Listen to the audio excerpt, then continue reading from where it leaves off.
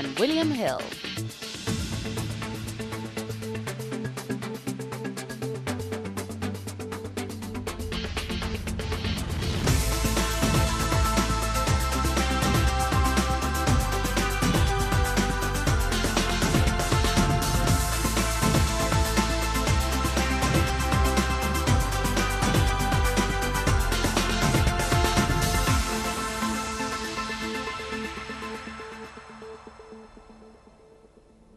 Hi, good morning. It's 10 o'clock. It is Sunday morning. Welcome to Racing Post Greyhound TV.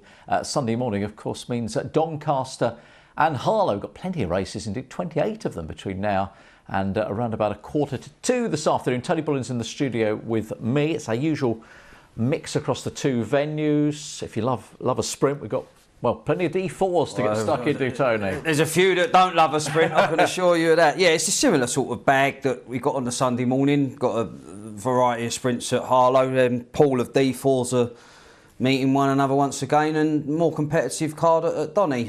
So be interesting. I thought it was tricky at both venues, to be true for you. I was happier at Doncaster in terms of early thoughts and selections, but we will see how it all pans out. So let's have a look and see what is coming up and when. So, of course, the start of, obviously, an all-dayer here with those 14 races. And by the way, this is the last time we're going to see 14 races. Well, I think it's the last time ever, isn't it? Because they've already lost them for the week. So this is the final day. It's a monumental day in greyhound racing, perhaps. So for next Sunday, they become 12 race cards. So Doncaster ready for today, kicking off in about 10 minutes with Harlow at 10:17. Then Towcester, where we've got the RPGTV Puppy Derby heats coming up, which is looking good, isn't it, for the McNairs at the moment. They've got, goodness knows how many runners there. 1:57, Mullingar from 2:58, 10 races there. And then later back at Harlow, after everybody's had a little bit of dinner, 6:09, 12 races, and Henlow, 11 races from 6:17. Now, non-runners, there are a few. There weren't earlier, but there are a few here. So let's start at Doncaster, where in the 12:46 Zari Wolf has come out, but there is a reserve dog, Odin's Prince. So Odin's Prince, that is in the 12:46 trap number 2. And at Harlow, we've got some non-runners and some vacant boxes. If you're not on your trap challenge yet, you're thinking about 4. You might want to just have a sort of rethink there, possibly. 3 vacant 4s. So 12:09 trap 5, Sporting Hope doesn't run, that stays empty. You Go This in the 12:39 trap 4, also vacant.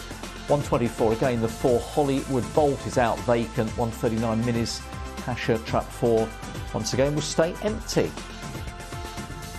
Right, here's the trap challenge prices. Historical figures first of all. So 1 has done best on a Sunday. These figures are almost 2 years worth of data now. Really profitable, and the winning most box by a long way, trap 1. So why would you go anywhere else? Well, maybe because today you don't think that'll be the case. Trap 3's also been profitable. Here are today's figures in terms of betting.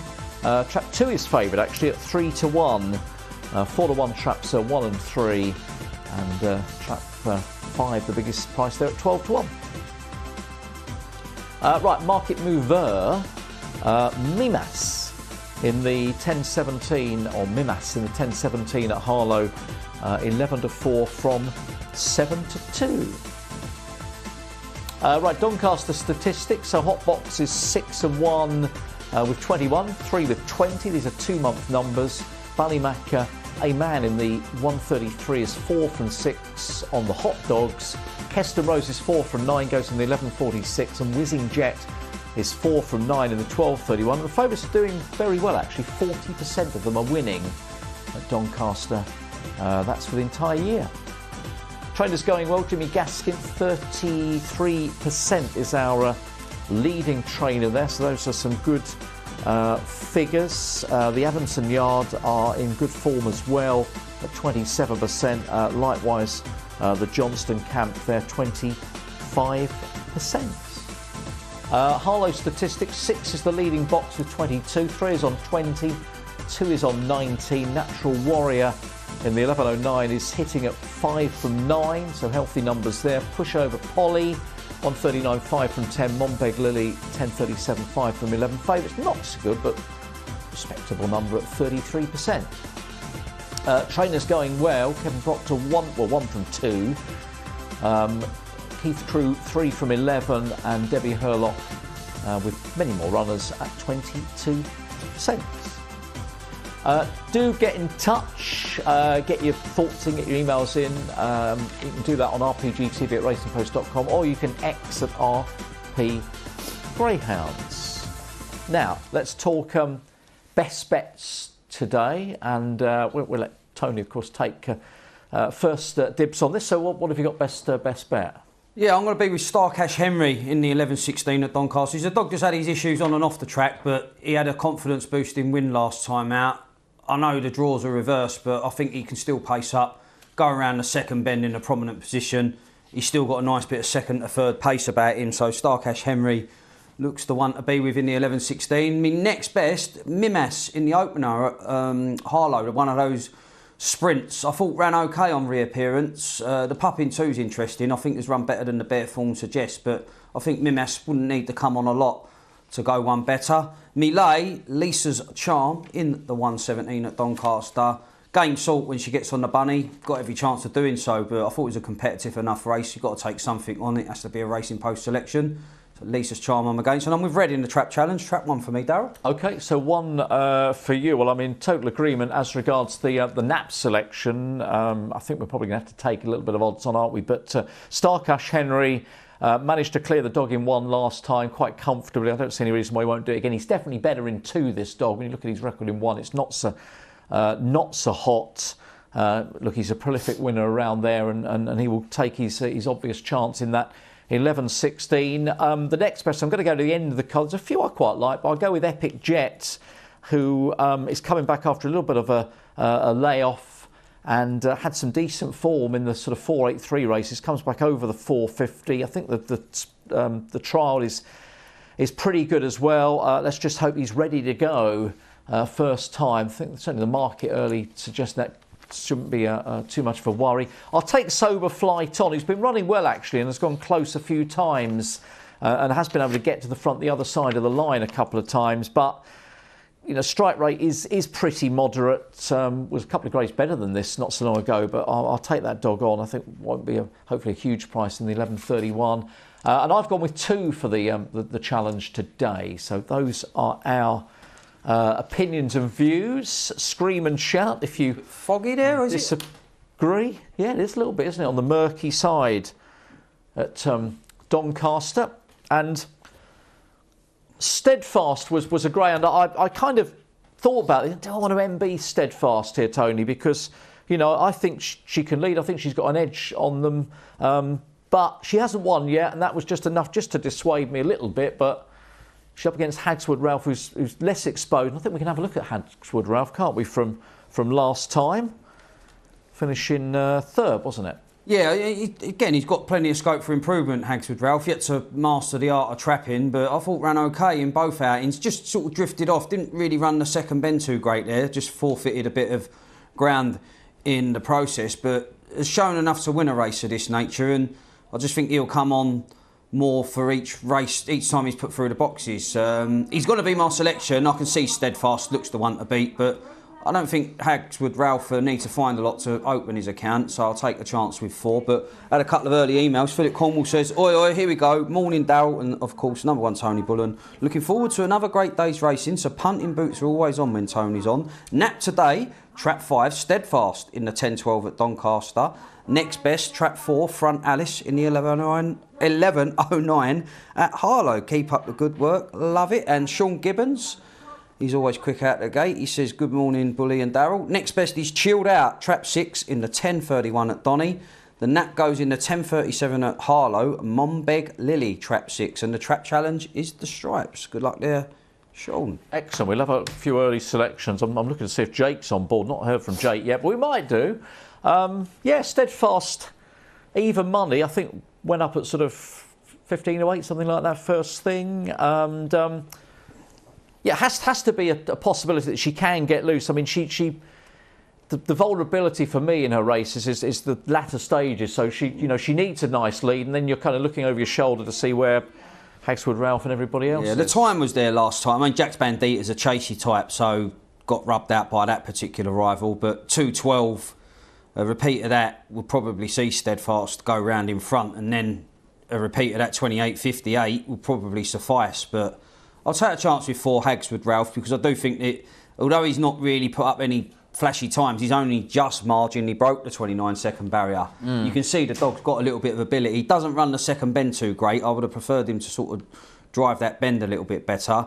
But yeah, I can see why 5 looks like it's going to just go bingo, lead up and probably repel all challengers. But at the prices, I'll take a chance with Hagswood Ralph. Yeah, there's not a lot of mileage left in the prices. They're at 10 to 11, just a shade of odds against on the Betfair Exchange Steadfast. I mean, we kind of sort of got it down to 2 and ignoring everything else. Is that the right? I mean, the 1, the 2 and the 3 have not won for an eternity. 6 has only just come on the card. Irish Dog, I mean, plenty to find on the times. Yeah, it didn't really feature on introduction, but only a May 22.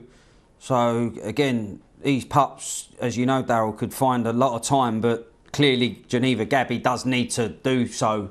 I mean, if you 80 spots to find with Steadfast on, that's a lot, isn't it? That's a lot. It is a lot of time, but young enough to improve.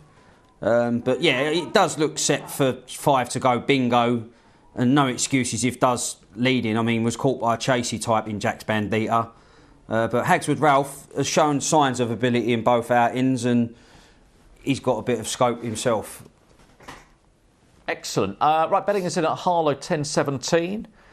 Bottom of the screen there with the 4 Mimas, the 2-1 market leader. We get straight over there for that race after this Doncaster contest. So they are about to go in.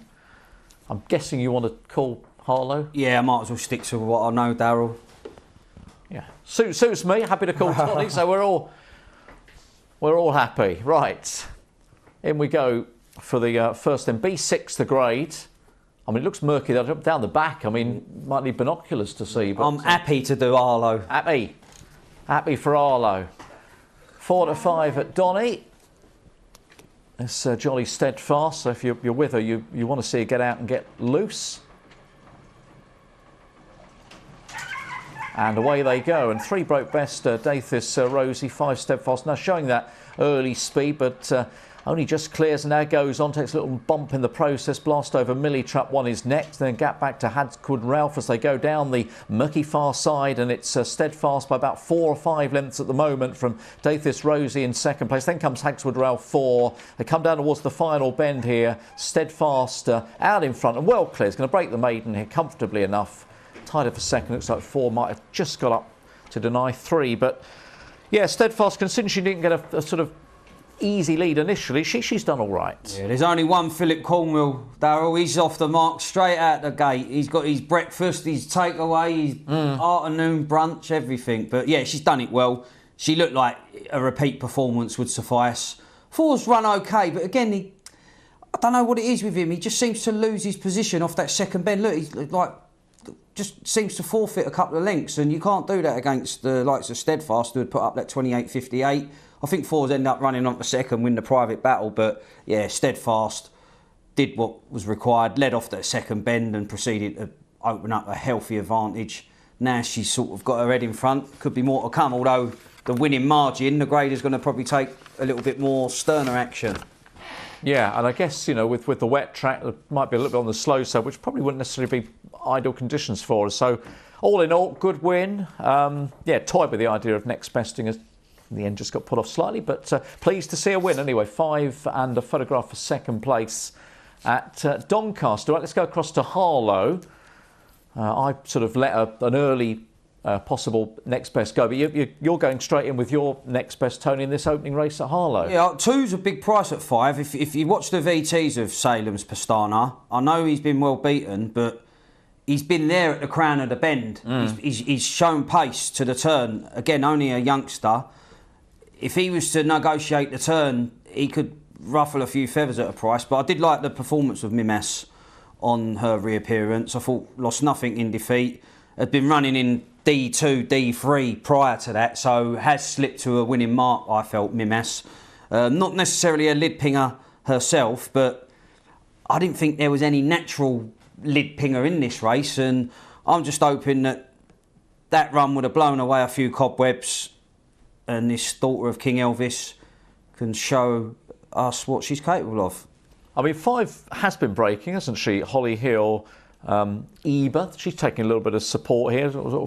She's got a pinger's chance, maybe? Yeah, again, you want to ping in a sprint, whatever sprint, whether it's a D4 or an open race, you want to sort of walk his hill when he used to come out the track. Oh, yeah, what a good dog he was. Slip starts. Yeah. But, yeah, I was struggling, to be true, for an MB. I watched the VTs of 2, and although sort of the form figures don't read too great, I thought was a little bit in contention and could have easily gone the other way had 2 got the better luck in running round the turn. But that's the problem when you're a youngster and you're in a wall of dogs. Sometimes you have no option but to ease off the throttle and lose your position. But if Salem's Pastana can brush up on his trapping, he could run riot in D4. But I did like Mimas. The second run's always the telling run back for me. Yeah. Sprinters do go well fresh off their bed in any case, but yeah, I thought this was a decent opportunity for Mimas to end the lean spell. OK, for trainer Sally Clark, 9-4 chance. You see there is little bits for Holly Hill, Eba, and indeed Salem's Pastana, the youngster that Tony was talking about, who's 5s into 4-1. So I was looking through these D4s and trying to sort of see if I could put them in some kind of order, you know. Yeah. But they seem to be like a mixed bag. A bit like Rubik's cubes, aren't they? They just chop and change them and like pick and mix, just throw any. Exactly. Very hard to go, well, that's a better one than this one. And they grade themselves sometimes, really. You can just put there's a pool of 30 odd D4 dogs. You can just mix and match them week in, week out and get a different result. I think the interesting thing as well with the Harlow card today is there aren't that many dogs who've got long losing runs, so you know they're winning. They're all winning in turn a lot of the time, and exactly. Anyway, free to field on Betfair anyway. But good luck with your selections in the opener at Harlow. Mimas, your 9-4 favourite at the off. Bits of money for the youngster in 2, Salem's Pastana. Yeah, set in motion. And away they go. One traps well from Mimas. Then comes Ivanhoe Fred as they get to the turn. Mimas is going to go round in front from 1-3. Trouble in behind for 2, 6 and 5. But Mimas, second on reappearance, is going to go and land the spoils in the opener. Good performance from Mimas. 4 beats 1 and 3. Yeah, and a good NB from you, Tony, as well. In a lovely position, stalking the pace initially. I mean, she's a mile clear, isn't she? Gets the pick up while the others are still wondering what's gone on. And this is what I'm saying, there's a pool of these D4 dogs, but Mimas is a dog that's been dropping down, D2, D3, so you couldn't really bracket Mimas as one of these D4 dogs because Mimas is very rarely in this grade. Yeah. The second run back's often telling, Darrell, but we got a half-decent exit and that was good enough. Once she's done that, she's the quickest in the race, and if you're on the quickest dogs in the race and they get it right at the boxes, you're generally picking up. Yeah, look at that. Too quick for the young lad trying to keep up with Mimas in the stretch there. But, yeah, good selection from Tony. Good MB landed. John Boy Molly in second. Ivanhoe Fred Trap 3 was third. We'll get all the SPs and starting prices a little bit later on. But we mentioned at the top of the programme, the RPGTV English Puppy Derby gets underway. The official first round today. Let's look ahead.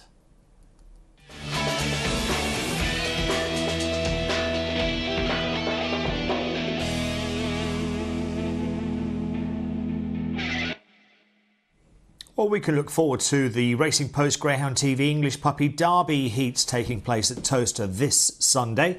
And as you can see, the lineup for the first heat sees Sir Oreo in 1, Queen Leona in 2, Velvet Hurricane in 3, Ballymac Line Out in 4, Ballymac Diana in 5 and Queen Dusty in 6. Let's take a look at Ballymac Diana for Mark Wallis in winning form on Sunday. Yeah, really nice performance this from Ballymac Diana. Trapped, paced up nicely.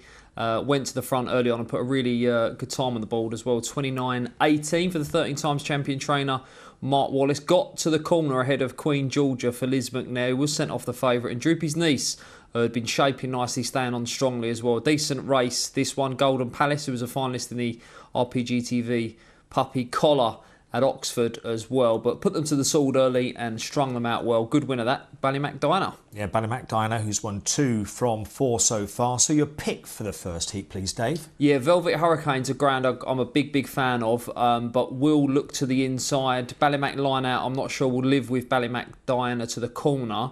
Sororio could lead, but got loads to find on the clock with Ballymac Diana. I think she wins again. Let's move on to Heat 2.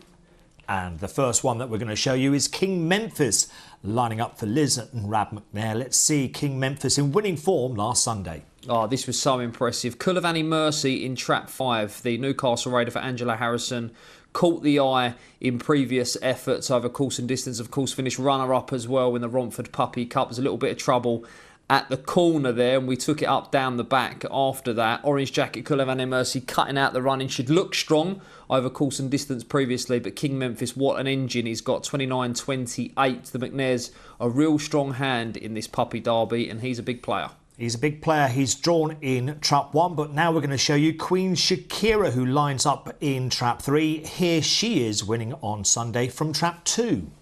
Yeah, she's a really, really nice type. She's from the same litter, that Droopy Sydney Queen Beyonce litter. She's in the blue jacket here. She goes to the front early on. She switches to 3 in the heat, but because she's got such massive pace to the corner, I think she'll get across the inside duo. She'll have Cat Island to her outside. She'll need to be on her toes, but look at her go. She's not a one-trick pony by any means. She's not just early pace, all-round pace, and she hits the line hard. 28.99. Very, very impressive, and again, a big player. Yeah, and she had Tuck Up 2 and Bodale Bucks behind her there. What do you make of this heat? I think the Liz McNair duo of King Memphis and Queen Shakira are the two to focus on, as the market suggests as well. Cat Island's an interesting runner. Got to the final of the Cowley Puppy Collar at Oxford, but drawn the wrong side of Queen Shakira for me. But King Memphis got the inside. I think he might hold his pitch and go round handy there. I'm going to side with 1 over 3. But as I say, 2 big players in this £10,000 event. Let's move on to Heat 3 of the Racing Post Greyhound TV English Puppy Derby, and we're going to show you King Capaldi in action from last Sunday in winning form. Running from 1's got 1 again in the heats. Yeah, he crashed out early of the Cowley Puppy Collar. He was stuck out in trap 4. He's a very, very, very tight railer, and when he does it right at the boxes, he's a real handful as well. He put 29.14 on the board here. No Duff Sahara, a street back in 9 1/4 lengths. This wasn't the strongest of the trial stakes, but you can only beat what's in front of you, and he absolutely pulverised them. You can see him still scraping the paint off that inside rail all the way round. When he's in red, he's of interest, and he's got red in that heat. OK, got red in the heat. No Duff Sahara reopposes, but a lot to make up on King Capaldi. Let's take a look at King Combs, again for Liz and Rab McNair, beating Sir Oreo. Really, really powerful tracker, shaping like potentially a staying star in the making, from that same litter again, same as King Capaldi as well. Droopy Sydney, Queen Beyonce, British bed, December 21. And look out for the white jacket here, who set sights on the leader Sororio, who goes in the first heat. That's your runner in the red jacket with the early pace, but he's gone by him like he's standing still, and very, very impressive. They tangle, but look at him go here, just full of running. And a very, very powerful track, going to be a hard ground to keep out the frame in this event, and might just appeal to each way players in the outright honours. Who wins it though? King Capaldi. I can't be against him. He's got the red jacket. This could be a case of catch me if you can. King Combs will be coming home strongly. And a word for Untold Panga as well. Won a 550 maiden, starts and stays. Could go at a bit of a price in the black jacket. And let's move on to Heat 4, the last heat taking place on Sunday. And as you can see here, Droopy's Eddie catches the eye in the market with Kulavani Mercy. Let's see Droopy's Eddie in action for Maxine Locke in winning form, beating Droopy's Crisp, who also lines up on Sunday in this race. Yeah, white jacket here, Droopy's Crisp, who ends up in trap 1, which is interesting, but all eyes on Droopy's Eddie to start with. They went off even money. Droopy's Crisp 15-8. Droopy's Eddie. Droopy's Eddie got the run of the race. A grounder that was expected and well fancied in the Romford Puppy Cup. Got that early speed and cut loose here. Put a good time on the board as well. 29.26. But the Droopy's Crisp dog was motoring home as well. This is a hell of a race. We've got Kulavani Mercy, who I've already seen in there, and she's going to get my vote because I think Droopy's Eddie will go to the corner. She can turn second. I think she'll clear 1, 2 and 3. I think she might have the makings of Droopy's Eddie on the run for home, but that is the race of the round there. Droopy's Chris not to be discounted. I'm not sure how well he'll go from trap 1, but he's got a big engine as well, and a real nice crop of youngsters in this year's Puppy Derby. And you can watch all the action on Racing Post Greyhound TV this Sunday. Yeah, just be aware that those are right at the start of the card, those 4 heats, so don't be disappearing off there. I'll get a bit of lunch, come back and settle down for the heats mid-afternoon. No, the first heat is the first race at 1:57. We'll have a closer look at some betting as it is for those heats this afternoon, rather than the outright prices a little bit later on. But we're over to Doncaster for the 10:31. We've got another short one, Tony, here. James Johnston's Chilled Out, running in trap 6, who's, lightly raced. The money's been down a few times, and, they've been collecting on and off. Yeah, I'm with Chilled Out. I think he lived up to his name last time out. He was a little bit too chilled out for me. He didn't really he didn't show any pizzazz, really, but I still think he's got a good make-up out wide. The VT dog that we're going to look at was impressive on the duck. We can have a look at that, the kennel mate of Chilled Out. It was a good effort because it caught the eye in the previous outing, and I thought got trouble there, but obviously this was a lesser contest. But I thought the attitude that On the Duck showed suggests there's more to come. Gets up on the inside of 1 and 2 going into the third bed, nearly gets the back end clip. Just here, look, just clips the foot. Not only marginally, but I just think that at the prices, On the Duck's probably the better value than Chilled Out. But my selection, I did mark Chilled Out down as a selection. But at the prices, I'd probably be rather backing On the Duck than Chilled Out.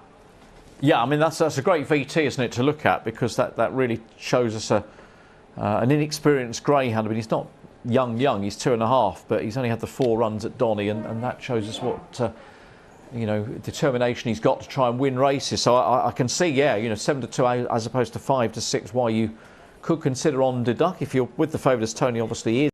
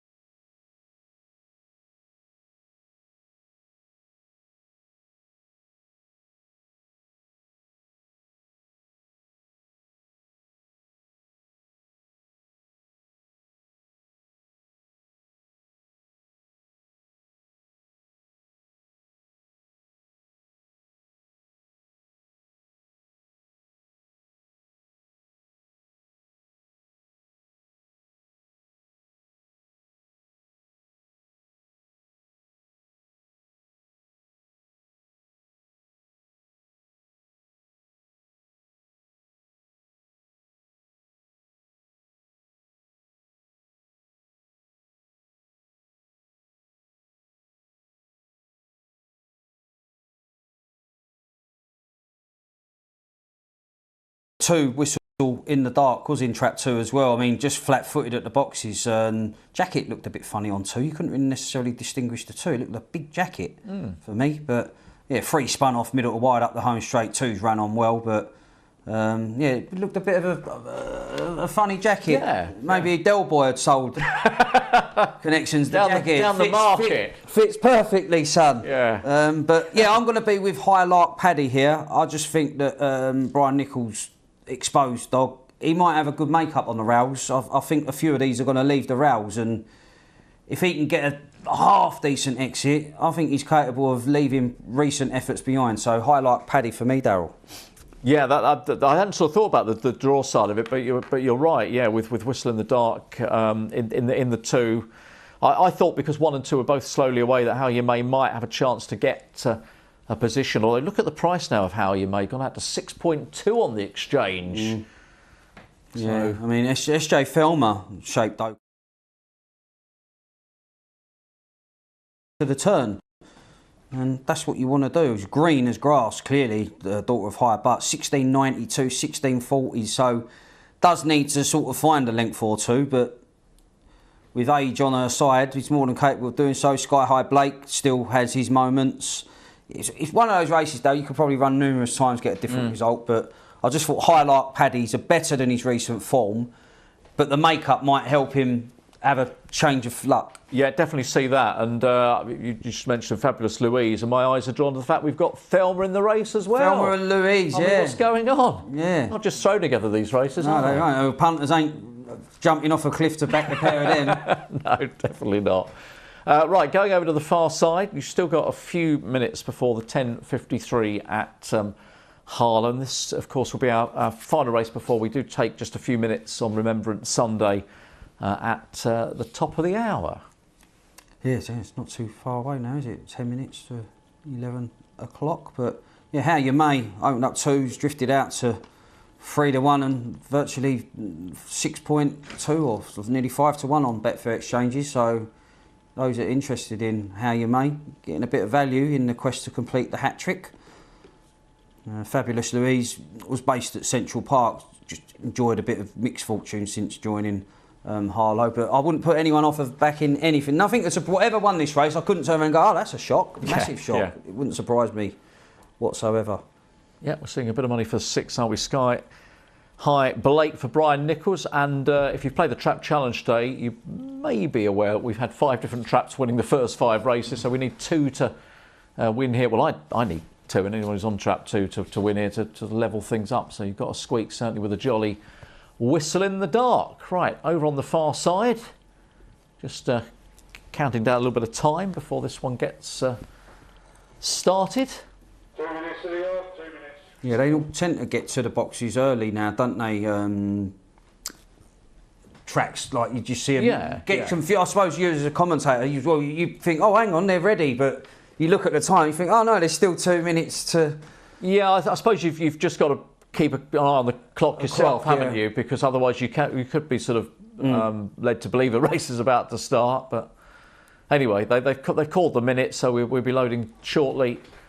And one's gone favourite, High Lark Paddy, that Tony likes at 5-2, 11-4. Money for 6 as well. The other Brian Nicholls runner, I know he's got 3 in the race, which is what you see nowadays. You see a lot of it's probably only 2 or 3 trainers in the races like which you got here. You got 2, Paul Clark, Sharon Sabaton, you've got the handles 5, so you do that is what you do tend to see quite a lot nowadays. Was there a Valley race with trainer had 5 in the other morning? Yeah. So you know that's not good. I don't think any trainer, there shouldn't be a race where a trainer's got the whole field. I think that's not, it's just not. Has that ever happened in horses, or is there a raw? It can't. I bet it wouldn't surprise me. I don't know if there's a raw. I mean, if no one else enters, weird, wouldn't it? No one else enters. Yeah, I suppose.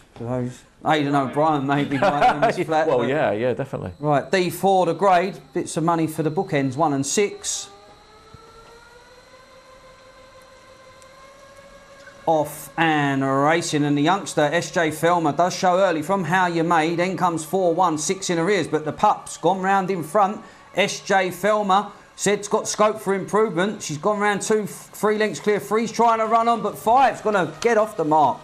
At the second time of asking, show that pace. Don't have to be the fastest in the race, Dale. You can nick it from the front.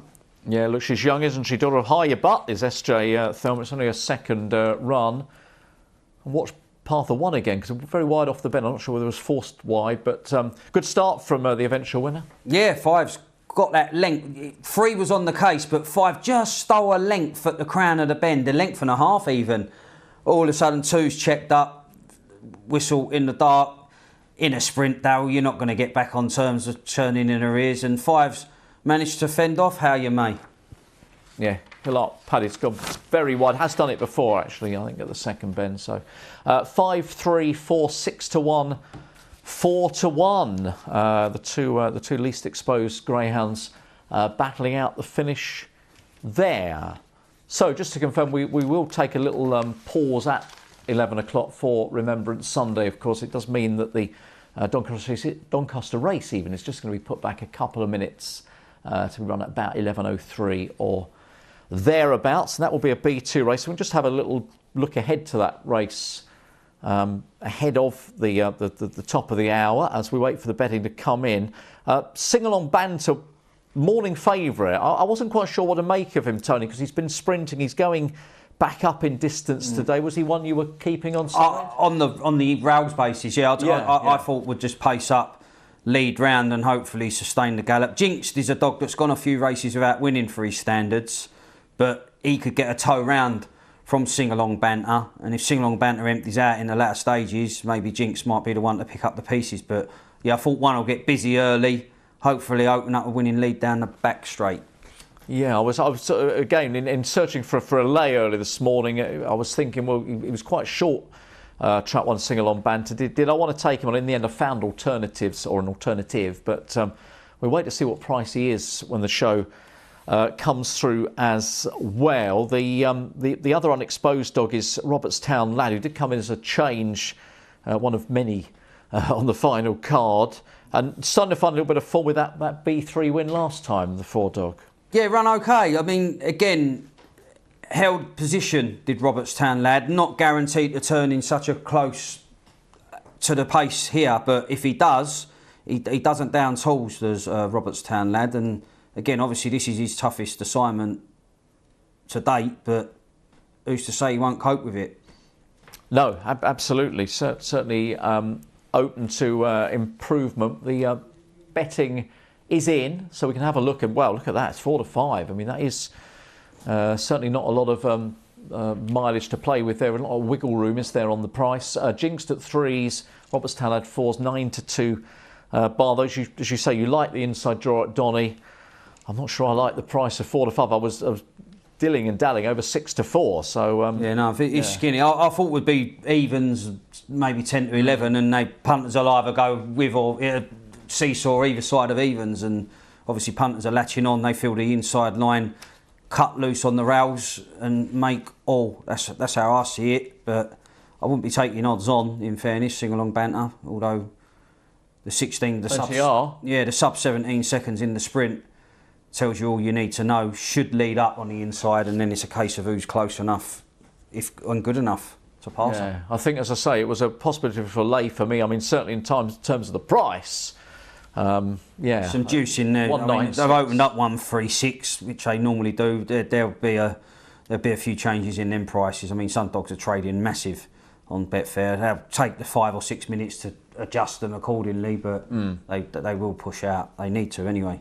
Yeah, jinxed into 5 to 2, 5 to 1 bar those. I'm wondering, we're going to see the Greyhounds parading during the 11 o'clock brief pause here. A couple of minutes still before we reach the top of the hour. So obviously we will be taking a couple of minutes just to remember, as everybody else will be across the country, and then that race will follow. You'd imagine it'll be a couple of minutes late, probably about 11:03. Just to say, this afternoon, obviously, English Puppy Derby heats coming up. Jason's going to be in the studio. Rose will be here. Barry Call, always good fun. Barry will be their remote guest this afternoon. And then later on, Harlow and Henlow. Harlow back this evening. Phil in the studio with Emily Wallis, and Dave Gray will join them remotely for the evening programme a little bit later on.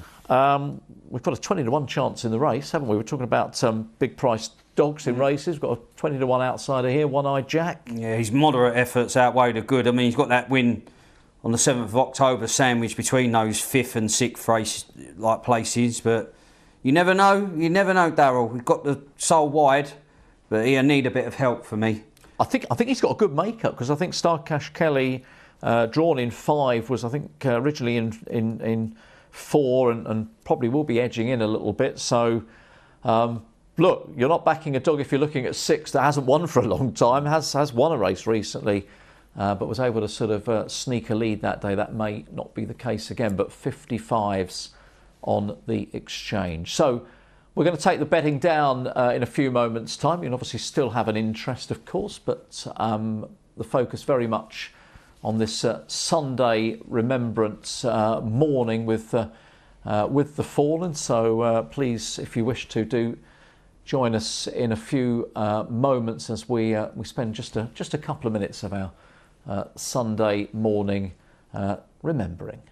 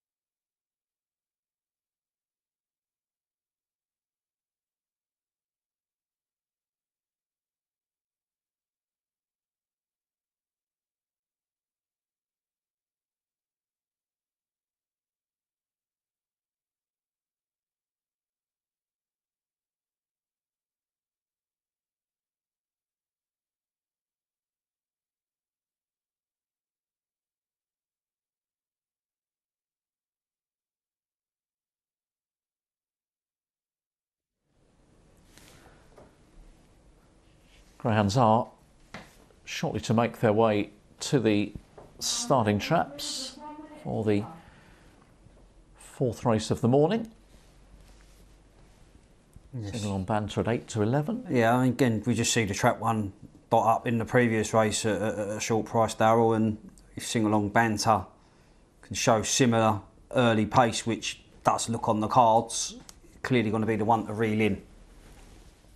Yeah, I'd agree with that, but I think prices, I'd be happy to take my chance against the one on that basis. The runners are moving in. B2 race coming up from Doncaster. I'm just waiting for the go ahead to load the traps here with Jinxed at 11 to 4 second in and 5 to 1 bar those. So in they go. Betting in from Harlow at the bottom of the screen. 11.09 race coming up. Doncaster all set. Checked over by the starter. Hare is on the move.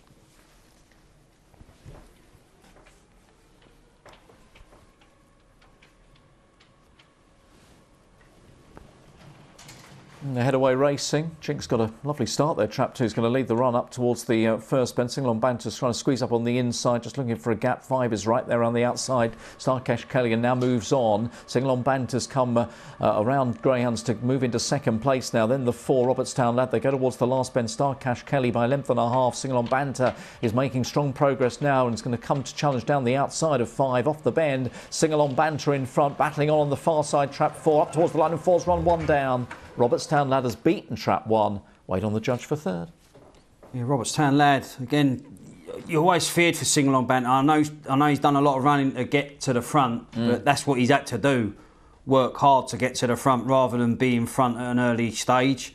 Again, flat-footed at the boxes. Jinxed has got a great start, but he's just not firing Jinxed. He's gone so many races without winning. One gives him a little bit of a bump round the first 2 bend, and Starcash Kelly strikes the front, but you just feel that Starcash Kelly got that August season date, might need another week or 2 and a spin under the belt.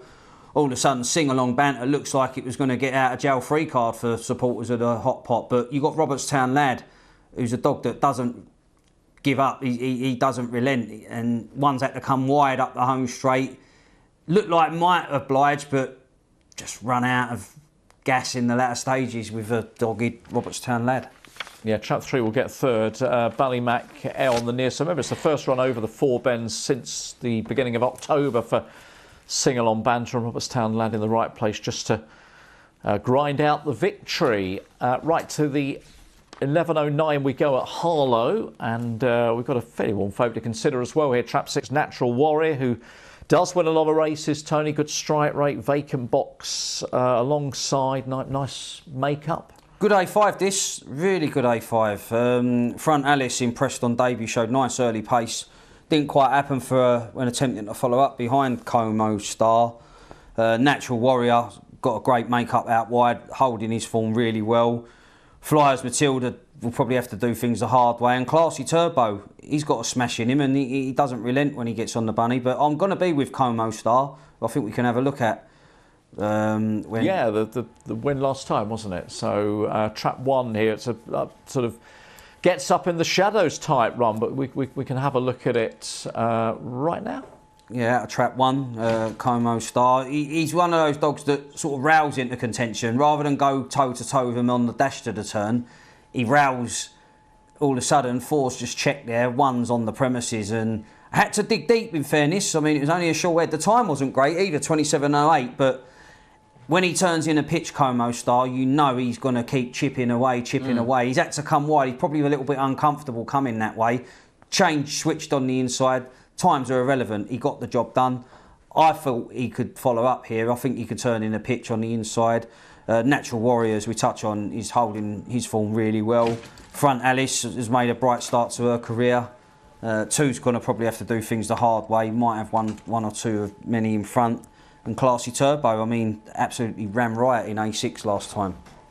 Yeah, look, I mean, cases again to be afforded to plenty of these. I mean, you mentioned Front Alice, she's unexposed, isn't she? And she's come onto the card for the first time sort of with a season date in the middle of July. I mean, you know, logically she can step up on that. But again, I thought the 6 had a good draw. So, yeah, I wouldn't want to be making a strong selection in this because I think there are plenty of possibilities. But maybe with the scope, Front Alice for me would maybe just be the choice here. But yeah, good race, plenty of chances. 11.09, A5, and they'll be heading over towards the boxes in a few moments. Philip Cornwall's hoping for his double. He had the first winner, didn't he? The Nat one, and he's on next best there, Front Alice. So good luck there, Phil. Yeah, I think, you know, came onto the card, end of October, a couple of decent runs, didn't get too much go her way last time. And he has a decent bitch as well, Kevin Proctor. He's done really well with definitely his bitches. So Front Alice looks a nice prospect on what we've seen.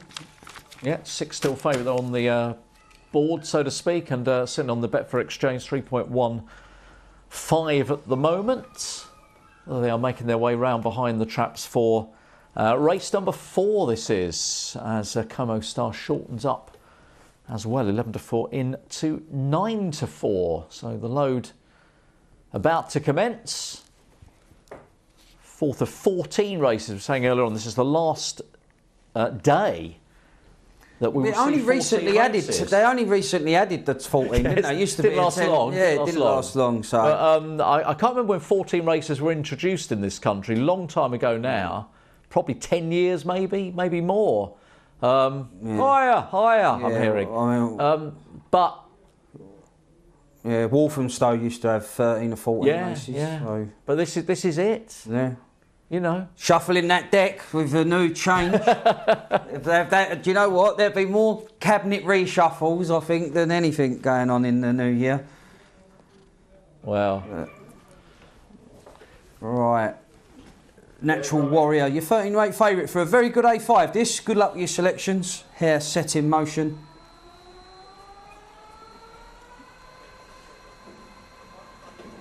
And away they go. And Front Alice trapped well, pacing up nicely. He's out wide, he's 6, 1 and 3 just come together there. But Front Alice, very brave, cuts across the face of Natural Warrior. Goes 2 lengths clear, but Natural Warrior's insulted by that manoeuvre. He's trying to close on Front Alice. Como Star's trying to get to the leaders, but just checks badly at that third bend. But Front Alice, Kevin Proctor's bitch, gets to the front. 6 giving it one last go. Philip Cornwell's nap the next, best obliges.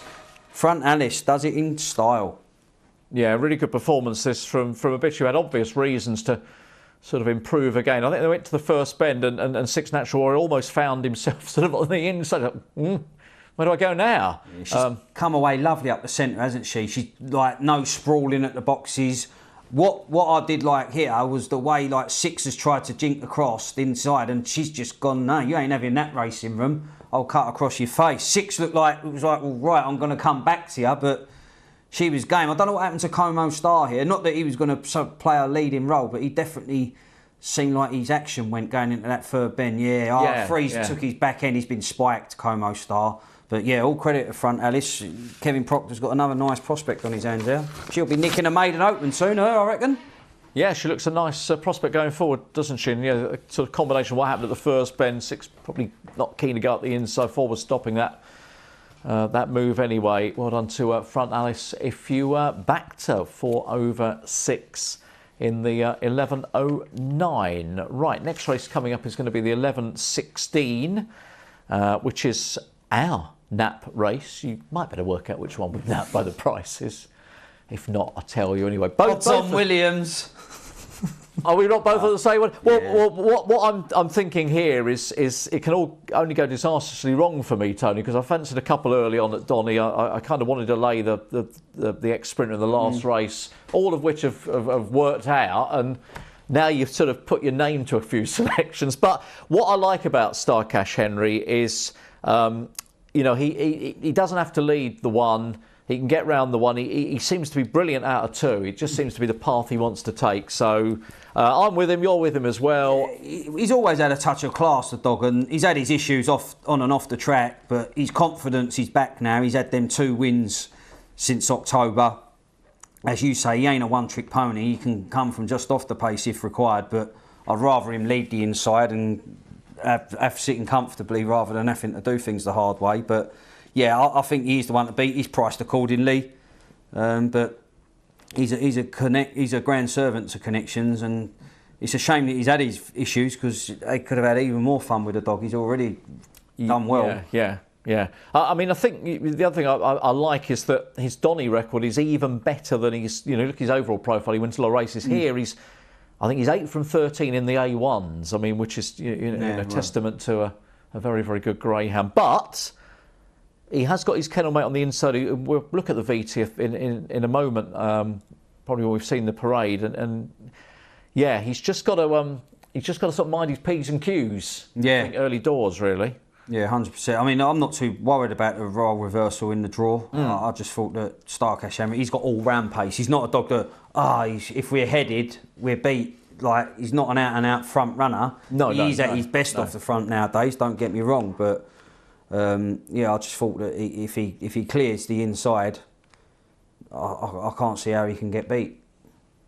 Let's hope for those words. If he clears, I mean, I've seen him miss the brake, pace up to the turn, and have to check over the back of dogs. Like, we don't want to see none of that.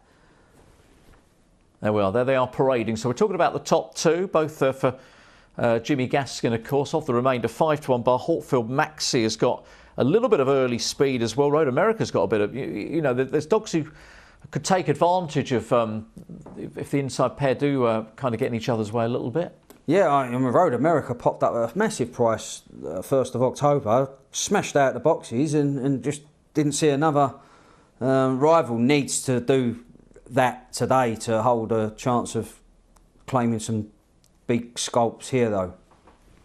Right, we're just having a look at 6 there, Kate's Bojangle. And shall we show this VT, because this is key, isn't it? Here's Starcash Henry in the 2, still on fire in the 1 from last week. Yeah, wet track it was, but I just think that his class, he's always had a touch of class as Starcash Henry. Once he goes round the first 2 bends like that, I mean, in fairness, still on fire's closed it to a length and 3/4 at the finish, but he just sort of fiddled that 3rd bend, maybe Starcash Henry, but he sustained the gallop, and I think he'll do so again. I mean, as much as one's closing, it'd take some effort. Something would have had to go wrong with 2 for one to give his kennel mate a start and a beating. Yeah, I mean, I'm in total agreement with that, although I give Still on Fire, you know, a lot of credit, and she's been in season. I think she's probably running as well as she has done. You know, logic suggests 2 to beat 1, which is not telling anything that's not obvious. But anyway, we're with Starcash Henry here, both as our best bets of the morning. Philip Cornwall says, "Oi, oi, caller copper, waiting for Tony's nap for a nap hand. Great show, love it." Nice. Got to wait long then. No, it's just, hopefully, yeah. Always the short one that lets you down normally. Anyway, making their way over towards the boxes. Obviously, we're a couple of minutes late for the previous race. For a couple of moments of remembrance, or a couple of minutes of remembrance. What did you think of the scheduling for the Category 1s and that next year, Darrell? Like, obviously, it's good to see a year where start to finish. First and foremost, I think it's brilliant that what Scott's done to get them out again as per last year, so everyone can plan. You know, we know what's happening in November next year already. That's fantastic. I was pleased to see Suffolk Downs be given some category competitions, because I think their opens are good, so that's all positive. There aren't a huge number of changes, are there? I don't think in terms of... There's a lot going on anyway, so it's just squeezing it. Timing, it's like, you don't like... Obviously some events have to overlap, but in an ideal world, you'd want to be able to go, well, I want to take in that event, I want to take in that event, I want to take in that event. But I think there's a puppy competition virtually every month, which is brilliant, because obviously, you know, puppies at different ages develop at different times, exactly. Whatever. So all in all, it was very good, and yeah, just brilliant to have it there. Yeah. Level start, Darrell. That's all we want. That's all we want. Yeah. Right, 4 to 6, Starcash Henry. The bunny is on the move. A1 the grade.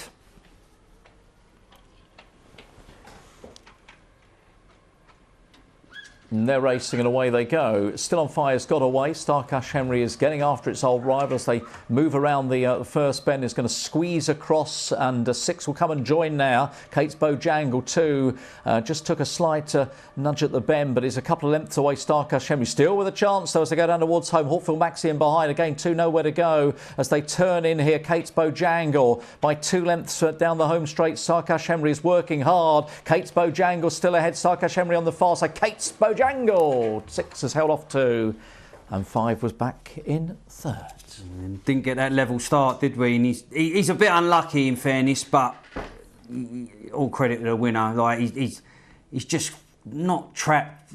Just a bit of a better X. He's more balanced out the boxes. He's tried to switch across the kennel mate, and he's just got clipped, and that just took his momentum. Look, just here, he's nearly negotiated, and just there, he's just got, and that's took all the momentum away. 6 has got the slingshot manoeuvre off the second bend and nicked 2 lengths on Starcash Henry. I thought going into the 3rd bend we could catch 6, but again, it's time in the bend at the right. Look, run up the back of 6 there. 6 has won the race, but 2's a bit unlucky in fairness, but that's dog racing, Darrell. Wasn't in the race 6, Kate's Bojangle, until the final card was a vacant box. Anyway, there we are.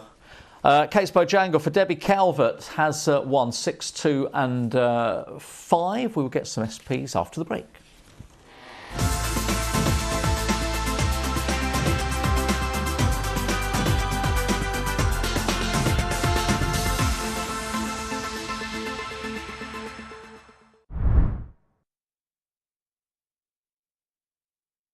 I love the footy. Gotta be rugby. Golf. It's the boxing for me. Anything can happen. One punch can change it all. I absolutely love the darts. I like the Saturday racing, I like the top jockeys, the top horses. I love the jumps, I love the drama of it. Super League. Everything's just 100 mile an hour. It's just the whole atmosphere. Whatever your sport, bet Fred. Check out our huge range of sports markets and daily offers. Love sport. Bet Fred. Available in-store and online. Say hello to Go.Compare, the new way to compare prices on insurance, credit cards and more. So, if you're looking for the right deal on your pet insurance, looking to switch your home insurance, or searching for car insurance with £250 free excess cover, remember Go.Compare. One click and you're there. Go.Compare!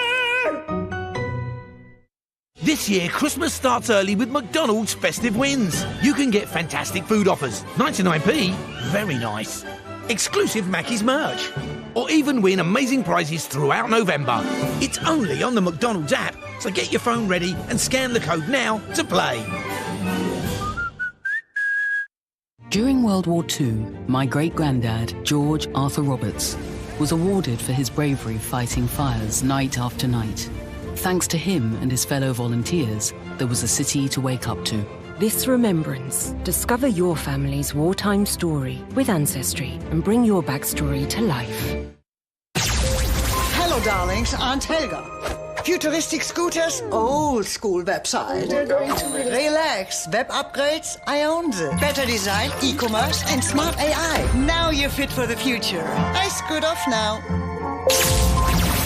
Your digital partner, Ionos. I can look at 12 horses and the form all at once. Come on. The app is my paddock. Once the race starts, we don't bother with cheers in our house. When the race is on, I try to remain calm. If it's possible to love a four-legged beast and a wee tiny man sitting on top of it, then I love you! Boost your racing odds at ladbrokes.com.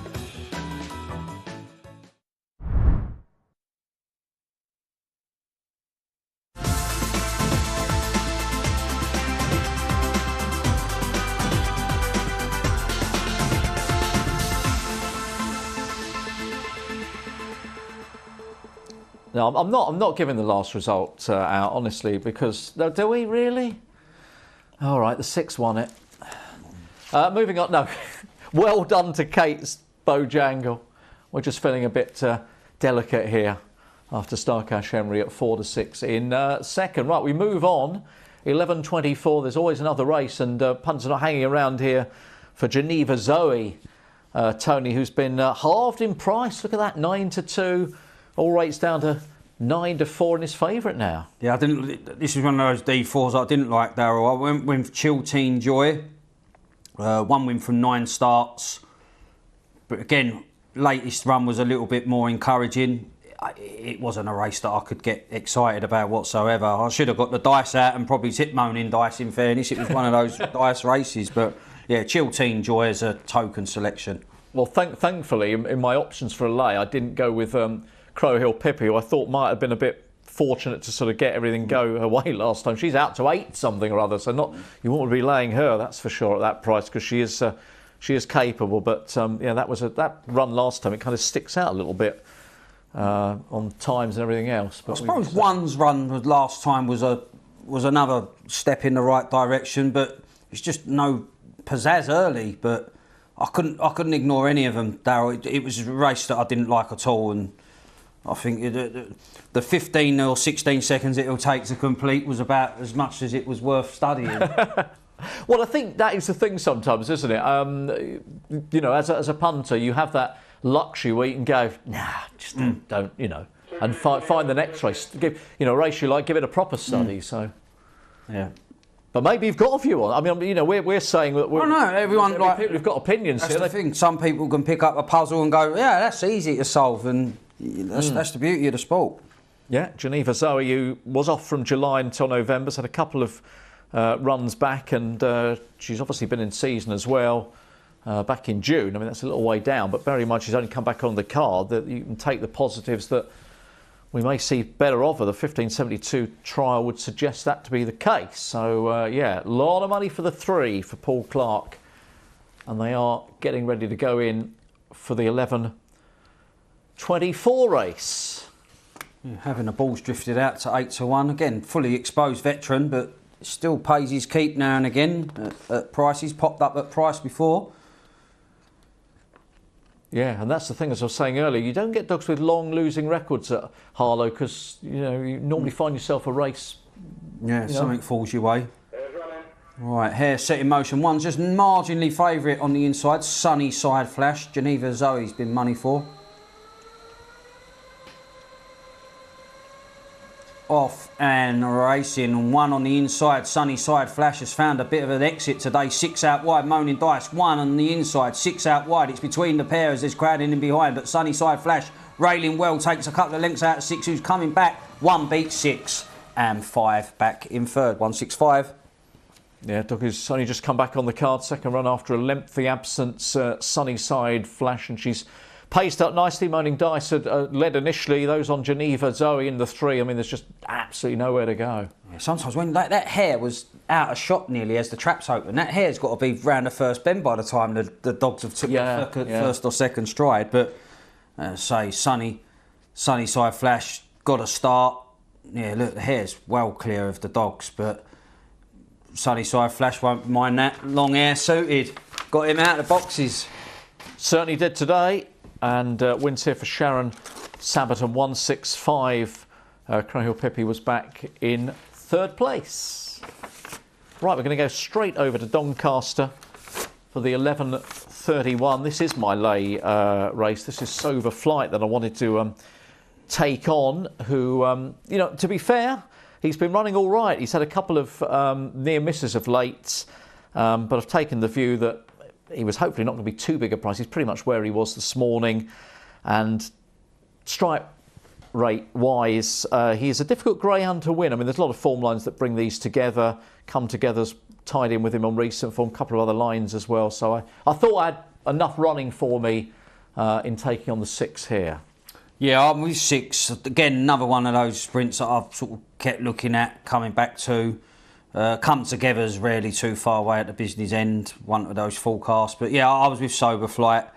I thought could lead the outside and make the bend in front. So Sober Flight for me. Yeah, 2-1 chance at the moment. Bit of money coming for She's a Problem. It's another dog that's on a long losing run. Just won the once so far. But you know, this is a race. This is a D4 race where those grounds that don't win that often, obviously Sober Flight included, would have a chance in what is a winnable opportunity. I'm trying to see if 2 living up to her name, Wagging Her Tail.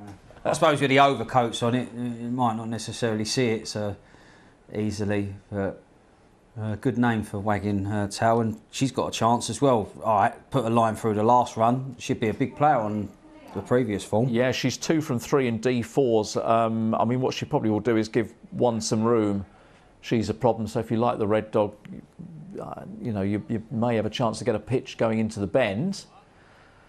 And the money is coming for Sober Flight at 7-4, which I don't mind because I don't want to be laying him at, you know, I would say that Crowkill Pippi in the last race, it did get beaten at Harlow. Yeah, that could have been a lay, but went out to 9-2. Yeah, yeah. So you don't gain nothing, do you? You don't want to be laying the dogs at 8.5 that you think should be a 5-2 chance maybe. So, but that's the problem where it's got a bit of Racing Post selection. The time you sort of dissect feel, well, that ain't going to be. That's going to be 5 or 6 to 1. So you're left with a small pool. Sometimes you are left with a small pool, and also you don't quite know. I mean, I tend to. Obviously, I'm looking at the markets when we're putting them in, just get some gauge. It's a nonsense, really, because you're forced to pick something that's been tipped up. If that makes it, you're not sort of laying. Yeah. You're having to lay something on a basis of there's conditions to your lay. Yes. Which, like, it's... There are a lot of conditions. I mean, the only thing I would say is that we're all in the same boat, and you know, you either take the view, well, let's just go for a dog who's bound to be odds on, and well, yeah, that way you probably feel that. Yeah, but the problem is with me, where I do the opens, I can't lay. So I'm generally like I was on once. It was one graded race, so I laid the Racing Post selection in the first that it won.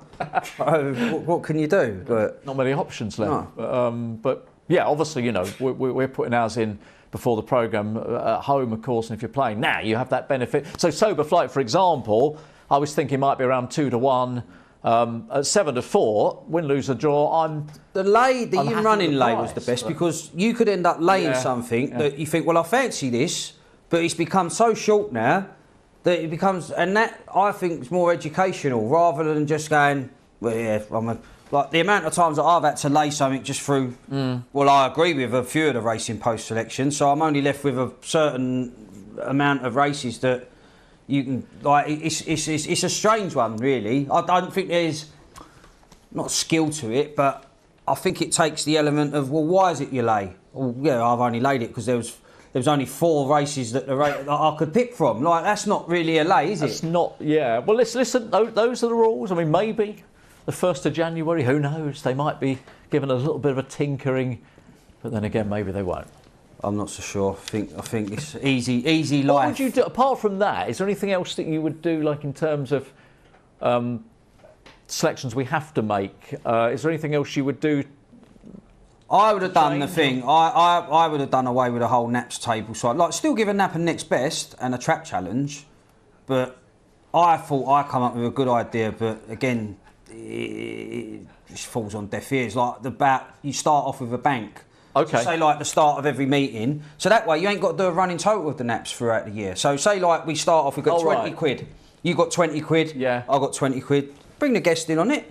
And you have like, so you go, right, I'm having a 5. Would you record the profit and loss, or you it's so easy to do. Like again, it's just easy life. No, I mean at the end of the day, would you take? And that's it. And so you say like you showed 80 quid profit. That's the target. That's it. Darrell Williams won £80 on Wednesday to so-and-so, so-and-so. Okay. So like you'd be going, for example, I'm going to have a £5, £2 on Wagging Towel at 5 to 2. So, but once your 20 quid's gone, obviously you've done your score. But you can't, the maximum win bet can be a tenner and £1 minimum forecast. So I could do, for instance, I'm going to do 6 to beat 3 here for £1. Where's the forecast dividends come through? I think, and then you ain't got to do the update of the naps table. It's something different. You'd see how every different analyst every race. I think it would have been more educational, the show. Yeah, it's interesting. Different approach. Yeah. Okay. Well, you can put that to the. It's been 7 years, Darrell. Nothing's going to change. Hares on the spin. This is race number 6 at Doncaster. Traps away and they are racing. The action's happening down the middle at the moment. It's Wagging Her Towel.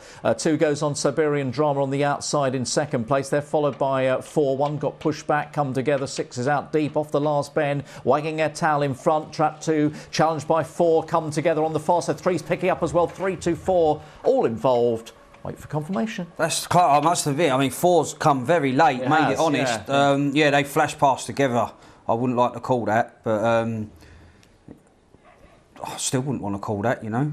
No, I was very non-committal. I was my eyes were drawing me to 4, but I'm not absolutely certain. Yeah, I wouldn't want to call that, but your lay really never really worried. I don't feel at any stage. First time I haven't been worried all day, really. But no, nice to commiseration for those who bat Sober Flight, but yeah, having had to endure what happened with the nap that we had, nice in a way. It's very tight. I honestly wouldn't want to call that result. I think that's very, very tight, and it's a funny angle as well. Sometimes you can't really decide because you're drawn to the finish. I thought 4 was going to come over the top, but I mean 2's in front there, 2's in front there, and then it looks like 3's at the front. I don't know. If I had to say, I'd probably favour 3, but it's close. Well, we've got a photo actually. I'll tell you what. Can we show the photo? We can. I mean, well, 4's third. but that's about as far as I can go, I think. I favour 3, but I don't know. I wouldn't know. Even though we can see that, and I still can't call it, but I favour 3. Yeah, no result yet. They're still having a look. They're having a close look. The old magnifying glasses are coming out. Hopefully we'll let you know after the break.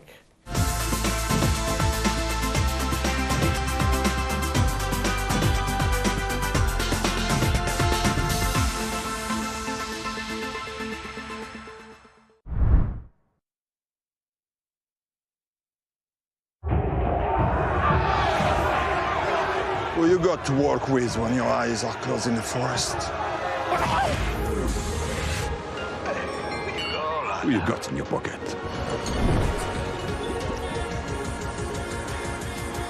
Superb! And on a cold and wet Tuesday night, who you got? William Hill, it's who you play with. Say goodbye to wet clothes hanging all over your home with a Dry Buddy from JML, the space-saving and convenient way to dry your laundry indoors. The quiet motor blows warm air into the cocoon that circulates around your clothes, gently drying them with less wrinkles, helping to reduce your need to iron. And its clever design hangs up to 18 garments at once. Make laundry day a breeze with a Dry Buddy. Only $79.99 from Asda, Argos, Robert Dias, and online at Currys, Very and JMLdirect.com. There's a light shining bright on a deep winter night. So if accidents happen, then all that matters is knowing that somebody's close. Don't you be down if you're lost, soon you're found, and there's always someone there to save the day. And with friends like these, no, you're never alone, 'cause they'll always guide the way.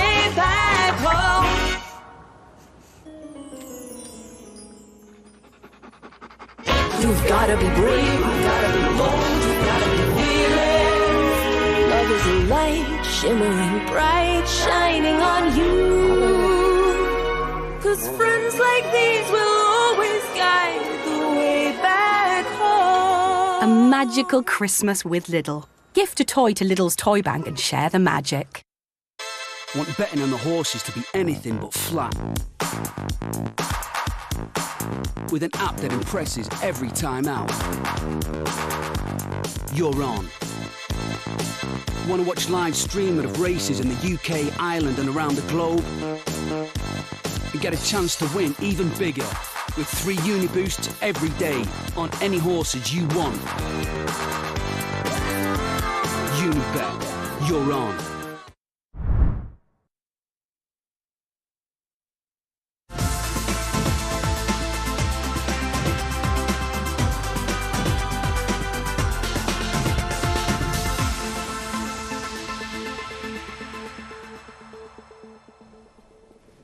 Now, the runners parading for the 11:39 race at Harlow. We get to that race in a second. You can see the result at Doncaster at the foot of the screen, and trap 3 it was Siberian Drama, who has got the verdict. 2 was second, Wagging Her Tail, and trap 4 third, so an 8-1 winner, 3-1 the second.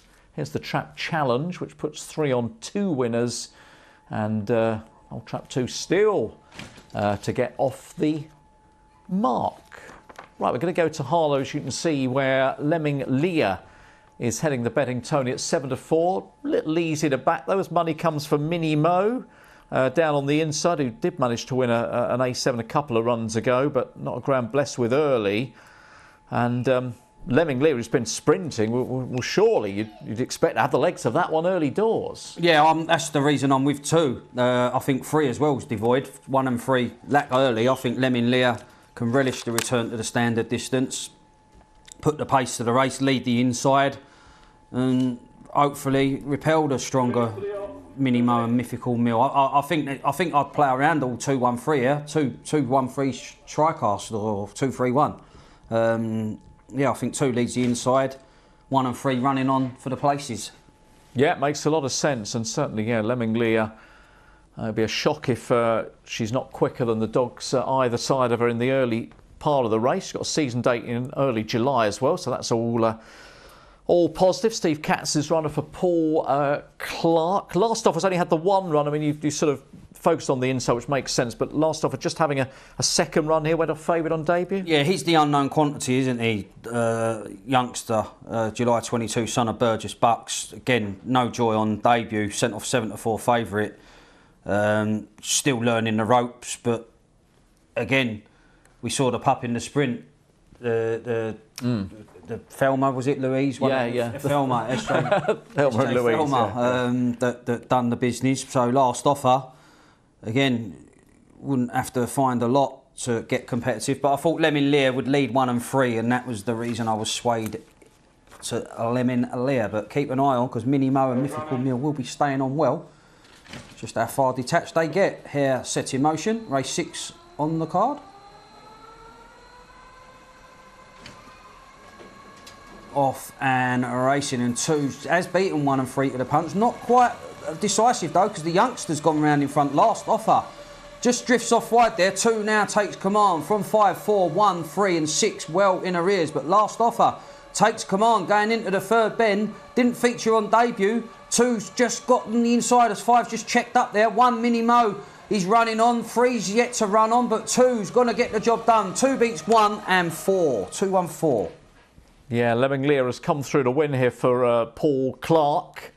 Beats the 1 Minnie Mo and 4 was 30. Last offer, certainly given us an indication of what he can do going forward, though, Trap 5. Yeah, he sort of threw it away a bit, didn't he? He sort of looked like he was going to go on to land the spoils, but again, he's still learning the game 5. But the pace is there. If he can sort of come forward, he's just got to learn to run the bends a little bit better for me, because Lemon Lear took full advantage down the far side, and all of a sudden he's kicked into the pace down the straight again last offer. But this is where it all went wrong, Darrell. It's sort of like you thought, we'll run the bend, and he's not. He's sort of juddered. He's took an age to come around the third bend. 2 said thank you very much. Minnie Mo's going to be running on. Just a bit gutted that Mythical Mill ain't run on as strongly as I hoped to get the tri-cast, but yeah, 2's beaten 1. I think it was 4 was back in third. With 3 was a close-up 5th. Yeah, Lemon Lear for Paul Clark, and wins there the favourites at Harlow in 11:39. So we're swinging through these races, aren't we, of course, and we're off to Doncaster now for the 11:46.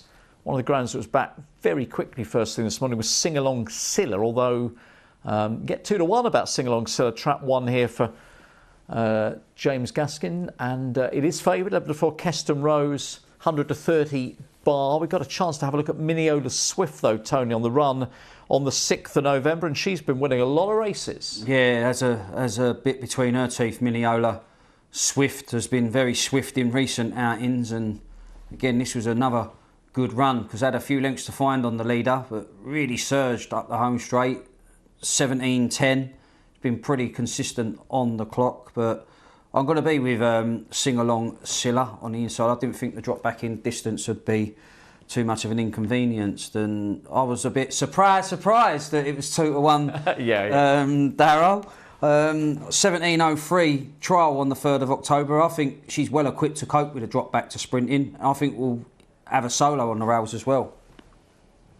Yeah, Sing Along Silla, as I say, really well supported earlier on, and the money is coming back, isn't it, for her today. I want to give Keston Rose a little bit of a chance. Lots of form lines linking these together, and she's had the beating of a few of these. She's been on the other side of it, but I thought she was quite solid.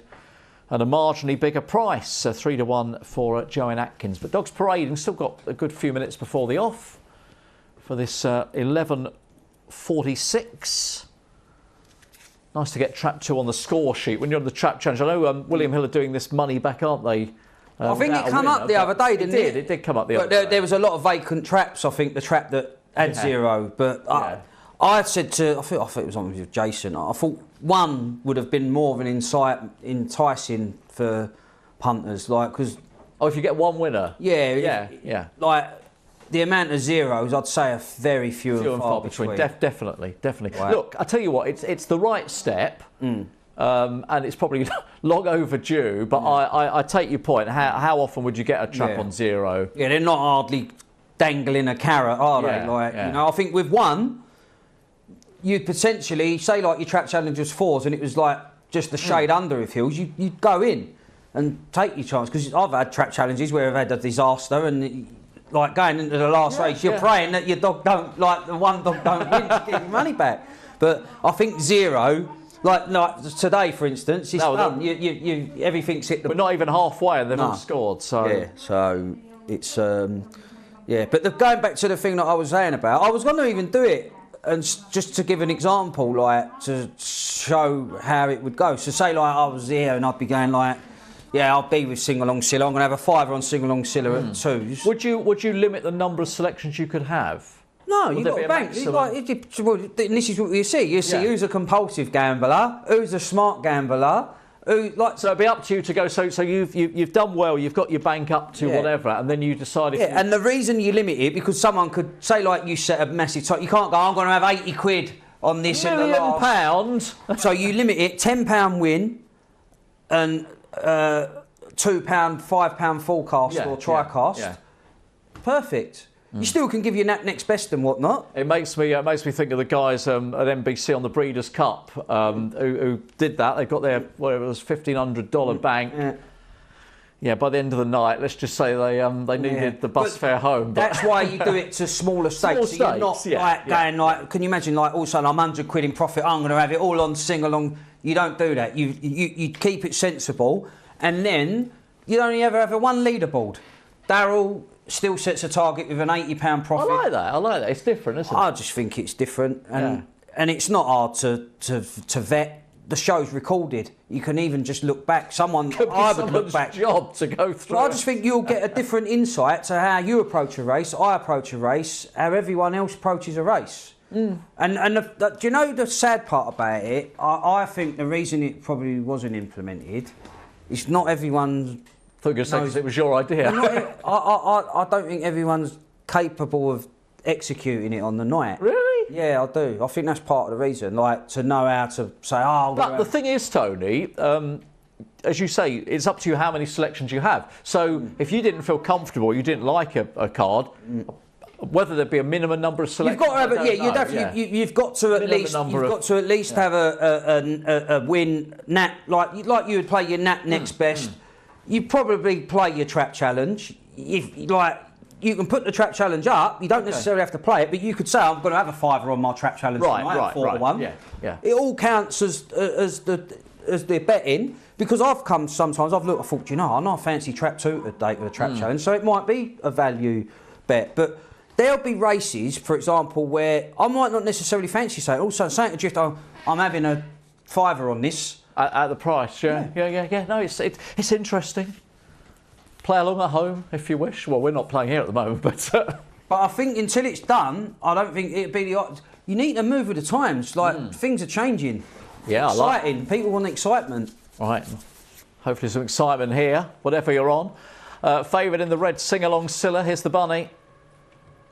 And they're racing and off they go and pacing up nicely. Sing-Along Silla's gone flashing up the inside to lead them into the corner from 6. Darrell squad in second place. They've got right away from the others. Sing-Along Silla, who's been running over further, of course, and is far too sharp for these. Trap 1 scores well. 6 will be second. Darrell squad 5 move over Tommy in third. Well, that was over before the corner, and she's shown lovely pace up to the bend. If you was on, you're in the black with Silla, Sing-Along.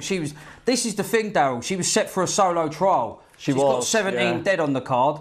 She's the quickest in the race, and she's done everything she needed to do, and that's hold the rails, uninterrupted passage. You're on the fastest dog, 2-1. I mean, again, that would have been I'm having me 5 or 10 on this at 2s. No, listen, it was a great selection and. Perfectly executed by Sing-Along Silla there. So she was backed very early on this morning, although, those prices were available again, weren't they?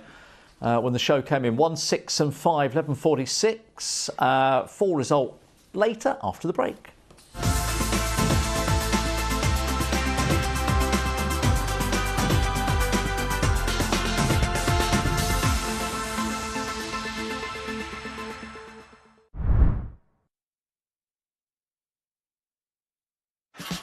And here's today's favourite, number 4, First to Feel Rain.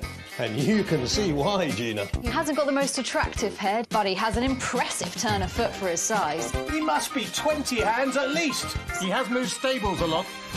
Just loves the big occasion.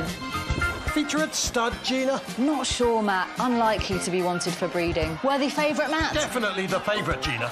Don't feel like a punter, feel like a favourite with great offers on the Paddy Power app. Say goodbye to wet clothes hanging all over your home with a Dry Buddy from JML, the space-saving and convenient way to dry your laundry indoors. The quiet motor blows warm air into the cocoon that circulates around your clothes, gently drying them with less wrinkles, helping to reduce your need to iron. And its clever design hangs up to 18 garments at once. Make laundry day a breeze with a Dry Buddy. Only $79.99 from Asda, Argos, Robert Dias, and online at Currys, Very and JMLdirect.com. There's a light shining bright on a deep winter night. So if accidents happen, then all that matters is knowing that somebody's close. Don't you be down if you're lost and you're found, and there's always someone there to save the day. And with friends like these, no, you're never alone, 'cause they'll always guide the way back home.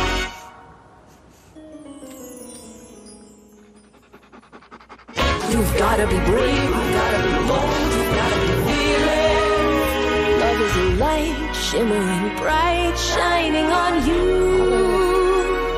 'Cause friends like these will always guide the way back home. A magical Christmas with Lidl. Gift a toy to Lidl's toy bank and share the magic. At Bet365, we don't do ordinary. Every month we have over 20,000 boosts. Every day we power up the odds on hundreds of bets with Bet Boost. We give you the option to increase your winnings with our incredible winnings boost. And just when you think you can't get better odds, we unleash Super Boost. Check out our boosts and find out why. It's never ordinary at Bet365.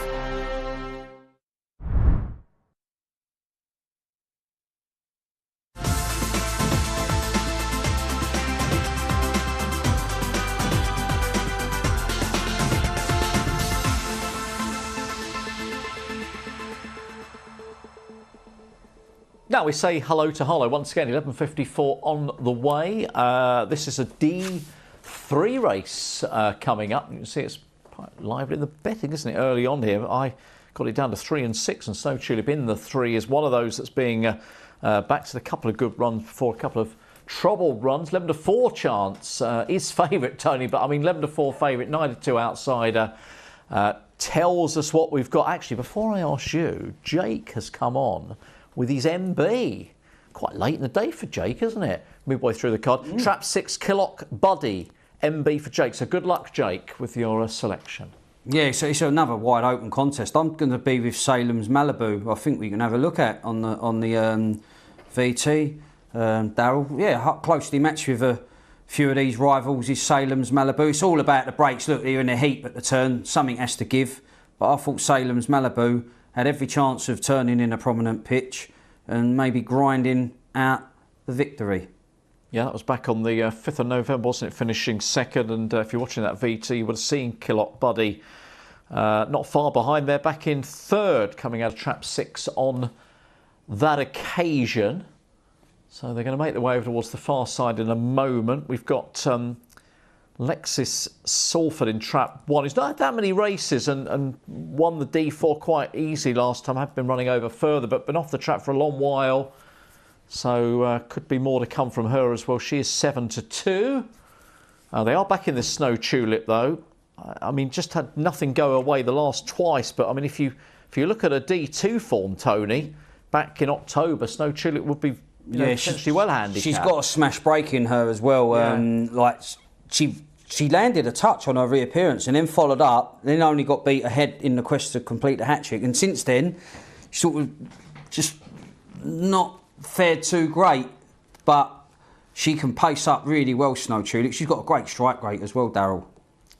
Yeah, she has. As I say, I couldn't get it down to 1. I had 3 and 6 on my card, but You know, it might be that sort of race where you'd play the cast if you were similar thought here. Right, coats are coming off and they'll be going in shortly. 11:54 is going to take us to halfway, isn't it, this morning on the programme. It's race 7 from Harlow.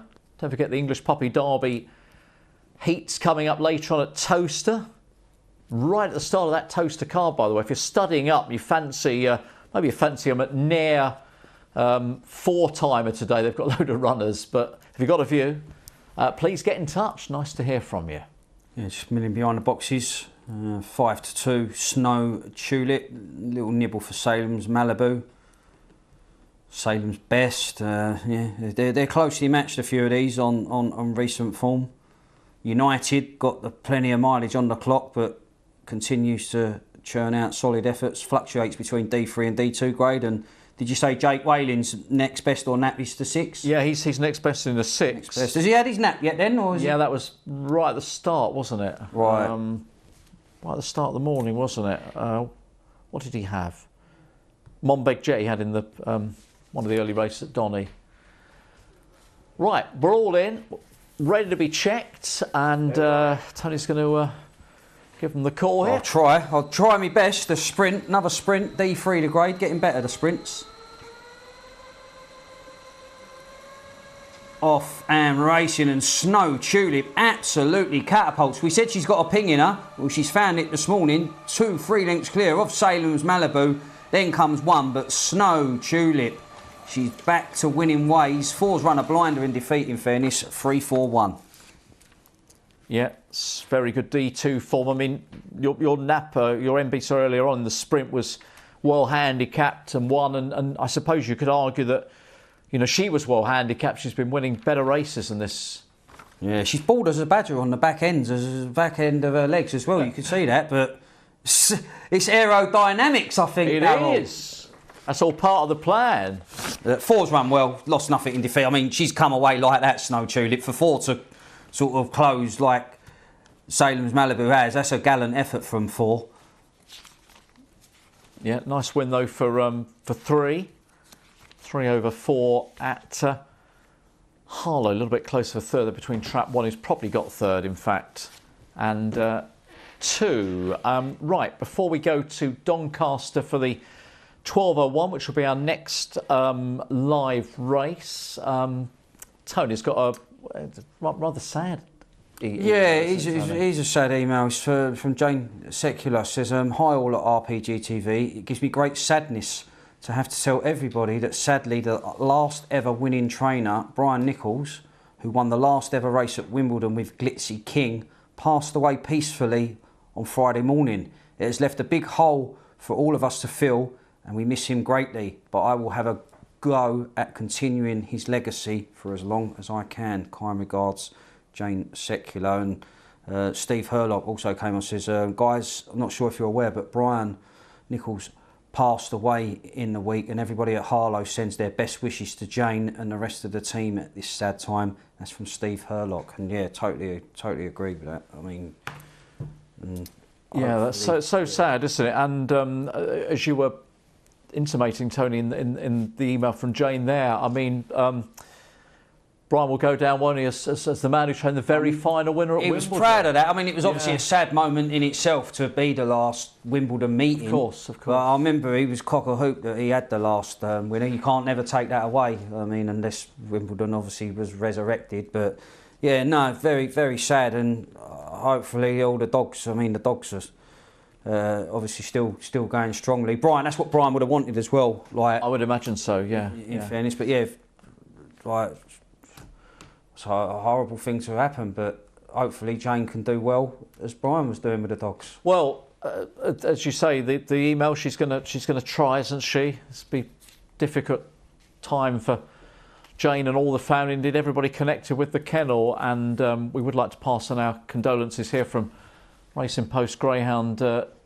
TV to everyone who knew Brian, and let's hope you know the God shine down on Jane over the next few weeks, Tony, and she gets plenty of winners. They can get plenty of winners, but it will be difficult for them for sure over the coming weeks. No, exactly. But that's like not being funny when you like with the dogs. It's one of those things that it's difficult to pause because like and that's one thing. Like Brian, he was an out-and-out dog man, loved his dog, so he would want the best for the dogs. And let's hope we see a few winners carrying on in the Brian Nichols kennel. 12:01 from Doncaster. And as I say, commiserations, condolences to everyone from everyone at RPGTV as well. Of course, yeah. Now, Dealish Best is 7-4 in the betting for this 12:01 contest here. Castle Hill Lou at 5-2. Now, Castle Hill Lou is the, I think, only debutant on the card at Doncaster today because she's been running at Sheffield. She was a D2 round there. So, don't know how you saw her chance first time. Yeah, very good chances. I mean, I nearly tipped her. She's returning from an absence, but she brings the Sheffield form to the table. She's going to be making her mark at her new surroundings imminently. But I was with Give Me That, 1 win from 21. But I thought this was a decent opportunity. Robin's Girl, the kennel mate, not an out-and-out sprinter. A little bit chasey is Robin's Girl. Could cope over a sprint, but you wouldn't really be sort of screaming to bet Robin's Girl over a sprint. More the 450 metres where she just turns handy and quickens up in the second half of a race. But yeah, Give Me That was behind Dealish Best last time out, but there wasn't a lot between them in fairness. If the brakes would have gone Give Me That's way, might have been a different story. So 5 for me, but 3, you'd be smashing the 5-2 off on the Sheffield form if up together.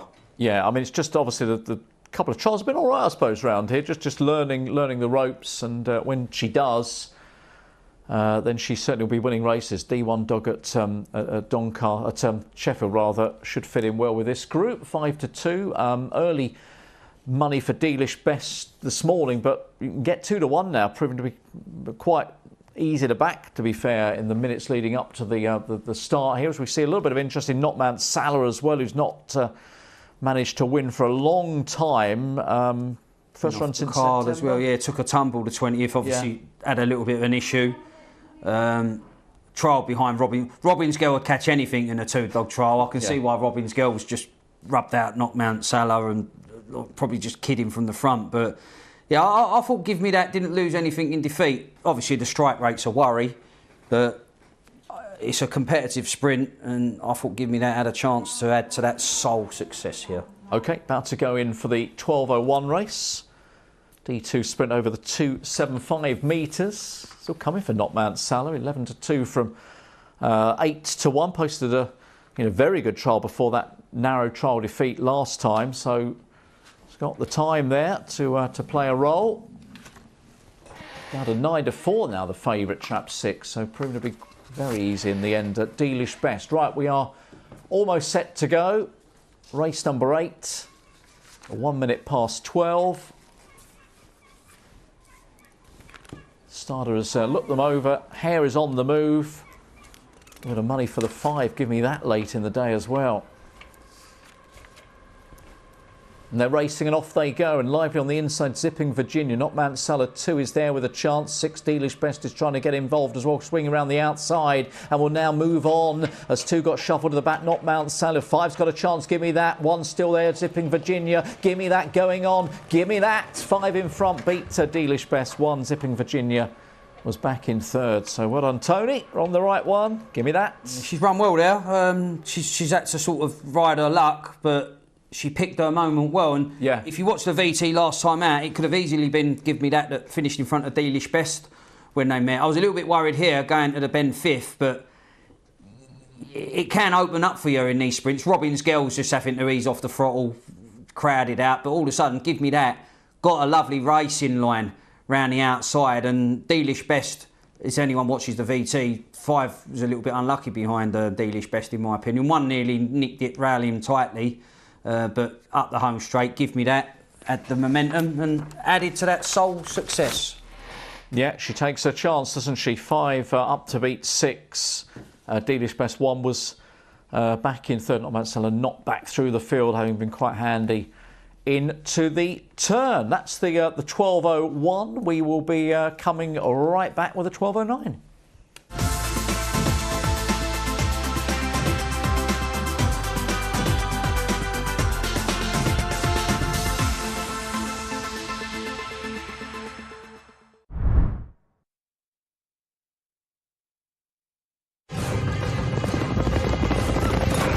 It's the final straight.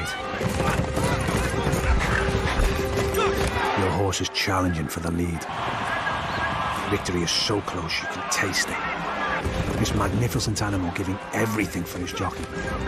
And in the last strides, your horse is beaten. Fortunately, with Coral, you'll get a free bet up to £10 if your horse finishes within a length of the winner. Available every day of the season. Coral. When you finally move in. When 2 becomes 3. When they've shot up again.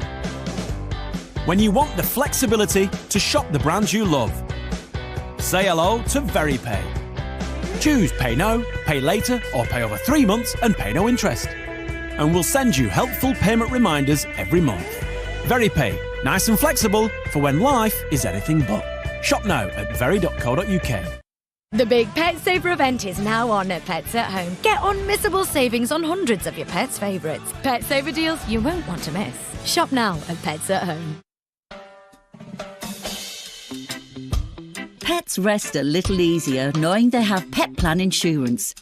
They can relax knowing 97% of claims are paid and that we'll never charge more for claiming. Sign up today and save 10% at petplan.co.uk. With Post Office Over 50s life cover, you can have the time of your life, safe in the knowledge we'll pay out money when your time is up. UK resident 50 to 80, your guaranteed acceptance. No health checks and from just £1.15 a week. Plus, free 24/7 GP access with the health and wellbeing benefit. Purchase and receive a £100 gift card for amazon.co.uk, Tesco or M&S. Call Post Office on 0800 171 2211. At Betfred, we want betting to be safe, so we have a range of tools to help. You can set a deposit limit to control your spending. Reality checks are there to remind you how long you've been playing. And if you need to take a break, you can set a timeout whenever you like. For more help, speak to our shop staff or visit betfred.com.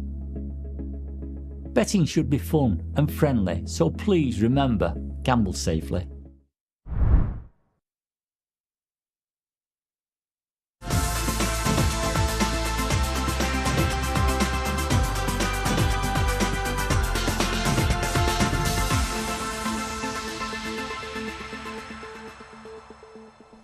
Welcome back.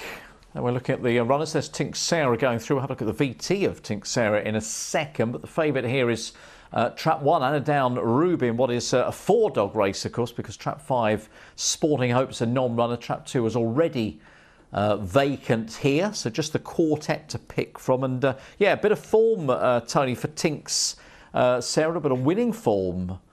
Slightly out of sequence, Anna Down Ruby at the back. But anyway, Tink Sarah winning an A6 last time and steps up to A5. Yeah, she got on the bunny very early on this occasion and beat Courtney's Girl, who stays really well, but just got the better around the first 2 bends, cut the turn, nicked 2 or 3 lengths on Courtney's Girl, who kept up to the task, but once Tink Sarah's on the bunny, she's game as they come.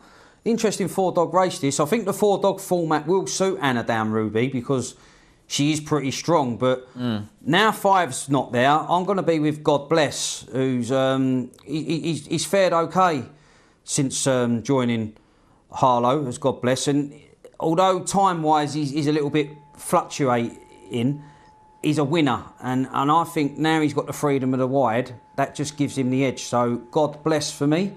A lot of people saying, I wish you would be saying good night with that tone, but... Not yet, not yet. But it is the sort of race now we make cases for all of them, can't you? And you've kind of outlined a few options there. I mean, Tink Sarah certainly running her best race so far, and she's still got scope to improve out of season as well. I was looking initially at 3 here as holding a chance. But yeah, look, I think you can put cases up for all. They're all in form. They're like they are flyer. There's not one dog that you can say that's running dreadful. That's been down the field. No. It's a really good race. I mean, nothing represented being a 6-4 shot here. I mean, you'd be happy to lay any 2. If you went like pick any 2 from the 4, you wouldn't mind being disappointed with whatever 2 you got, would you? Yeah, if someone was picking them for you almost. But anyway, 7-4 Annandale Ruby went down to Hove and didn't run badly in an open a couple of weeks ago as well. So 3 just proving the weak one on the exchange betting. Tink Sarah, are they being a little bit too generous at 5.9? We will find out in a few moments' time. So the 4 dogs about to go in for race number 8, and we're going to have a look at the Puppy Derby heats shortly as well, that begin later this afternoon. It's been a smooth show this morning, isn't it? Like, well, must have some top team behind the scenes, because there ain't, like, it's been absolutely streamlined this morning, I feel. Yeah, I sense it could go wrong soon, but I mean the only way to find out is I was worried watching. When it got to 10:59. I was starting to panic and stress, Darrell. Like, you know, I thought, oh, this is, we'll see what they're made of. Right, interesting A5 4-dog race. And away they go, and God Bless does get a good start. The vacant boxes obviously help God Bless come away free. Tink Sarah's trying to counter the move, but God Bless just spinning wide, still holds a head-neck advantage from Tink Sarah's join. Interesting 4-dog race, because Annandale Ruby, the strong runners, are arriving on the scene. No room at the inn, though. 3 and 6 locked in battle. 3 Tink Sarah, has it broken the heart of God Bless? 1 Annandale Ruby staying on. 3 and 1, 3 and 1, 3 beats 1. What a race. Tink Sarah follows up for Sharon Sabaton, beating Annandale Ruby. God Bless lost nothing in defeat, back in 3rd. I tell you what, it's a big price, wasn't she? I was saying Tink Sarah on the exchange. I think she was about 5.5 in the end. But God Bless, as you thought, would get a run. And Annandale Ruby going down towards the 3rd bend is in a lovely position. You're thinking, she's the one I want to be on. But not the case in the end. Yeah, she joined him off the 2nd bend, but he tried to just take half a length out of her down the back straight, and she got the inside line. But all of a sudden, Annandale Ruby's arrived on the scene, but no room at the inn. Look what Annandale Ruby's just had to sort of ease off the gas. 3's broken the heart of 6 at this stage. Now you're looking at Annandale Ruby. How much is the finishing kick there? Well, it was there, but Tink Sarah's got plenty of petrol in the tank, and gallant win.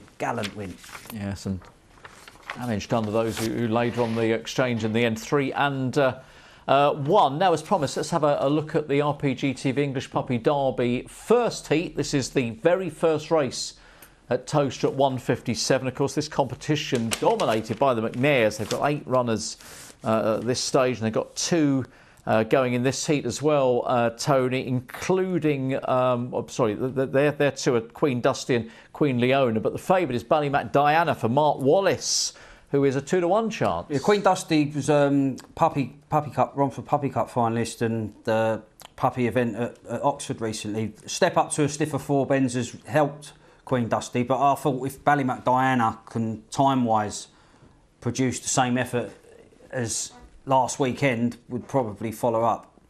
Yeah, she was a heat winner, wasn't she? An unexpected heat winner for Mark Wallis on that occasion. She's 2-1 in the betting. The pace seems to be down the inside. Sir Oreo and Queen Leona, another one of the McNairs. He's a nice dog, this Velvet Hurricane. If he can ride his luck, I like the way he's going to the drop. Like he's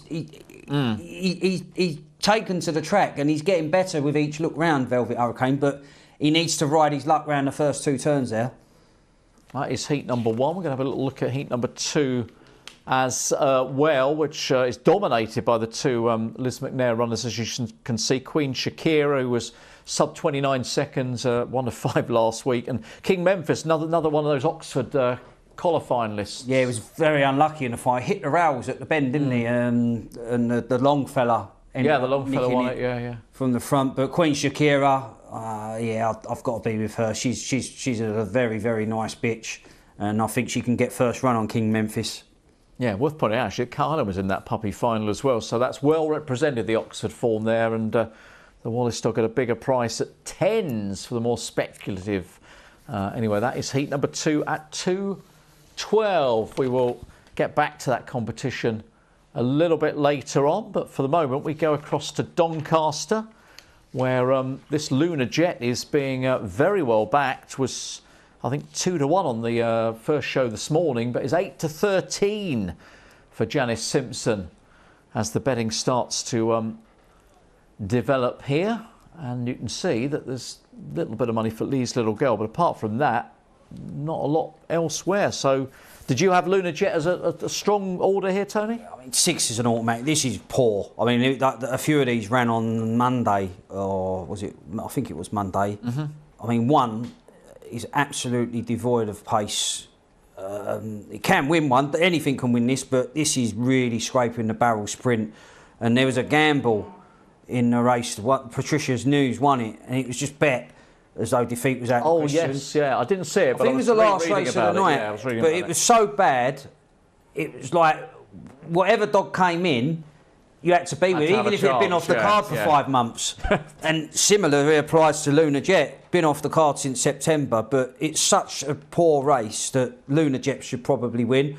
I'm going to oppose her just because of the price. I'm going to be with Call Cholly Annie, who fared best in that race where they ran behind the Patricia's News. But yeah, Clonalist Bluely, I mean, he's devoid over 4 bends, 2 wins from 56 starts, but it wouldn't surprise me if one raised the bar and ended up turning the form around.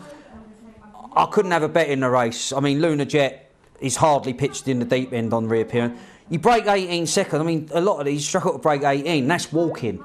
Like when you think Opens are won in 1670s, like and lower, and you're doing 18 deads, 18 O's. That's anything that breaks 18 here should be fab. I mean, there's almost a call for a D5, isn't there? Because you know, 4 of these haven't. I mean, Pieman's Master hasn't won for 40 odd starts. I'd be getting a few Afghans off the sofa for them in. Mickey Freeman's been on. Darrell and Tony, my nap today in the 105 at Sandown. What? Blow your wad? Really? Good luck, all views, great show, Mickey Freeman. Well, hopefully you don't blow your wad if you're on, so you expand your wad, Darrell. Yeah, actually not favourite, but Henry II is favourite. But good luck then. I was wondering where he was going though. I think 105. We've got 105. Yeah, 105 at Sandown. Okay. Right, it's going to the far side. You can still get a bit of odds against it for those who want to play Lunar Jet. Tony, there's a bit of 2.16. I put a line through it. I honestly did. I mean, the fact that money's coming for 1 tells you how bad the race is, because one don't even trap. One will go to the bend nearer last and first. Not always the greatest at the bend either. But 1 potentially could be in front of the drop, but you don't get paid there. I mean, 4's having debut, yet to break 18 seconds. It's such a poor race. I can see why 6 is favourite. I just couldn't entertain it. Lee's Little Girl's better than what she showed on Monday. It's just... It ain't a race. If this was what the future holds, then I definitely think you'd be packing your bags and walking away. Yeah, it's down at the sort of lower end of the D4 level, let's put it that way. But of course, you know, if you've got a connection with one of these dogs, if this is one of your greyhounds, and you'll be thinking, do you know what, we might actually win a race here, we've got a chance. That's the thing. It's a good chance for those that win few and far between to land the spoils. But yeah, it's when I saw it, I did chuckle to myself. I thought, it's one of them, is it?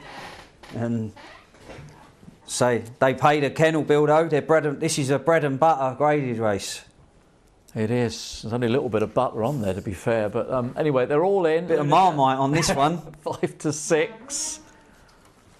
Here we go then. D4, 12, 16.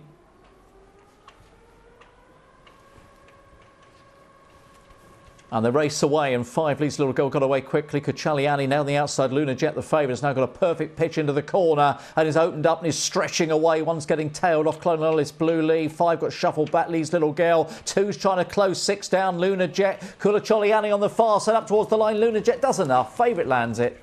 6 beat 2. 3 was in third. Yeah, I mean, look at 1. They've bet 1. I mean, I say they've bet 1. 1's been backed in the market. It can't run a bend. It concedes 5 lengths by putting the brakes on at the turn, and yet nibbles come for red. I mean, love to be a bookmaker, wouldn't you? Like 1 How can you bet red? Like, on what planet can anyone think I'm going to bet one here? Look at it. It can't run a bet. It's running on. Yeah, I said to you it'd be there at the pickup. That's the only place it was ever going to be, there or thereabouts. But yeah, look, I reckon I could have got my pet dog, 8 years old, off his bed and gone close to winning this race, Darrell. Anyway, look, those who got stuck in the favourite, they won't worry about who else was in the race. They would just be working out what they've won on Lunar Jet, who has obliged there for Janice Simpson. Right, that was the 12.16. We're going to move up to the heady heights of the D4 at Harlow in a couple of minutes.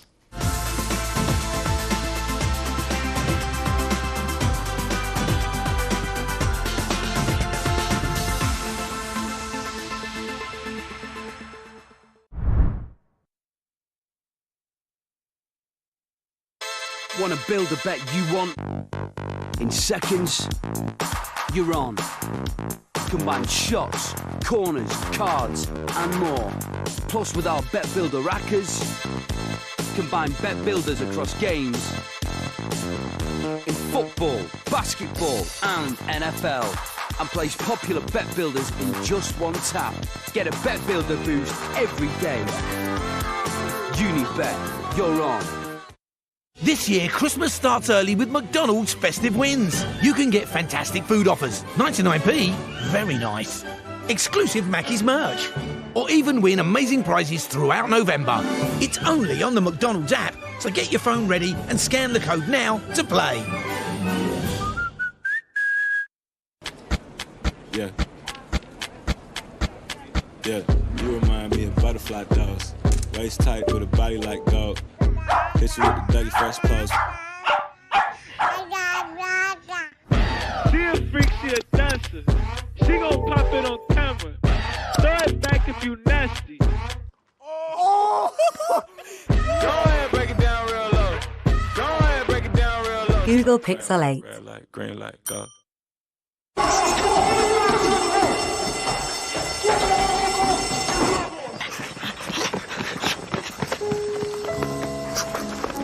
What's wrong with the car? It's okay, lads. I'm with the AA. Bombay mix. Because the AA has more expert patrols across the country, you'll be back on the road in no time. No wonder more people choose the AA. Join today. Say hello to Go.Compare, the new way to compare prices on insurance, credit cards and more. One click and you're there. Go.Compare!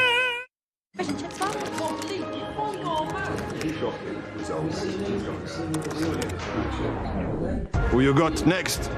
You know, quite frankly, I think this is taking way too long. Oh, lad. Who you got walking it all out? That'll be us, Eric. Give any game an epic boost and get up to twice the prize when you build your odds. Hey. Who you got? William Hill. It's who you play with.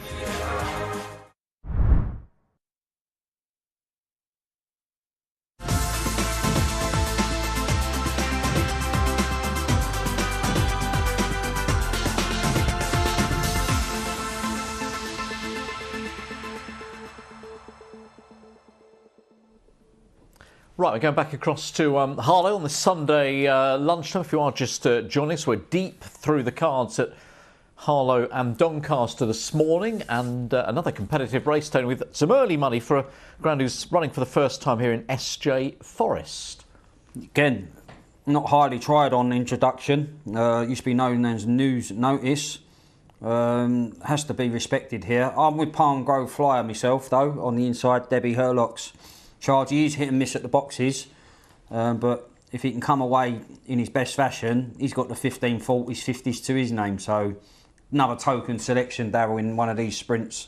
Palm Grove Flyer. Yeah, it's that kind of race, isn't it? And Palm Grove Flyer was a winner a couple of starts ago. Had Franco's Pippa just in behind, who's little ease in the market. Sally Clark's run out to 4 to 1. But I think the fact they're coming for the newcomer probably tells you pretty much all you need to know as regards this 12.24. So heading over towards the far side for the D4 there. So the money was landed, wasn't it, with Lunar Jet? I've forgotten to mention that when I was looking at what's interesting is what happens in those sort of early few minutes and the prices go up. You know, we talk about dogs' prices lasting 3 minutes, 4 minutes. That lasted 0 minutes. Right, what price did they put up? 2s. Yeah, anything like just process of elimination. It was just such a bad race that it was like, well, you saw it unravel. You had to commentate on it. You saw it unravel. Well, yeah. And anyway, 5-6 in the end. So, those who got up early and got on, I mean, even at the sort of 11:08s and whatever that were floating around afterwards. I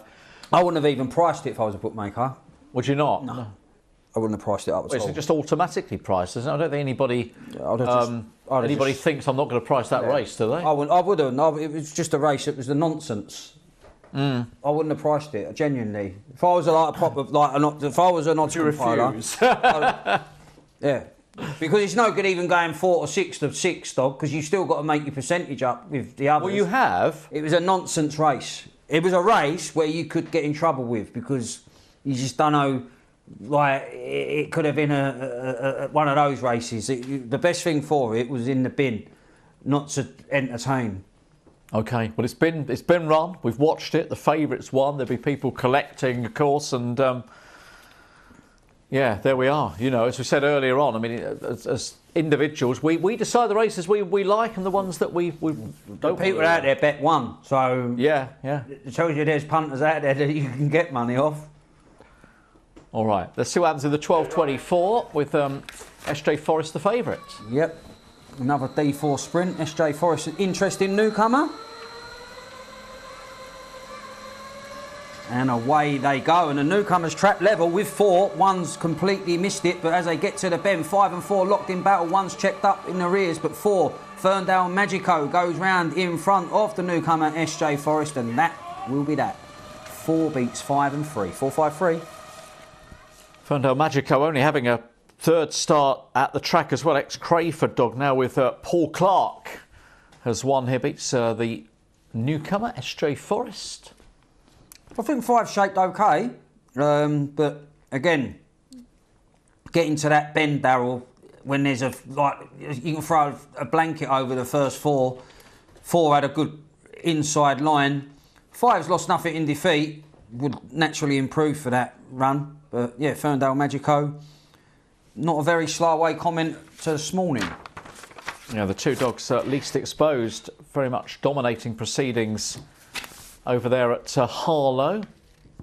Now, let's have a look at the third heat of the Puppy Derby before we get back to Doncaster. So King Capaldi here, a romp of a win last week. Was it 9 lengths for the McNairs? 8-11 chance, gets the inside and gets what looks to be a decent make-up. Tony inside, kennel mate, indeed litter mate, King Combs. Yeah, he's a nice dog, the King Combs dog, but you just favour Capaldi to get first run there.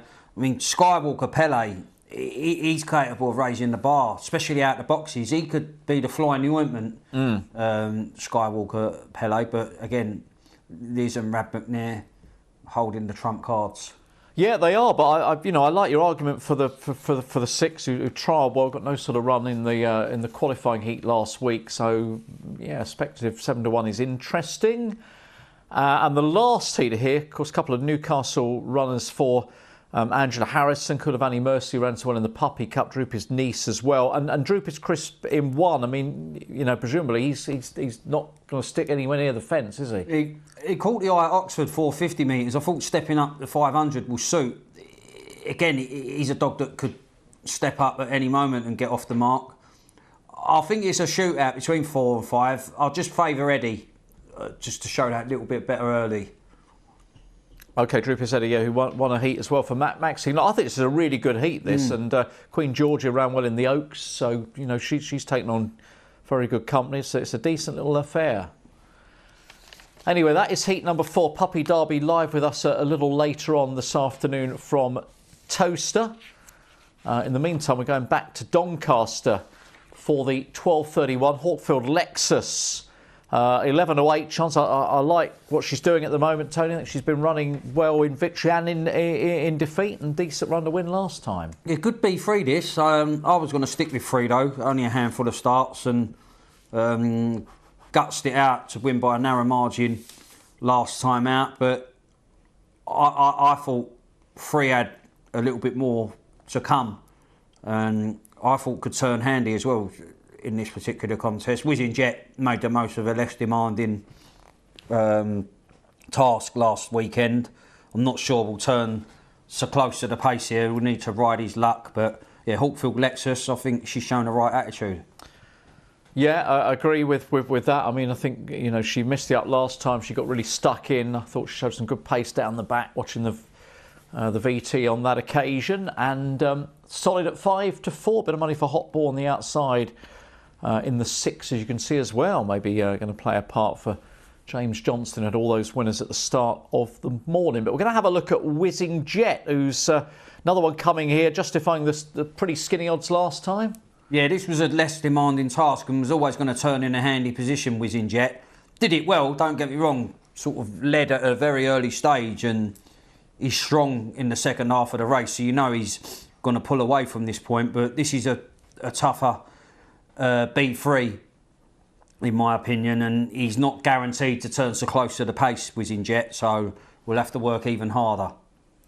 Yeah, took his chance, but as you say, a little bit more on, you would think, today. So dogs heading up towards the starting traps for the 12:31, with the exception of trap 2, which is probably proved to be a wrong selection for me on the challenge. All the other boxes are within one of the lead. 3s and 4s are bound for the other traps. Hot Ball out wide again, finished in arrears, but Grader just relents slightly, and if any inside crowding, 6 might get the run of the race out wide. Hot Ball. Yeah, Hot Ball at 4.8, not devoid of support. And obviously Swanee Sugar, you know, is hitting form or has hit form. She's lightly raced, isn't she? She's drifting a little bit in the market. What are you putting that down to? I just think it's a good B3. So there's grades within grades, and this is the topper end of a B3, in my opinion. But she's done nothing wrong. She's relished the step up to the 450 metres, having been beaten in sprints, and again coming forward on the clock, and probably needs to dig a little bit deeper even still here. Yeah, she probably does, but she's out of 10s now on the Betfair exchange, so you know, if you like backing winning Greyhound, she's won her last 4, has Swanee Sugar. Right, just getting themselves organised by the side of the traps and getting ready to go behind for the 12:31. We're up to race 10 on the Donny card today. And just to remind you, if you're with us next Sunday, of course, we've got this change of times, reduction of races. So on air 10:30 it will be next Sunday morning. First race just before 11 o'clock, and then everything sort of knocks on. So Towcester will be a later start, 12 races from there next Sunday, and so on and so forth. Tony's trying to work out what the best shift is to work next week. I think many will probably be doing that, to be fair. But yeah, well, it's all changes. It depends what people's circumstances are, I suppose, and getting down the train times and exactly. It's not as simple as that, is it? Really, it's not straightforward. Yeah. Train home. That's the one. Danny's always missing the train home, or she's delayed, I think, isn't she? Yeah, we're lucky in that we don't have too far to travel, Tony, but yeah, anything that involves you know, cross country, you're reliant on those trains. Right, we're all in. B3 checked over, ready to go for race 10.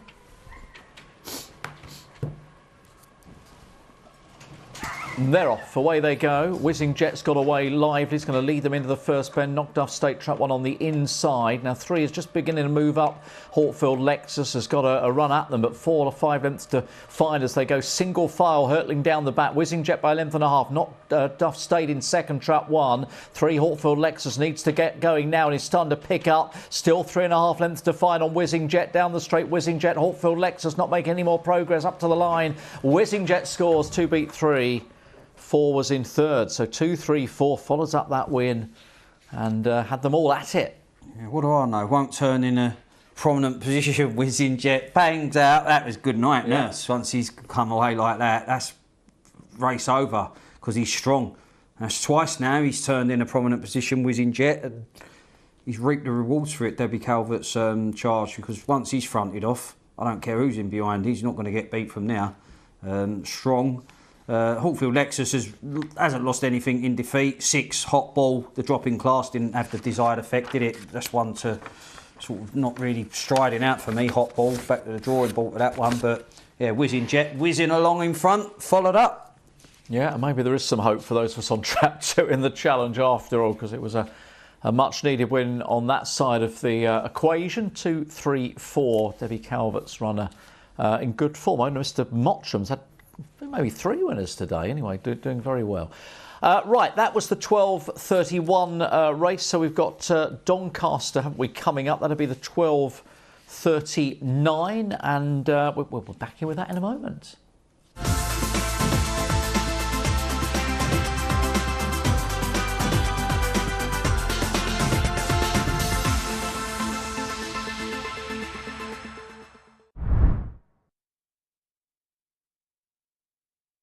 The final stone of these championships. At Bet365, we don't do ordinary. That's not bad at all. We believe every sport should be epic.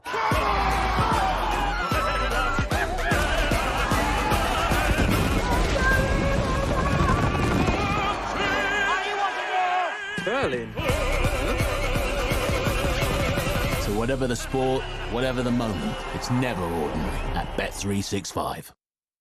See up close and clear with Mighty Sight from JML, the magnifying eyewear with 160% magnification to make detailed tasks easy to see. The built-in LED lights gives you ultra-bright, hands-free illumination. See prescription labels clearly, complete fix-up jobs with ease, and enjoy hobbies in detail. Even threading a needle is easy. Mighty Sight fits over your reading glasses, and they're rechargeable. Don't miss the details with Mighty Sight. Only $19.99 from Asda, Argos, Boots, Tesco, and JMLDirect.com. If you're over 50, you can have the time of your life without worrying how your family will cope when your time is up. Post Office Over 50's live cover is simple and affordable, and from a name you know and trust. You're guaranteed acceptance if you're a UK resident aged 50 to 80. There are no health checks, and it starts from just £1.15 a week. Plus, you can get free 24/7 GP access with the health and wellbeing benefit. Come on, enjoy yourself. Safe in the knowledge Over 50's life cover will pay out money when you die, as a gift. Call our UK call centre now on 0800 169 1100 and choose your £100 gift card for amazon.co.uk, Tesco or M&S. When you bet fair on racing, you get daily rewards.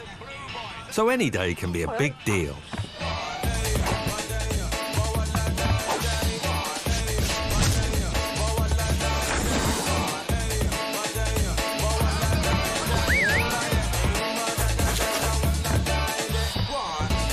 On the Betfair Sportsbook, get extra places on horse racing any day this week. Daily rewards with Betfair.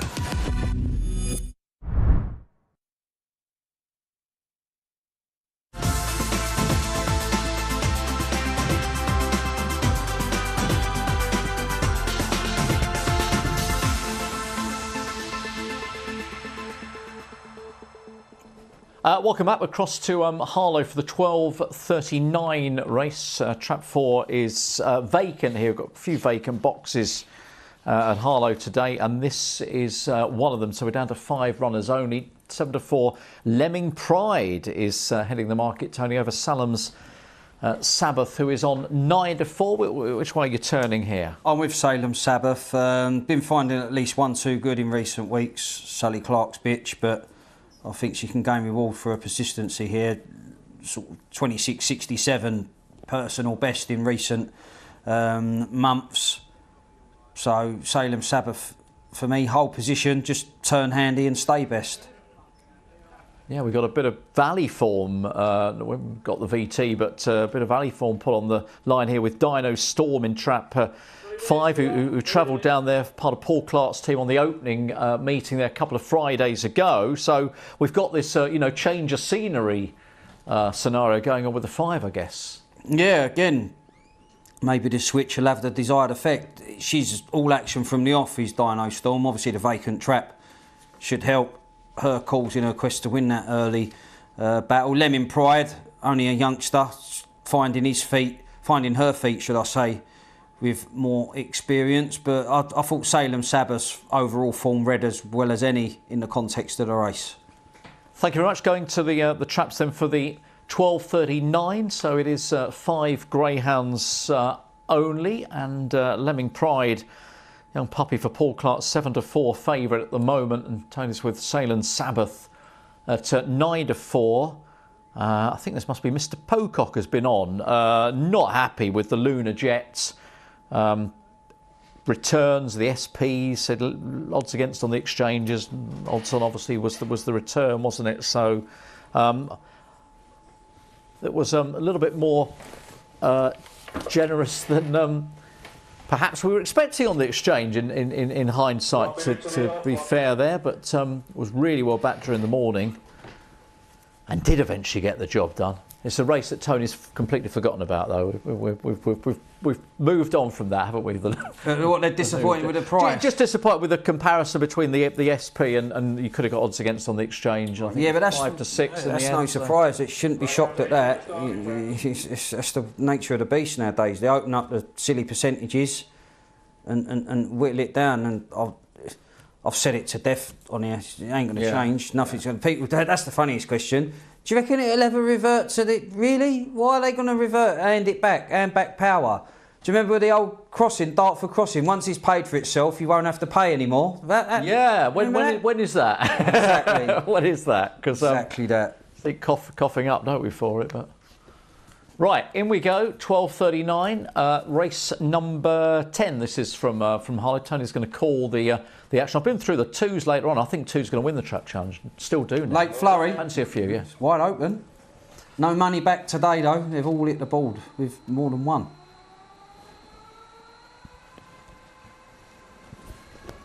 And away they go, and Dino Storm does trap well, but Laszlo's Girl's pasting up very nicely. 1 on the rails trying to get a run. 3's going to go round in front from 5. 1 checked off there, 2's in 3rd. Does stay on, but 3, Laszlo's Girl, Debbie Hurlock's bitch. 4, 5 lengths clear from Salem Sabbath, who's moved into 2nd. 6, Lemon Pride, the pup, making headway. 2, he's starting to whittle down the deficit, but running out of real estate. 3, holding off 2 and 6. 3 beats 2 and 6. 3, 2, 6.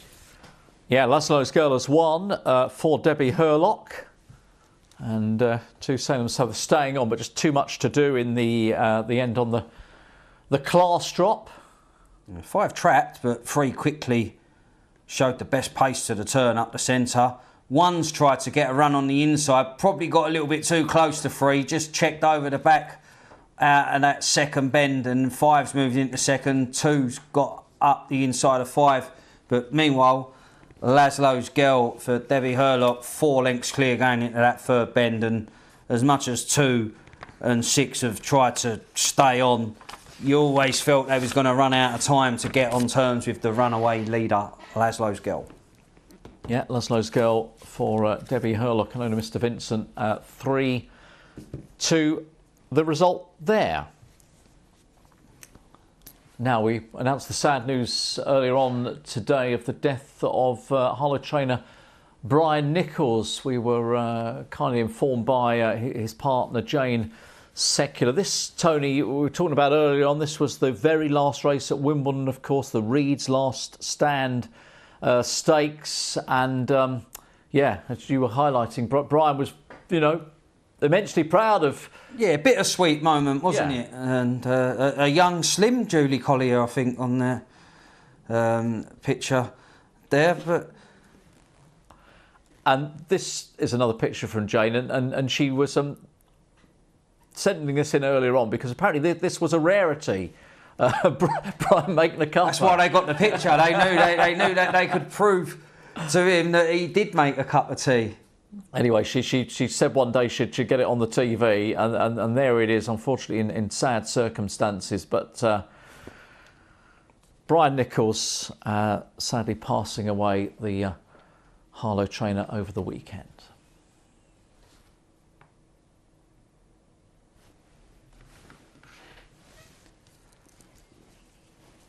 12:46 race at Doncaster is a B1 race. There is a reserve greyhound which we need to consider, don't we? Here, Odin's Prince, who is 7-2 in trap 2. Ballymac Canter is the favourite. Tony 11-8, 2-1. Feel the Teal.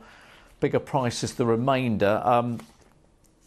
How big a consideration is this reserve greyhound in the race here? He's got ability, but I was going to stick with Ballymac Canter. I think it's got the pace to make the second bend in front.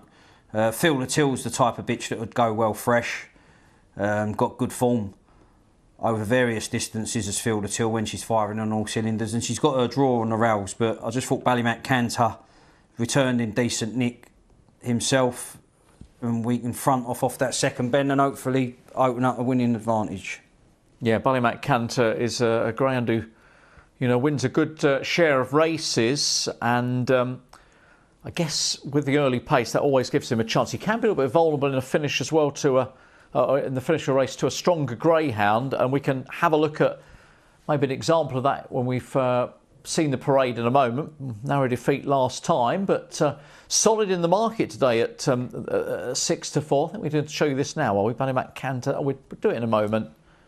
Went off favourite, Tony. Second here had Eden Cara Gaga in the race as well.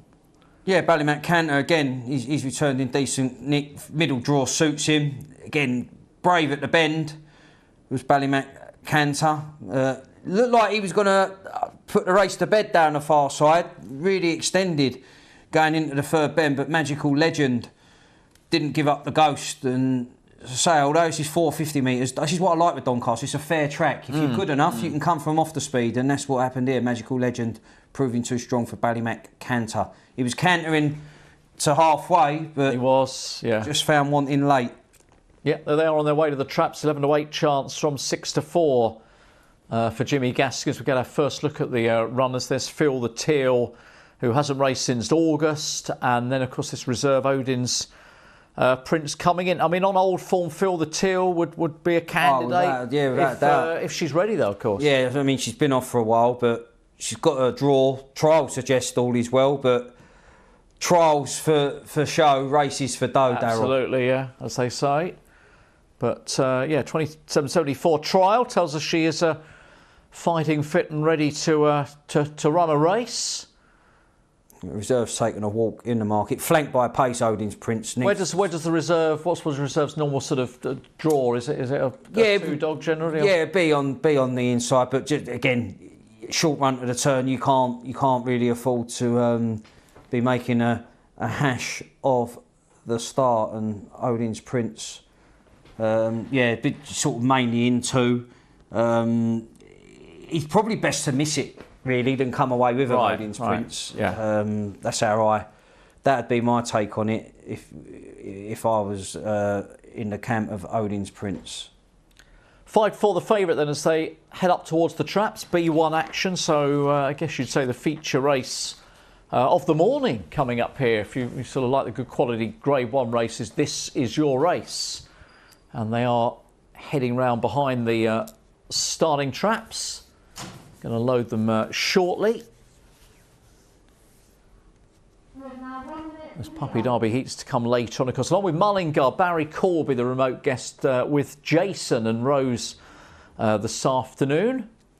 And then we're back at Harlow, of course, this evening with Henlow. Phil's in the studio with Emily, and Dave Gray will join them remotely to wrap up another week on Racing Post Greyhound TV. By the way, YouTube, if you'd like to watch your racing on the YouTube, you can watch the programme on the YouTube channel, I believe, through the day. So, certainly the Puppy Derby action this afternoon is on YouTube. Spot of late money for Eden Cara Gaga. So we get ready to... Soul wide.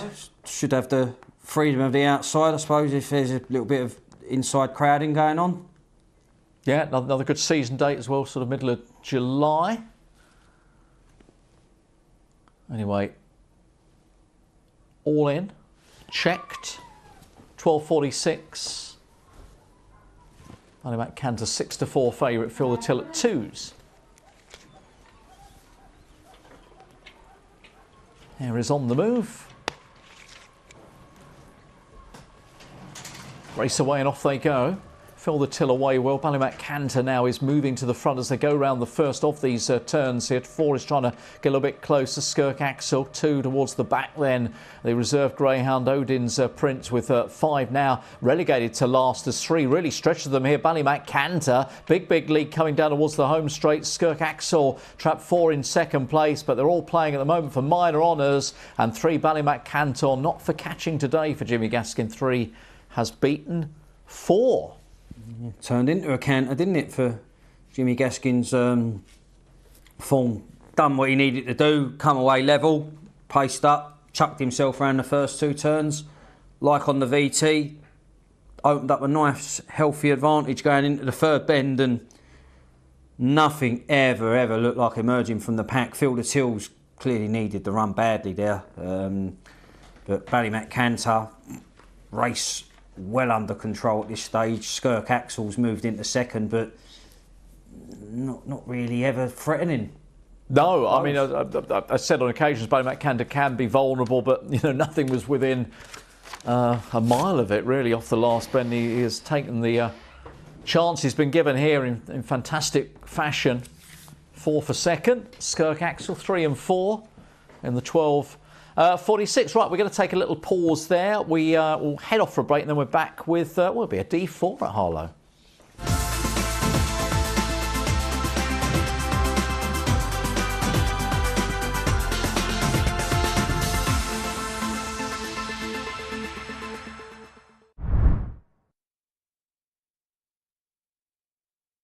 I love the footy. Gotta be rugby. Golf. It's the boxing for me. Anything can happen. One punch can change it all. I absolutely love the darts. I like the Saturday racing, I like the top jockeys, the top horses. I love the jumps, I love the drama of it. The Super League. Everything's just 100 mile an hour. It's just the whole atmosphere. Whatever your sport, bet Fred. Check out our huge range of sports markets and daily offers. Love sport? Bet Fred. Available in-store and online. Say hello to Go.Compare, the new way to compare prices on insurance, credit cards and more.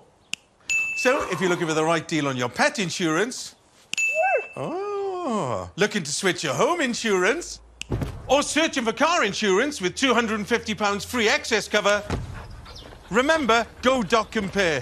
One click and you're there. Go.Compare! This year, Christmas starts early with McDonald's festive wins. You can get fantastic food offers, 99p, very nice, exclusive Mackey's merch, or even win amazing prizes throughout November. It's only on the McDonald's app, so get your phone ready and scan the code now to play. During World War II, my great-granddad, George Arthur Roberts, was awarded for his bravery fighting fires night after night. Thanks to him and his fellow volunteers, there was a city to wake up to. This remembrance. Discover your family's wartime story with Ancestry and bring your backstory to life. Hello, darlings. Aunt Helga. Futuristic scooters, old school website. Relax. Web upgrades, I own them. Better design, e-commerce and smart AI. Now you're fit for the future. I scoot off now. Your digital partner, Ionos. I can look at 12 horses and the form all at once. Come on. The app is my paddock. Once the race starts, we don't bother with cheers in our house. When the race is on, I try to remain calm. If it's possible to love a four-legged beast and a wee tiny man sitting on top of you, then I love you! Boost your racing odds at ladbrokes.com.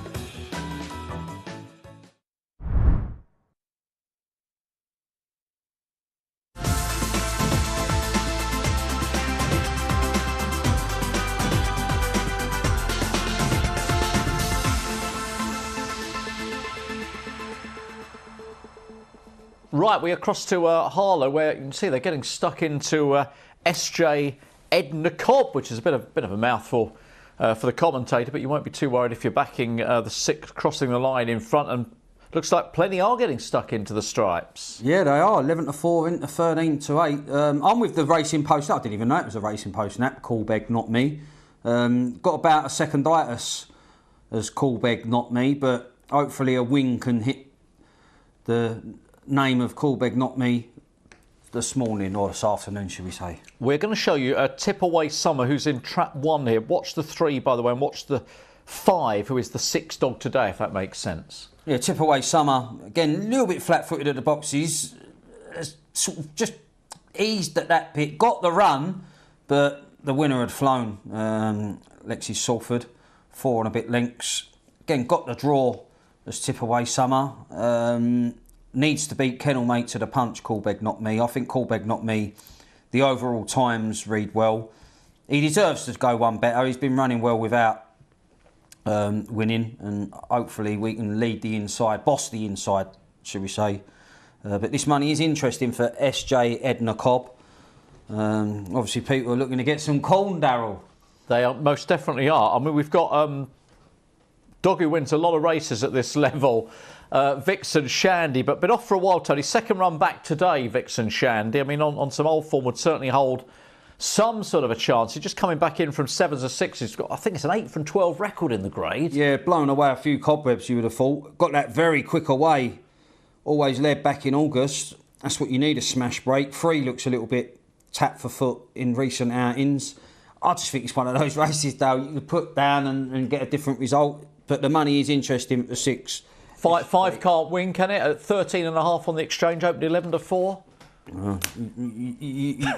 We can't say. You never know, but it doesn't look good. 11-4, and it's 12.5 on Betfair, does it? But here, set in motion. We'll soon find out. Race 11 on the card.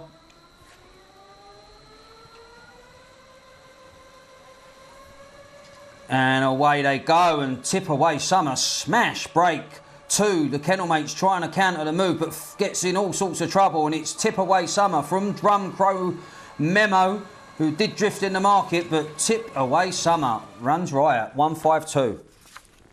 Yeah, just a 4th start, I think, here at Harlow, and a 2nd win for Debbie Hurlock. I'll tell you what, the 5s run all right. The mum, Walter Litter, back in the summer Drum Crow Memo, so they rode her off. But a note to those who did, maybe she's not devoid of a chance next time. Oh, so 6 is okay. I mean, 6 was never going to challenge at any stage, but had to nearly leapfrog a dog there. Let's hope that all's okay with 6 and the other dog in there is. I think they all complete. They've all finished, yeah. Yeah, Tip Away Summer. Start like that in a sprint, Darrell. 9.9 times out of 10 you own. Oh, the VT department are getting excited. They've had another nice winner there at 5-2. Still a few more VT clues to come between now and the end of the programme.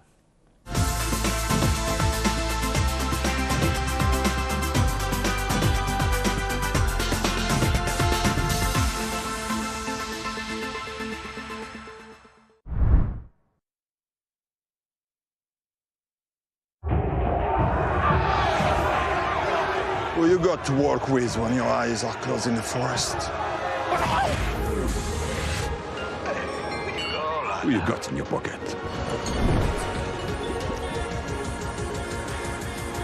Superb! And on a cold and wet Tuesday night, who you got? William Hill, it's who you play with.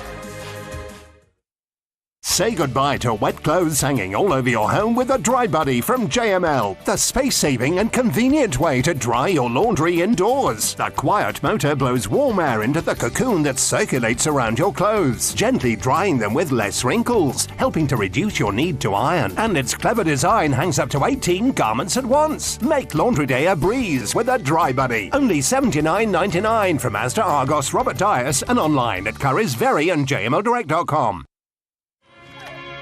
There's a light shining bright on a deep winter night. So if accidents happen, then all that matters is knowing that somebody's close. Don't you be down if you're lost and you're found, and there's always someone there to save the day. With friends like these, no, you're never alone, 'cause they'll always guide the way back home.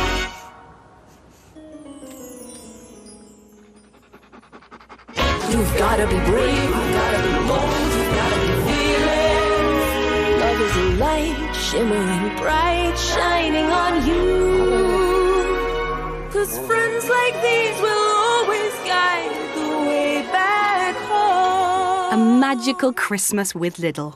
Gift a toy to Lidl's Toy Bank and share the magic. Want to build a bet you want? In seconds, you're on. Combine shots, corners, cards, and more. Plus, with our Bet Builder rackers, combine bet builders across games in football, basketball, and NFL. And place popular bet builders in just one tap. Get a bet builder boost every day. Unibet, you're on.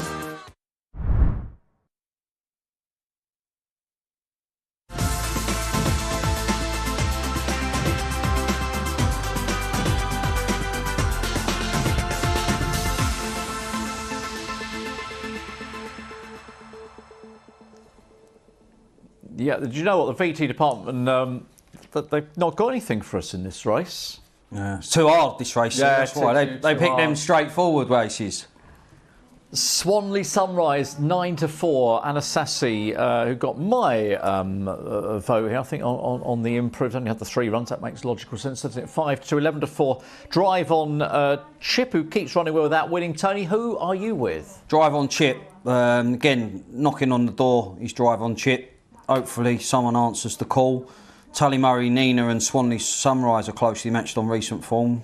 Tully Murray, Nina did a lot of the donkey work, but Swanley Sunrise, progressive salt, proved too strong. A lot of this prefix, this Swanley, good news Swanley Chip, they've improved since stepping up.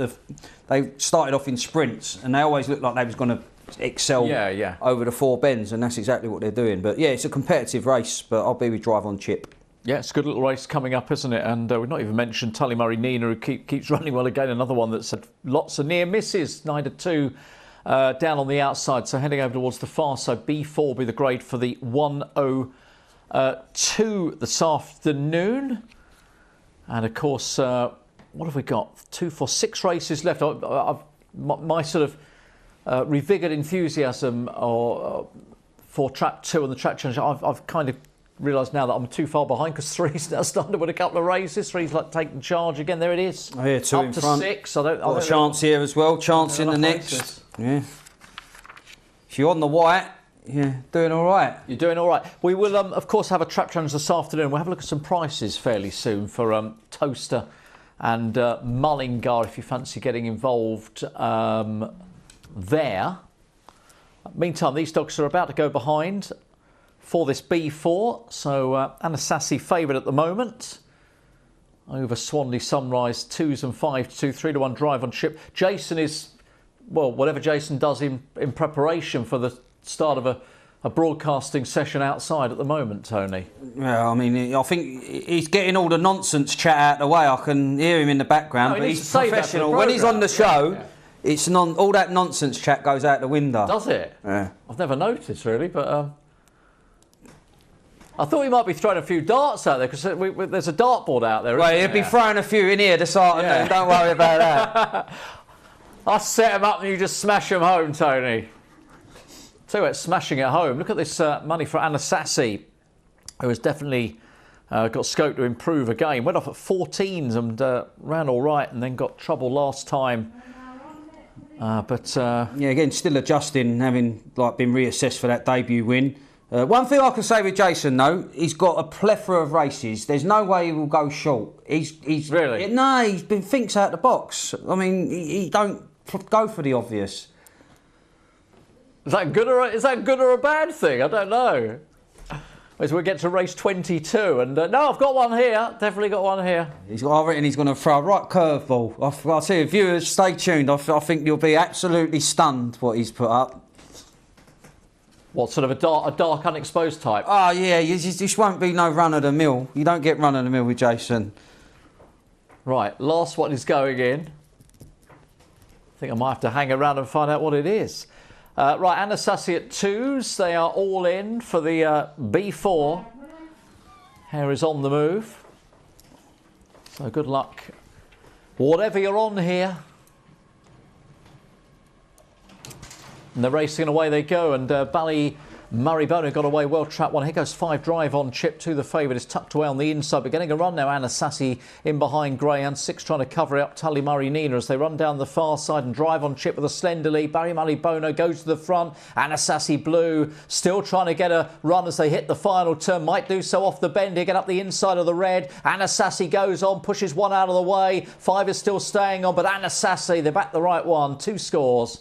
Close second, 1. Ballymurray Bono and 3 Swanley Sunrise. Yeah, she showed she was adjusting to life in B4 and made it third time lucky in that grade. Full of running. Like, one was stacking them up, wasn't it? Like, one's dictated matters, but it was more stacking the field up. Ballymurray Bono. Drive on chips held every chance after countering the early moves out wide. But yeah, 2's got the daylight that she required at the vital stage. But yeah, just here, I thought 5 was just going to sort of try and take control, but 1 battled back Ballymurray Bono, and Anna Sassy just tucking in behind. Good track craft, in fairness, because could have made an error by making a mess of running up the back end of one of the dogs, but once she's got past and seen the daylight, 3 and 1 have come together, helped 2 kick clear from the field, but she was full of running in any case, Anna Sassy. Yeah, she's definitely going the right way. A double penalty. A couple of starts to go. Second win, 4th start for Sean Burke's runner. Now, apart from Jason and, of course, Rose, who's here this afternoon in the studio, and Barry Cole remotely, apart from all that, we've got some good racing this afternoon. That's how the rest of the day is set to pan out. Towcester, of course, we've mentioned many times. It's the English Puppy Derby heats today. RPGTV sponsored. 14 races, those right at the very top. First 4 races. Mullingar from 2:58 and then later back to Harlow and Henlow this evening as well. Now, some non-runners that we know about. So a couple of them at Towcester, 3:48, trap 3, Droop is Cherish, doesn't go. That's going to stay empty. Quite a few 4s vacant, but it's obviously across the afternoon and the evening. 5:44, trap 4, Make It Flow. And then some early nons and vacant boxes at Henlow. 7:24, 4 Rapido King and 4 again, Savannah Queen in the 8:43. Now, what about the Trap Challenge? Strong favourite there. Trap 1, 6-5, 11-4, Trap 3. Some big prices the rest. We know Jason's in the building. He wouldn't have gone for that. He won't go. What would he go for? No obvious selections. No, he won't go for. He's going to go completely curveball. I reckon a few people have raised their eyebrows at what he's put up. Really? Yeah. We don't know what he's put up yet, but you just presuming. Has he left the room? Yeah. So we can't tell even if he wanted to. No. He's gone off to back 1 in the shop round the corner. No, he hasn't. He's revving up. He's been really surging. It's not. He don't do many afternoons, does he? Sunday afternoons. So, no, it'd be a rarity. It is. A treat. He ain't going to go to no obvious, Jason. He ain't that type of person, is he? No. He ain't Nat Portera or something like that. I know that for a fact. Right. He's next bested it. No. I can hardly wait for. None of us can hardly wait for Jason's arrival, which is not long now. We should have a little clock in the corner. Tell you how long. Jason, Barrasford countdown, yeah. Yeah. Countdown to Barrasford. This race here, I'm going to be with Luna Honey. Again, I thought it was a race where she could turn close to the pace. I'd like her to front off because when she does, she's 26.40 odd. That would be very handy indeed. So yeah, Luna Honey for me in this A6. Yeah, I can't disagree. I mean, given a chance, been running in better grade, absolutely hacked up in this A6 company back in early October. 15-8, 9-4-2 Lemming Nasser for Paul Clark, the puppy, and bigger odds to the remainder. 5 of them heading to the traps for the 109 race at Harlow, which is a few minutes away still. Spitfire Rebel, again, he lacks a yard to the turn. He's got his draw, he could save ground on the rails, but I'd say if Luna Honey got on the bunny, Spitfire Rebel have his work cut out reeling in the kennel, mate. He does pay his keep though, and he's not a time dog. He's one of those dogs that doesn't do anything flashy on the clock, but sometimes he gets a lovely run into the race off the second half. Like if he's in a race that's full of speed, time the pace setters sort of, he always slips round 3rd or 4th dog, and you're looking over your shoulder if you're on one of the front runners.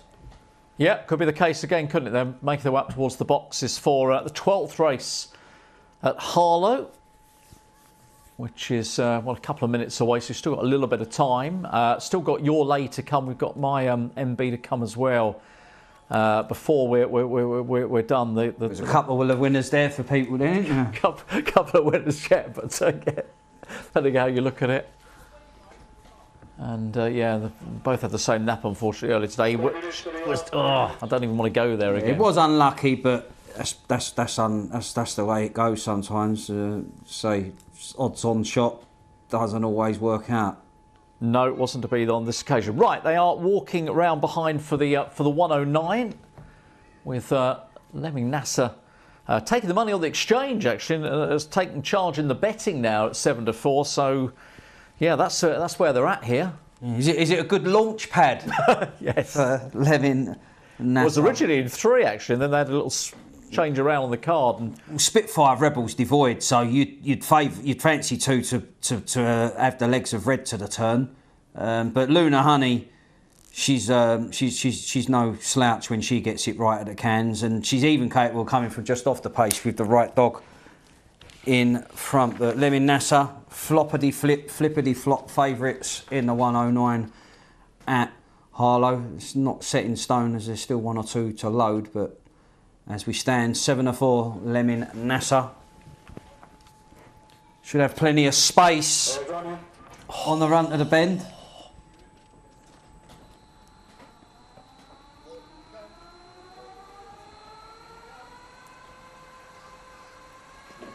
And away they go, and 2 is rocketing to the turn. 3's trying to pace up, but as they get to the bend, 2 and 3 locked in battle, come together slightly. Spitfire Rebel, the strong runner's gone round in front at halfway. Luna Honey, the kennel mate, won't down tall. She's battling back very gamely going into the third bend, but he's got the inside line, the Spitfire Rebel, and the Spitfire has gone to land the spoils at a bit of a price. We said sometimes he slips round when the leaders come together, and he's done that. Spitfire Rebel.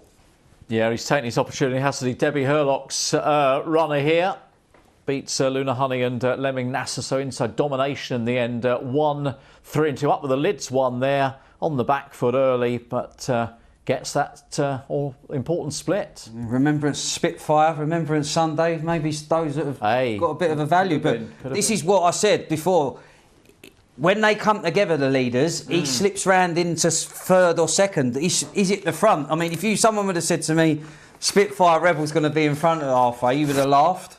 But that's exactly what's occurred. The kennel mate Luna Honey's give it a massive go, but he don't really start running until this part of the race, no. Spitfire Rebel, and made it interesting trap challenge-wise, I think, now, isn't it, Darrell? 1?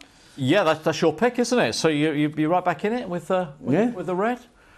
We will see how it all pans out. 4 more races to come then. 1, Spitfire Rebel beats 3. 2 was in 3rd. Right, that was the 109 race across at Harlow. Right, we've got Doncaster on the way, haven't we? 117 coming up. This is going to be Tony's lay race as well, isn't it? This B2 with Lisa's Charm. Yeah, 50% strike rate she's got. The season date was a little bit on my side, I thought, the August season date. And again, I didn't think she was going to guarantee to have things all her own way. I like Hawkfield Romeo on the inside, who hasn't really put the trials into practice under race conditions, but that's going to happen imminently. And I think if everything clicks into place, Hawkfield Romeo can open his account on the inside. But yeah, Lisa's Charm's got every chance. If she bangs out in front, I'm probably going to have to sit and suffer. But I didn't think this was a race where she was guaranteed to have things all her own way. And I thought there was a bomb to come from Hawkfield Romeo. Yeah, here come the dogs now for the 117.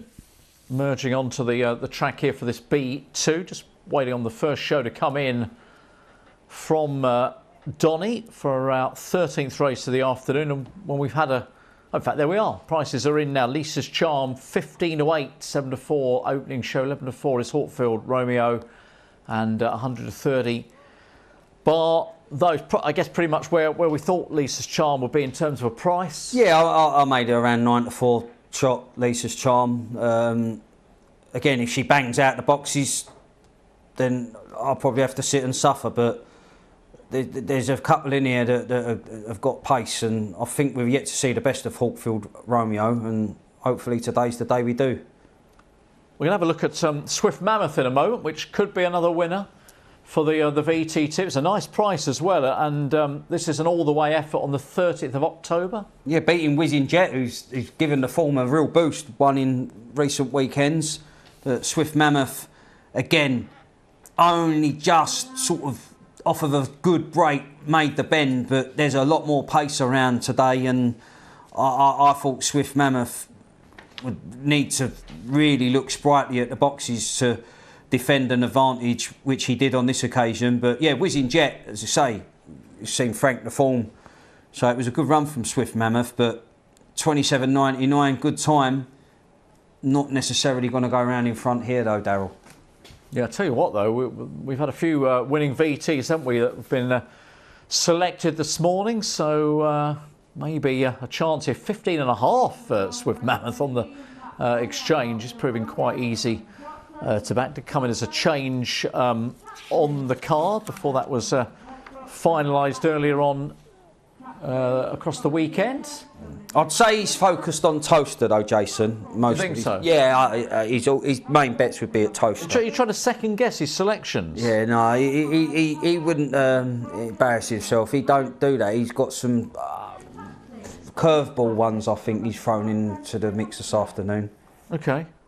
I'm interested to find out what they might be. We're going to have to wait a bit longer to do so, as Hawkfield Romeo comes in now to 15-8 here. If you're watching at the top of the programme, James Johnston, he had the first 3 winners, and you're thinking, well, how many might he get? And maybe Hawkfield Romeo do you a favour, of course, with your lay here, were the red, which I know you've put up. Yeah, she gets on the bunny, then she'd probably go on to win.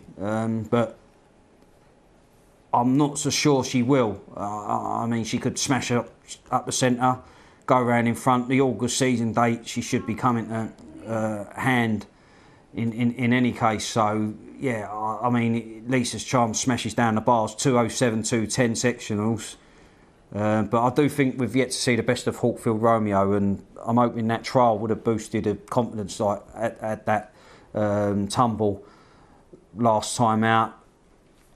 And back in September, done 28.01. I know that 50 slow going, I always sort of do tend to take with a pinch of salt when the going's like that slow. But yeah, Lisa's Charm is a warm order, and if she smashes the bars down, we'll probably take some fetching in.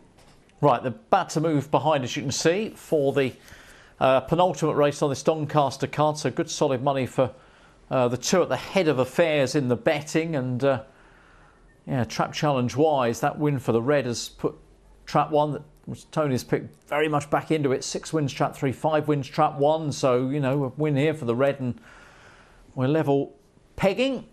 Still 4 more races. In essence, every trap could still win, but yeah, some of them need pretty much all of those, or nearly all of those, to do so. Graham's been on. Says, great show as always. How about running the lay as a separate comp over the year?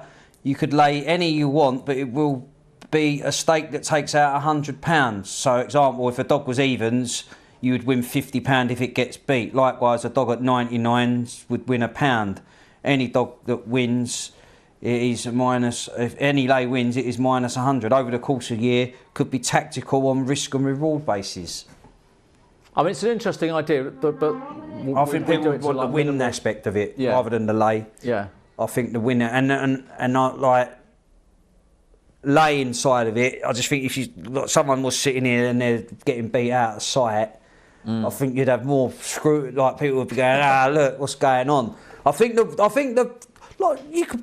that could be someone's choice. You could decide to say, I'm going to lay this, but I would have this as a win only, right? Because that would confuse you. Like, as if you was in a betting shop with your £20 and you was betting for the meetings that you've got.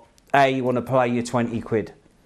Yeah, it's a test, isn't it? It's a test for everybody. If that's and you're still giving a selection every race. Yeah. I mean, you could give selection and not have that bet. But you're just giving more emphasis on you know, more stronger ones. Yeah. We will. We'll see what happens. Here's the hare then for race 13 at Doncaster.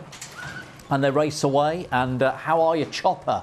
Got away best trap 5. It's going to lead round the first bend. Hawkville Romeo couldn't quite get across, and Lisa's Charm's been able to take advantage of that and move up into second place as they get away from the others. Geneva Saturn's next. It's 5 though. How Are You, Chopper? By about 4 or 5 lengths. Lisa's Charm in second place, not getting any closer at the moment. Then comes 6, Geneva Saturn off the last bend. How Are You, Chopper? Has made all the running. Trap 5 still ahead and will have more than enough in hand to go on and score. Beat 4, Lisa's Charm. 6, Geneva Saturn in third place, so a win for 5 for Lee McManus. Yeah, he picks up a decent prize there, a price. That's Errol's favourite dog. Is it? Yeah, he's. I was on with him about a month or so ago, and he was saying how he keeps his chopper in the shed and really looks after it. But paced up really nicely here. 1 and 4 have just come together. 4 got a lovely run into second, but yeah, he would have put that up there all because he's backed this dog before, and he used to have one of those choppers. I was going to say, it's his era, isn't it? You know, growing up in the early 70s. He just said he said it had been in the shed for years, hadn't used it, but he's shown what he's capable of when he gets off the front. This How Are You, Chopper? Well, How Are You, Chopper was very well, thank you very much, if you're asking today. From the McManus camp. 5 wins from 4 and 6 back in third place. SPs when we get them, hopefully in a few moments' time. Right, we've got the 124 on the way, which will be the 13th on the card at Harlow. It's D4, no trap 4, that was taken out earlier. Hollywood Bolt's a non-runner. Direct Russian is just shading things. Schmozzle, trap 6 on the outside. 7 to 4 and 2 to 1. Those 5 to 2 Harrietstown Jet and the 100 to 30 Hello Ranger 8's Corner All Star. So those are the prices as the exchange just begins to sort of sort itself out as well. Where shall we start here? Direct Russian just favoured Tony. Got a decent run, 3 runs back. I mean, solid enough. It's a bit like the form of most of these. Yeah, I went with 6. We know what you're going to get with 6. Very wide schmozzle. But if there is a schmozzle on the inside, schmozzle yeah, spinning wide might be the one to be with. But yeah, it was another race that I didn't really fancy too much, but I think schmozzle, the 1 win from 7 starts, although taking the scenic route, might not be too bad a manoeuvre here. Okay, yeah, last of the D4s, this 13th race at Harlow, the 124, and schmozzle at 2 to 1. Direct Russian is just favourite. Right, the Doncaster result was a good price, wasn't it? How Are You, Chopper at 7s in the end, beat trap 4. Lisa's Charm 11 to 8 favourite. We best look at the challenge because it's getting to the serious stages now. Just 3 races to go. 3 still leads, 6 wins, 5 with, or 1 with 5 winners. 5's up to 4, 4's on 4. 2 and 6 needs, well, they need to win all the races to have any sort of say in the outcome, which we will know inside the next 20 minutes. Right, on parade for the 124. So Direct Russian coming into 13 to 8. I mean, 3 of these, namely the 3 fancied dogs, have not had that many races, 10 or less. So we're still kind of learning the ropes a little bit as regards what they bring to the table.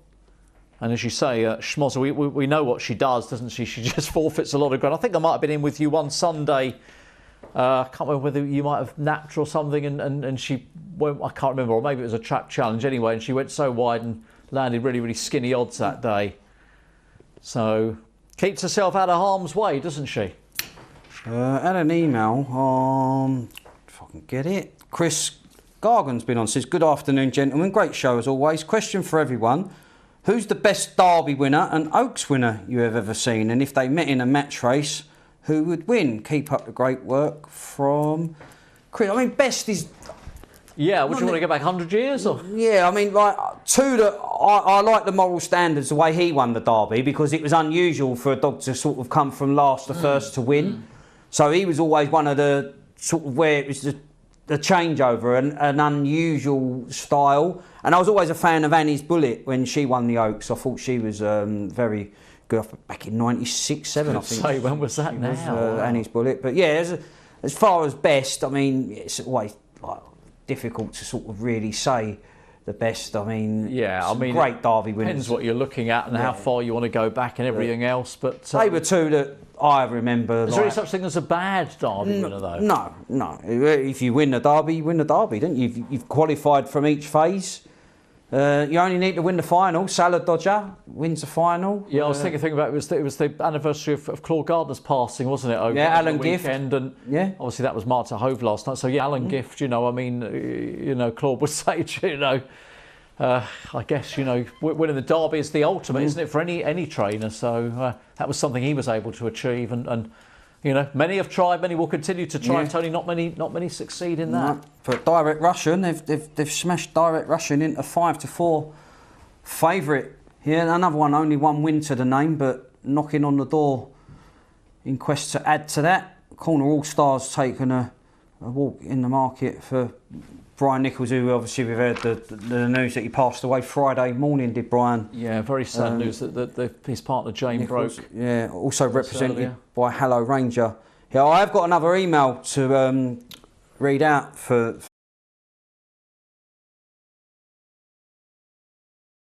as well. Managed to lead round to the second bend, and then the wide running El Prez Wolf takes it up at the second bend. You can see keeping a very wide course indeed. 4 Keep Hill Chase now getting into a challenging position into second. Wendell Magic making the way through the field, but then as we get to this short straight and bends 3 and 4, you'll see El Prez Wolf running extremely wide. Golden opportunity, and Keeper Hill Chase takes that, just holds off in the end, winning by just ahead over Wendell Magic in 28.31.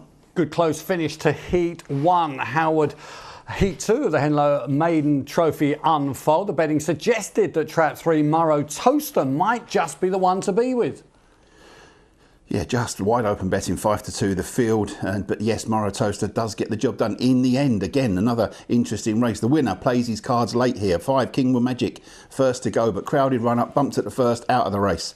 El Nido takes it up on the inside, led at the first, gets to this third bend and that short corner in the short straight, and he runs off.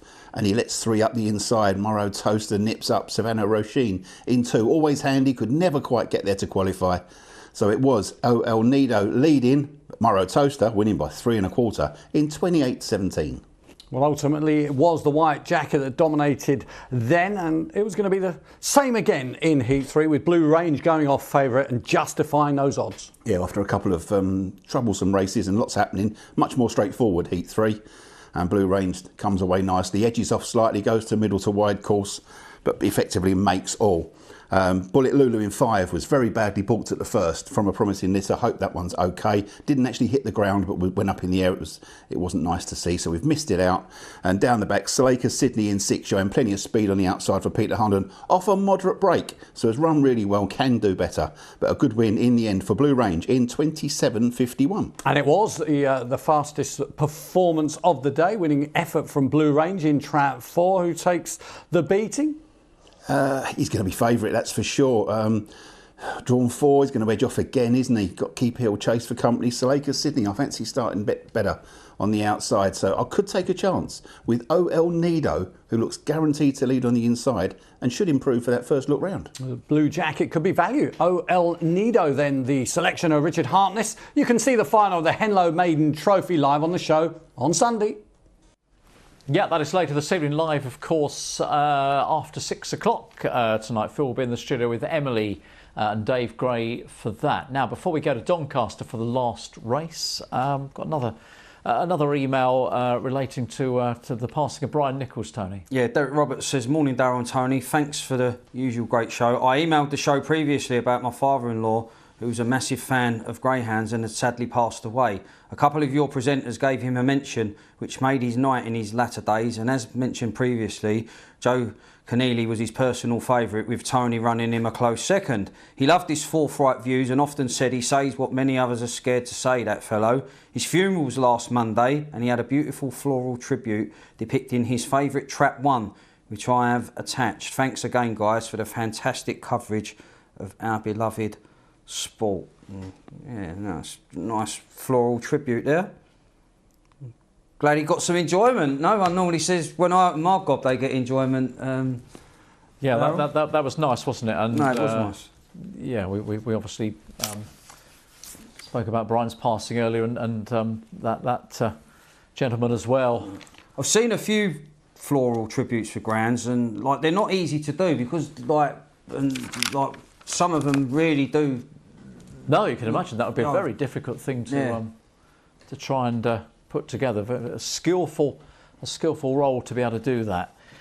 Right, 1:33 as they make their way towards the traps. My MB selection here is Epic Jet, who I do think we probably haven't seen the best of yet. He's been off for a little while, but encouraging trial back. He's been 4.83 dog so far, so he's dropping back in distance. I'm hoping that won't be an issue, but I like his overall profile, so I made him my sort of second best pick for this race. I'd imagine that Ballymac, a man in trap 1, will be the other dog at the top of the market, Tony, when we get those prices in. Yeah, I took a chance with Prime Event here. I'm hoping that he's a price. I think he's running well in success and defeat.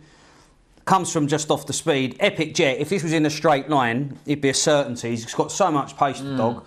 He's not the prettiest action. I think he's a dog that's obviously had his issues, but he really covers the ground in full flight, and with a run, he could easily make a successful return, but he might be a bit ring rusty.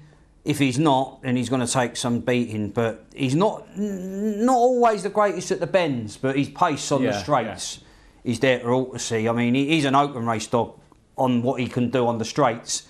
It's just sometimes he's a little bit hesitant at the turns, which can be a worry.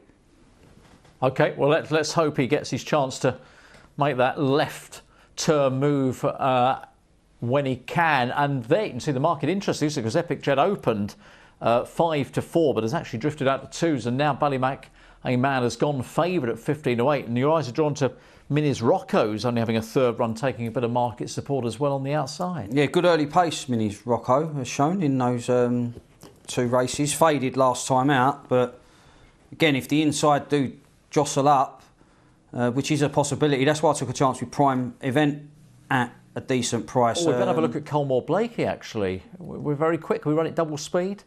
28th of October on the front quite early here. Yeah, he's done it well. He's come away running here, cut the turn.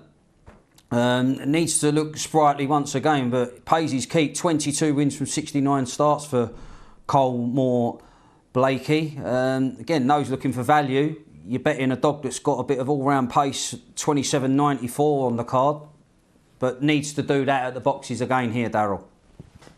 Yeah, Colmore Blakey, good solid, splits. That's the chance that he has got here. He's 6-1, and they're flip-flopping all the time. These 1 and 2, 2 goes favourite, 1 goes favourite. Harlow betting coming in 139. No trap 4, that will be vacant. 15-8 trap 3. SJ Evergreen and 2-1 trap 2 pushover Polly are the market leaders. Look, exchanges 3.4 each of 2. They just can't decide here, can they? So I suppose we better mention Mullingar Diamond as well. It's the only one we haven't mentioned. Let's do it then. That goes and wins. They'll be emailing exactly. in. And that's a new trick. The one that they don't mention. Bet.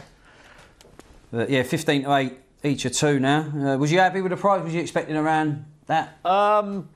2s, slightly bigger, 9-4 maybe. So we were in the right ballpark. 19-10. Don't want that. I was moaning the other day. I saw a 3-2 the other day. I can't remember a 3-2. 6-4, isn't it? Well, it's 6-4. 3-2. Right, all in. 133 B2. Can't split the inside pair in the market. How will the race split them?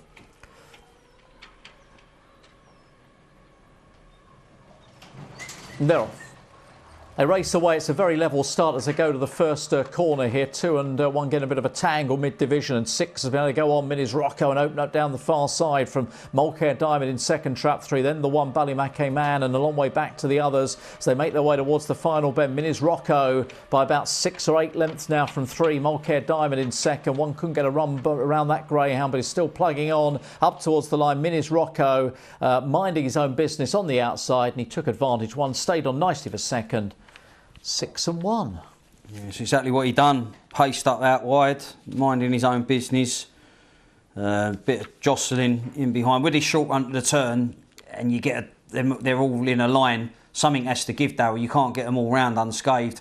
4 and 3 coming together. 5 has always going to be turning nearer last and first. 4 and 5 have wiped each other out. 2 never really in the hunt. 6 has cut loose from the pack.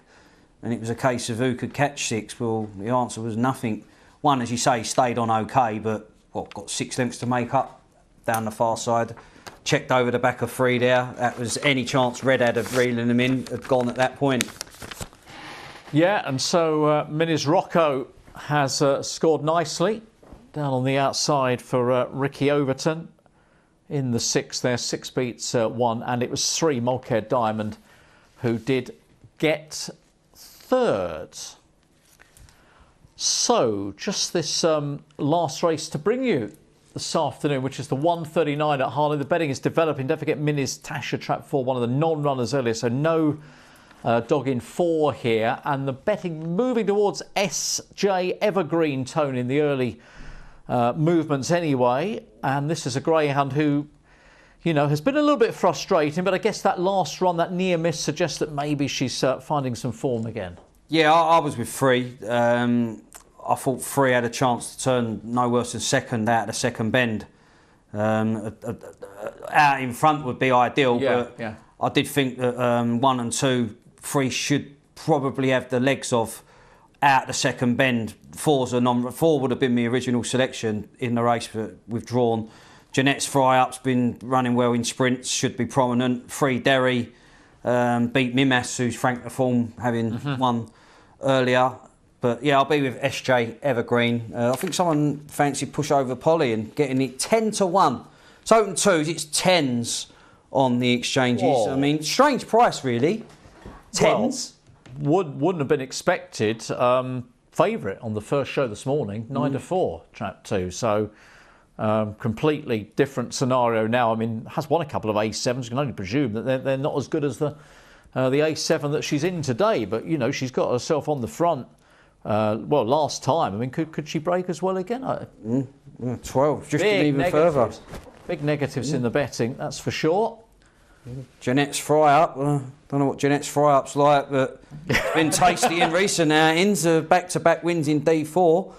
Got 27.07 on the card, so the return to the standard distance with the confidence under her belt, she should make a bold bid for glory. And Brian Nichols is represented with Airmount Lark and 3 Derry, which we've mentioned the sad news passed away on Friday. Yeah, let's it'd be nice, wouldn't it, to get a winner for the kennel in the last race. Who knows? Maybe they could have the forecast to boot. So I don't think, I'm pretty certain that they've not had a winner, have they, on the card so far today? So that would be a nice touch. If yeah, no, it would be a nice touch. SJ Evergreen's been backed into 5-4 for Paul Clark. Just touched off in a A7 last time out. Led to running bump 3rd, but got 26.93 on the card. I know it's back in September. If we can get a start out of SJ Evergreen, I think sends punters home happy in the finale at Harlow. Right, they move round behind, don't they? About to go in. SJ Evergreen at 5-4 is the big positive in the market. Pushover Polly at 11-2 is the drifter, particularly on the exchange. And the Trap Challenge, well, you need the red, don't you, Tony, to get yourself a dead heat here. Otherwise, Trap 3's going home with the money. Yeah, it's the only one that can thwart Trap 3. For Trap 3's a warm order here, so it could be done and dusted. Airmount Lark's got a chance on the inside, but I think SJ Evergreen looks the one to be with in the finale. 11-10 now, SJ Evergreen. But just loading up now, the first one's going in. Soon be at the off time. Yeah, Jason and Rose here very shortly. Barry Cole will join them a little bit later on for this afternoon's action. Don't forget, we're 20 minutes away from the first heat of the RPGTV English Puppy Derby at Towcester, but right now the focus is on the last at Harlow. Yeah, hair's set in motion for the finale.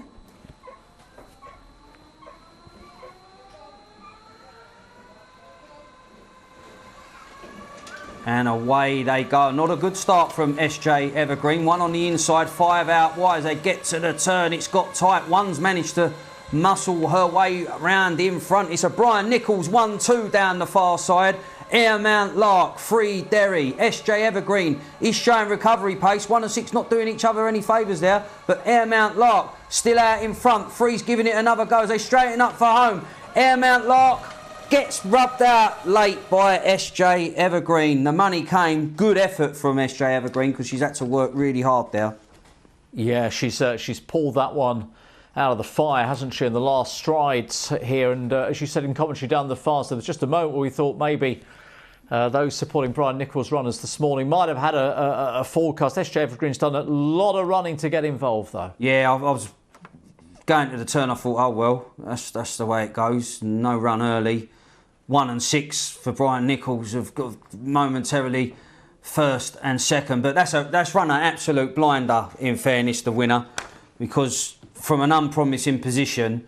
1 and 6 didn't probably do each other any favours there. They've sort of joined one another and 3's closed and then switched over the back of 1. Still had a lot of work on here, Darrell, but proved too strong where it mattered. SJ Evergreen sent punters home happy. Well, that's perfect, isn't it? The pounce there, the late pounce, SJ Evergreen for those on the 3 here. Let's give you the SP. 3 and 1. It was 11 to 10 favourite, really well back favourite. 11 to 2, the runner-up, and Trap 3 confirmed as the winner of the challenge. Got to lucky 7 winners in the end. Takes the morning challenge. Get involved, of course, on the afternoon challenge at Towcester and Mullingar. But we're going to say thank you very much to Tony for your company this morning, and there it is. If you're watching next Sunday morning, of course, don't be getting here too early because new times from next Sunday. Yeah, new times next time. A bit later start, a later finish. Absolutely. Have a good rest of the day. I will do. Jason's here with Rose Barry on the way. Going to leave you though with Chris Rivers. We'll catch you very soon.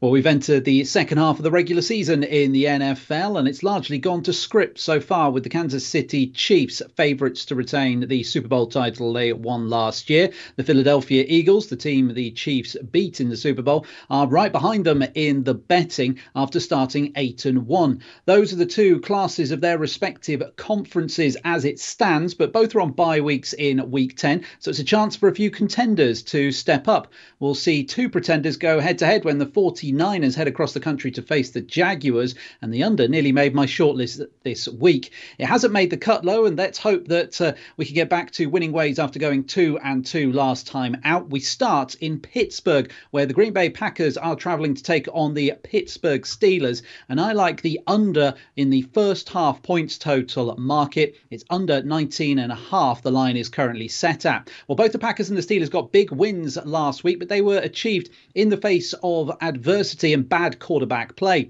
The Packers beat the Rams by 20 points to 3, but the scoreline flattered them, whilst the Steelers had to come from behind to beat the Titans 20-16 and move to 5-3. Success of these teams has been achieved, as I say, in spite of some bad quarterback play. The Steelers have the second fewest points in the AFC, and that's largely down to the erratic play of their quarterback Kenny Pickett. He's led several game-winning drives this year, but struggles to get going and has a pass completed percentage of just over 50% in the first half. He takes time to warm up, whilst Jordan Love just remains cold. Jordan Love has struggled to fill the shoes left by Aaron Rodgers in Green Bay. He had his best game since week 1 versus the Rams, having thrown an interception in 5 straight games before that. But he still ranks second last for completion percentage, and he's a big reason why the Packers haven't scored over 20 points since week 2. These are two ugly offences, and as they had success running the ball last week, I'd expect them to lean on that, which will eat up a lot of clock. If you look at their first half averages, well, the Packers are averaging a league low 4.5 points per half. The Steelers are at 6.9. And with the Steelers defence being excellent, they've not allowed 20 points the last 4 weeks. I fancy this to be a low-scoring opening period to the game. Moving on now to Florida, where the Tampa Bay Buccaneers are hosting the Tennessee Titans, and I like the Titans getting 2 points as the underdogs in this game. These are two sides who are not in playoff contention at 3-5. The Bucs have lost 4 straight, whilst the Titans have lost 3 of the last 4. The Bucs scored 37 points last week and still lost. That is a big black mark against their much vaunted defense, which gave up 39 points to a rookie quarterback, CJ Stroud. They face another rookie quarterback this week in Will Levis for the Titans, who's actually looked looked excellent since he's come into the team. The Bucks' run defence is struggling as well now, and they're matched up with Derek Henry in this situation, who could run all over them if given the opportunity. Tajay Spears, the other running back for the Titans, provides a different option. So there are potentially a couple of avenues to points for Tennessee. The pass defense has struggled as well for the Bucks. Nothing's going right for them right now. And as I say, Will Levis should carve them up nicely, having formed a good connection with DeAndre Hopkins. The Bucks, well, the big problem as far as the Titans overcoming them here is that they still have Mike Evans and Chris Godwin, and the Bucks do struggle in pass defense. But this is a great spot to back the Bucks. Mike Vrabel, the Titans head coach, has an excellent record as an underdog, whilst Todd Bowles, the coach of the Bucks, is one of the least profitable coaches in recent history, and the Bucks are 3-9-1 ATS after a loss under Bowles. The stats say to take the underdog in a game with a low points total, and that's exactly what we're doing here by taking the Titans. Moving on to LA next, where the Chargers are hosting the Detroit Lions, and I like Detroit as 2.5-point favourites in this game. The Chargers are back in the playoff race after winning 2 straight, but they beat 2 flawed teams in the Jets and the Bears. The Lions come into this game after a week off. They did start out when the lines opened as underdogs, but have flipped to worthy favourites now. They'll be a big public darling this week. I don't normally go with the public, but I cannot stay away from them as the Lions are reported to be as healthy as they have been all season. David Montgomery, Amon-Ra St. Brown and quarterback Jared Goff have all had a week off to get healthy, and playing indoors at SoFi will really suit this Lions team who play indoors at home. Their quarterback Jared Goff is 19-6 against the spread in the last 2 years indoors, and quarterbacks an offense which is 9th in points per game. They rank top 10 actually in most metrics on offense, and they go up against the Chargers defense which has largely struggled all year. They rank 30th in yards allowed and 21st in points allowed, and they give up a heck of a lot of explosive plays. Well, the Chargers will try and fight back. They've got a good offense. They match up well with the Lions in that regard, but they've lost 2 wide receivers to injury. Their rookie wide receiver is struggling, and they seem to have got away from the run game. The Lions are 8-2 against the spread in the last 10 and 5-1 in the last 6 as a favourite. I like them in this spot. Finally, at 9:25 on Sunday, the Washington Commanders are heading out west to take on the Seattle Seahawks. I like the Seahawks as 6-point home favourites here at 10-11. The Seahawks were crushed last week by the Baltimore Ravens, and they host the Commanders, who did beat the New England Patriots to stay playoff relevant at 4-5. That win in New England, though, was something of a dead cat bounce for a franchise that traded away its top 2 pass rushers. They do have a good offense. Eric Bieniemy has done a great job with Sam Howell, who's second in passing yards and 4th in passing yards per game average, but he holds on to the ball too long and will face quite a bit of pressure from a Seattle defense which recently added Leonard Williams. I like this Seattle offense. They won't face too much of a pass rush here, and if Geno Smith is allowed to remain unhassled, he should pick apart this Washington team. So that's my final bet, the Seattle Seahawks -6. Recap of the bets now: under 19.5 first half points in the Packers and the Steelers, Titans +2, Lions -2.5, and Seahawks -6. The fourfold plays over 10-1. Best of luck.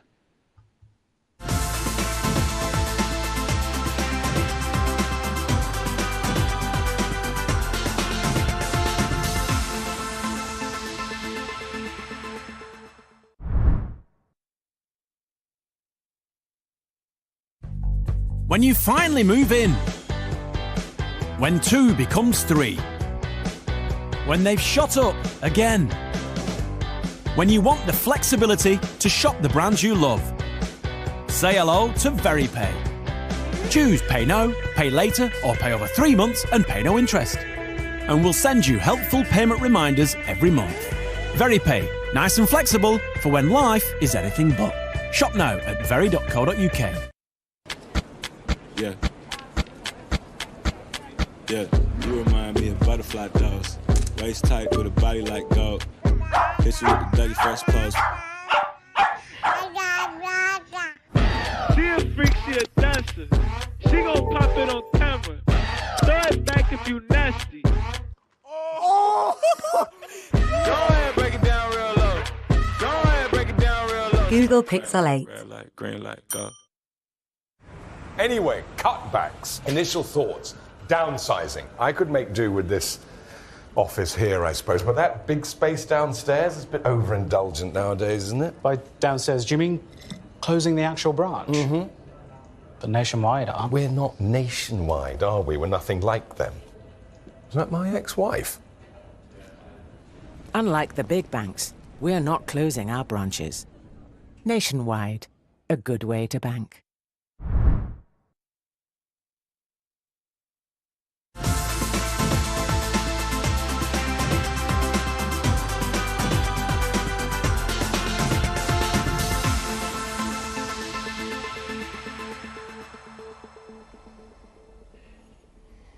Hello and welcome back to RPG TV. We've got a brilliant afternoon action coming up for you. Big thanks, of course, to Darrell and Tony. They tried. They truly tried. Towcester, excellent races, all opens. The RPGTV English Puppy Derby kicks off there. We've also got Mullingar, of course, and we've got Rose Draper. Hello, Rose. Hello. How are you? Very good, thank you. Very good. We've got some great action coming up. Excited to see how the puppies go and some interesting enough maidens. There certainly is. Now, the great action gets going straight away because we've got the RPGTV English Puppy Derby Heat 1 in about 7 minutes. Now, this is what we've got. It's not quite tonight, it's this afternoon, but I'll let that go. Towcester, 14 races, 157 going through to 602, and Mullingar, 10 races going through to from 258 to 554. And non-runners for you. At Towcester, 348, trap 3, Droopy's Cherish doesn't go. Vacant trap, same deal, 544, where we lose Make It Flow. Henlow this evening, 724, trap 4, Rapido King doesn't go. That would be a vacant trap, as it will be in the 843, where we lose trap 4, Savannah Queen.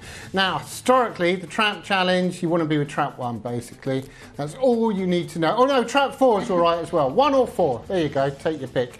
And today, though, trap 1 has got some hot favourites and is 6 to 5. Let's look at the stats that matter then at Towcester. The hot traps are 1, 4 and 2. The hot dogs, Rapido galore. 1 from 6 is a hot dog. And we've got other... right, forget it. Favourites, 40%. That is ridiculous. Mullingar, hot traps, 5, 1 and 4. Hot dogs, Sunshine Willow, 3 from 6. Born Promise, 2 from 8. And Born Seeker, 1 from 6. And favourites, 35%. Now, do get in touch. Obviously, we've got some excellent action coming up. Email rpgtv@racingpost.com. You can go via X at RP Greyhounds and check out our YouTube channel. Lots to see and enjoy there. Now, time for our best bets. Kicking off, so many things do, with Rose. So I've gone to Towcester for my best bets. My nap's going to be Make It, Big Cheeks. First 500 for quite a while here, but I think it's probably the class greyhound in the race. Well drawn in 1. Won a D2 really impressively last week. I think can kind of improve on that and go forward to winning this maiden race. My next best is New Destiny. Now this is a bit of a match race here. Obviously Trap 6, Silent Goofy is a massive danger, but I just think that New Destiny ran so well last week, weaved its way through nicely after getting off to a good start. I think that the 5 could be a bit of a thorn in Silent Goofy's side, so I'm going with New Destiny. New Destiny I think can start and stay. My lay is going to be Mustang Sam. I just think there's going to be an early pace battle between the 5 and the 6 in this race, and I think that Ballymacasher could just have a nice clear run in behind, so fingers crossed we get that one beat. As always, I'm with the 3. And Barry Call, who's going to be taking us, well, helping us with Towcester, but principally Mullingar, he's with Trap 3 as well. Now time for my best bets. And look at this, I'm going against Rose. Silent Goofy, obviously got such brilliant form at Towcester Derby semi-finalist, Steel City Cup winner as well. I'm with Goofy, who I did notice had drifted out towards against earlier on. Coulivanny Mercy, 252 at Towcester. I just think it's got searing early pace. I think will improve for the run as well. And I'm going with Unlikely, that's meant to be, Dahoma, 528 at Towcester. Seamus Gorn is the nicest man in the world, and both of us are laying Seamus Gorn runners. That's just the way it is. And I'm with Trap 1 in the Trap Challenge. Right, I said the action would kick off smartly, and here we are, RPGTV English Puppy Derby Heat 1. We've got 3 VTs that we're going to show you. First of all, Rose, Mark Wallis's Ballymac Diana, 5 today, 4 last week, who was very impressive. Yeah, definitely. It came out okay, showed a reasonable amount of early pace, and just kind of gets into a nice position going around these first 2 bends. Leads kind of going between them and, you know, runs on very strongly here. Goes on score by 2.5 lengths in a time of 29.18. That was a recent best. Only had the 4 starts though and has won 2 of them. So definitely a pup that's improving for experience and seems to have taken to Towcester very well. Yeah, very, very impressive there, Ballymac Diana, who, as you can see, is the favourite. We're also going to, well, we're going to get 2 for the price of 1 now, because we're going to see Phil Barlow's Velvet Hurricane, who comes through to win in brilliant style from her trap 1 second, long-time leader Queen Leona from 3. Yeah, here we've got Queen Leona in 3, showing great early pace, leading around that first bend. But you can just see Velvet Hurricane is, you know, in a reasonable pitch here, runs extremely well, weaves its way through, and leads at that 4th bend. Just has a little bit of a coming together with trap 5 there, but runs very well here. Runs on strongly, very nice grounds, won 3 from 5 so far in its career over here, and is just very impressive to watch. And I don't think the switch out 3 will be massively against it. I think it will cope with the draw quite well. So that was that one. Then the final one is Queen Dusty. He's been very well supported, 5-2 from 9-2. Got to the puppy collar final at Oxford, won, beating Untold Panga by 8 lengths last week. Yeah, this ground didn't trap out too well here, but showed a good amount of pace up. Just missed that trouble between in the middle of the pack there and weaved its way through. Went round the outside, got a clear run and went on score by 8.25 lengths in a time of 29.50. This is an impressive run because, like I said, didn't trap and had been running so well at Oxford, running on strongly. So when it led around that kind of first and second bend, it was never going to be in any sort of danger. Wow, what a race to kick off with. We've not even mentioned Sir Oreo, who's running really well for the Hamblins. How did you see it, Rose? I thought this was just a great spectacle to watch. The money for trap 6 has come. I think it's capable of a better break than it got last week. Didn't think that Ballymac Diana was particularly well drawn here in 5. I thought would have preferred to be closer to the rail when I kind of went back on a few of its races. I thought we'd be looking to get across. So I ended up going with Queen Dusty, who's capable of a better break. But Velvet Hurricane, you know, stays the trip out well. I'm just not sure that it will outstay Queen Dusty. Okay, thanks very much for that. I have gone with Ballymac Diana. They'll obviously take on board what you're saying, just hopefully does get a pitch early doors. Jake Whaling's been on. Good afternoon, Jason, Rose and Barry, who will be with us later. Hold no qualms about that. His nap is trap 1, Sir Oreo here, who's currently at 130. Yeah, ran well last week, showed great early pace to lead. Was just picked up by King Coombs in the closing stages there. Only beaten 2 lengths though, and has been running so well at Oxford there. I'm just not quite sure if it will get this trip, but I think more looks at the track, the stronger it will get. Now, obviously, we didn't have the final last year. That's gone now. My favourite ever winner, though, of the comps, 2011-2012. Right, Eden Star, and then did Warhawk beat Esker? Yeah. You've won it twice, Rose. Yes. I was hoping to catch you out there. Oh, no, not quite.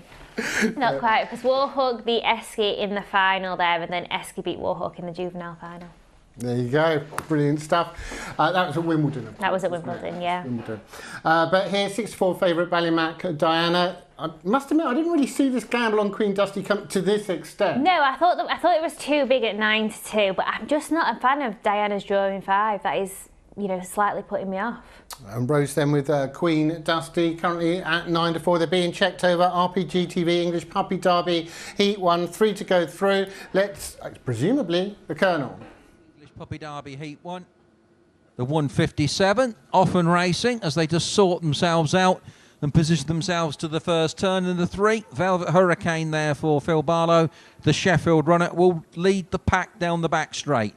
On its quarters, it's got the 6 and 1. 6 just about trying to poke head in front there for Liz and Rab McNair. And the 6, Queen Dusty. Dusty's gone for home now. 3 and 5 behind. Then 1 dropping back, 2 and 4. Off the final bend. 6 with 3 on the inside, burrowing away hard. But 6 trying to hold the 3 at bay and will do so. 3 beats the 6, 5 into third. Trap 6, Queen Dusty.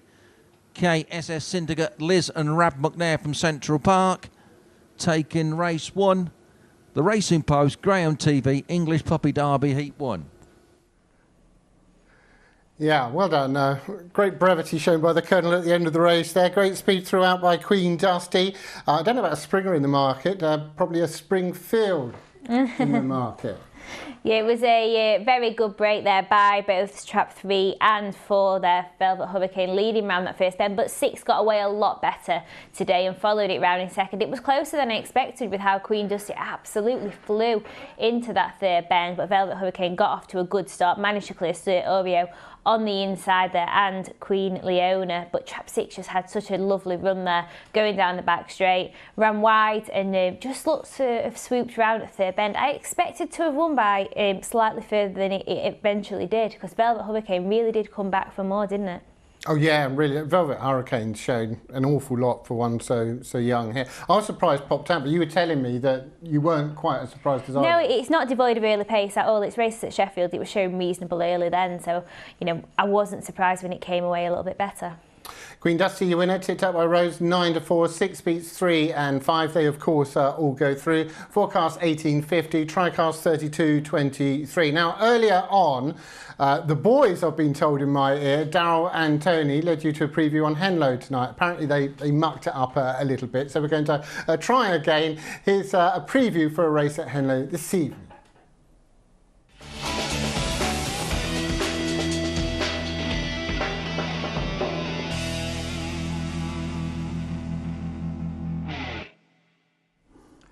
Well, Henlow on Sunday staged 2 heats of the Henlow Midi Trophy, the first 3 qualifying for Sunday's final. The first heat saw trap 3 Glide Away Hugo go off a warm order, but watch out for the performance here of Tommy's Lotto in 6.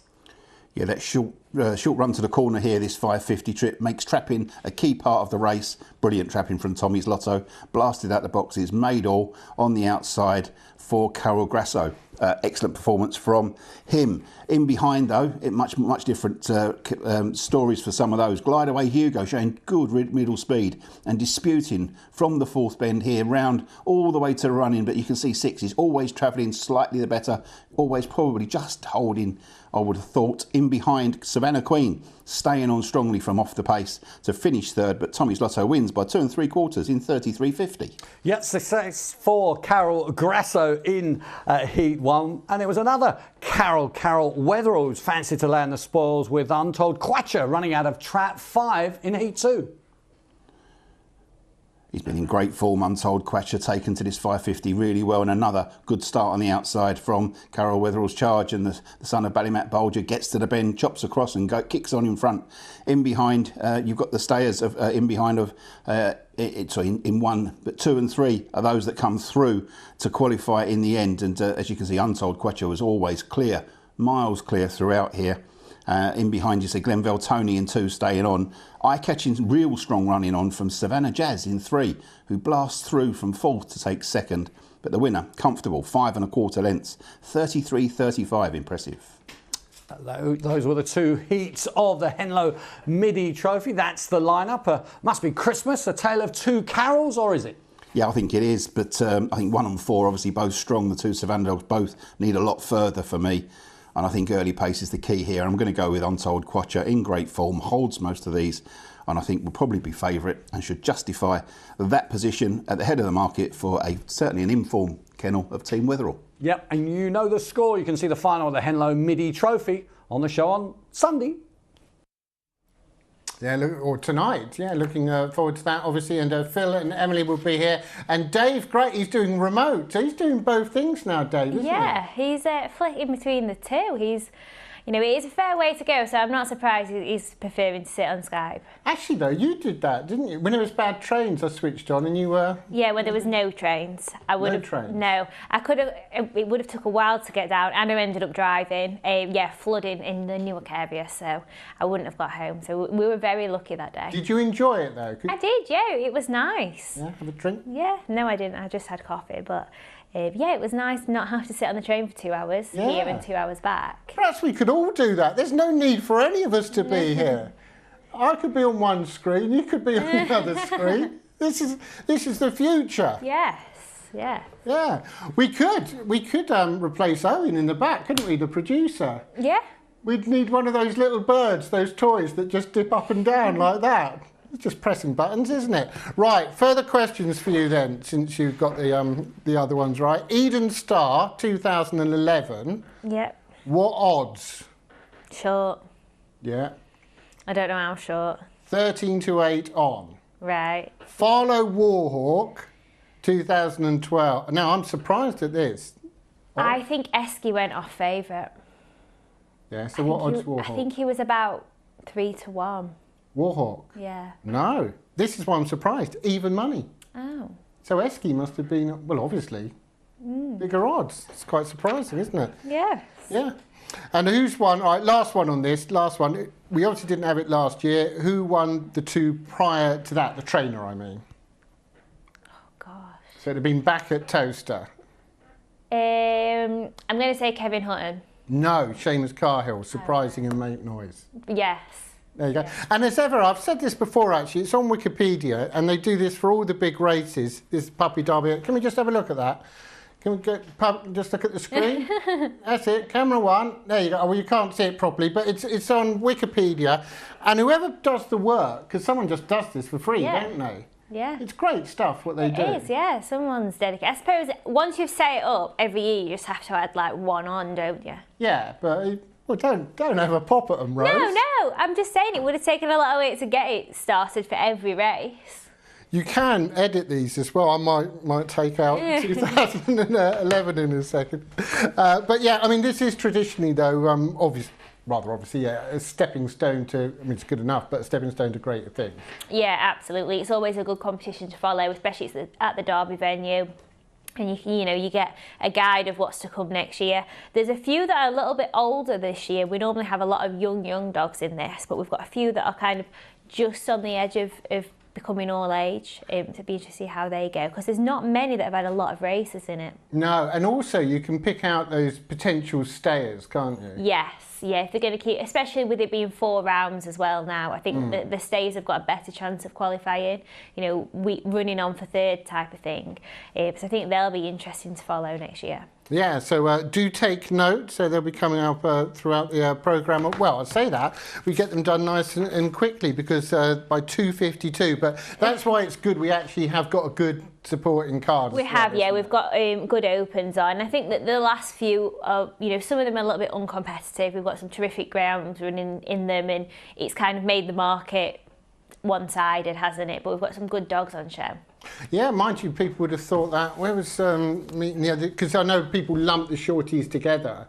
And was it at Oxford on Friday? One of the hot pots got beat. Yeah, one of the hot pots got beat there. So that was all Ackers just went crumbling down. Anyway, 2:12 at Towcester. This is, of course, the second heat of the RPGTV English Puppy Derby.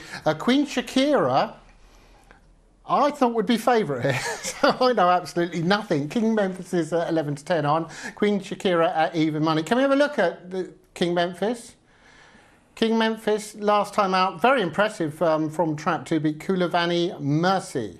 Yeah, I'm going to be with King Memphis in this. I thought this was a very impressive performance from Trap 2 here. Did a 4:16 sectional, missed the trouble at the first bend and just picked up Kulavani Mercy, who showed all sorts of early pace. To kind of lead for a long way of this race, but King Memphis picked up the pieces and the time was good, 29:28 as well. A very impressive time for a dog coming from behind. This is maybe what we're talking about with the stayers as well. They've got a better chance of qualifying with the 4-round competition. Queen Shakira, though, as I say, I'm shocked at the price because I'm sure Queen Shakira was odds on earlier in the day, and she's already been in there, if you like, with the big girls, hasn't she? Thrown in the Oaks, and she certainly was impressive last week from Trap 2, beating Bodale Bucks from 4, and Tuck It Up 2 from Trap 3 was 3rd. Yep, all reopposing today. So this was a really nice performance here by Queen Shakira. They think a lot of this bit. She showed good early pace. She was brave as well to get rounds that first turn, just avoided Trap 1 and stayed this trip out really well. It's 5 from 9 so far in the UK and was so impressive. 28.99, was 1-5 on this occasion as well, so very well fancied. And Julia Blythe here. I thought this was a very nice run to watch. My only concern this week is Cat Island on the outside. Yeah, Cat Island. We're going back to talk about the puppy collar at Oxford again. Finished was it third in the final there to Longfellow, but prior to that shown a lot of early. Yeah, exactly. Been showing loads of early, and for me, I think we'll edge inwards, and he is a big dog. He's a 36 kilo dog. I thought that could potentially be a bit of a thorn in the side for Queen Shakira, so I was hoping that King Memphis could just get a nice run on the inside. Now, you know, on RPGTV, there's one thing that from time to time we love to bring up, don't we? Go on then. A wonder litter, Rose, a wonder litter, and well, here's two. Yeah. We'll see two more later of the latest wonder litter. These are absolutely phenomenal. You know, this is the thing, like we're saying, we've got Queen Shakira that led all the way there. We've got King Memphis that came from behind. There is no, you know, they're all out and out sprinters. They're all out and out really pace dogs. But they've all got so much pace. That's the thing. You know, they're not all one type. They're not kind of on the bunny, and they're not slow away dogs. There's a mixture of everything in this litter, and they all do it at such good speed as well. Yeah, they really do, and hats off to Rab and Liz and the KSS syndicate, because they had that year where they missed, didn't they? Yeah, I think did they have 3 bitches missing the same year?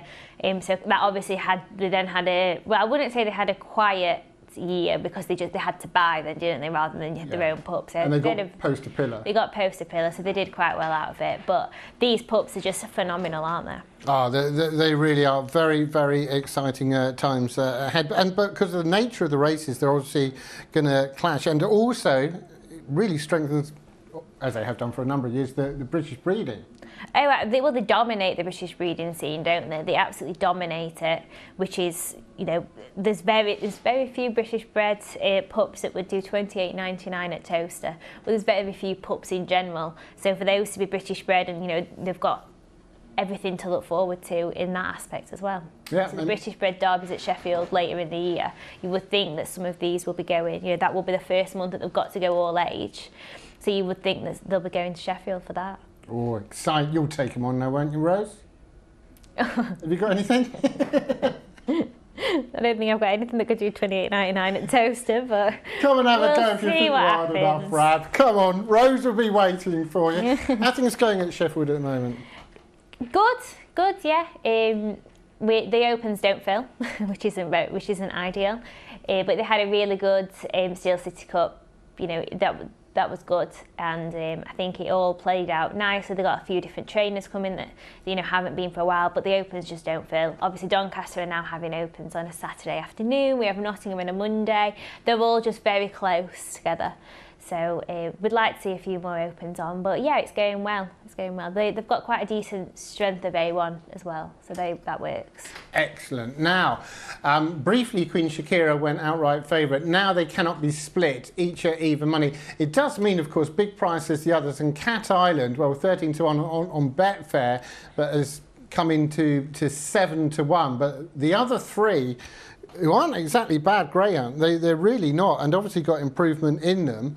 I mean, when's the last time you saw John Mullin's pup 28 to 1?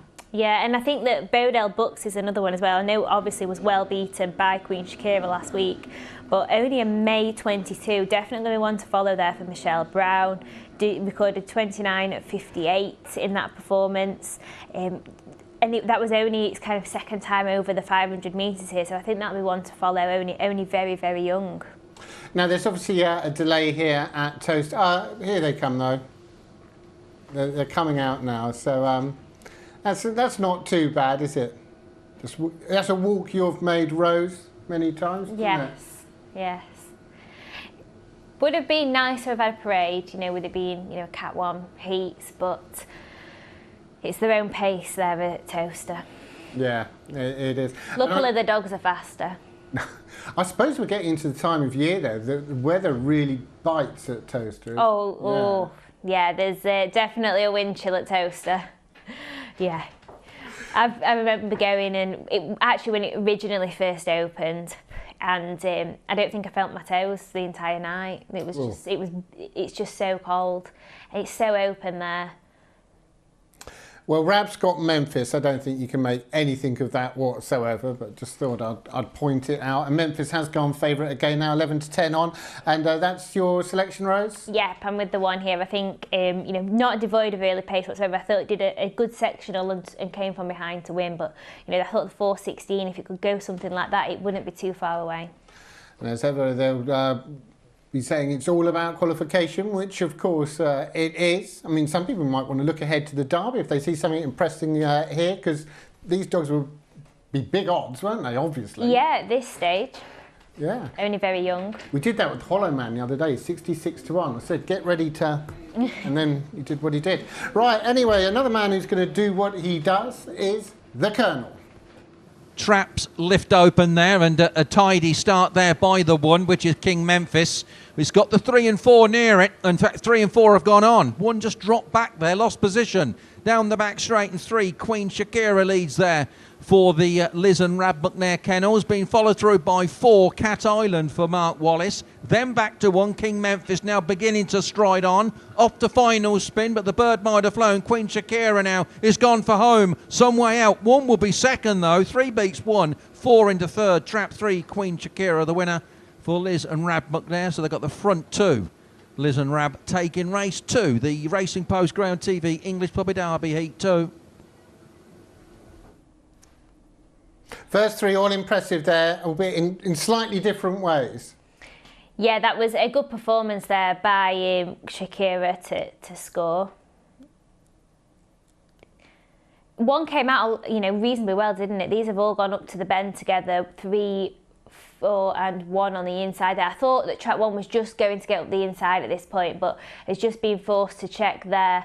Had its back end taken potentially by the 5. And these 2 went on, blazed a good trail here. Queen Shakira, very impressive. Track 4, Cat Island, always on the shoulder, but just look at the running that King Memphis does. Was back in comfortable 4th here. It was coming with a great run going into the 3rd and 4th bends here. Just looks to have a run up the inside, has nowhere to go, switches to the outside there, ends up on the wrong side of Cat Island really. Otherwise probably would have been closer, but I think the winner had gone here. Queen Shakira was brave around the first bend. She got a dog on either side of her and still forced her way through. And well done to Paul Brown, who tipped up in the Racing Post Queen Shakira as well. Whoa, whoa, whoa! Was not 11 to 10 on before the off. I tell you, I'd like a Stewart inquiry into that. Memphis was favourite before, I'm sure of it. Anyway, 3 beats 1 and 4. The dirty dogs. Anyway, we're going to take a break, and then after the break, I'm going to be talking to Liam Flynn about football.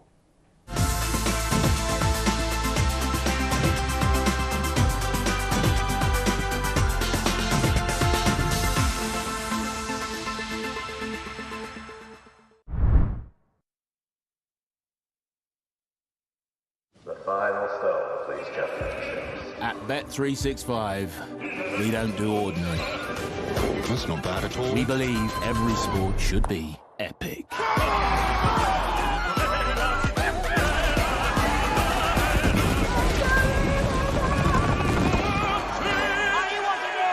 Berlin.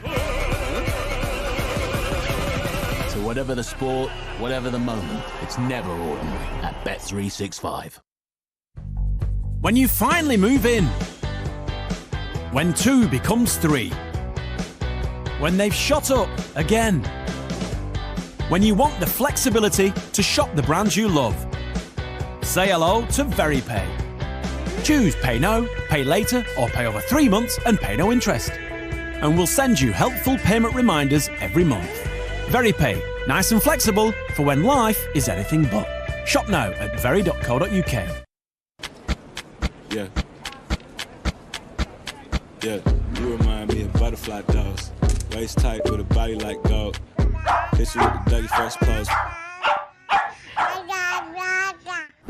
She a freak, she a dancer. She gon' pop it on camera. Throw it back if you nasty. Oh! Go ahead, break it down real low.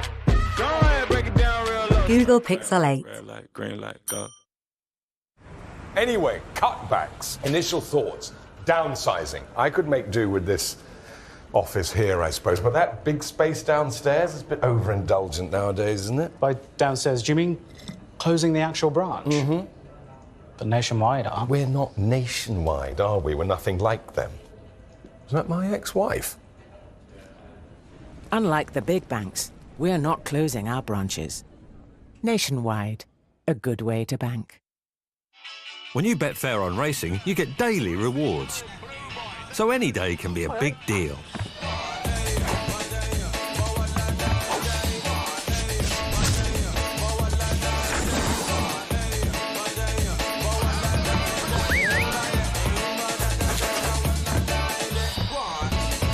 Betfair Sportsbook, get extra places on horse racing any day this week.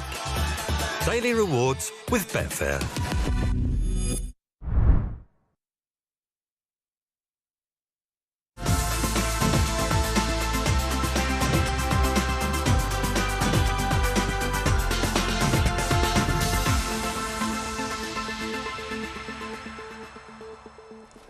Welcome back to RPGTV English Puppy Derby. I can tell you Dusty, Queen Dusty 29.62 and Queen Shakira 29.64. Now, I'm very pleased to say that joining us to talk about European football, Liam Flynn. Hello Liam, how are you?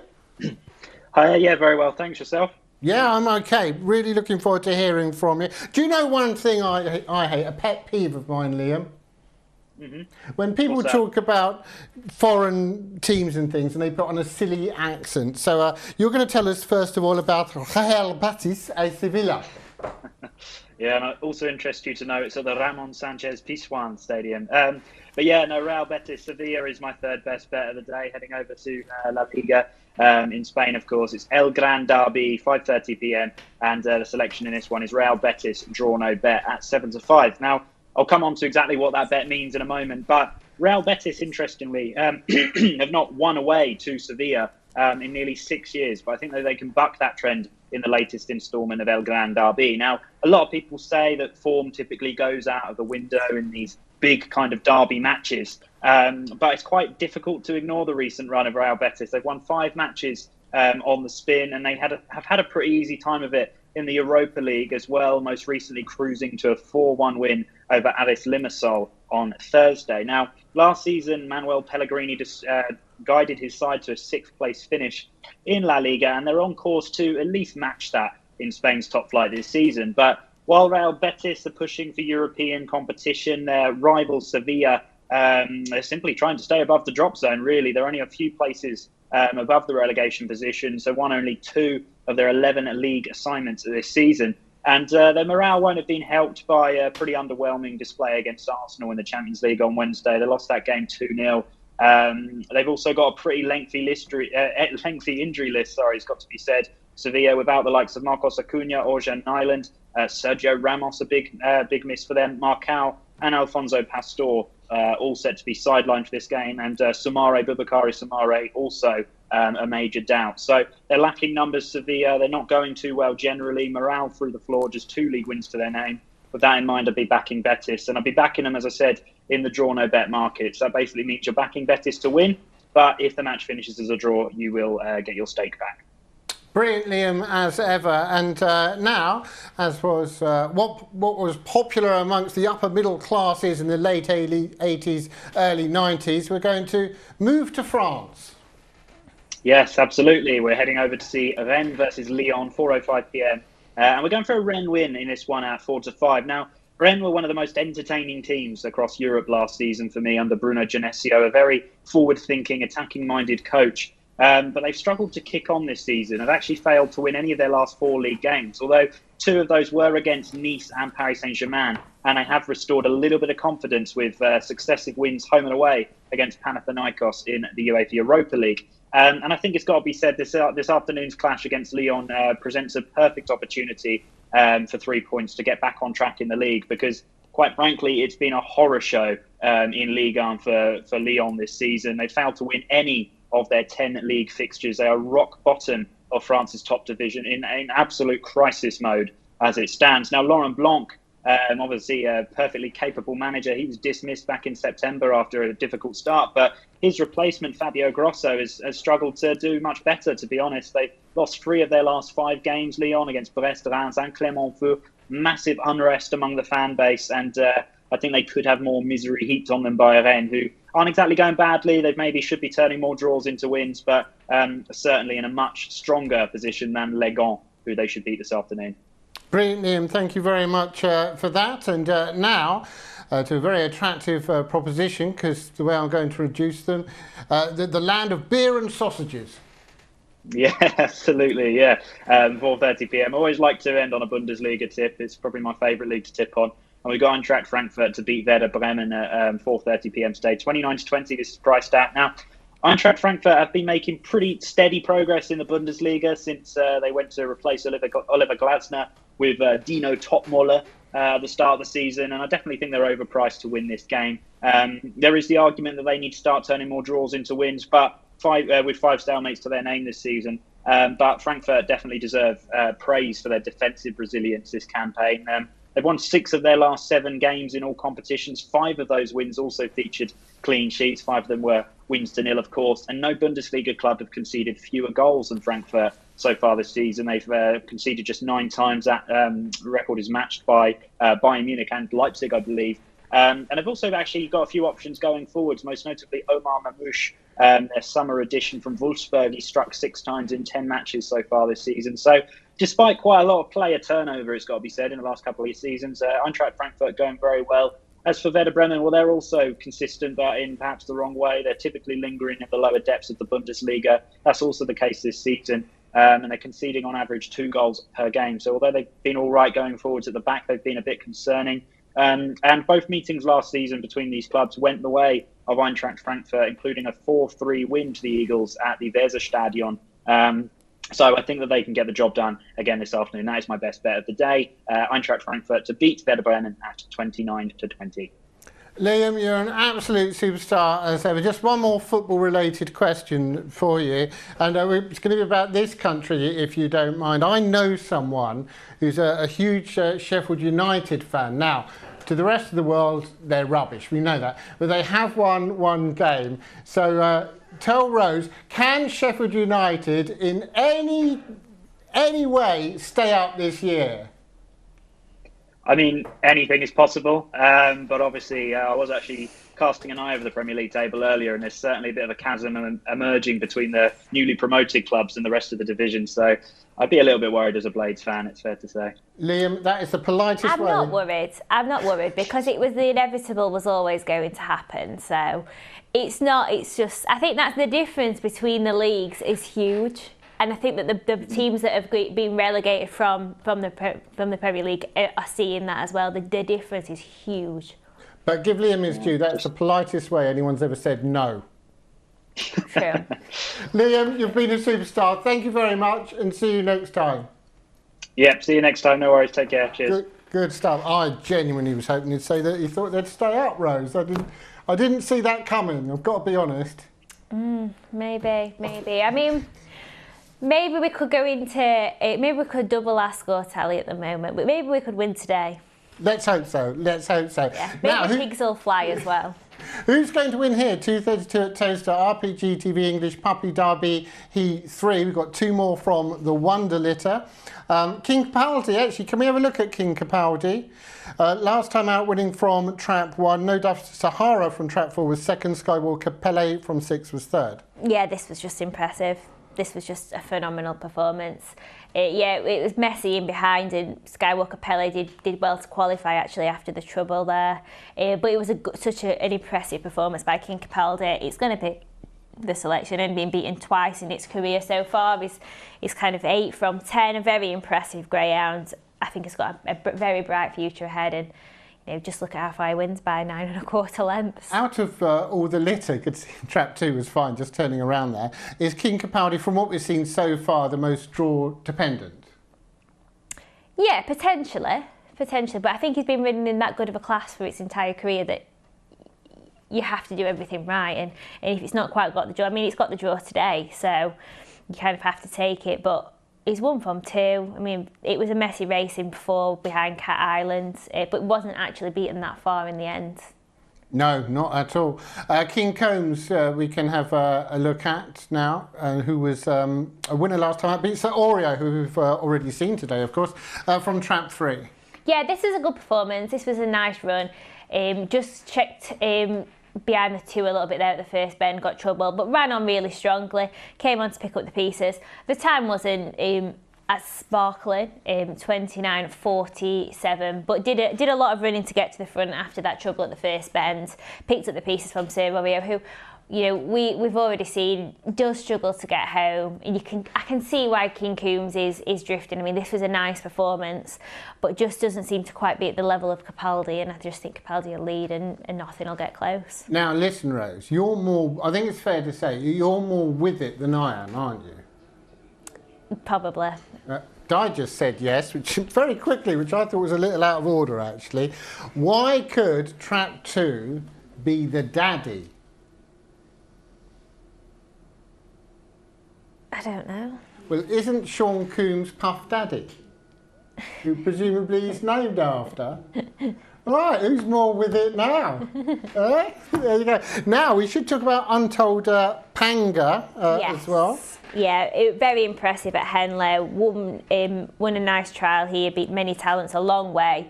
Then recorded 29.26. Got an awful lot of trouble. Everywhere it turns last week, it got trouble behind Queen Dusty. Is definitely capable of improving on that run. I think, you know, the times there, it's clearly got pace and should hopefully get a clearer run. I think should manage to clear Swift Teetotaler. Not something you'd know about, Rose. No. Should get a clearer run, but I just think 8-1 is probably about the price because we've just seen how good King Capaldi is. I'm just trying to see, is Ted there with Skywalker Pele? He must be. Yeah, it looks like him. Yeah, that's Ted, isn't it? Yeah. So, and you can never discount his runners wherever they go. No, and that was the thing. It ran well to qualify last week. We've just seen that race behind King Capaldi. It got trouble at the first bend. Dove inwards. That is the worry for me. But I think it's more took the bend when King Capaldi did, even though there was 20 spots between them. So it'll be interesting to see how that one goes. But, you know, also got trouble at the third bend. Again, its tail shot up in the air as it got so trampled on and still qualified, albeit 12 lengths behind the winner. But, you know, seemed to, you know, just keep pulling a little bit. One to qualify, I would think. Now look at this. They were lumped. No, now it's gone 2s on, but they had supported into 9-4 on King Capaldi, and I think this might have something to do with doubles and trebles, even if it's not the fate, just Rab ones in various guises have gone in. But this is very short. 2s on King Coombs out of 5-1. Pele being spotted. If it's going to ask you for a forecast, Rose, it would probably be Untold Panga, who I think did well. I'd be, Untold Panga. I'll go 1/2. I know that's joint most obvious one, but I just think it's perfect for King Coombs having King Capaldi on the inside, or in theory, anyway, as they are readying themselves. Now, I don't know, but I presume we'll get the draws today. We should do, I would expect. Should hope so. Because there's no, and this is especially on an afternoon card where you really do want the draws. Yeah, and, you know, first 4 races as well, so they've got plenty of time. Plenty of time. Do you want to give me odds on that? Right, here we go then. RPGTV English Puppy. They'll probably come out at like midnight tonight or something like that with the draw. Oh, I'll be up. I'm always up late. I'll still be there. Heat 3 and King Capaldi, very, very well supported here. 2s on. Remember, 3 to qualify, being checked over. All okay. Let's go to the Colonel. On the spin for the English Puppy Derby Heat 3. Favourite in 1. King Capaldi off and racing there, and the King's got out. To the wire we go, the bend, and one will scoop round there, sticking to that inside there, down the back straight. 6 will give chase, Skywalker Pele, then back to 4, Untold Panga, and then 2 shadowing that King Combs. But it's all about the 1, King Capaldi now, with the 6 trying to challenge. 1 comes to the final bend for Liz and Rad McNair to give him a treble, up toward the wires. Now it's kicked away now. Some style there from the 1. Beats the 6 and 2. 1 is your winner. King Capaldi there, taking Heat 3 of this Racing Post Greyhound TV English Puppy Derby, and giving the kennel the first 3 winners on the card. Yeah, impressive there, King Capaldi. Well done to Skywalker Pele, and good for the comp in as much as we've got a wide see-through now as well. Yeah, absolutely. It was a very good performance there. They've both come out well. Six is probably the first to show from the tracks. One showed good early pace up. They've matched into the first bend. And Six has done the same again, hasn't it? Chops the first bend. Obviously, there was nothing at the side of it, but really badly chops the bend there. And it was quite lucky that it was behind King Capaldi. Otherwise, we could have had a bit of a collision on our hands. But King Capaldi, you know, never in any sort of danger. Six is closing, two is closing, but just coming back to the line again, they really do kind of he powers home again. But a terrific performance there. You can just see Untold Panga quite unfortunate not to qualify, just a bit of crowding with the two there, and runs on again. But it was a nice performance here. Track one just starts pulling away again. Yeah, King Capaldi going on to victory. Well done to Ted and Skywalker Pele and everybody involved there, and two in third. There you can see 2's on 1 beat 6 and 2. Forecast 453, TriCast £9. Now yesterday we had the first round of the gold colour. The collar even. They've certainly made the draw for next week already, and it's going to be previewed by Tanya and Donna.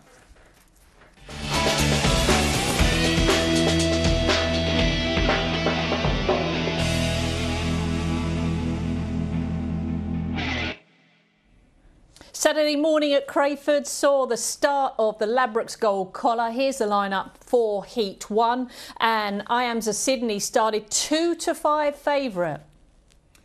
Yeah, but there was a shock start in the first round. Trap 4, Razzle Dazzle Amanda, got off to a good start. Trap 6, Swift Magnitude, showed best early speed, but Razzle Dazzle Amanda showed nice early pace up to the first bend. A little bit of trouble at the first bend, but saw Razzle Dazzle Amanda go around in front. She came here after winning NS2 last week, a newcomer for Ricky Holloway, just come over from Ireland.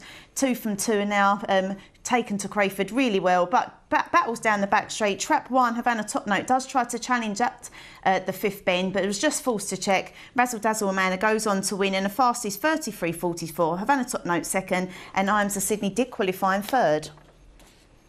Let's have a look at Heat 2, and Havana Lover was 130 on favourite in this, with Cormaroo Lemon at 5-1. Yeah, it was a good performance from Havana Lover in Trap 6. Got off to a good start, a 12.80 sectional, showed nice early pace, as did too Camaroo Lemon, and the two of them challenged around the first two bends, but Havana Lover just chopped that second bend there and took up the lead going into the third bend. But Havana Lover, again, running well, won last time out here, doing a 33.64, but battled on and went on to win easy by 6 lengths in the end, clocking a 33.45. Trap 2, Camaroo Lemon for Anthony Collette did qualify in second, and Dazzle Amiga for Rika Holloway qualified in third. We're into the third heat now, where Lochiel Jess, Crayford superstar, was 130 on favourite, 9-2 Cornoff Crow. Yeah, Lochiel Jess in Trap 1 got off to a good start, a 12.74 sectional, led her from the boxes. She did avoid the trouble at the first bend. Let's see, 3 and 4 and 5 just got some trouble there, and 5 out the back, but allowed Lochiel Jess to get off for Dave Lee clear going into the third and fourth bend. Trap 6, Nana Jezebel turns second, and Cornoff Crow's strong runner now starts really battling down the back straight. But Lochiel Jess does qualify and go on to win in a 33.60 by 4 lengths. Cornoff Crow qualified in second for Mark Wallis, and Nana Jezebel was third for Keith Robbins. Let's have a look at Heat 4, where a 5-4 favourite was Moanin' Rossi, and 2-1 was the familiar Warzone Tom. Yeah, Warzone Tom in Trap 5 here, but Trap 3, Dapper Mac, was best early pace, a 12.89 sectional, showed nice early pace, so Warzone Tom here does find a little bit of trouble off the second bend. Trap 6, Make It Magical, shows nice early pace and avoids that trouble as well with Dapper Mac, but Warzone Tom really starts as a battle now to go down the back straight. Trap 1, Moanin' Rossi, gets in on the action going up into the fifth bend. Warzone Tom now getting a battle on with Make It Magical round the bend. But Trap 3, Dapper Mac goes on to win the 33.57. Moanin' Rossi was in second, and Warzone Tom does qualify in third. Let's have a look at Heat 5 with Fabulous Sonique, the 11-10 favourite. Next in was 9-4. Yeah, it was a shock heat going here. Trap 6, A Bolt of Wisdom, shows nice early pace. Did the fastest sectional of the qualifying rounds, a 12.71. Shows nice early dash. Just stepped up over the 6 bends for Jim Reynolds. He led all the way last week and got picked up by Dazzle Rolex, who does beat him again here today, but he goes well clear down the back straight. And now trap 4 for Ricky Holloway. Dazzle Rolex powers down the back straight and does go on to win by half a length. But Dazzle Rolex scored a 33.71. Bolt of Wisdom was second, and Hair Coco was third. Dazzle Rolex, one to watch. Heat 6, King Ezra, 11-10 favourites for the final heat. Yeah, it was a really good race. The final heat, trap 5. Billy's Blazer broke well, but Mini Bullet in trap 3 battles up around to the first bend. 5 just slightly moves off and allows Mini Bullet to take the lead, going down into the third bend. So a little bit of fun. They just come together there. Mini Bullet just knocks Billy's Blazer out. And Mini's Bullet really kicks on. King Ezra in trap 1 now, starting to battle, going down into the 5th bend. But Mini Bullet does go on to win the 33.49. King Ezra qualified for Rab McNair in that second, and Gutsy Jet in third. Here are the semi-finals then, with calculated times, and well, every lineup's going to be strong, Donald. What do you think here? Yeah, this is a really good race. We've seen Dazzle Rolex win 2 now at the track. King Ezra, Mini Bullet in great form, and Dapper Mac winner as well. Bolt of Wisdom, we've seen Kennel Dog stepping up, but he got a nice early pace. I mean, if there's a bit of trouble on the inside, he can get a nice lead around the outside. But I think King Ezra in 1. Let's have a look at the second semi-final. And you can see Kunov Crow, who made some ground in his heat, is 34.22, but a fast time there by Razzle Dazzle Amanda. Yeah, again, newcomer to the track, taken really well for Ricky Holloway. Hopefully she gets a good break, but I think Kunov Crow's drawn on the inside and he's a strong runner. And the final semi-final, well, there's Loughill Jess, beautiful draw in trap 1. Is that where you look, or do you go to Havana Top Note? Havana Top, and then I thought Warzone Tom, the trouble we got at the second bend, still run on strong, so if any of them miss their break and a little bit of trouble, he's always going to be sitting there ready to pick up. So I'm going to Warzone Tom. Oh, what a fabulous competition. And the semi-finals can be seen live on RPGTV on Saturday morning.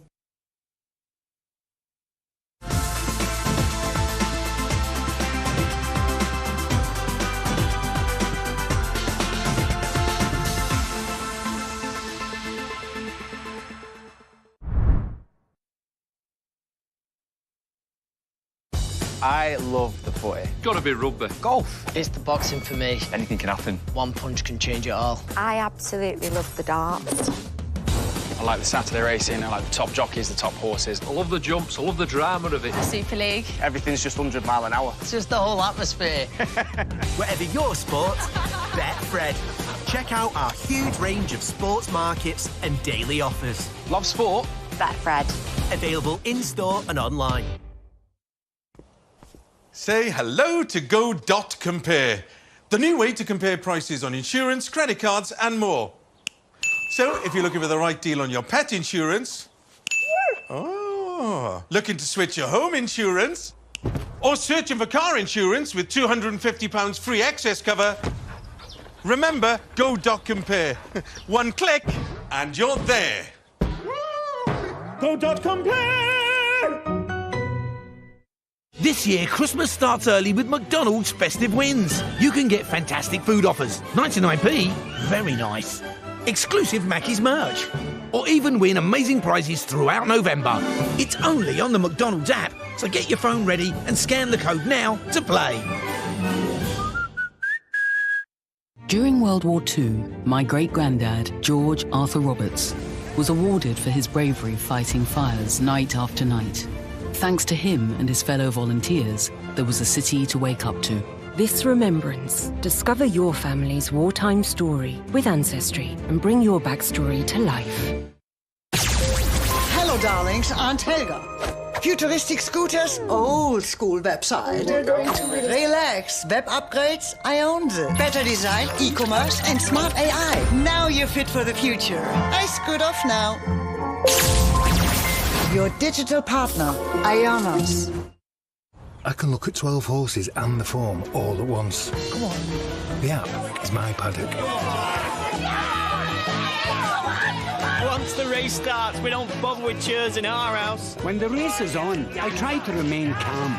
If it's possible to love a four-legged beast and a wee tiny man sitting on top of you, then I love you! Boost your racing odds at ladbrokes.com.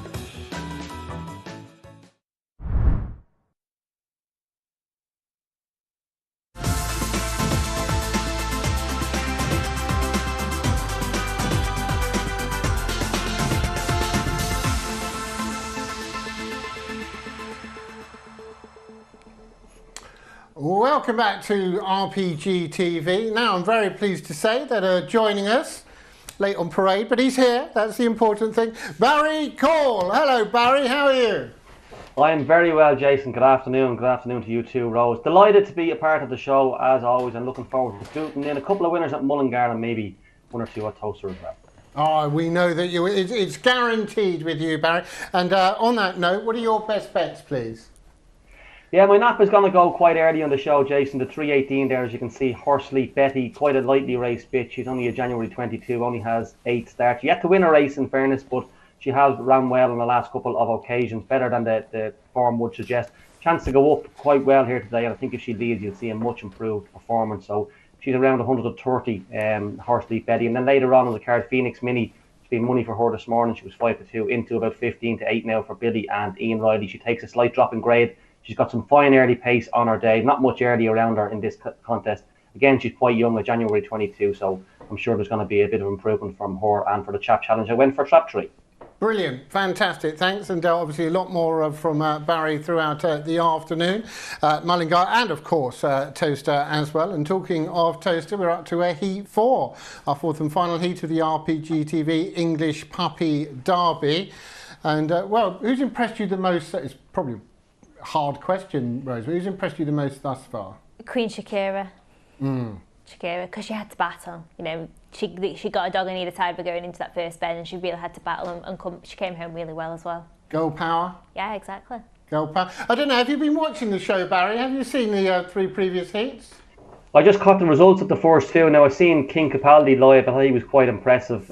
Showed good early pace, and as the Colonel mentioned in the commentary, kicked on again. I thought he was in a bit of trouble off the last bend. So I haven't seen the other 2 heats live, Jason, just seen the results. But from what I did see, King Capaldi was quite impressive to the eye. Yeah, certainly was impressive on the clock as well. 29.39 for Capaldi, so that was impressive. As I say, Heat 4 coming up. We can actually have a look at one of these as we see the betting. Coulivanny Mercy 13-8. That's been supported throughout the day. 11-4 Droopy's Crisp and Droopy's Eddie. 130 Queen Georgia, and then bigger prices the other 2. But Droopy's Eddie was impressive last time out in beating Droopy's Crisp. Eddie in 5, Crisp in 3. Yeah, I thought this was a good performance by Droopy's Eddie. Didn't fly out the lids, but paced up lovely to that first bend. Got a lovely run round. You know, a really nice run for Maxine Locke. Ran well at Oxford a few weeks ago, so good to see it follow up on that victory. 3 from 6, so I thought a very good strike rate for a young greyhound. Ran well here. I just thought it was a good run. My only worry would be clearing Coulivanny Mercy. You know, that did an extreme section on last week, didn't it? If it came away like that again, it would. I think Droopy's Eddie would struggle to clear it. But I was impressed by Droopy's Crisp, who I thought got a lot of trouble in that race there at the second bend, and would definitely come forward for that. I'm going with Droopy's Crisp, actually. Coulivanny Mercy, for me, ran really nicely last week. Just got picked up by King Memphis, but I think we'll struggle with this tough 500 metres. I think we'd like, you know, a bit of a shorter distance. Fair play. Thanks very much for that, Rose. Barry, how did you see it? I was quite impressed by Droopy's Eddie last week when he got the better of Droopy's Crisp. I know what Rose is saying about it could be difficult to clear trap 4. She done a 4:04 last week, as Rose was alluding to, but it's hard to see her doing something like that again. So, look, I think Droopy's Eddie's got good early pace. I'd be very worried about trap 1, Droopy's Crisp, from the draw. Even last week, it looked to me, now I know it's only side on, but it looked to me from trap 3 with nothing in 4, he was moving out. And I look back at some of his races around Oxford, he always seemed to run from the outside traps. He's never raced from trap 1 before, so I think he's going to move off on the run-up, so he could cause a little bit of trouble to those runners on his right as he leaves trap. So I'd be with Droopy's Eddie, but yeah, interesting to see how Droopy's Crisp to get on from trap 1. I don't think he's an inside runner. Brilliant, Barry. Thanks very much for that. So this is how we're doing this here.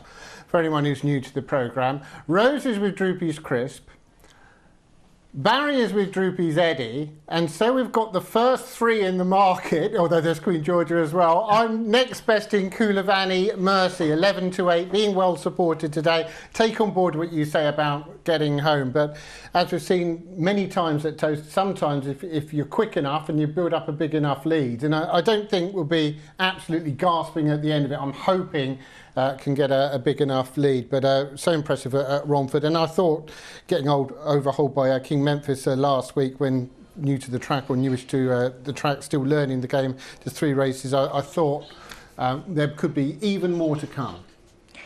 Yeah, I think it's definitely going to be one to follow kind of for the next year. Oh, we've got a parade, even better. Wow, excellent. And, well, here we go, the first parade that we've seen thus far today. Jake Whalen's been on. His next best is Droopy's Crisp. So he's with Crisp as well. So after this, as I say, hopefully we'll get the draw today. You would like to think so, as you mentioned earlier on, Rose. Yeah, definitely. I thought this is probably the most competitive of the heats, I would think, on paper. Yeah, excellent. And as we mentioned earlier on, don't go anywhere because we've got lots of stars coming up. Cortera's going to be the shot very short. What are we looking at? 5's on? Yeah, absolutely. Yeah, 5's on. We've got Sign It Goofy, who Rose has gone against later on. Yeah. There's been quite a bit of money, hasn't there, for New Destiny? Yeah, there has, yeah. Well, money's not always right. No, but I think it was just a wrong price this morning, to be fair. I think it was 11 to 4 this morning. Actually, Barry, is that something that you take note of, market moves, or are you very much your own man and you're oblivious to all that? It would depend on the race, I suppose. If you have maybe an unraced stake or something like that, you definitely follow the market. But no, I'm in this game long enough now, so I have my own opinion, and it's very hard to sway me, Jason, when I have an opinion. But yeah, look, it's a type of race, I suppose. If the dogs are unexposed and you haven't got much trial for them to go by, you definitely take heed of the market. I mean, sometimes, Rose, the market does get it right. I mean, you probably don't remember, but I remember a few years ago, Farlow Warhawk went off at even money with Eden Star in the race, and they were right. No. Wouldn't it? No, it was Esky. Esky in the race, sorry. Eden Star won it the year before. That's right. Darn. So near. You tried to get close. So close. So hard. Almost there. I mean, obviously you've always had good dogs, but that particular period was like a golden period. Oh yeah, we got Farlow Barracuda, we'd got kind of those sort of, and we got some really nice dogs in the kennel at that point, and it was a good time. But obviously, I think a lot of that changed when obviously we lost Desi Lockery, because we'd always had dogs off Des. And that was a massive loss personally and professionally, really. Yeah, but you can look back on those times, though, so very fondly. And there was some great action in Ireland last night. I will be chatting to Barry about that. The 4 winners in the St Ledger, just looking at the names, not so shabby, Barry. No, it's a top-class competition. As you can see from the lineup to the semi-finals, I'm sure we'll discuss it later on. There's dogs in there that are well capable of winning derbies, and dogs that have gone close to winning derbies. You know, you've obviously Swords Rex in there, you've Music Flight Away, Bobsleigh Dream. Like, you could name them all. It's a really hot competition, and the 2 semi-finals look like going to be absolute classics next Saturday night. Yeah, Mr. Chelm back to form, but we'll get to that later. Final thoughts here, please, Rose? Yeah, I'm with the 1 here. I think it's an early pace battle between the 4 and the 5, and I'm hoping that the 1 can just get in a decent pitch. Ran on really well last week. Not from 4 so far, but I think this could be a nice race for it. And Barry, you're with? Yeah, with Droopy's Eddie. I'm just very worried about trap 1 for Droopy's Crisp. I think he's going to edge to the middle, but it's the game of opinions, and it's all about to be seen. But I'll side with trap 5, Droopy's Eddie. Thank you very much. And our first action from Mullingar, not far away, but this is our 4th heat of the RPGTV English Puppy Derby. Best of luck to you. Here's the Colonel. TV English Puppy Derby, favourite out of 4. They're often racing, and the favourite's got a lovely break. And Call of Annie Mercy will take it to the turn there. Being shadowed by the 5, Droopy's Eddie. And Droopy's Eddie sticking to that quarters, but the 4 just kicks away now. Goes on by 2 lengths. So it is Call of Annie Mercy for Angela Harrison, the Newcastle Raider. 5 just tried to switch into the inside there, but the door was closed and firmly closed by the 4. Call of Annie Mercy taking no prisoners. Up toward the wire. 5 won last thrust. Pulls a bit more out. Very game. 4 beats the 5. And 6 back in 3rd. Call of Annie Mercy. for Angela Harrison from Newcastle. Beat the 5 and 6 in Heat 4 of this. Don't worry, I'm not going to break into the Duffy song, but Mercy's done it well. Very impressive there, a good early pace tussle, and came out on top at a very nice run. And Trap 5 was always coming with a challenge there, Droopy's Eddie, but just couldn't quite get into Cool of Any Mercy there, Barry. Yeah, you were right in what you said, Rose. It was always going to be difficult for him to get around Trap 4, and that was evident there on a couple of occasions. He tried to get around the first bend, and then again, I think he switched to the inside at the third bend, but look, he's not the strongest of stayers himself, Droopy's Eddie. He's obviously much better off the front, so luckily for Jason, he probably had the right one chasing him home, but look, it's a good performance by Cool of Any Mercy. If she keeps coming away like that, she's going to be hard to contain. Like, she looks like she'll lead most, maybe apart from King Capaldi, I suppose, if he keeps coming out like that. But 404 sectional last week, I'd say it's probably something similar again, because Droopy's Eddie came out well and he still couldn't get to the front. And we've got 2 more middles. I think that's 3 middles and another wide through, so a couple of wides as well. So it's framed up really nicely, Rose. Yeah, it's framed the races up, hasn't it? It makes it a little bit better going into the draw. Cool of Any Mercy, 5-4 favourite, 4 beats 5 and 6, forecast 6.16, tricast 39.90. Right, 2.58 at Mullingar, just 4 minutes away. And how does Mullingar? Little bit breezy, Barry. Is that right? Yeah, I'm about an hour from Mullingar, and it's it's a bit breezy. It's not too bad now. It's mild enough, and there's not much rain about, but a little bit breezy, and it's getting a little bit cold, I suppose. Winter's certainly on the way, Jason. But yeah, I was in Shelbourne Park last night. It was cold in there and cold again today. But once the rain stays away, that's the main thing. So as you would expect, a competitive opener to open proceedings at Mullingar is the Welcome to Mullingar 85525. I'm going to side with Trap 6 here, Jason. Bond Buster. Not much value in the price, I must say. He's been running in better grade of late. A couple of sluggish starts haven't done him any favours, but he can go up much better, and a repeat of his latest effort would see him go close. So I'm going to side with 6 here, Bond Buster. Of the rest of them, Margaret's Rocky in 1. She was winner of an A6 2 starts back when she made all. She was a former A1 performer, but certainly not the force of old. Probably worth opposing here in this. Hennow's Barney in 2. He led for much of the journey on the 5th of November. He's generally consistent. He's 9 wins from his 36 starts. And interestingly enough, he drops to A5 for the first time since February of this year. So that you have to take note of that. He's 9-4 into 2-1 there. Number 3, Garth, former A2 class. No luck in a couple of A5s recently. Not quite firing on all cylinders, so I'd oppose that one. Phoenix Sugar Ray for the Rileys in 4. He's the youngster of the lineup. He's 2 good efforts when runner-up on his last 2 occasions. The draw should suit him, and he's a chance to go up well and turn handy. And finally, 5, Vladimir Jacks. This one has improved steadily in his last 4 outings. Only having his 6th start tonight, he's improving and he's not without a chance. But Bomb Buster for me, he's probably slightly better than a few of these on his day, and I'm just hoping he can turn handy and prove too strong in the second half of the race. Barry, if you've not looked at the cards, just say so. Oh, yeah, I always put in the work, Jason. You know what I mean? A thorough professional. I'm only joking. Brilliant as ever going through the race there. How did you see it, Rose? I was going with Hennow's Barney here in Trap 2. 9 wins for this greyhound. I thought had a decent strike rate, ran well last week, just couldn't quite get to the leader. Trapped out nicely, and then just Born Seeker was running extremely well on the outside. So Hendo's Barney for me. Hendo's Barney then for Rose. And as ever, it looks really, really nice at Mullingar. The sun's out. They do the track perfectly as well. Obviously, a quick word. I don't think you've been in since, Barry. The Fair Warrior last week. Yeah, it was a cracking race, wasn't it? Pavilion Fire, I think it was, got up and won it in the end. Yeah, it was a cracking race. It's always a good competition.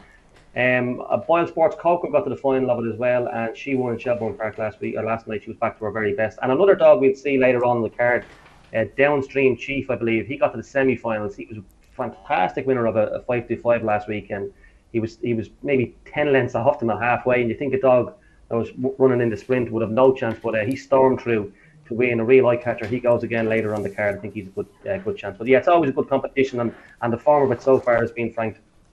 29.54 I'm hearing for Cool of Any Mercy, so clearly the fastest was King Capaldi, 29.39, but draws are obviously going to be absolutely key there. Just to forewarn you both, I will be asking for something for the weekend, so you can get that prepped. But here, Rose is with the 2, Barry was with the 6, they're being checked over. Seems a good crowd at Mullingar, that's always nice to see. All okay, let's get the call. Mullingar, A5. 1 is Margaret's Rocky. 2, Henlow's Barney. 3, Garter Clisht. 3, Phoenix Sugar Ray. 4, Phoenix Sugar Ray, say. 5, Vladimir Jacks. And 6 is Bond Buster. And away we go. And 4 is out quickly from 2, 1, 5, 6 and 3 into the first bend. 4 and 5, a bit of a jostling match, but it's still 4 and 5. 5 now. Vladimir Jacks about a half length clear from 4. 6 coming up the outside with 2, 1 and then 3 into the third bend. It's Vladimir Jacks going about 2 lengths clear from 4. Here comes 6 out of peel. That's Bond Buster into the final bend. It's Vladimir Jacks. 4 coming back again for more. This is a good race down the home straight. 6 has kicked on. Bond Buster. 6 wins, 4 second, 5 third in a time of 30.19. What a race that was. Very exciting, but it's Born Buster, tipped up by Barry, that's come through. Well done, Barry. Yeah, that's the first of 10 winners I'm going to give the viewers today at Mullingar, Jason. Confidence is high. Yeah, look, he's, as I said, he's been running in slightly higher class than some of these. Trap 4 trapped out well, Phoenix Sugar Way, but Phoenix Sugar Way. I had a Tony Angelino moment there. Phoenix Sugar Ray, actually. Who led. Vladimir Jacks showed good early pace to pick it up down the far side. He's quite lightly raced. He's in October 21. That was only his 6th start. He seems to be improved. And he improved again here. Just faded a little bit coming home. It seems to be his way the last couple of runs. And I'm sure he'll get better with a bit of racing. But 6 runs a good third and fourth bend here. So as to there's 4 who slips up the inside, Phoenix Sugar Ray. He's quite strong himself, Phoenix Sugar Ray. But Bone Buster is incredibly strong over the fourth bend trip. And just gets there to double his tally for Dan Byrne, beating the gallant Phoenix Sugar Ray by about 3/4 of a length and 3 or 4 lengths back to Vladimir Jacks back in third. 6, 4 and 5 then, and Born Buster tipped up by Barry, our first winner at Mullingar. We've got plenty more to come there, plenty more to come at Towcester as well, after the break.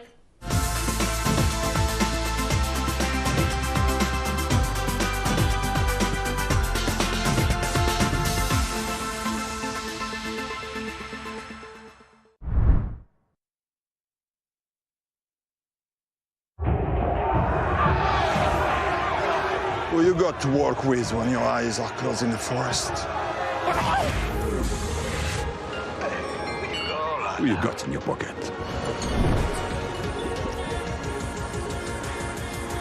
Superb! And on a cold and wet Tuesday night, who you got? William Hill, it's who you play with.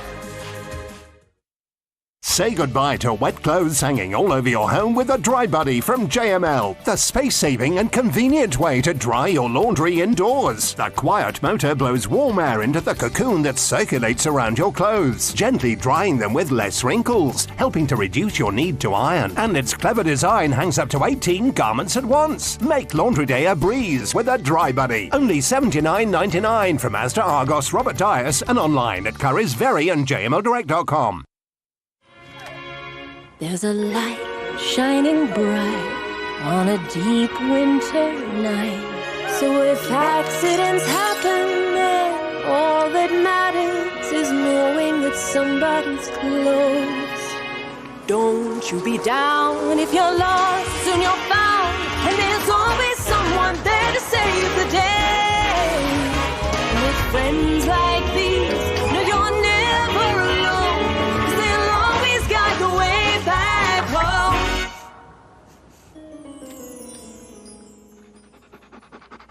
You've gotta be brave, you've gotta be bold, you've gotta be fearless. Love is a light, shimmering bright, shining on you. 'Cause friends like these will always guide the way back home. A magical Christmas with Lidl. Gift a toy to Lidl's Toy Bank and share the magic. Want betting on the horses to be anything but flat? With an app that impresses every time out. You're on. Want to watch live streaming of races in the UK, Ireland and around the globe? And get a chance to win even bigger with 3 Uniboosts every day on any horses you want. Unibet. You're on.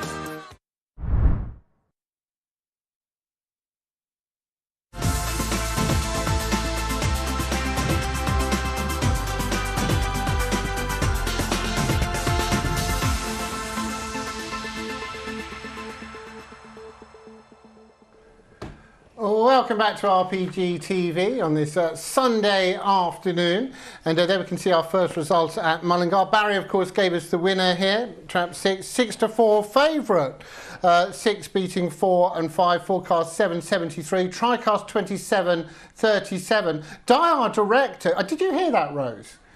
The reason we went to this shot, she said, let's have a look at that smug face. Who, me? That's what Di said, yeah. The 6-4 shot. Can't get too small, can I? Well, that was Di. I thought it was bang out of order, Barry. I really did. I tell you what wasn't out of order, though. Already kind of mentioned it. The Will We Go Irish St Ledger. Last night, the 4 quarters. And you only have to look at the roll call of the winners of the races to know what an exceptional comp it is. Yeah, it really is. Like, the first heat was Mr. Chelm, formerly known as Kildare. Like, he's back to his best since he returned to Peter Cronin. Sober Glory ran a cracking race for Cara Ramswell back in second, and another holiday for Mick O'Donovan back in third. Top class race that, you know, it's hard to make these semi-finals when you see the calibre of the opposition. And then Swords Rec, of course, his owners were in Shelbourne Park last night. You can watch it from Shelbourne Park. The race is live at Limerick. They had Swords Fudge, who ran well in the last race as well. I think he finished third, but yeah, look, Swords Rex, he's sensational, isn't he? He probably should be an English Derby winner. He's already won a Kirby. I think his prize money is heading towards €150,000, and obviously if he wins this, he'll be heading towards 200,000. He was sensational again. When he flashes out like that, he's impossible to beat. Peepers Larry ran well, and so too did Balnabola Una for Pat Buckley back in third place. And then Buckley's Bobsleigh Dream, she's the defending champion, slipped around in a nice position and stormed clear to beat another good field with Trinity Junior back in second, a Champion Stakes winner, and Music Lightweight back in third at Derby finalist. So it just shows you the calibre. And then finally, Clonbrine Treaty, well, he loves it down there. He beat his kennel companion, Gate Time Hugo, back in second, with Churchtown Sid qualifying back in third place. But you look at the 2 semi-finals, Jason, it's just sensational race. I thought just on first impression, when I looked at the 2 semis, I just thought the second one with Mr. Chelm looked slightly easier than the first. Yeah, somebody put that on Twitter last night, said, I haven't seen a draw at this stage, and somebody said the semi-finals look a bit lopsided, and I looked at the first semi-final with Swords Rex, Gate Time Hugo, Bobsleigh Dream, and Balnabola Una, another holiday in Clonbrine Treaty, and then you say, well, yeah, that's hot. But you look at the second semi-final, you've Mr. Chelm in there, we all know what he's capable of. Sober Glory's an incredibly fast dog. He won on Derby Fine Light in there. He's a real powerhouse. Trinity Junior is a Champion Stakes winner, and Music Lightway is a Derby finalist. So, although at first look you think, yeah, it probably is the handier heat, it's not really handy. It's still a top class competition. And just to mention as well, more in general, we're sponsored by willwego.com, who are unsurprisingly a travel company, but so important for this country where there's a dearth of it, to be quite frank, and of course in Ireland as well, to have outside sponsorship. Yeah, it is great, and this a new company, willwego.com, so it's vital we have new sponsorship coming on board. And yeah, we've seen it the last number of years. We've new companies sponsoring competitions, and it's vitally important. So the more the merrier. So yeah, it's good to have them on board, and I think they've signed a deal for 4 years, so it's great news. I mean, that is brilliant. And Rose, obviously, that is something we'd like more of in this country. Yeah, outside sponsorship is massive, and fingers crossed, you know, that kind of thing. And it's good that it's a 4-year deal as well, because sometimes we kind of have these companies that come in and step back out of the sport. So it's great that you've got a 4-year deal of that. So you know, an outside sponsor for 4 full years, so that's terrific as well. But we just don't have much of that anymore, whether it's tracks that aren't forward enough or the way it's marketed. But that's something that, you know, you really do need outside sponsorship. Yeah, and so when you get like Cole J&K Coach Tours, it really is brilliant. And when you have that now, 3:11 at Towcester. Now, Rose, we've got your nap going here. Make it Big Cheeks. Yes, in Trap 1 here for Frank Gray. Thought this ground ran really well in a D2 last week. I thought that was a very impressive run, flew out of the traps. It wasn't the strongest of D2s we've ever seen, but was very impressive. It's the first time over 500 since the summer, so maybe we'll need the run, but I just thought this was, you know, an easier race for it to kind of go in. And before its injury, it was running in great class, it was running in good classes of opens, behind the likes of Newing Sid, etc. Only really lightly raced, 6 races so far in its career. I thought was well drawn in the 1, and fingers crossed will go. I mean, 5 Westway Zorro is a short price in against. That's been running really well, a strong running greyhound. I thought came out really well on debut. and its Irish kind of card says that it's going to be one that we're going to be seeing over the longer distance, and fingers crossed for me, Make It Big Cheeks just gets far enough in front. Well, it's been well supported, 6-5 from 7-4. Barry, how did you see it? Yeah, initially my eye was drawn to Westway Zorro. I remember him over here in Shelbourne Park not so long ago, and he ran in a couple of decent races when Damien McGinn used to have him. Strong sort, but I watched his video there of the last couple of runs at Towcester, and I just think he lacks a yard of early pace. I know he has a 4:16 sectional there on his card, but I think there's a big lack of early pace in this race. And then, just like Rose said, I'll come down on the side and Make It Big Cheeks. Won a good sprint last time out, and yeah, as I say, I think the early lead is up for grabs. Just be slightly worried about switching from sprints to the 500, but I'm sure if she can come out level, she should lead these in merry dance, and just hopefully you don't get the wrong one turning in behind, i.e. Westway Zorro, sorry.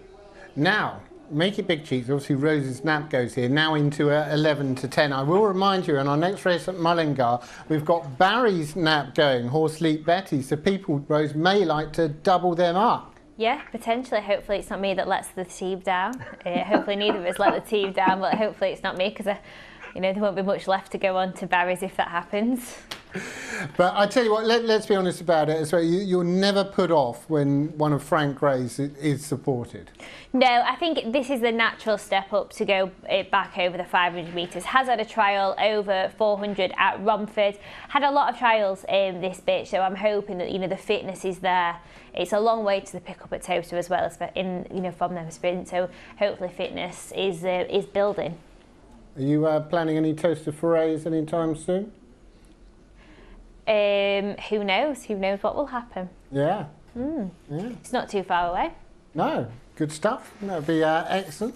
11-10 then, Make It Big Cheeks here. Westway Zorro now has started to drift out. Should talk about some of the others. Craig Morris, he unfortunately got one withdrawn later on, but has come here with a few. And he's got My Boy Stormzy, drifted out to 6-1. Yeah, gone through the grades nicely there at Yarmouth. Started off in A3, up to A1 now. Slightly just struggling. It lacks that little bit of early pace there at Yarmouth. A longer run to the bend here will be one that we see come home very strongly. Now, Barry, I don't want to know what price it was earlier on, but what price are we expecting on the opening show for your nap, Horse Leap Betty? Hopefully around 11-4 or 3-1. Yeah, that'll be a nice price to kick off the afternoon's proceedings. Hopefully around that price. I have made a note of that, Barry. 11-4, 3-1, and if it's shorter than that, Rose, I think Barry he'd pay the difference, wouldn't he? He'd guarantee the difference.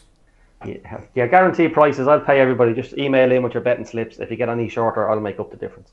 There you go, top man. You cannot say fairer than that. But here we go, 3:11 at Towcester. Won't be too long before we get going here. Rose's nap goes here. Make It Big Cheeks at 11-10. Give it the final, Big and Rose. Yeah, well drawn here in trap one. Hopefully it gets off to a good start. We'll probably need the run, but I think we'll just have too much early pace for these.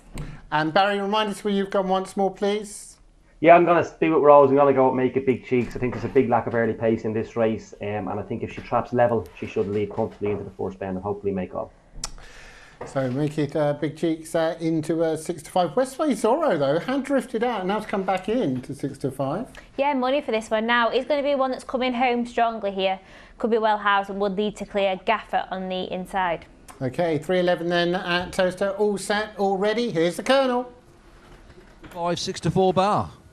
Often racing. Your 3 will make the turn there, and that Desert King there for Vicky Lee will turn him at the first bend there for Derek Law and Vicky Lee down the back straight. 3 now being shadowed by 5. Westway Zorro now comes alongside the 3. Pulls about a length and a half out of the 3. The big gap back to 6. 5 now goes for home. Westway Zorro there for Sally Johnson, beginning to gallop and grab the sand off the final turn. And Westway Zorro has taken this to the wire. 3's ran well in second and 6 off the pace in third. But it really was about the 5, Westway Zorro there for Sally Johnson, taking race 5, the Towcester Racecourse Maiden.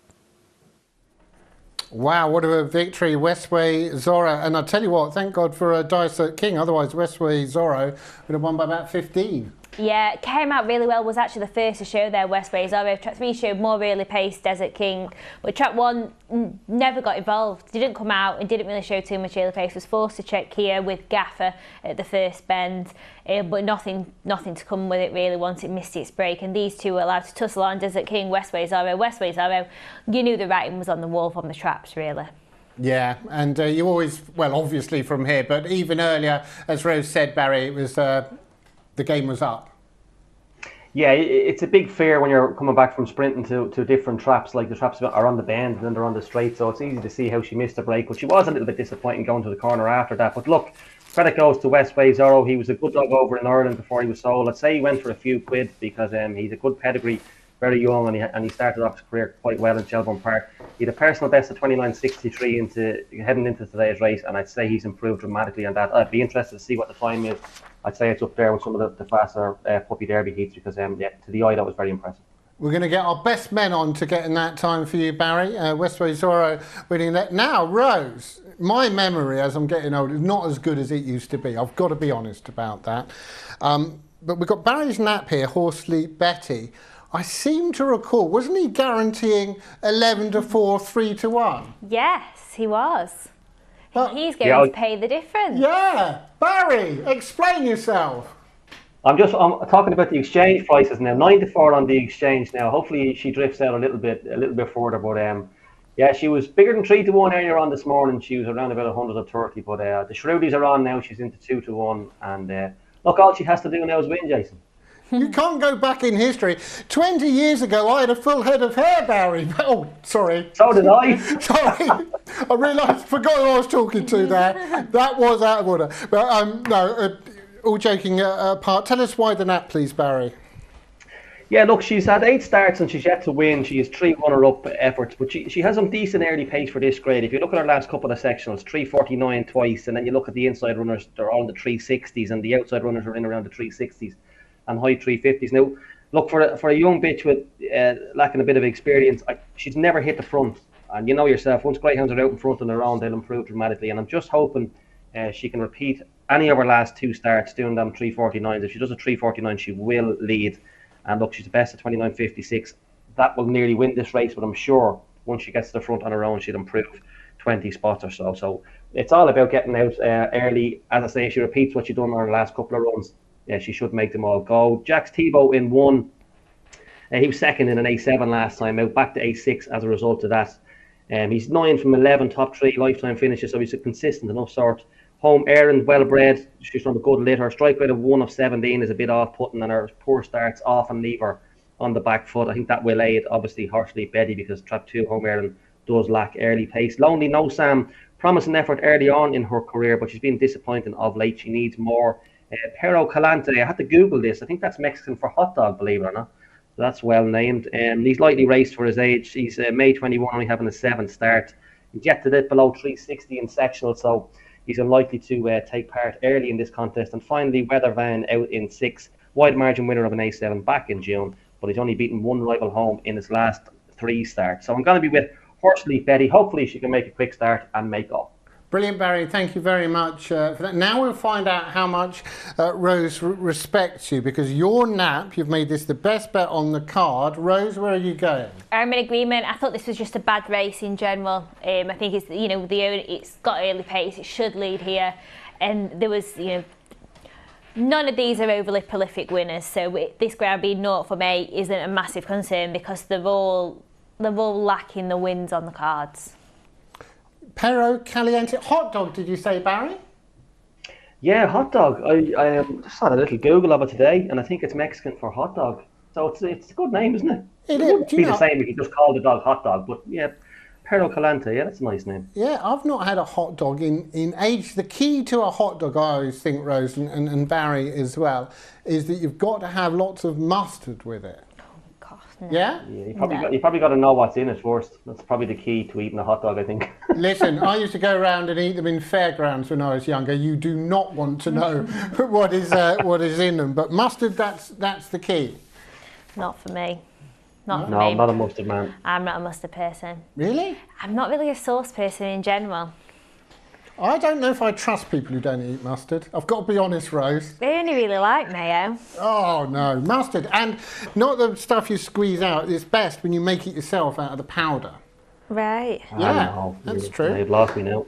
Anyway, more importantly, Barry's got his nap going here. Horse Sleeper Betty gave us the first winner, of course. Rose is with the 3 as well. Being checked over. Let's get the call. 1 is Jack's Tebow, 2 Home Erin, 3 Horse Sleep Betty, 4 Lonely No Sam, 5 Pero Calante, and 6 is Weather Vane. And away we go in the second race of the day. And trap 4 showed good early pace, but 6 Weather Vane up on the outside like a rocket, goes about 2 lengths clear from 3, 5, 1, 2 and 4.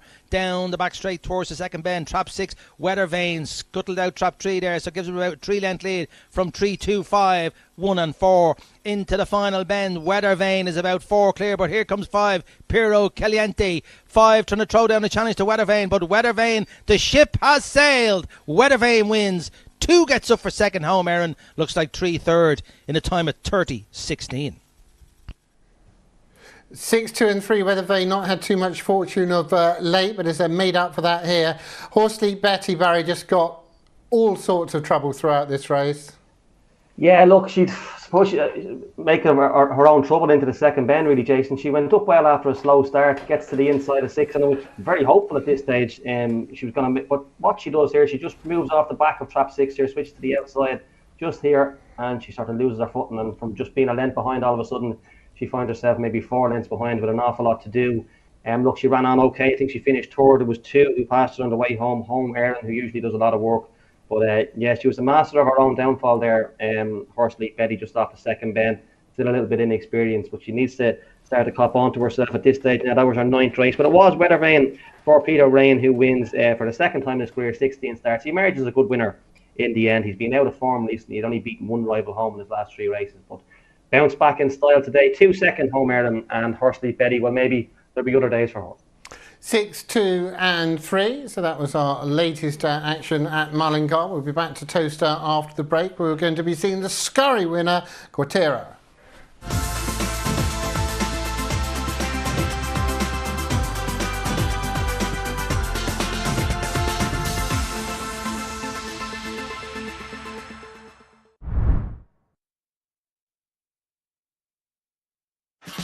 And here's today's favourite, number 4, First to Feel Rain. And you can see why, Gina. He hasn't got the most attractive head, but he has an impressive turn of foot for his size. He must be 20 hands at least. He has moved stables a lot. Just loves the big occasion. Featurette stud, Gina? Not sure, Matt. Unlikely to be wanted for breeding. Worthy favourite, Matt? Definitely the favourite, Gina. Don't feel like a punter, feel like a favourite with great offers on the Paddy Power app. Say goodbye to wet clothes hanging all over your home with a Dry Buddy from JML, the space-saving and convenient way to dry your laundry indoors. The quiet motor blows warm air into the cocoon that circulates around your clothes, gently drying them with less wrinkles, helping to reduce your need to iron. And its clever design hangs up to 18 garments at once. Make laundry day a breeze with a Dry Buddy. Only $79.99 from Asda, Argos, Robert Dias, and online at Currys, Very and JMLdirect.com. There's a light shining bright on a deep winter night. So if accidents happen, then all that matters is knowing that somebody's close. Don't you be down if you're lost and you're found, and there's always someone there to save the day. And with friends like these, no, you're never alone, 'cause they'll always guide the way back home.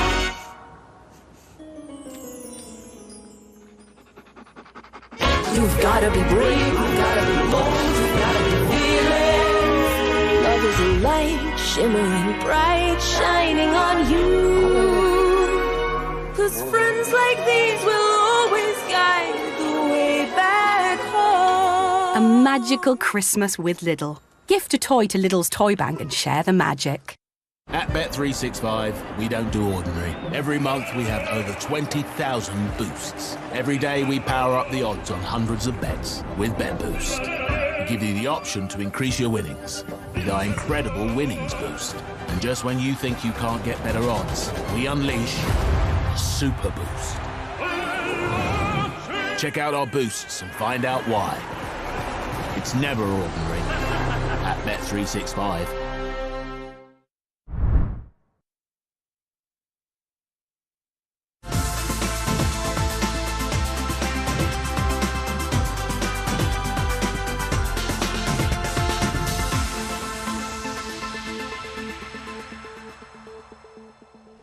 Well, welcome back to RPGTV on this Sunday afternoon. I'm here with Rose.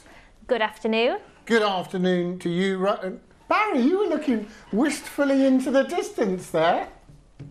No, I was just looking to see could we oppose Quartera in the next race, and I can tell you we can't. No. It would be terribly hard.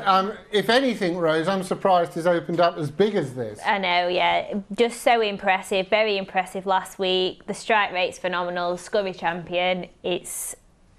There's nothing that you can really match it with other than the 3 Stone Park Jim, who won well at Nottingham last time.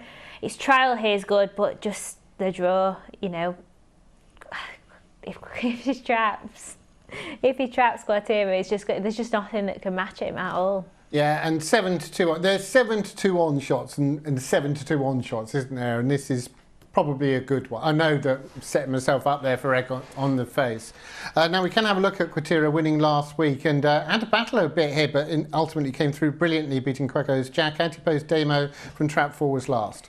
Yeah, didn't even trap on this occasion, just paced up to the bend lovely, overcame a bit of crowding as well. Just a phenomenal race. Led coming home, can do it both ways, starts and stays this trip out well. You know, just a very impressive dog to watch. So I'm going to have to push you for the forecast, Rose. Stone Park Jim. Well done. Right, Barry, can you be more inventive? I can, but it would be pointless because I think he's the obvious choice, isn't he, as the betting would suggest. You can't pick Anti-Post Demo because he was readily outpaced by Quartera last week. It's impossible to see Trap 1 doing anything in this sort of grade, running an A7 with Monmore. And Trap 6, look, a patchy enough card, a couple of A8 runs as well. So look, I know it's quite obvious, but it does have to be 2 to beat 3, I'm afraid. Okay. I wonder would he come over for the Night of Stars, Jace, if he was to win here today.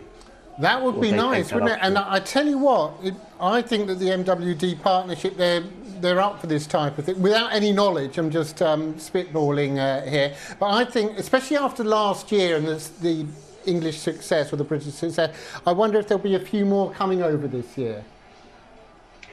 Hopefully, you'd like to see a few more, but if they were to look at the sprint in Shelbourne Park last night, it would certainly put you off coming over.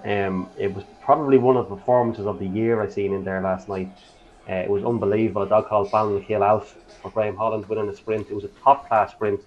Road Exile was well fancied in there for Pat Buckley, and Ballinkill out literally gave him a 3-length start and still led into the first bend. It was an incredible performance. It really was. If people have a moment at home, go back onto the Irish Greyhound Board website and have a look at that replay from last night. I think it's all over Twitter. A lot of people have a look on Twitter as well.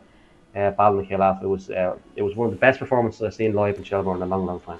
But the thing is, Rose, is that it's not just going out. I mean, not that there would be any type of penalty kick in Shelbourne in the Winter Festival, but you want to go on and take on the best, don't you? That's the whole point of going over there. Yeah, you want to go on there, take on this. Look, there's some tremendous dogs over here that you would like to think if going would be very competitive, and fingers crossed they do go. I think it's a decent time of year this year. I think it's a better time than it was last year for people to travel. So fingers crossed they do, because it'd be great to see some of these terrific matches. Yeah, really would. So, and obviously you'll be able to see it here on RPGTV, which is good stuff. We're just a couple of minutes away. They are tending. Oh, actually, this is over the other side. So, I don't know if the cameraman. I don't know if the cameraman's aware of that, unless we've missed them. But hopefully that is the case. I feel that would be the case. That the cameraman's going to shift in a minute. Do you think? No. Or do you think they've not come out? Where's a man? I can't see a man. Oh, he's hiding behind it. Oh, see, this is wrong. People have got access to information I haven't got. Right, there we go. Oh, they are going to be late. As we say, though, some of our bookmaking partners will stop betting at the allotted off time, so be aware of that should you wish to play here. And Quatera has got shorter, unsurprisingly, Rose. Yeah, absolutely. That was a tremendous performance last time. Didn't trap, showed lovely pace up, and still went on to score comfortably. Really, you know, an impressive time, 15.81, considering that he didn't break as well as he's capable of. Just in terrific form. I think, you know, that was his first run out of these boxes for a little while after switching from Perry Barn. So hopefully comes out level with them today. And Quatera nailed on to be Sprinter of the Year? There's not many big races over the sprint, so it would be quite short. You know, winning the Scurry is basically the big race, isn't it? Yeah, so, and you know, it's not as if that was a fluke by any stretch of the imagination. But all the others are or most of the others are pretty open, aren't they? Yeah, definitely. I think we've had a lot. We've not really had one dog dominate over a distance. I mean, the one for me that'd be interesting would be Droopy's Clue. Yeah. You know, in the, would it be stayers? Would it be standard? Well, that's the thing, because it's over 2 distances. It's been a while since we've had this row, actually, for when it becomes Greyhound of the Year, because what I mean by that is may not win almost the individual. Yeah, but overall. But then you have to win an individual. To be nominated, to be able to win. Yeah. I'd imagine Coppice Fox has definitely won Herder of the Year. Yes. That's got to be... Got to be, really. That's got to be in the bank. So, yeah, it's an intriguing thing. But Quatera, final thoughts from you, please, Barry? Yeah, very hard to get away from, as the betting would suggest. Look, it was a good performance last week. Rose has already touched on it. He didn't track great, showed stunning early pace, and just picked it up front of her home and still goes on to win by 2.5 lengths. Over a decent sort, and Craig goes Jack in second. So, look, again, with a level start, he's going to be very, very hard to beat. 131. Look, you're definitely going to come across worse. These 4s on now with the sportsbook firms, I suppose, but you'll probably see worse 4s on shots. He really only has one to beat, doesn't he, in Stone Park Gym, and the fact that he has the inside line of that runner going to the bend, it should be good enough. So a level break should suffice here, Jason. And Rose? Yeah, in complete agreement. I think, you know, that was it being running at Perry Bar, different boxes. We know he's capable of coming out better than that, so I'd like to see him do that here. So, and obviously trained by Mark Wallis. Emily is in later. We're going to have Emily, Phil and Dave Gray remotely as well. Action from Henlow and Harlow. Certainly a couple of finals at Henlow to look forward to later on this evening. So lots of good stuff still to come. Is this Quatera a good thing? Let's find out. Race course sprint, long odds on Jolly in 2. Off and racing there, and 2 of the favourites out. Got 3 shadowing it there. The Quatera will lead there for Mark Wallis. This 4's on chance with the 3 Stone Park Gym to follow its tail. Off to final turn, but if you're on the blue, then you'll form the orderly queue. 2 will beat the 3, 4 into third, trap 2. Your winner, Quatera there for Mark Wallis, the Suffolk Downs trainer, lands the odds in race 6, the Towcester Racecourse Sprint. Sometimes 4s on can look very big, Rose. Straight from the traps, it was big. I mean, trap 3 Stone Park Gym's come out well for Roy Peckham. Just slightly, you know, was the first to show, but trap 2 just showed that typical early pace and got round the first bend unscathed, and it was just home and host from here. Trap 4 looks to have stumbled at the second bend there as well, but obviously there was nothing going near the winner, but trap 4 just looks to have maybe clipped the rail or stumbled there. Stumbled slightly going around that second bend, but 2 was away and gone. Trap 3's ran well in defeat, you know, after trap broke well and stayed on strongly, but the winner had gone. And that just whets the appetite even more for a potential clash with the best of Ireland, Barry. Yeah, get him over for the night of stars. Look, once you land over here in the boat, Shelbourne Park is within 10-15 minutes of a drive, so it's just getting to the boat the other side over in the UK. But yeah, look, it'd be great to see, and it always brings a bit of a buzz when the English do come over. As you say, 2 winners last year, and the bitch, her name escapes me, but the race she won last year was a top class bitch race. So yeah, great to see a few English over, and hopefully they do make a journey. Or as I suggested on Twitter during the week, we'll just have to have an all English race, and you'll definitely have one more winner.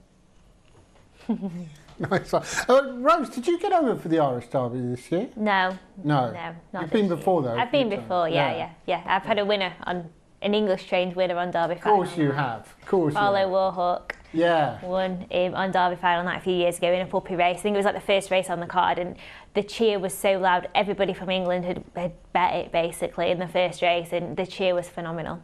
Brilliant, brilliant. Good stuff, good stuff. And you'll be keen to go back there again sometime? Yeah, absolutely. Have Dog will travel. Yeah, I'll tell you what, I'm keen to get over and watch it, obviously. I haven't had, well, I've had the opportunity, I just haven't managed to do it. But yeah, maybe this year, maybe we'll go get a job lot of us going over. Yeah, we'll just scrap the show, or maybe we'll just do a roaming report. Yeah, do a roam. All of it. Well, no, we're not going to tread on Rob's toes, but yeah, we'll get a little coach. It'd be quite jovial, won't it? Yeah. Party bus. Party bus? Yeah. We'd have to start in Pelaw Grange to pick Dave up. Yeah. Pick us all up along the way. Yeah. And then we'd have to get all the way down to you. And then across up again. Up again. And we could pick up Khan. He lives to the west, doesn't he? Yeah. Pick up Khan and yeah, that's it. Then over from there. Then over from there, yeah. Easy. That'd be a long way on the bus for poor Dave. He sat on his own for a long time until they get to me. 3:37 at Mullingar. Well, we have got the Racing Post nap here in Trap 2, and we will in time look at Bandit Full Swing. But how did you see it, Barry? Yeah, I thought it was between 2 and 6. I know they're the top two in the betting, a little bit obvious. But Nuns Beach, she's only a lightweight lady. She's only £52, but she's running well of late. She's 3 runner-up finishes in her last 4 starts. She's a good overall strike rate as well of 6 wins from 17. She won an A2 back in August, back to A3 here today. She's a good chance to lead. And there's no big, massive finishers in here. They're all sort of early paced-ish sort of type. So I think if she gets to the front, she'll be hard to pick up. Born Promise in Trap 1, he was behind Trap 2 last time. Good draw on the rails, but must improve to reverse the form. Lingron Review in 3, second in an A5 back in September and up to A4 after that effort. He went on to win that by 14.5 lengths, but this is obviously tougher. But he's clearly in form. Runaround Chick in 4, a good effort in defeat last time out. That was an A5 up to A3 today. This will be much tougher. And Bandit Full Swing in 5, a wide margin winner of an A7, two outings back. Ran well to finish second despite the 4-grade uplift when tackling A3 the last time. But for me, she needs to do everything right here. She's 17-2 now. And Home Dunica, I rate him as the main danger. He's a likeable type. He's 8 top 3 finishes from 11 starts. He stays out wide. He's a good draw as a sole wide seed, and he's sure to be there or thereabouts. But I'm going to just side with Nuns Beach to make all, but Home Donica the main danger. Thanks for that, Barry. And actually, I promised you a look at Bandit Full Swing. We're going to look back at the penultimate performance from Trap 5 when coming through to win. Yeah, beats Jack's Tipo on this occasion. As you can see him turning there in second place. Went up quite well on that occasion, 3:47. Still quite lightly raced, still in second place as they head down into the far side, just on the outside of Trap 1. I'm not too sure what Trap 1 was off the top of my head, but as you can see, runs a good toward bend and slips into a 2-length lead and goes on to win by 9.5 lengths on this occasion. So really stays on strongly for Anthony Conlon, the son of Law Hill, or daughter of Law Hill Blake. So she runs on well, but yeah, this is a tougher contest. That was an A7 up to A3 today, so she will need to do everything right. Rose? I went with a 3 in the end, actually. Lingron Review, who I thought was well housed. It was a long way winner last time in A4, won by 14.5 lengths. It ran well, got round the first bend unscathed. I thought had a good draw on the inside of Runaround Chick here, Chic, sorry. And fingers crossed would go well. I thought offered a little bit of value. Do you know what, you've got this prefix Born, do you know what would be a good name to have with it? What? Born to be Wild. Yeah? Yeah. Do you think that would work, Barry? Yeah, I suppose it could be. Maybe there has been a Born to be Wild. Born to Run as well? Yeah, there's definitely been a Born to Run, hasn't there? Yeah. Born Identity. Loads of them, you see. Yeah. It's a good Bev's turned up, she says Born Free. Do you remember Elsa? Lion? No. No? No. Oh. Showing your age, yeah. I tell you what, I sometimes think that everybody else, apart from me and Bev, is culturally inept in this place. Yeah, all right, Bev. She can go too far. Barry with the 2, Rose with the 3. Let's get the call. 2, Nuns Beach. 3, Lingron Review. 4, Runaround Chick. 5, Bandit Full Swing. And 6 is Home Dunica. Here we go, and 3 was asleep in the traps. So 2 and 5 take early advantage with 6 on the outside. Around the first bend, it's 2. Nuns Beach with 5. Bandit full swing, then 4, 6, 1, and 3 is out of it.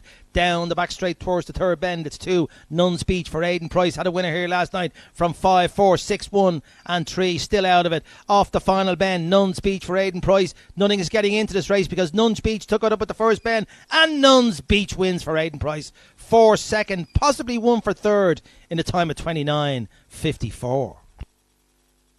2, 4, and 1. Very impressive Nuns Beach from the front there, and well done to you, Barry. Yeah, 3 races, 2 winners, and my nap gets sunk. That's just how it goes, isn't it? But yeah, Nuns Beach, look, she has some good sections, but she always seems to show good early pace. I must say, at this stage of the race, Jace, we just watched Bandit Full Swing there winning her last outing. And she took it up off the last bend that occasion and went on to win by 9.5 lengths. So when she turned as close as she did, I thought we might be in a little bit of trouble down here. But she does run a cracking third bend, Nuns Beach. As I said earlier on, she's only a small bitch. She's only 52 pounds, so she hugs the rails there. And you don't see too many bitches or dogs running that third bend as well as she done it there. And look, I know Bandit Full Swing came home well. That was an A7 up to A3, different kettle of fish. But Nuns Beach runs on well. 4 comes home well for second, run around chic, and I think it's 1 Bomb Promise back in third. But a good win there, 29.54. I think that's going to be a PB for Nuns Beach. Nuns Beach then back in the winning habit. Well done if you followed Barry in with Nuns Beach. Plenty more winners to be found after the break.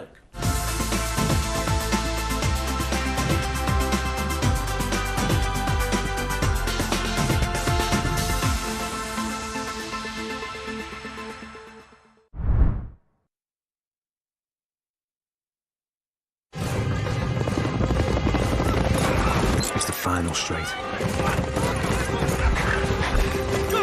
Your horse is challenging for the lead.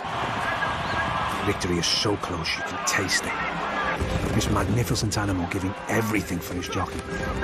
And in the last strides, your horse is beaten. Fortunately, with Coral, you'll get a free bet up to £10 if your horse finishes within a length of the winner. Available every day of the season. Coral. When you finally move in. When 2 becomes 3. When they've shot up again. When you want the flexibility to shop the brands you love. Say hello to VeryPay. Choose Pay Now, Pay Later, or Pay over 3 months and pay no interest. And we'll send you helpful payment reminders every month. VeryPay, nice and flexible for when life is anything but. Shop now at very.co.uk. The big Pet Saver event is now on at Pets at Home. Get unmissable savings on hundreds of your pets' favourites. Pet Saver deals you won't want to miss. Shop now at Pets at Home. Pets rest a little easier knowing they have Pet Plan insurance. They can relax knowing 97% of claims are paid and that we'll never charge more for claiming. Sign up today and save 10% at petplan.co.uk. With Post Office Over 50s life cover, you can have the time of your life, safe in the knowledge we'll pay out money when your time is up. UK resident 50 to 80, your guaranteed acceptance. No health checks and from just £1.15 a week. Plus, free 24/7 GP access with the health and wellbeing benefit. Purchase and receive a £100 gift card for Amazon.co.uk, Tesco or M&S. Call Post Office on 0800 171 2211. At Betfred, we want betting to be safe, so we have a range of tools to help. You can set a deposit limit to control your spending. Reality checks are there to remind you how long you've been playing. And if you need to take a break, you can set a timeout whenever you like. For more help, speak to our shop staff or visit betfred.com. Betting should be fun and friendly, so please remember, gamble safely.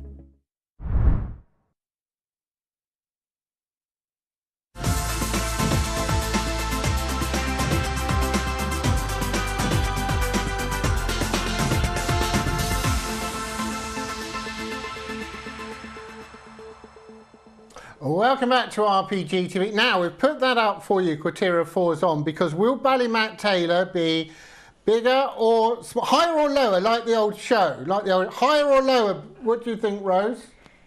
Lower. You think lower? Barry, higher or lower? Freeze. Couldn't you freeze and you got a new card, couldn't you? Yeah. That game? It's like play your cards right. Now all we need is some dolly dealers. I'd say she'd be shorter. Right, we'll wait and see when that comes through. But yeah, quite rightly, and obviously we're making light. But Ballymac Taylor is going to be terribly short, Rose. Yeah, it is indeed. Absolutely just a perfect draw. Did get beat last week by Droopy's service, so you know upsets do happen. Was 4-9 on that occasion, but I don't think this is even as strong as last week's race. So I'm not surprised it's so short. It's only going to be a 4-dog race. We know it doesn't have the best early pace, but should lead these. You know, looks to be a marathon dog. You know what I'm going to write? Forecast? 5.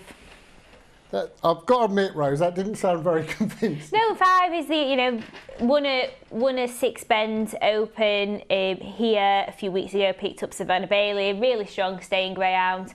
I just don't think can back run Ballymac Taylor, and I don't think can lead it. So, yeah, it would have to be I Am's a Dancer. OK, so 1 to beat 5 for us. In fact, we can have a look at both of those rows. Ballymac Taylor was second to Droopy's service last week, and I Am's a Dancer from Trap 2 finished 4th. Yep, Ballymac Taylor here completely missed the break there. I Am's a Dancer got crowded with Ballymac Taylor at that first bend and was out of it type of thing. But this was a really good run by Ballymac Taylor. Didn't quite get to the winner, but was coming with a gorgeous run going into the 3rd bend. Just doesn't have anywhere to go coming into the 4th. Just gets forced to check there, has nowhere to go. The 3 is just on the rail, can't get through, keeps trying. Forced to check there, finally decides to go around the outside and just fails to pick up Droopy's service, 2 1/4 lengths. But you know, was 10 or 15 lengths behind at the 4th turn and not beating all too far in the end at all. So Ballymac Taylor for me, I think will turn handy here, and I don't think anything here would pick it up. OK, now I'm afraid we're having a slight problem with the graphics at the moment, so we haven't got the betting on screen. We will look it up for you. I'll do that whilst we get Barry's selection. Right, what's the website for Google, Rose? Barry? Yeah, look, it's hard to get away from Ballymac Taylor, but the 4-dog race will obviously help her. In fairness to I Am's a Dancer, I thought it ran quite well last week, finishing about 5 lengths behind Ballymac Taylor, but completely missed the start on that occasion. I think she could get closer, but yeah, look, the obvious one for the forecast. I don't think she's 5s on, because I do think I Am's a Dancer has a chance to get a little bit closer than she did last week. So look, she's the most likely winner, but she's very, very short there at 5s on.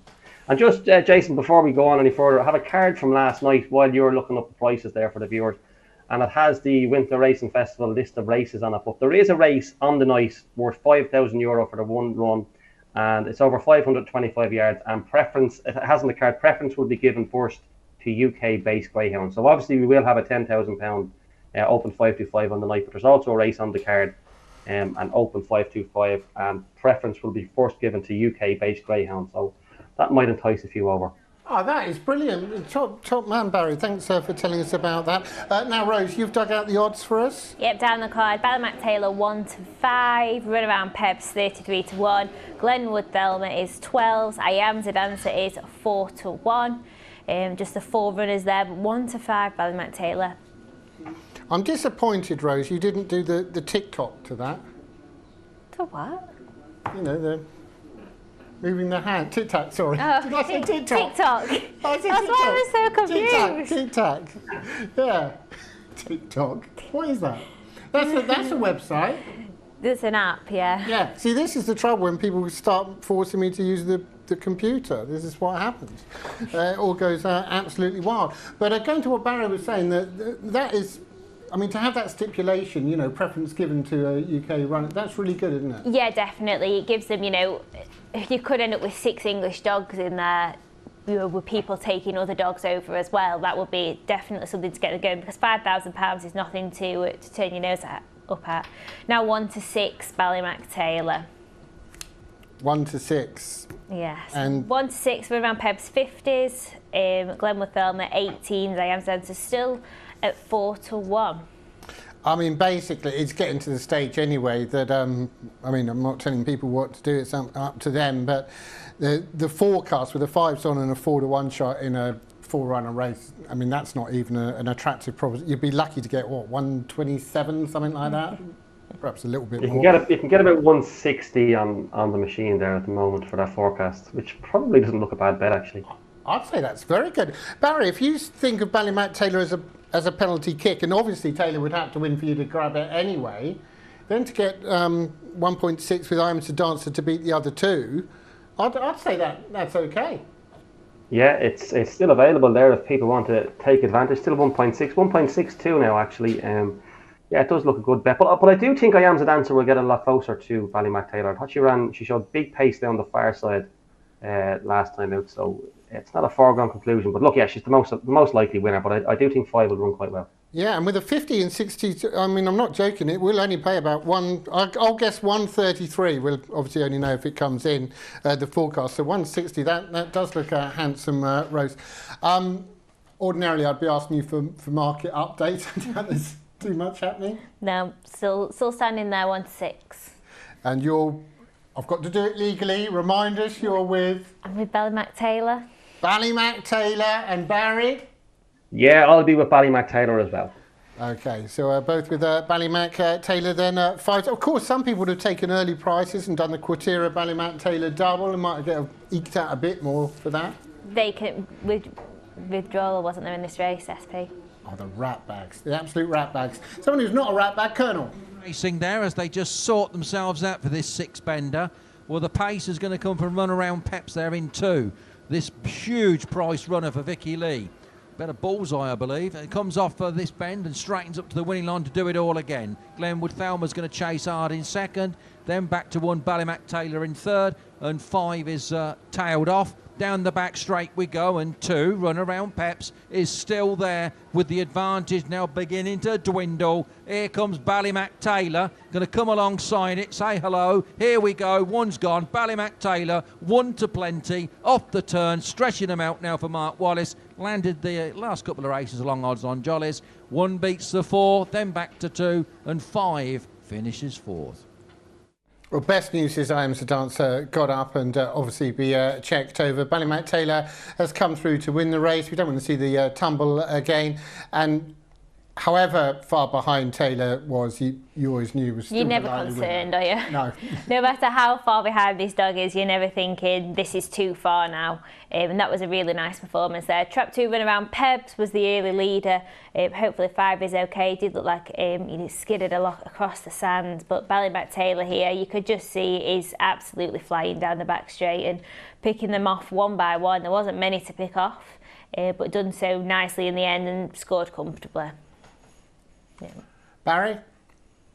Yeah, look, I think the only moments where you had there was when she was challenging Trap 2 into the 5th bend. That time you were just hoping she didn't go up the inside. But unfortunately for followers of I Am the Dancer, she turned close to Ballymac Taylor. Ballymac Taylor had obviously made a bit of trouble, so would have been interesting if I Am the Dancer had slipped around there close on her shoulder. But look, ultimately she's different class than those rivals, and those who took the long odds on only had a little bit of a moment's worry maybe into the 5th bend, but she ran out of deserving and a good winner. And in the end, I've just seen the SP 7-1 on. Right. 7-1 on. And as Rose said, you had the non-runner. So if you'd taken the early prices, you would have got that 7-1 on. So, well, it doesn't matter now because you've won, but you would have been had a few moments, that's for sure. 3:57 at Mullingar is going to be our next action. We can actually show a VT here, and if you could be kind enough to take us through this, please, Barry. Barking Mad, last time out from Trap 2, was a winner. A chance for Katie from Trap 6 was also in the race. Yeah, Barking Mad, she's quite hit and miss, but when she's good, she's very good. As you can see on this occasion, she takes a flyer from Trap number 2. And leads up early. Chance for Katie's back. She met all sorts of trouble back in Trap 6 there at the tail of the field, so you can just ignore that run. But yeah, Barking Mad, as I say, sometimes you look at her form figures and it can be littered with 6 places, and all of a sudden she'll just throw in a huge run like this. So she's very hard to catch right, although she's won 7 times in her career. But she storms clear to win this by 4.5 lengths in 29.40, a good run. So she stays in the same grade. That was an A4. She remains in A4. So look, she has a chance, but for me, no, I'd take her on. I just think she's too hit and miss, although she's well drawn and won. So I'll be siding with the favourite here, Gainestown Common. He's very short at 5-4, but there's not a lot of early pace in this race, and I think he can take advantage of it. Okay, thanks very much for that, Barry. 5 Gainestown Comet for you, Rose. Yep, I'm in agreement here. I'm with track 5 as well. Stays this trip out well and has got a reasonable amount of early pace. You'd see this one coming home strongly, but there's not much early to go again, so I think could find itself actually in front at the first turn. Okay, thanks very much for that. Now, Rose, you mentioned earlier on about, unfortunately, the Opens aren't filling at Sheffield. I did look on Tuesday, there's just a couple of them going. You've got one, haven't you? Flying Sparks, 1 runner days. Yeah, one winner in the Opens. Yeah, Flying Sparks goes in the Sprint Open. Ran in a D1 on Friday night. Ran okay, didn't trap, came to challenge at the second bend and just switched wide and then switched back to the inside after not really trapping. I think could go close. He's a nice dog. He's got some good Irish times on his card. I don't think it's quite taken to Sheffield. I think I'd like to see him at Nottingham, you know, a little bit of a longer distance, but fingers crossed he goes well. He's the only Open runner we've got this week. Unfortunately, the standard didn't fill, so yeah, we'll see what happens. Because I told you off air I was going to back Flying Sparks, and you've kind of... Well, I just said he's not won the D1. Kate's Champion ran really well to beat him. I think the switch out to 3, be interesting to see how it goes there. We had him down as a bit of a railer going before his first race, but like I said, he switched to the outside on Friday night and then switched back in again. So interesting to see how it goes from trap 3. Okay, thanks very much for that. And here we are at Mullingar. And I wonder if they've ever had any carp in that little pond there. Do you know that, Barry? Has there ever been any fish in there? It's just rainbow trout, I believe, in that, Jason. No carp, just rainbow trout. Oh, that's good. That's a money spinner. Ask Kevin Boothby about that. People pay fortunes to go and fish for that. Oh. The only thing I've ever fished for, do you remember at Fairgrounds, Rose, where they used to have the little ducks? The ducks. And they'd have a number on the bottom of them and you'd win a prize. Yeah. Yeah, that's the only fishing I've ever done. Goldfish that you didn't want. Sorry, Barry? You'd win a goldfish that you didn't want.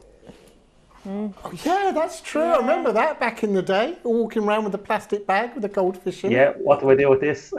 Yeah, oh, you can't do that these days, and quite rightly so. I hasten to add. I got barred from a thing at, where was it, Thorpe Park once. You had to throw a ball into this hoop. Right. And win cuddly toys. And I worked out if you put a load of backspin on it, you could win. And I won. And they barred me, said I won a massive Eeyore. And after that, that was it. I wasn't allowed to play anymore. Right. Yeah.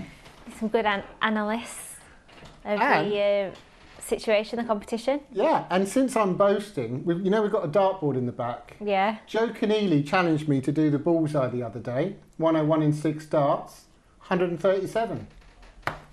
There you go. There you go. Not bad. Do you play darts, Barry? I do. I was actually quite handy at darts going back a couple of years ago. Won a competition in the local pub, but haven't played it in a while. But yeah, I'm not too shabby at darts. All the bad sports, the pub sports, I'm good at. Sports you shouldn't be good at. Darts and pool, misspent youth. Anyway, Jason, back to this race here at Mullingar. Yeah, I said I'm going to side with Gainestown Comet. I think Rowan touching it. There's not a lot of early pace in this race. I think he's a good chance to lead. He was slightly squeezed for room last week on the run-up and ran well to finish. But he's well capable of 21 of the day. And I think if he gets to the front, he can comfortably do that. Bark and Mad, we had a look at. She's very hit and miss. Won in this grade last time out, as we've seen. Her overall profile suggests she's probably worth taking on.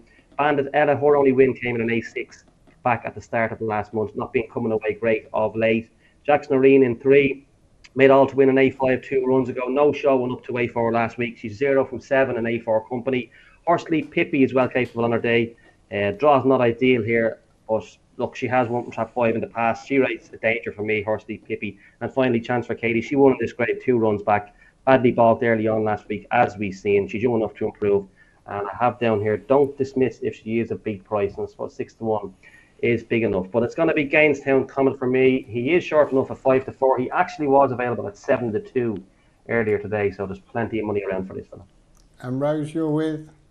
I'm with the favourite as well here. Like Barry said, there's not too much early in this, and does stay the trip. I feel could just find itself in front. You wouldn't know about darts and pool because they're kind of pub games, aren't they, Rose? Yeah. I've not seen in those. You should go in just to see what one's like one day, right? Honestly. There's all different types there. Don't play the fruit machine, though. Anyway, here we go. Both with the 5, and let's get the call. Lap 1 is Barking Mad, 2 is Bandalella, 3 Jackson Areen, 4 Horsley Pippi, 5 Gainestown Comet, and 6 is Chance for Katie. Here comes the hare. And they're off, and 2 is the slowest away, but 1, Barking Mad, was barking out of traps and out like a rocket. Goes about a length clear from 3, 6 and 5 had a bit of collision, and that's 4 and 2 are now third and fourth. Down the back straight towards the third bend. It's Barking Mad for Clare Lockman. Keen Lockman, I should say, about 2 lengths clear from 3, 2, 4, 6 and 5 into the final bend. Barking Mad has found another gear and is going about 4 clear. Moved a bit wide there, but it still is going to be home for all money. Barking Mad is going to make all. Barking Mad wins. Banded Ella second, and Horsley Pippi was third in a time of 29.67. That is the theme tune to the old Go Barking Mad show. And Go Barking Mad has got away well here, Barry. Yeah, she took a flyer from 1, similar to what she done last week from trap 2, as we seen in the VT, and moved to the middle of the track. Didn't do 2 and 3 any favours. But look, she's very, very hard to find, this one. She's very, very hit and miss. But look, she's hit the target twice on her last 2 runs. That's a decent run, 29.67. That's her best is about 29.60 or so. So she's in real good form, and she pulls away to win decisively in the end. 3 is there in second at the time, Jackson Areen, and I think it's Bandit Ella who comes home best of all. Runs a good bottom pair of bends there to finish second. But Barking Mad, yeah, have to hold my hand up. I wouldn't have got that one right for Cian Lockman, but well done to you. She wins for the 8th time in her career. 2 runs on well back in second. Bandit Ella and 5 didn't come out great and didn't show much early. He's a little bit disappointing back down the field, but it's all about Barking Mad for Cian Lockman, as I say. 8 win. 1 beating 2, and we're going to take a break. Just before we go to a break, Rose, on the old Go Barking Mad show, who was your favourite? Just go to a break. Let's do what Rose said.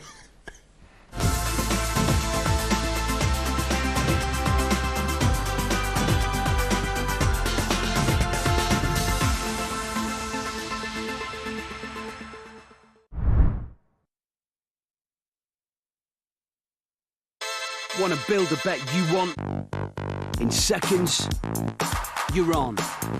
Combine shots, corners, cards, and more. Plus, with our Bet Builder rackers, combine bet builders across games in football, basketball, and NFL. And place popular bet builders in just one tap. Get a Bet Builder boost every day. Unibet, you're on. This year, Christmas starts early with McDonald's Festive Wins. You can get fantastic food offers, 99p, very nice, exclusive Mackey's merch, or even win amazing prizes throughout November. It's only on the McDonald's app, so get your phone ready and scan the code now to play. Yeah, you remind me of butterfly dolls. Waist tight with a body like gold. Hit you with the Dougie Fresh pose. She a freak, she a dancer. She gon' pop it on camera. Throw it back if you nasty. Oh! Go ahead, break it down real low. Go ahead, break it down real low. Google Pixel 8. Red light, green light, go.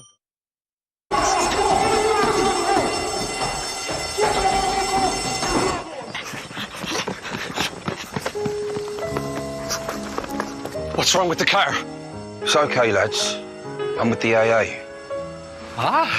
Bombay mix. Because the AA has more expert patrols across the country, you'll be back on the road in no time. No wonder more people choose the AA. Join today. Say hello to Go.Compare, the new way to compare prices on insurance, credit cards and more. One click and you're there. Go.Compare!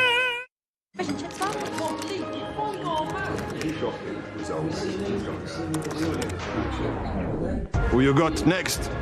You know, quite frankly, I think this is taking way too long. Oh, la. Who you got walking it all out? That'll be us, Eric. Give any game an epic boost and get up to twice the prize when you build your odds. Hey. Who you got? William Hill. It's who you play with.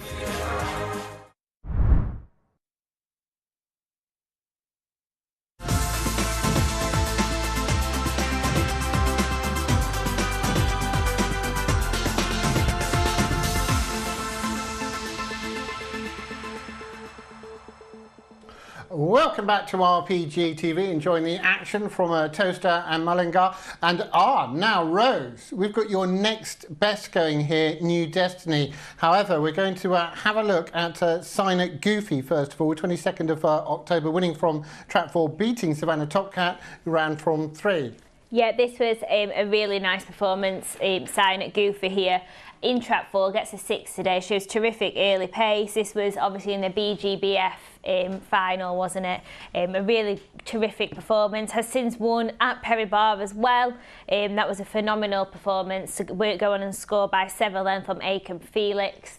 Really impressive run. You know, I like this dog a lot. Is you know, obviously just been so impressive all the time. But for me, the draw out in 6 is not ideal, is a middle seed for me. I'm just hoping that New Destiny can get into a decent position and hopefully, you know, just it stays the trip out well. I thought it was impressive last week. Did a 4.11 itself last week, so you know, does start and stay. Okay, yeah, I should give, it's my fault, I should give the full title, the BGBF True Frame Champion Stakes final. That was Steel City Cup, of course. Do you know where that's run? Last year. No. Is it at Doncaster? Could be, could be. Barry, how did you see it? Yeah, I'm going to be with New Destiny as well. I presume she was in season there. She had a couple of months off, and I thought last week's run was very impressive. She had every chance to give it up if she wanted it into the third bend, dog it up her inside, but she battled back. She clocked 29.41, probably lost 2 or 3 lengths around off the last bend there by 6 running wide. And look, she has broke 29 seconds before. Earlier this year, she ran in that match racing derby final, didn't she, behind Mary Champion? So, yeah, look, bitch coming back from season, I expect her to improve on the 29.41 run, and I think if she can have the inside line of Sign It Goofy into the first bend, it could make all the difference. I think she's a decent price there, around about 7 to 4. Yeah, it's a good point, actually, because in our last race, we had Ballymac Taylor, who recently ran in a match race. Yeah, very true. That was, you know, a good match race, wasn't it, over the 925 metres at Romford. Yeah, great to see that greyhound, you know, winning, and she's done it so well today. So yeah, good to see New Destiny. I like these match races. I think, you know, it's good that, you know, I like a competitive match race. Yeah, I do. And people who don't like them, I just think, go and have a drink for half an hour or a quarter of an hour. Yeah. You know, just if it's not just your brings thing. something different to the table, doesn't it? Because sometimes, like the race that we've just had there, that Ballymac Taylor won, you can't tell me that was more exciting than a match race. Like, yes, there was 4 dogs in it, but one was 1 to 7. Yeah, because so why do we have to fill these races with dogs that are 50 to 1 and you know, can't win?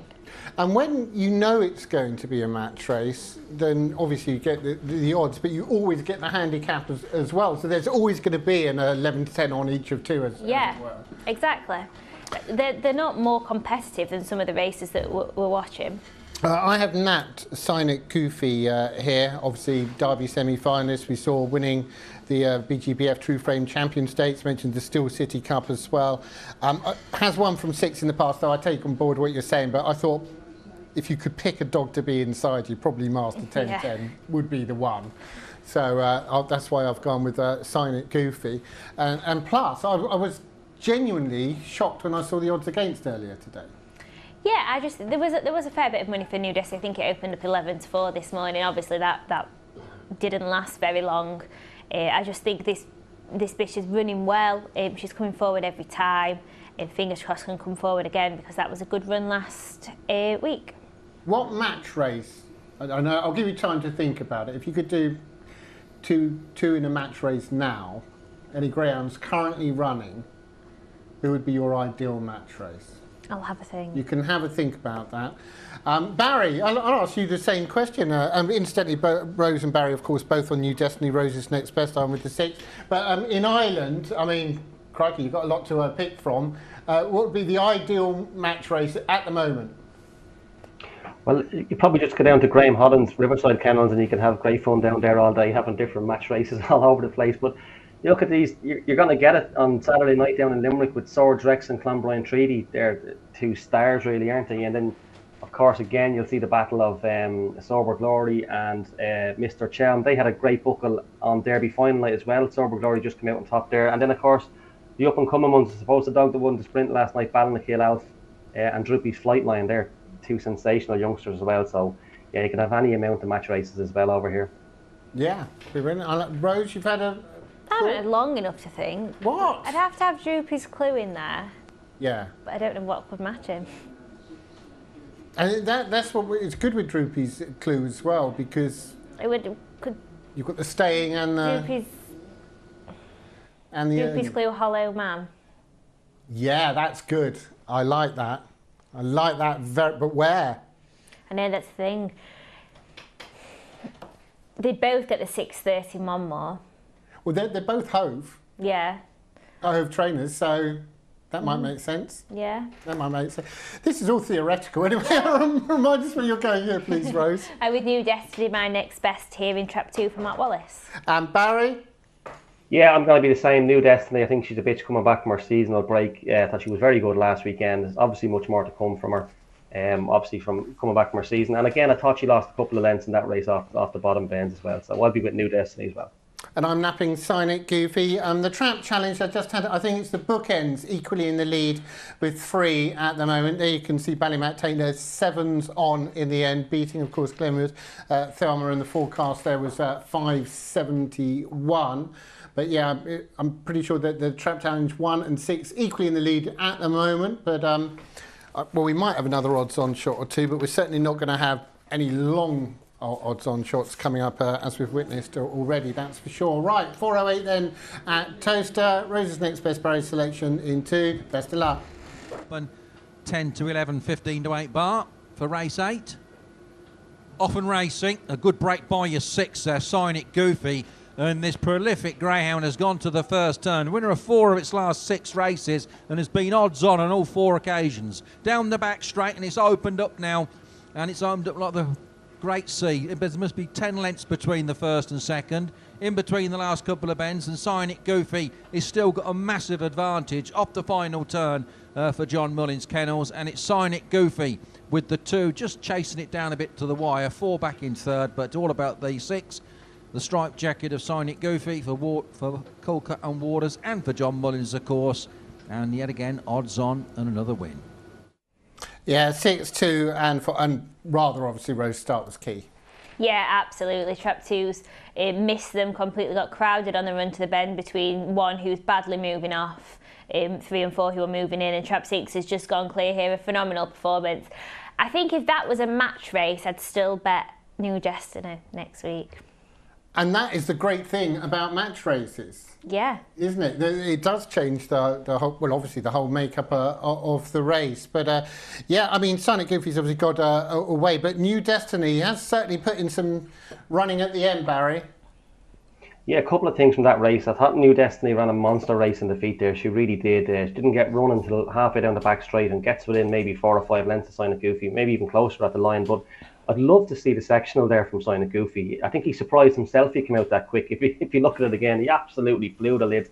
I know it's probably exaggerated a bit by 4, maybe coming across the rest of them and him shooting clear, but I'd definitely like to see the sectional. And yeah, look, can't wait to see New Destiny running again, because she's certainly a winner waiting to happen. Was it 2 years ago? Did Sign It Goofy have the fastest sectional in the Derby? I think it was, yeah. I think, yeah. So he's got previous, yes.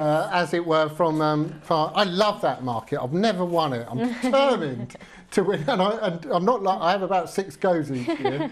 I really do. I'm determined to win that market one day.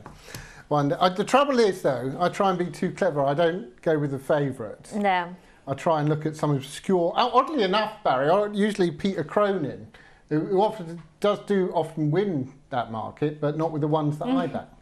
Yeah, maybe you just put the dampeners on them. Yeah, you would have been pretty short this year, wouldn't you? We weren't short. For the sectional market? Yeah, we weren't short, I don't think. Yeah, but you would have been 3rd or 4th. Yeah, we were in there. Yeah. Okay, thanks very much for that. Now, 4:17 we've got coming up at Mullingar. Oh, and of course, Trap 6 has now gone... wasn't there 6 huge odds in the Trap Challenge? Has now gone ahead. Right, here we are at Mullingar. We have got a VT here. Dark Note was the winner last time out from Trap 3. Lahinch Jake was also in the race from Trap 4, finishing 2nd, Barry. Yeah, this is Dark Note from the 22nd of October. Yeah, as you say, Lahinch Jake's back in trap number 4. But you can see Dark Note there, slips into 2nd place down the back straight. Lahinch Jake is just behind him. But Dark Note, again, he's plenty of experience around here. That was his 30th start or 29th start. So again, he runs a good third bend. You can see 4 slipping into 2nd place That is Lahinch Jake, who chases them all the way to the line, but ultimately Dark Note runs out a comfortable enough winner by, I think it's 5.5 lengths on this occasion. Now, that was an A3 contest. This is an A1 contest. It's the race of the day without a doubt. There's very, very little to separate all 6 of these runners on their sections. In fact, just over a length separates the whole field on last week's sectional. It's a good quality contest for Mullingar, A1, as you'd expect. I'm going to be with Slievemore here in trap number 5. It's Irish for Big Mountain. Look, as I say, it's a good quality contest. He's won 5 of his 8 starts, Slievemore.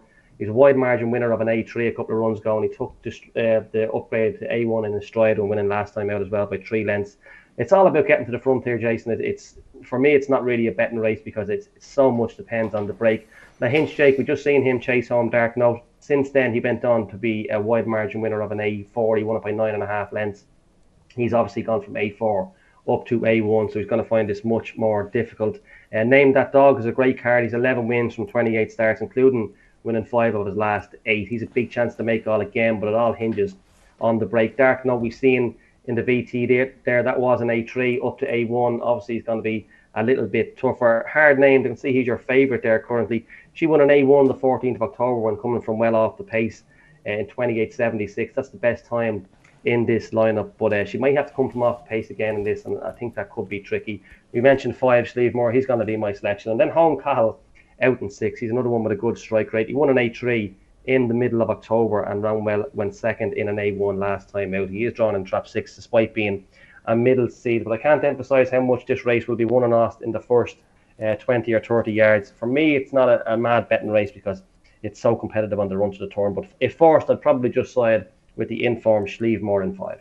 Brilliant, Barry. Big Mountain. I'm pretty sure there was a band called Big Mountain a few years back. All right. It might have been. Anyway, I'll have a think about that. Rose, who did you fancy here?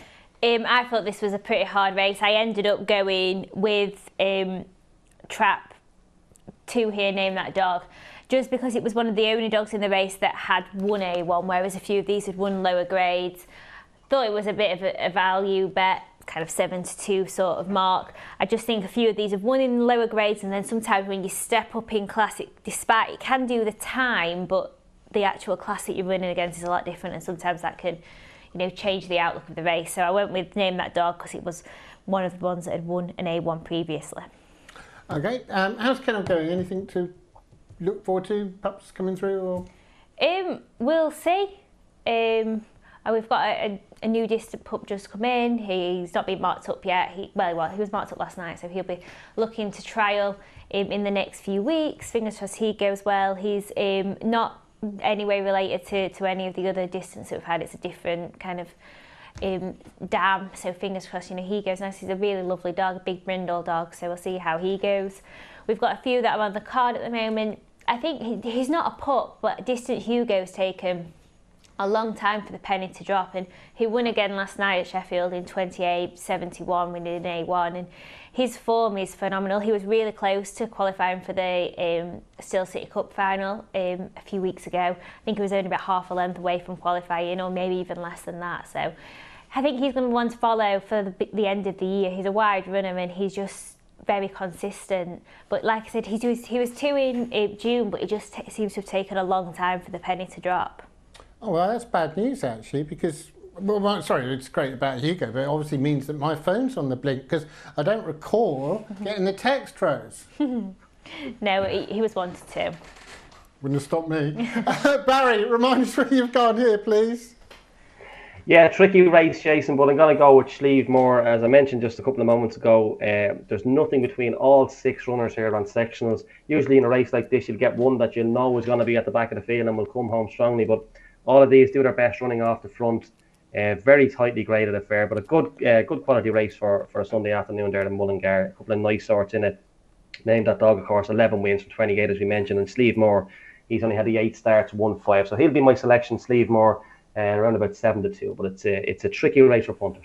Yeah, well, if anyone can unpick it, you can. Already banged in a couple of winners. So it's the 5 for you, and Rose, Name That Dog is your selection. Yeah, it is indeed. A recent A1 winner last time out. Fingers crossed will go well again. Excellent. Right, here we go then. Just about to be checked over here at Mullingar. all is okay. Yep, let's go for the call. Follows on Facebook. A1. 1 is Lahinch Jake. 2, Name That Dog. 3, Dark Note. 4, Hard Named. 5, Slieve Moore. And 6 is Home Cahill. And away we go, and quite a level break, and making the way down towards the first bend. It's going to be trap 5, Slieve Moore, who goes around. 2 and 3 collide, but it's 5, Slieve Moore from 6, Home Cahill. Then 4, 1, 2 and 3. Down the back straight towards the third bend. It's trap 5, Slieve Moore for Aidan Price, looking for the double on the card today. A couple lengths clear from 6, then 4 into the final bend. It's still 5, Slieve Moore goes a bit wide and gives Home Cahill a chance for Marcella Campbell. Down the home straight, it's Home Cahill, but in between there comes 4, Hard Name. Hard Name gets there. Hard Name wins. Home Cahill second, Slieve Moore third in a time of 29.40. What a race, what a call as well. It was all looking good for Slieve Moore, Barry, but Hard Named has finished 2 for 1. Yes, Hard Named, she probably was the class dropper. She had a couple of 8-1 runs to her belt. She had come from off the pace to win an 8-1 on the 14th of October, and she turned relatively handy here. Slieve Moore and Home Cahill are obviously much better off the front. Not the strongest of stayers over this sort of a trip, but look, Slieve Moore had every chance there out in front, got himself a decent lead. He held a 2-length lead over Home Cahill, and it's a good distance back to 4 there. Hard Named at this stage, probably 3 lengths off the second place dog at one stage, and doesn't run a great third bend here either, Hard Named. I think if you were on Hard Named about here, you probably would have thrown your ticket away, but 5 does run very wide, Slieve Moore. 6 stays middle to the inside, I suppose, and there's a big gap right down the middle of them for Hard Named, and she comes through to win for the 8th time for Miss Joan Bourne in Mullingar, daughter of JT Jet, so she stays on quite strongly. 6 second Home Cahill, and my selection, Slieve Moore, back in third place. 4, 6 and 5, an absolute thriller of a race, and let's hope there's more thrillers to come after the break.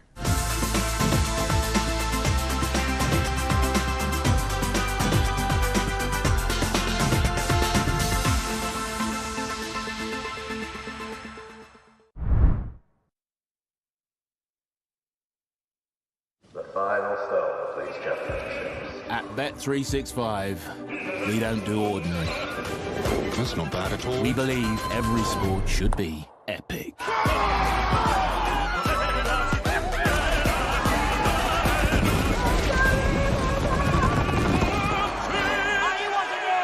Berlin. So whatever the sport, whatever the moment, it's never ordinary at Bet365. See up close and clear with Mighty Sight from JML, the magnifying eyewear with 160% magnification to make detailed tasks easy to see. The built-in LED lights gives you ultra-bright, hands-free illumination. See prescription labels clearly, complete fix-up jobs with ease, and enjoy hobbies in detail. Even threading a needle is easy. Mighty Sight fits over your reading glasses, and they're rechargeable. Don't miss the details with Mighty Sight. Only $19.99 from Asda, Argos, Boots, Tesco, and JMLDirect.com.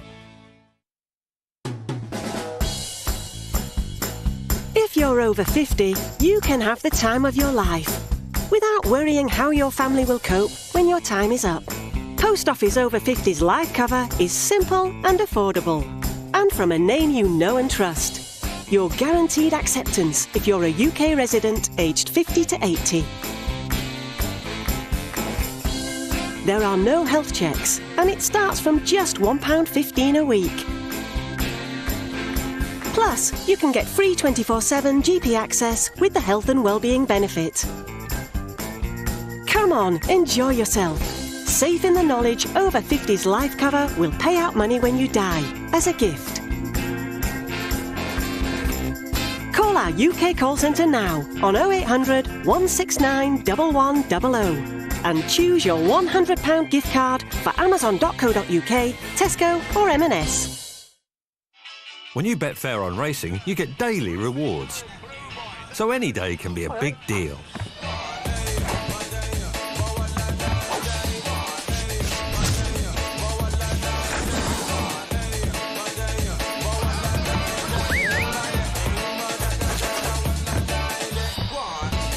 On the Betfair Sportsbook, get extra places on horse racing any day this week. Daily rewards with Betfair.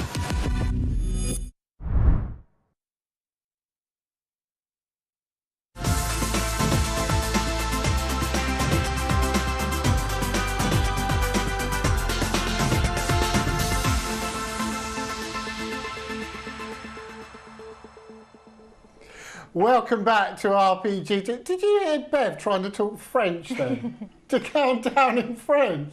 Yeah, not the best. Not the best accent I've ever heard. No. Must do better. She ran out. She didn't know the last few numbers, did she? So she just went ooh la la or something like that.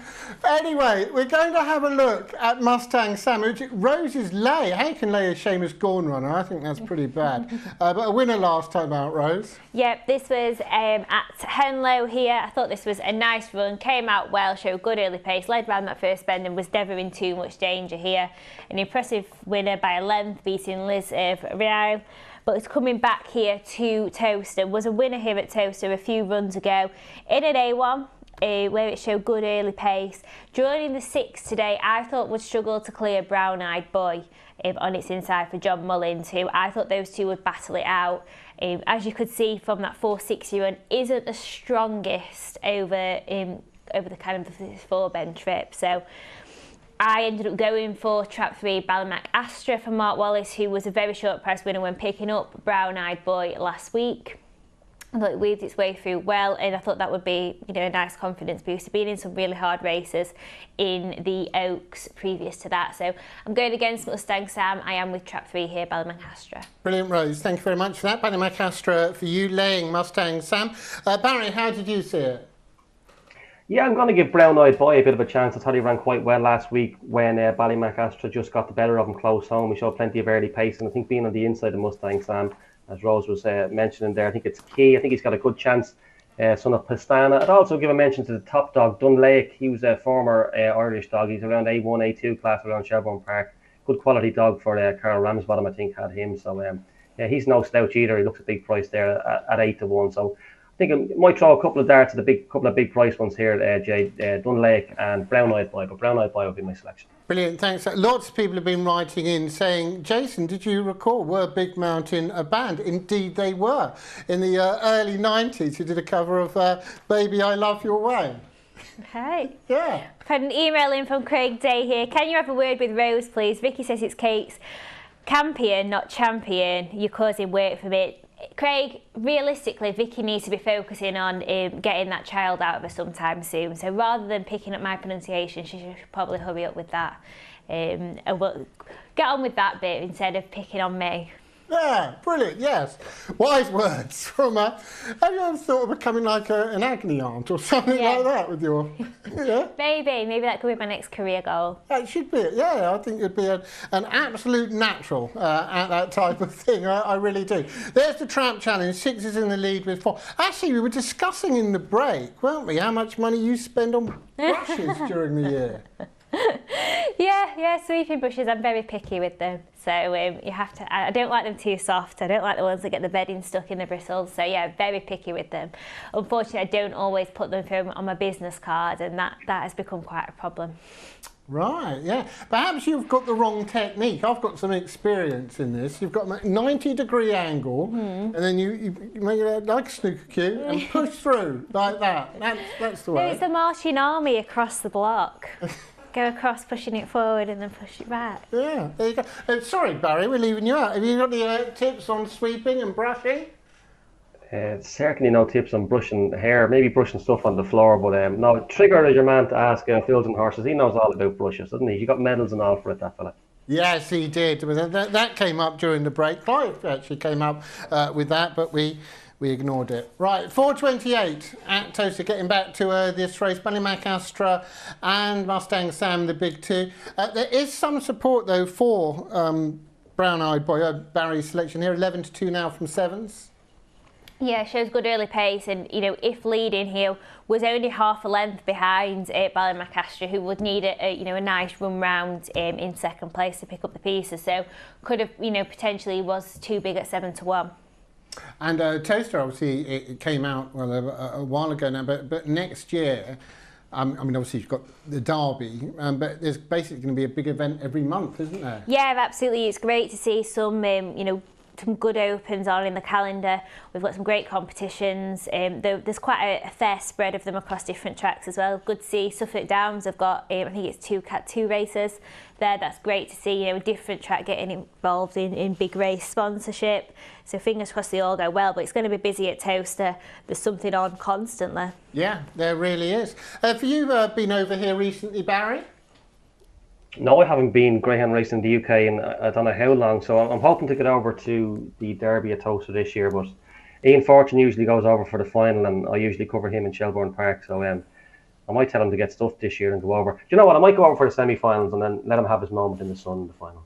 Oh, well, that would be brilliant. Whoever's working their semi-final night, you can work as well, Barry. No, you're okay. No, I'll go socially. Well, I don't know. Half the people. Darrell Williams, you think he doesn't have a drink when he's out there? I'm sorry. It'd be rude not to. I'm only saying what everyone's thinking, Rose, aren't I? I've seen it firsthand. You can always tell when they carry a hip flask in this day and age. I know someone else who does that as well. Right, Rose, final thoughts. Yep, I'm willing to take on the 6 here. 11 to 8, slightly on the drift now, but I just think may struggle to clear trap 5 on the inside, and any trouble amongst them could potentially open it up for a stayer, and hopefully that will be Ballymac Astra in trap 3. And Barry? Yeah, just going to side with Brown Eyed Boy. I thought he ran well last week when just beating behind Ballymac Astra. Hopefully he can get to the front and maybe some of the stronger runners in behind are held up. So Brown Eyed Boy for me. Okay, thanks. And obviously the night's drawing in as it does this time of the year at Towcester. But it'll be well lit, don't worry about that. All checked over, all okay. Let's get the call. Favourite will come out of 3, Ballymac Astra for Mark Wallis Kennels. Often Racing, the 5 got the best break, Brown Eyed Boy for John Mullins. Into the turn there, 3 trying to squeeze through there, Ballymac Astra, and does so, and now bursts clear down the far side. So it is this white jacket of Ballymac Astra there for the MWD partnership. Already had a tremendous afternoon. Mark Wallis is your trainer. Now they're beginning to get spread out now. 1 is a good 6-7 lengths away. 2 back into 3rd. Off the final bend, it's all about the 3. Ballymac Astra beats the 1, 2 into 3rd. 3-1-2 will be your result. Ballymac Astra there for the MWD partnership. And another winner for Mark Wallis. This bitch takes the Towcester Racecourse Standard. Wow, very impressive. Impressive by you as well, Rose, picking out the winner. Yeah, it was a good performance there. Trap 5, 6 was the first to show actually Mustang Sam, but 5 showed good early pace, and these two just got in each other's way, kind of as I was expecting, but Ballymac Astra's come away a lot better than it has been of late and just pushed its way around on the inside and went on to score comfortably in the end. I mean, Emily will be on in a bit. I bet she's wishing she was sat here now enjoying these races, but she'll be on later, and I'm sure she'll be very pleased when she gets here for this evening's show. But Ballymac Astra there was very impressive in October 21. Only had the 11 starts over here so far, now won 4 of those, so just looks like the penny has dropped. Bet you wish you'd gone overs at Towcester, Barry. Yeah, and followed Mark Wallace's dogs today. Yeah, that was a great performance by Ballymac Astra. I thought 5 he broke well. He had a good chance to lead into the bend, but I don't remember 3 going up that quick. She showed great early pace once her paws hit the ground. So very brave at the first bend, and a good winner for Sire Ballymac Kingdom. He was a good dog over here. Went through many good competitions and stayed 6 bends well. So yeah, she's a nice, exciting type. And tipped up by Rose, and if you just joined us, you also tipped up with Tira earlier on. You had Ballymac Taylor, didn't you? Yeah, I've had a great day. and others as well. Now, actually rushing by this afternoon, we've got a bit of time, so I'm going to ask you nice and early for your something for the weekends. I'll have a think about it. You're going to have a think about it. Yep. Barry? I'd pick out something for the golf this evening, but there's no American golf on, so I probably have to pick something now for the American football, and I haven't got a clue about American football, so you're asking the wrong man, and I'm afraid. Oh, well, that went well. How about the Irish St Ledger? Who's going to win the Irish St Ledger? Well, see, that's 2 weekends away, isn't it? So you're misleading the viewers there. Something for a fortnight away. Look, I had a few quid on Sober Glory and Mr. Chelm at the start of the competition. So both of them are in the semi-final. They're drawn in against each other again. So hopefully they get to the final. I'll be heading down to Limerick for the final myself. So it'd be nice to still have 2 anti-post dockets going into the final. Yeah, shoddy, Barry. It's something for the weekend. It's not plumping up your own feathers. boasting about anti-posting. Right, I'm going to put you to work for that. Can we have a look at Home Rian, please, Bev? Last time out, an all-the-way winner from Trap 3. Yeah, she beats Lingron Buzz here. Good section on the way to victory here at 3:43. If she repeats that, she's a good chance of winning. She has won 7 times in her career for, he has for Marcella Campbell. Marcella has a good strike rate down around Mullingar, but you can see still showing good pace into the third bend. He's a Mullingar regular, so as you'd expect, runs that third bend well and stays on strongly, wins here by 2.5 lengths. He's on a hat-trick here today now. Plenty of early pace on his inside, but he's a tremendous record. He's had 16 races and 15 times he's been in the top 3, so he really has to be considered in this. So where are you going? I'm going to go with Downstream Chief in Trap 1. He was a semi-finalist in the recent Fair Warrior, and as I say, if you had a look at his race last week, as you can see from his card, he was well behind the halfway, and you think a dog that was coming back from sprinting, once he doesn't lead, he's in big trouble, but he was well behind the halfway, and he absolutely stormed up the home straight to win 29.17 estimated, but that was a big run. You'd expect him to go up much stronger than he did last weekend, being a semi-finalist in the Fair Warrior. He obviously has early pace. He's 5-1 there. I think that's a big price. It is a decent little contest. Phoenix the Kid has won plenty of times around here, including, I think he's won 6 times in A1 company. So look, he's going to be hard to keep out of the frame. He runs on quite strongly. And Home Rian, as we see him there running, he's got a tremendous record as well. 16 races and 15 times he's been in the top 3. But I'm going to side with Downstream Chief. I was really impressed by his run last time. He absolutely flew home, and I'm sure he can go up much stronger. Sunshine Willow in 2 for Anthony Hamilton. She made just about all to win an 8-3 last time out. Probably more needed. She has to lead Trap 1 here for win purposes. And Lingron Focus in 3, another consistent sort. 11 wins from his 33 starts. He needs to come away racing in his best fashion to land the blow here. He's 11-2. Ballycarn Flash in 4 is the only other one we haven't touched on. Another one who contested the Fair Warrior. Led Trap 1 a long way last time when she returned to 5-2-5, and 1 picked her up quite handy enough. So I think 4 has a lot to do to turn the tables on Trap 1. But I think Trap 1 can go in again. As I say, a big eye catcher last week and coming from well off the pace. And I think 5-1 represents plenty of value.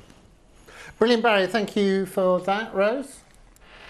Yeah, I thought this was a pretty hard race. In the end, I went for one at a bit of a bigger price here in Trap 1, Downstream Chief, who I thought ran well in A2 last week to pick up the pieces. Led near the line here and did a 29.17. I thought that was kind of the time that this race would be won in. So it's going to Trap 1 for me, who's got a good strike rate, 12 wins from 49 starts. One that I'm going to keep on the right side of.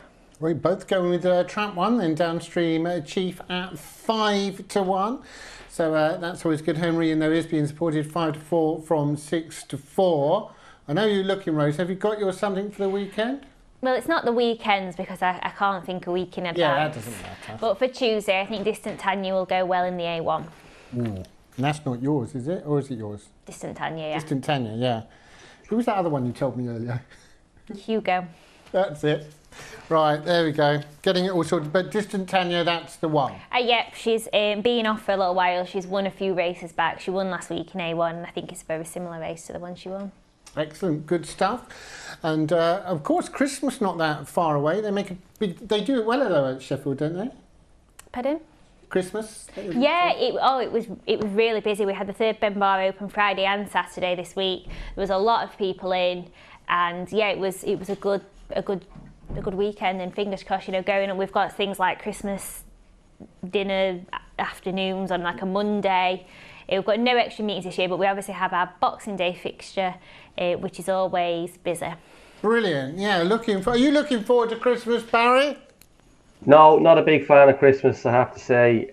Bit of a Christmas Grinch. I just think it's just a big fuss about nothing.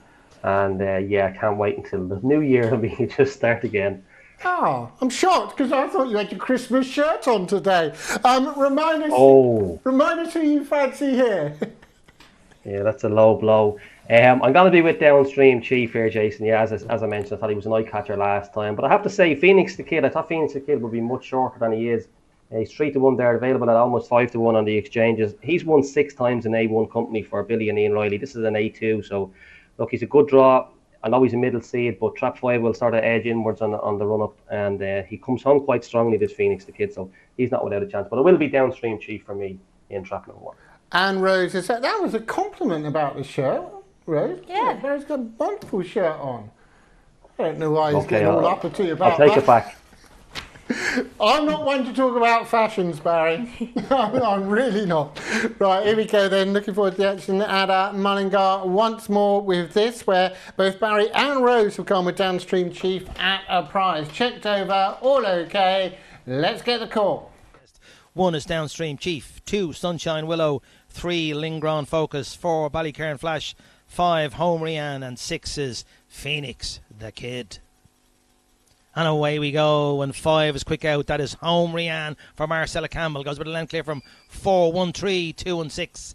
Into the back straight now, and it's still trap 5, Home Rian, but 4, Ballycairn Flash goes up the inside, 3 and 1 trying to throw down a challenge. Into the third bend, it's Ballycairn Flash, Home Rian, and here comes 3, Lingron Focus off the final bend, trap 4, Ballycairn Flash goes about a length and a half up on Home Rian. Here's 3 flying down the outside, but 4 wins. 1 flew home for second, 3 third in a time of 29.51. Yeah, 1 did fly at the end, Downstream Chief, Barry, and Ballycairn Flash has been picked up in the past, in fact last race, but not today. Yeah, Ballycairn Flash was picked up quite handy by Downstream Chief last week, actually. Downstream Chief actually turned an awful lot closer to Ballycairn Flash this evening, but Ballycairn Flash obviously has improved for the run. Both of these dogs contested in the Fair Warrior. Ballycairn Flash got to the second round. I think Downstream Chief, she got to the semi-final, but she doesn't run like a sprinter, Downstream Chief, does she? You'd look like you'd step her up and trip the way she comes home. But it was Ballycairn Flash. Look, he has got plenty of early, or she has got plenty of early pace. And she's a lot in hand here over Downstream Chief, back in 4th place there at the moment. She must have a good 6 or 7 lengths in hand, and I think she holds on by 2 lengths. But she's a nice card for Evan Hendrick and Julia McCarthy in me. That's her 7th win now from 27 starts. Downstream Chief flying home back in second. It's hard to believe she made the semi-final of a sprint contest. She just seemed to lack a bit of early pace over the 5.25, but runs on, and I'm sure she will pick up another race or two. But the day belongs to Ballycairn Flash, as I say. That's her 7th win now from 27 starts. Yeah, Ballycairn Flash winning there. We're now going to have a break. After the break, we've got a preview of the Henlow Maiden Final that you'll be able to see here on RPGTV this evening. And you'll also hear the comic stylings of Hobbsy and Harkness.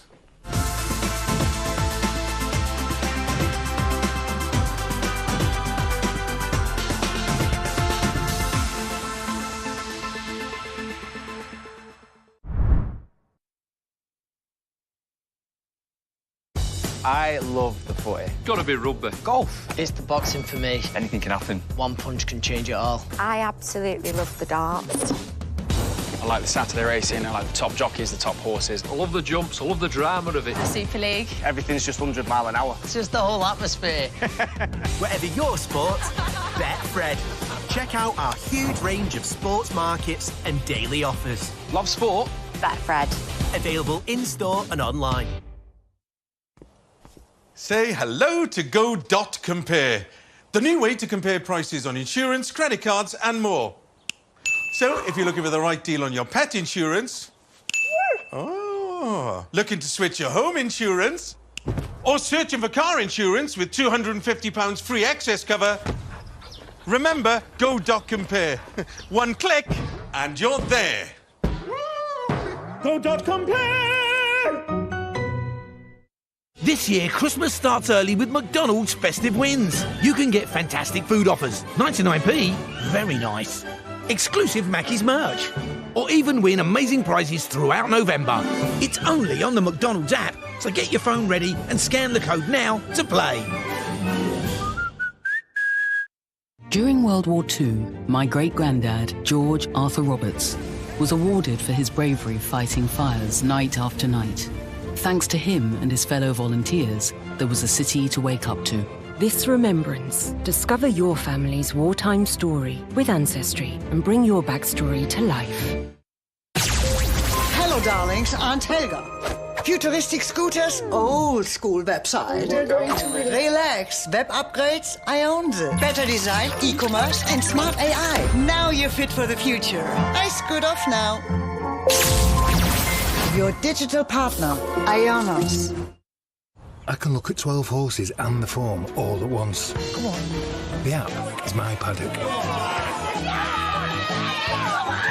Once the race starts, we don't bother with cheers in our house. When the race is on, I try to remain calm. If it's possible to love a four-legged beast and a wee tiny man sitting on top of it, then I love you! Boost your racing odds at ladbrokes.com.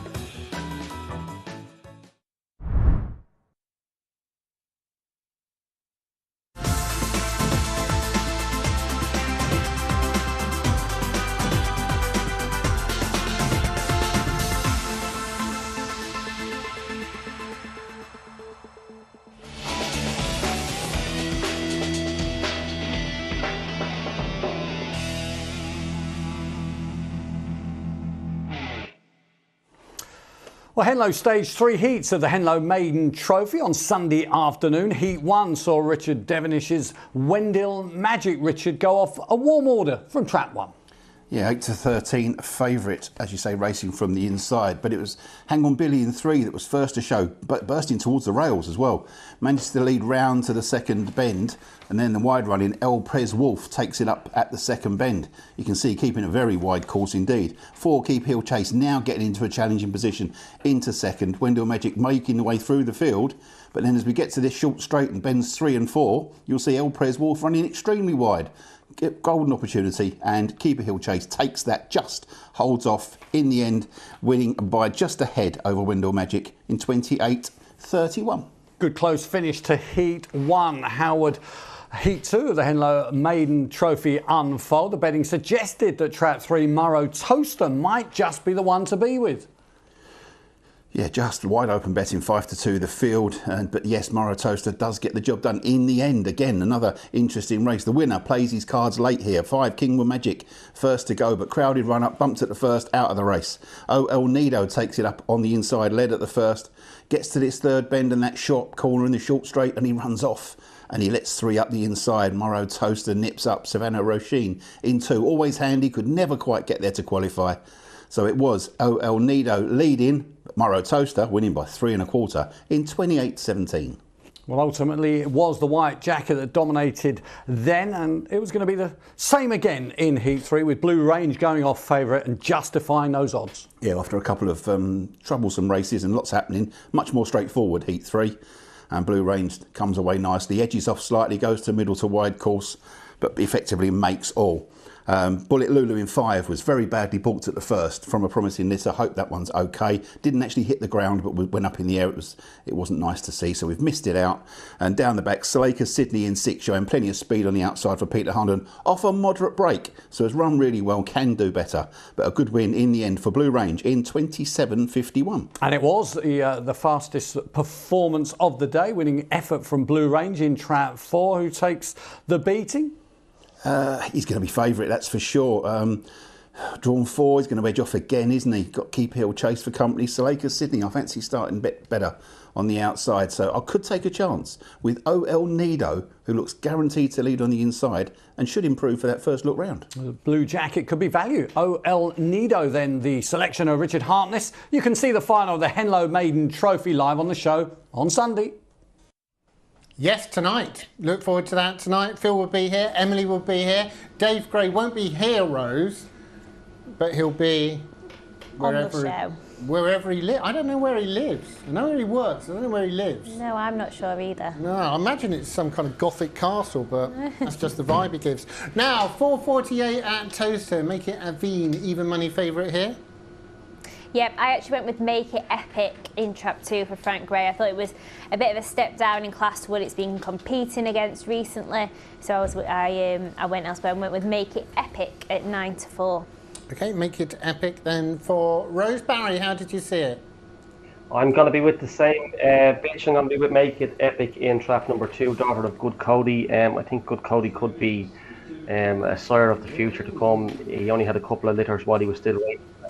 One of the Laurel Flash or Pacquiao foil. I recently sent my own bitch to him down in Tipperary with John Kennedy, so I'm hoping he can be a star of the future as a sire. But this one did run well last week. This Make It Epic ran better than the pace and suggest. Slightly hampered on the run up, and she ran on okay. She's still quite young, quite inexperienced, and as Rose said, yeah, it is a little bit of a drop in grade. Some of these are stepping up to sort of open maiden company for the first time. El Perez Wolf seems to give away his chance all the time by running out so wide, doesn't he? He really does run terribly wide. And Duma Princess, he's stepping up from sprinting, but as we've seen, to catch them out, missing the break. So she missed the break slightly last time in the sprint. So yeah, I think Make It Epic will be slightly better than these in the future. She has clocked, I think she's clocked 29.50 around here before in the trial. So if she can get back to anything like that, she should take plenty beat.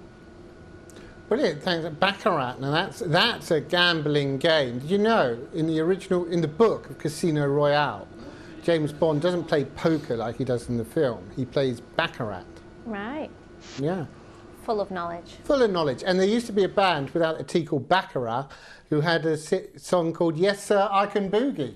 Oh, yeah. Right, yeah. I remember that. That is a good song. That really is.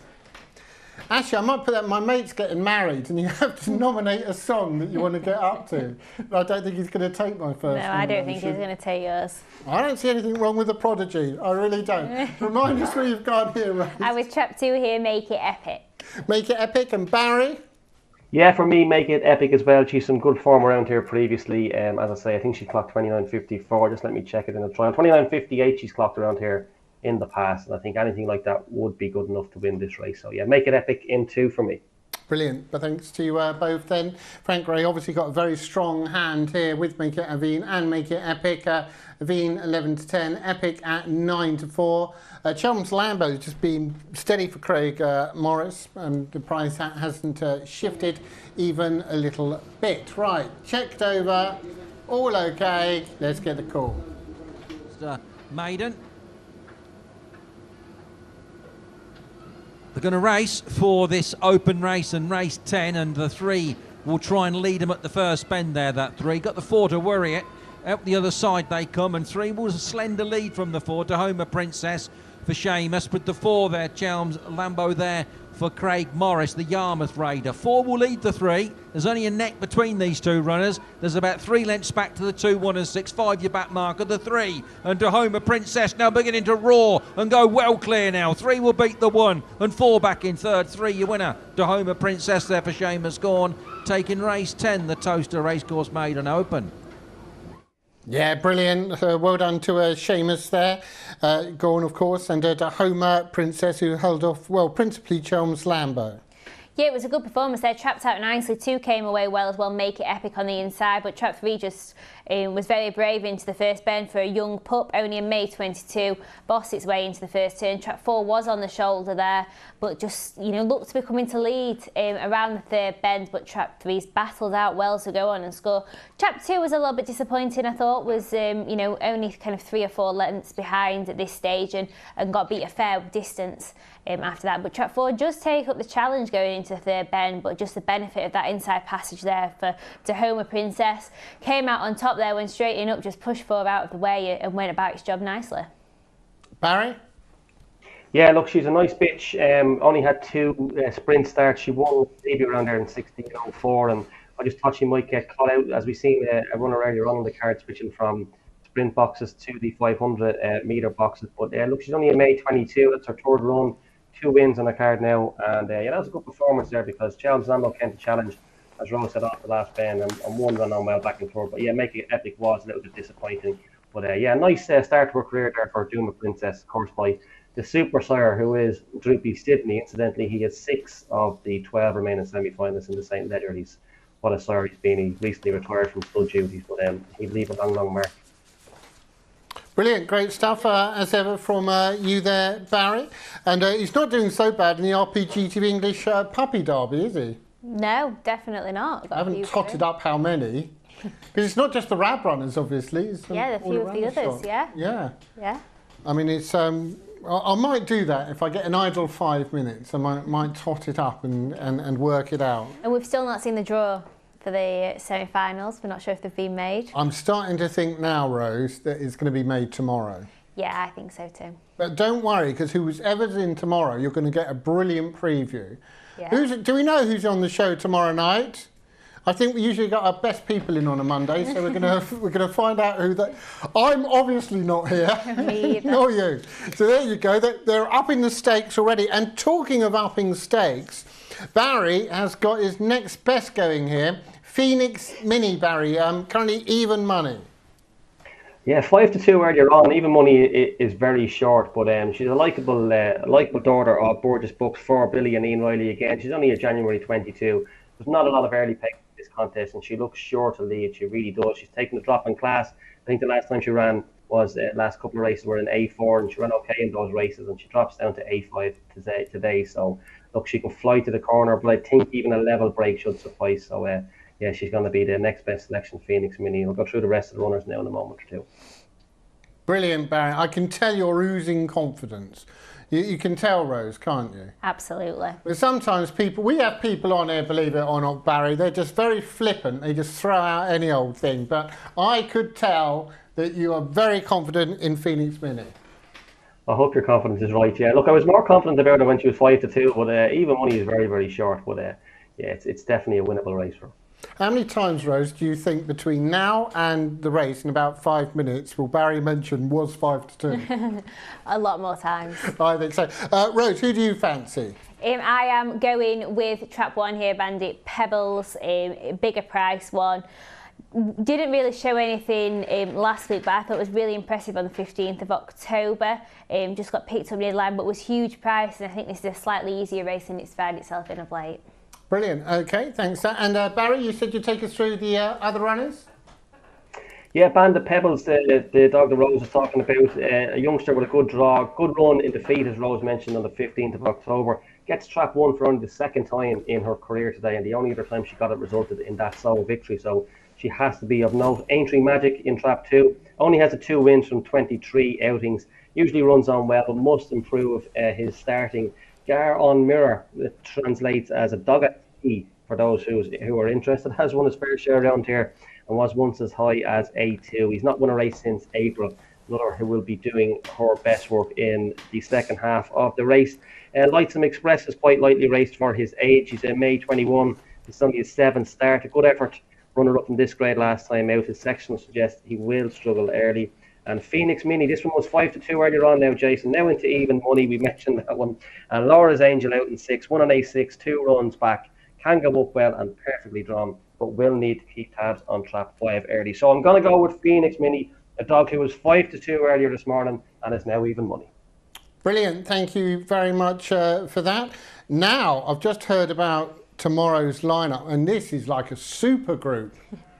It really is. This is the RPGTV equivalent, and I couldn't put any higher praise on these three than this. Do you remember Rod, Jane and Freddie?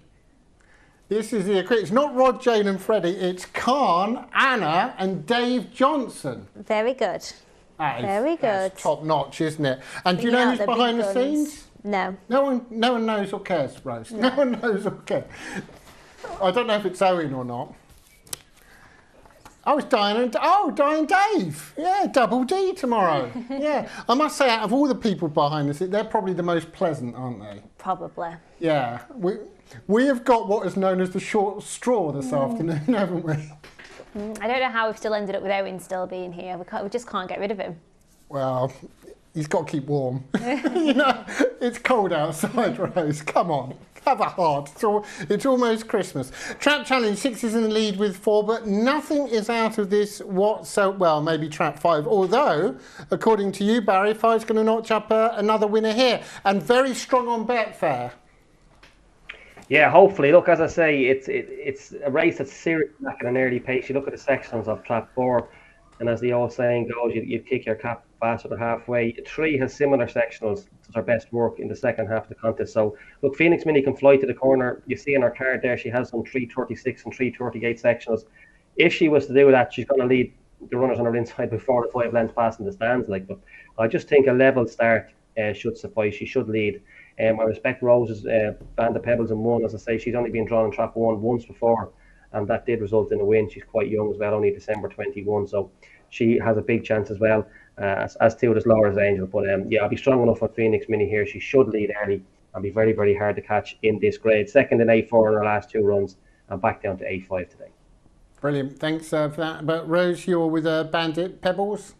I am in DJ on the inside, hopefully turn round handy enough. Ran on strongly when drawn in this box back in July. I thought it was an impressive performer in second.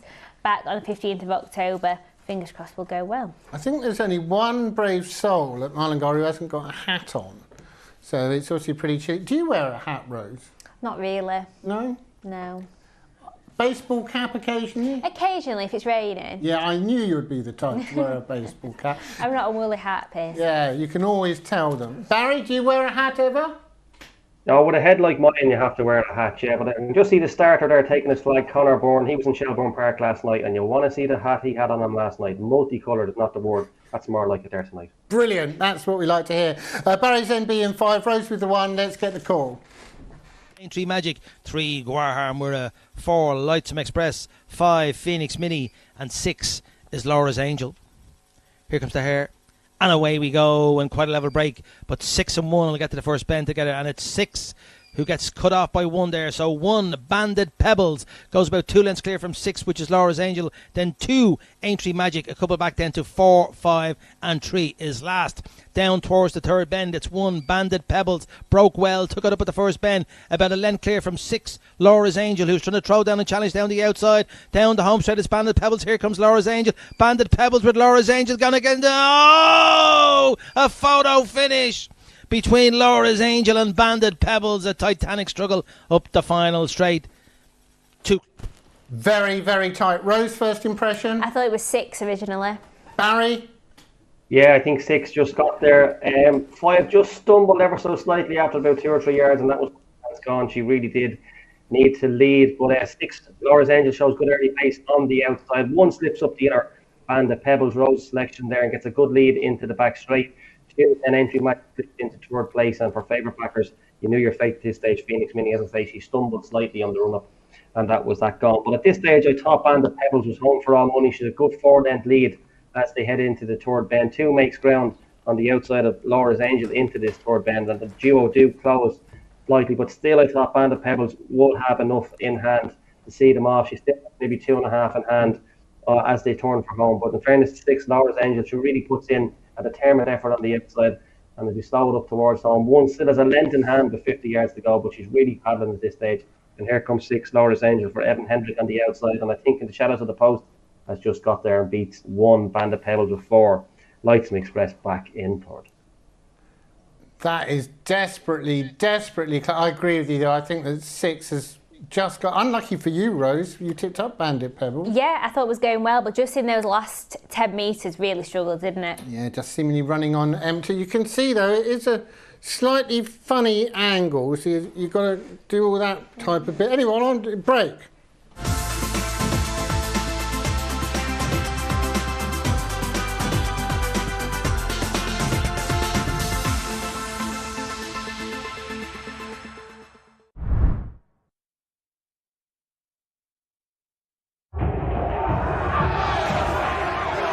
Who you got to work with when your eyes are closed in the forest? Who you got in your pocket?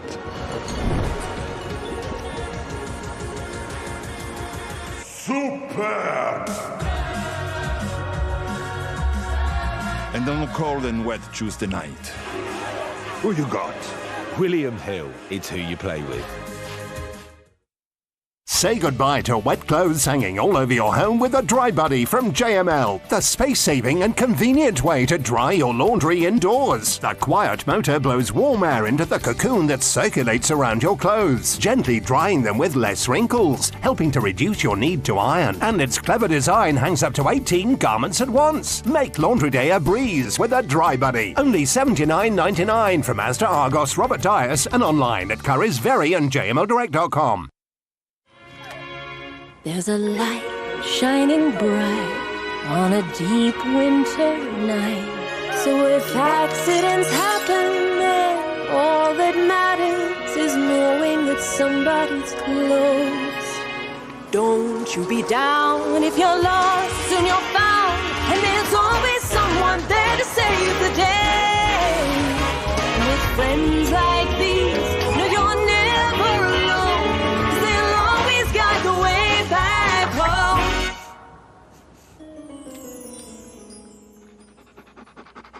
You've gotta be brave, you've gotta be bold, you've gotta be fearless. Love is a light shimmering bright, shining on you. 'Cause friends like these will always guide the way back home. A magical Christmas with Lidl. Gift a toy to Lidl's Toy Bank and share the magic. Want to build a bet you want? In seconds, you're on. Combine shots, corners, cards, and more. Plus, with our Bet Builder rackers, combine bet builders across games in football, basketball, and NFL. And place popular bet builders in just one tap. Get a bet builder boost every day. Unibet, you're on.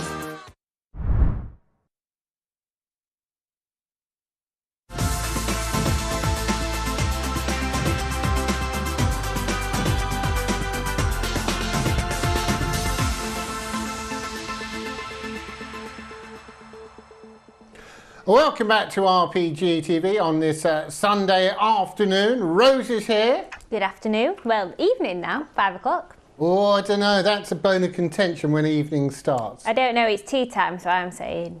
Well, is it tea or is it supper? And Barry's here as well. Good afternoon. I'm going to wait till 6 o'clock. I'm going to wait till 6 o'clock for the evening, and it's certainly not supper. Well, there we go. Well, I think evening starts when you have your first drink, so about 2 o'clock for you then, Rose. And as for the meal, just call it what you will. It doesn't matter. Now, 5:08 at Towcester, the Towcester Racecourse Sprint. New would be favourite. I wasn't expecting King Sydney to be this short. It's not the best of races, in all honesty, is it? I think Make It King Sydney, I expected to be favourite. This is very, very short here in a sprint. Not a out-and-out sprint, so be interested to see how it goes here, but hopefully will go well on the inside here for Frank Gray. The 16:04 trial was good. Just needs to kind of replicate that, and I think we'll go well here. Okay, thank you very much. There's the Trap Challenge. 6 is in the lead at the moment with 5. Obviously, has Campanile LC here. Barry, how did you see it? Yeah, similar to you. Sorry, Jason. I thought he'd be favourite, Make King Sydney, but I didn't think he'd be 11-4 on. He's been very, very lightly raced over the past number of months. He's obviously had his issues. Look, he'd be high class on his day compared to some of these, wouldn't he? He was very good around Towcester, over 500 this time last year. Maybe he's shown good early pace over the 4-bend trip. So, look, yeah, he should take these take this in his stride if he's back to anything like his best. But as I say, I think he's had 4 races this year. Look, he's had plenty of trials, but as I say, he's obviously had his issues. He's a lame on his card there from June, so probably not one to be taking a short price about. But the punters aren't listening. He's gone to 130 on, but yeah, the most likely winner. But he's quite short for me. Okay, thanks very much. 130 on now. I've heard, Rose, that Emily has rocked. She'll be happy. Yeah, very good day. Very good day indeed. And she's storming it in the naps table as well. Yeah, can you imagine how sure Quintero would be in this sprint? Oh, crikey. Well, what was the SP of Quintero in the end? 1-4, I think. 1-4 and 7's on Taylor. Yeah. Yeah, would be. What's the shortest prize runner you've ever had? Oh, I don't know. I had a 2-9 in the graded race the other week. Graded race? Mm-hmm. Hats off to the grader. My word. What's the shortest price runner you've seen, Barry, that you can recall, obviously? I remember Late Show got beat at 7's on, I think, in Shelbourne Park. I think he was bidding to win a record sequence or something. I think he had 17 races, one off the top of my head, and a dog called Wish Kid beat him. Joey Marr used to have Wish Kids. So I think Late Show was 7's on that night. Look, I've obviously seen a few, and you see them over in the UK, but live at a track, I suppose. Yeah, 7's on to be the shortest I've seen beaten anyway. I remember on a Sky Night, Greenacre Lynn got beaten, and the presenter, I won't mention his name, I don't want to embarrass Gary Newbond, he napped. And, what was it, Clive? 7's on? 8's on. 8's on. But he did I remember seeing it, he made a really good case for it, Rose. Yeah. Really did. Yeah. Got the chart, but just didn't quite get the win even at that price. Yeah. That'd be my luck. That's how my luck's going at the moment. Well, those who are out of sin and all of that. Make It King Sydney, whilst we're talking about odds, has just got shorter and shorter. Now, I'm going to have to get a forecast off each of you. Rose? Probably we'll go with trap 3 here. Second. Okay, thanks, Saskia. And Barry, your forecast, please? Yeah, look, I got to go with 5. He's a bit of decent class. He's some good form around Ireland in sprints. He won a couple of sprints around Dunbro Park. That wouldn't have been too shabby, 18:29 or so. And yeah, I'm not too familiar with the Pelaw Grange form, but he looks the obvious one. Okay, brilliant. And talking about Pelaw, actually, Dave Gray, of course, he'll be here remotely later on as well. Yeah, he'll have had a busy morning there at Pelaw. Yeah, I hope Phil asked him a question on the action that went on there, because I always do that, and he hasn't got one right yet. And I know he enjoys. What do you mean he's not got one right? I keep asking him questions about it. Right. How many trap threes and he hasn't got one question right yet. Right. But he loves it. You can tell his little eyes get all bright when I say I'm going to ask him a bulge question. out of his head, basically. Yeah. He gets this thing throbbing on his neck. And he goes all nice and red. Right, here we go then. 5:08 at Towcester. Final thoughts, please, Rose. I am with trap 1 to beat trap 3. And Barry? Yeah, Make It King Sydney for me to beat 5 Raz. What's your selection, Jay? What's my selection? I think the one's got to squeak each way, Barry.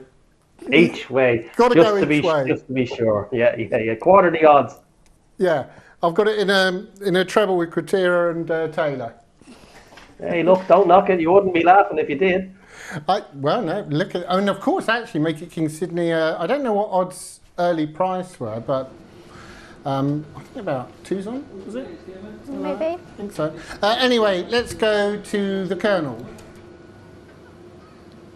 Often Racing, 2 fell out, and the one has got a tidy start there. Make It King Sydney there for that man Frank Gray. It stole about 3 or 4 lengths round the turn there, and 3's going to chase hard and would do a favourite, and Make It King Sydney is your winner there from 3. 6 back into third. 1, 3, 6 is the result, and that Make It King Sydney there for Frank Gray takes race 11. Well, it was over almost before it had begun, and Make It King Sydney made no mistake whatsoever. No, it was a good performance there. Came out well. Trap 2's badly missed the break. Same with 5. Slightly checked on the run to the bend, and 1 was away and gone. Just a different class to the rest of these, Barry. Yeah, he is. Look, and it's good to see him back on form, Rose, because he's obviously had an interrupted campaign. You can see this year is littered with trials here and there. So look, it's nice to see him get a win back. And as the corner mentioned in commentary, we were due a favourite. I think all the races at Towcester today have been won by the favourite, bar 1, our last race, Duma Princess winning at 11-2. But I think all the other races so far at Towcester have been won by the Jollies. Right, which is the first race? Did that go? Queen Dusty wasn't favourite. Queen Dusty wasn't favourite. Colonel was made he wasn't in Barry's defence. He hadn't turned up at that time. I wasn't there. Barry hadn't turned up at that go. time. He was still in bed when that happened. I wish I was. I'm just flabbergasted that the Colonel's made an error. Yes. I can't believe it. Mind blowing. Oh, wow. Tongue in cheek, I think it was. I'm surprised at the end of that sprint he didn't say, another lap to go. Only joking, Colonel. He's a pal of mine, so I'm allowed to say that. Now, 5:17 at Mullingar. We can actually have a look at Rosard's kid here, Barry, who was a winner last time out from Trap 2. The Hinch Roxy, who's in Trap 5 today, ran for Trap 1. Yeah, Rossard's kids are running from trap number 2 for Rosalie Mooney and Jared Mooney. He's one of a very few in-form runners in this race. This is a poor contest, but look, the fact that he's in form will stand to him. Kicks well clear down the back straight here and holds a decent 7 or 8 length lead into the third bend and stays on strongly. Ultimately wins this race by 6 lengths in 30-29, take away the 50 slow. So look, yeah, as I say, there's not a lot of runners in this race are in form. He is in form, but look, it's a poor contest with some out of form runners in it. I'm going to side with the Hinch Roxy. She's quite short in there at 7-4, but I think she's better than some of these on her day. So yeah, that'll be my selection, the Hinch Roxy. We will go through them now in a couple of minutes, but it's a very tricky race. Okay, thanks for that, Rose. How did you see it? I ended up going with Lingrown, Billy on the inside here, who isn't devoid of early pace, but isn't blessed with it either. But I didn't think there was too much early pace on the inside. I thought would clear Babra Kian on the inside as well. So I thought that Lingo and Billy would go up close and fingers crossed go well. Rose, your forecast came in at it did. 11 to 2. Not bad. A little bit over 11 to 2. Yeah. So well done. Yeah, good stuff. Have we got an email? Yep, David's been in touch about Sheffield United. Showing some resilience, Rose. You will not remember the season under Dave Bassett when they survived despite not winning a game before Christmas. Yeah, we managed a point, which is massive. We're no longer bottom of the table. I think we're now on a full 5 points, so that's a great start to the season in November. I'll take it. We've won a game and we've had 2 draws, so I'm pretty pleased. I'm no psychologist, Rose, but you're in denial. Anything can happen. Yeah, that's We've right. not got our next few games. I think in his next 7 games, 4 of them are actually. You could make a case for us getting points out of 4 of his next 7. Yeah, you know everyone else is looking at those games and thinking 3 points. Yeah,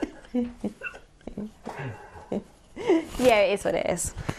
And we'll see. But yeah, no, best of luck. Best of luck. Are you a football fan, Barry? Yeah, having a bad week of it. I'm a Tottenham fan, so after that disaster on Monday evening against Chelsea when we lost Mickey Van de Veen, Christian Romero, Udogie, James Maddison, every player we had was either sent off or taken off injured. And then the capitulation against Wolves yesterday when they're 1-0 up in the 91st minute and ended up getting beat 2-1. So it's been a bad 6 or 7 days as a Spurs fan. Look, the start of the season was cracking, wasn't it? Unbeaten up until last Monday, but it's starting to fall apart slightly. Yeah. There's a good fact for you here. Sheffield United, our game was the only one in history that was stopped because there wasn't enough players left on the pitch. Because we'd had injuries, cards, they were fighting on the pitch. We got left with 2 players and they had to abandon the game. I knew it's that the was only the rule. time it's happened ever in English professional football. You see, I'm surprised because I did know, Barry, that Sheffield United were involved in the game that didn't finish. Yeah. I thought it was through lack of interest. Oh, that's cutting. Oh, that really hurts. But no, that is a fact, and it's our claim to fame at this moment. That's what I'm taking it as. It's a claim to fame. Quite right, Rose. I think you have to have 5 players, don't you? Not the rule. You need 5 or 6 players is it on the pitch, or 7 players, I think. Yeah, there is a rule. There's a definite rule. Yeah, I think that rule was brought in because of our game. Because they got to about, I think they got to 50-something minutes and there was just no one left on the pitch. And don't worry, Barry, I'm a Chelsea fan, and some of my friends sent me some memes after Chelsea thrashed Spurs. So to cheer you up, I'll forward those on to you. It took Chelsea nearly 70 minutes to hit the lead against, 6 men, or how many men we had left. Chelsea were terrible. They're actually playing at the moment. Are they winning? No. Oh, no, we're not allowed to give football scores. We're not allowed to give away. All right, well, I won't give you the score. But just for Barry, I can just remind him of that score. We can talk about old scores, because that was Spurs 1, who were at home, and Chelsea, Barry, they got, 4. Yeah, the 5-17 at Mullingar, Jason. Yeah, it is a tricky race, but I'm going to side with Lahinch Roxy. Look, she got close on her best form. She has run better than the placing would suggest on the last couple of occasions. The draw's not ideal, but she is capable, and she should be a half decent price, or so I thought. But now she's about 7-4. So look, trap 1, Lingo and Billy. Look, he's not the force of old, and his recent form figures 5th, 6th, and 6th, and make him hard to put him forward. Abracadabra Kane, again, recent form figures of 6th, 5th, and then 6th. Like the devil. Look at William gave him a trial last time. Maybe there's just to boost his confidence a bit. It has been bumper car stuff of late. We've seen Rossard's kid there in the VT. Probably the only one of these that's in form, which is a massive, massive plus. Weather Snapping form was formerly A3 grade, but hasn't won a race since February. She's hard to fancy. And Her Sleep's all we out in trap 6. She won an A7 back in September, but again has been well beaten in her last few outings. So plenty of out of form rivals here. But I just think Lahinch Roxy, if she can show some spark, she could get back to winning ways. Brilliant, Barry. Now, unfortunately, there are just a few technical difficulties at the moment, hence why we haven't got the pictures at Mullingar. Hopefully, they'll be rectified very, very shortly indeed. But we should just say once more what the selections are. Barry, of course, Lahinch Roxy, as he's just explained. And it's the one for you, Rose? Yeah, Lingo and Billy for me on the inside. A dog that's always big prices, but never really runs an awful race. Got trouble last week at the third bend, so I kind of put a line through that one, but fingers crossed goes a little bit better today. Okay, brilliant. So I'll say hopefully we'll have those pictures back sooner rather than later. I don't know if it's weather related. Weather's awful pretty much everywhere these days. Have you had you've not had bad floods or anything, have you? Not awful, no. We've had plenty of rain, but no actual flooding. So we've been quite lucky. But we're kind of on a hill, so we're very fortunate. Oh, cool, Sheffield. 7. I know you're not at Sheffield, yeah, but there's 7 hills there. Yeah, there is indeed. Built on the 7 hills.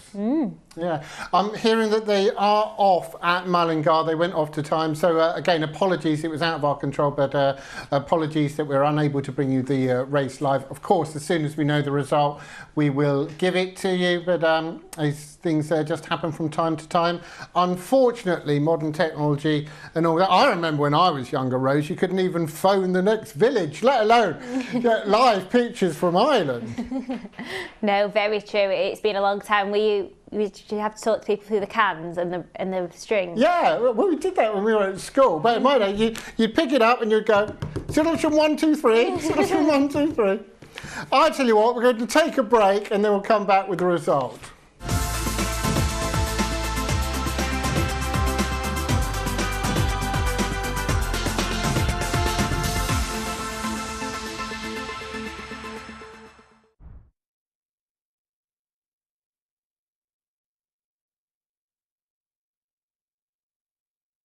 When 2 becomes 3. They've not gone off, so we will be when able they've to shot bring up you the race. again. Barry is with the 5, Rose is with the 1. So apologies for some sound difficulties and what you may have heard there. Again, it's been done on the hoof, but the good news is we're going to get the live action, and at the end of the day, that is all that really counts. So Barry, remind us once more of your selection. See here in trap 5, Jason, it's a poor contest, but we'll go with 5. And Rose? I'm with trap 1 here. I think these dogs have been taken out of the boxes, yeah, haven't they, by the looks of things? There's an issue here now, yeah. Yeah, there's obviously some sort of a delay, so that will take time in itself. We don't know what went wrong, but obviously they'll be taken. It's the same as here, Barry, isn't it? Once they're in the traps and taken out, they'll have to be checked over. They'll have to go to the vet. I'm going to try and get in touch with the control stewards immediately and see can I give you an update of what's happening. Lovely, thank you very much. So there's an ongoing delay now at Mullingar to this race. Our next live action is going to be from Towcester. That's the Towcester Racecourse Maiden Stair, because we're not 100% sure what is happening here. What we'll do is get your selection for that, Rove. Yeah, at Mullingar, at Towcester, I will be going with trap 3, Unlikely Dahoma, who I think you're taking on. Malay, yeah. Yeah, I'm willing to go with it. I thought ran really well over the 550 there at Henlow last week. I think can build on that and hopefully come forward over this 7-12 metre trip. It's not the strongest of maiden stays. There's a few of these that have been kind of struggling in opens of late. So I think that Unlikely to Home and one of the only greyhounds that has won an open, it will go well here. Yeah, I'll be honest, it was a bit of a lazy lay. I didn't want to lay one of the short ones who I kind of fancied. It was hard to do the lay because there were so many dogs that were short, but you knew were going to win. Yeah. So, you know, others would have just laid the shortest price runner on the card, Rose. Yeah, but then we would have all just been laying by Taylor, so that would have which is boring. ridiculous. Yeah. It would have been ridiculous. So anyway, Barry, we're still awaiting what's happening at Mullingar, but for the next race at Towcester, who do you fancy there? I'll go with the wonderfully named Archtub Jim Woods. I wouldn't fancy commentating on him after a few points. But yeah, look, I think he's been running consistently well enough, I suppose, in a couple of open races. You have to get his head in front, but sort of brings a decent level of form into this. Was well beaten last time out, but it was a much better race. And yeah, I think he can go fairly close. Archtub Jim Woods. What is the worst name you've ever, keep it clean, you've ever commented on? commentated on, off the top of my head, I never commentated on a bitch called Go On, Go On. It was named, Paul Hennessy had a bitch called Go On, Go On. It was named after the Mrs. Doyle character of Father Ted. You know, we have a cup of tea, go on, go on, go on. And so that was Go On, Go On. Yeah, that was a bit of a tongue twister commentating on that one. But yeah, I've been lucky enough now. I don't think I've made too many mistakes. Yeah, no, I've been okay. I've been okay with that. There was the dogs that got through. We won't give the full name, but the prefix was Norfolk.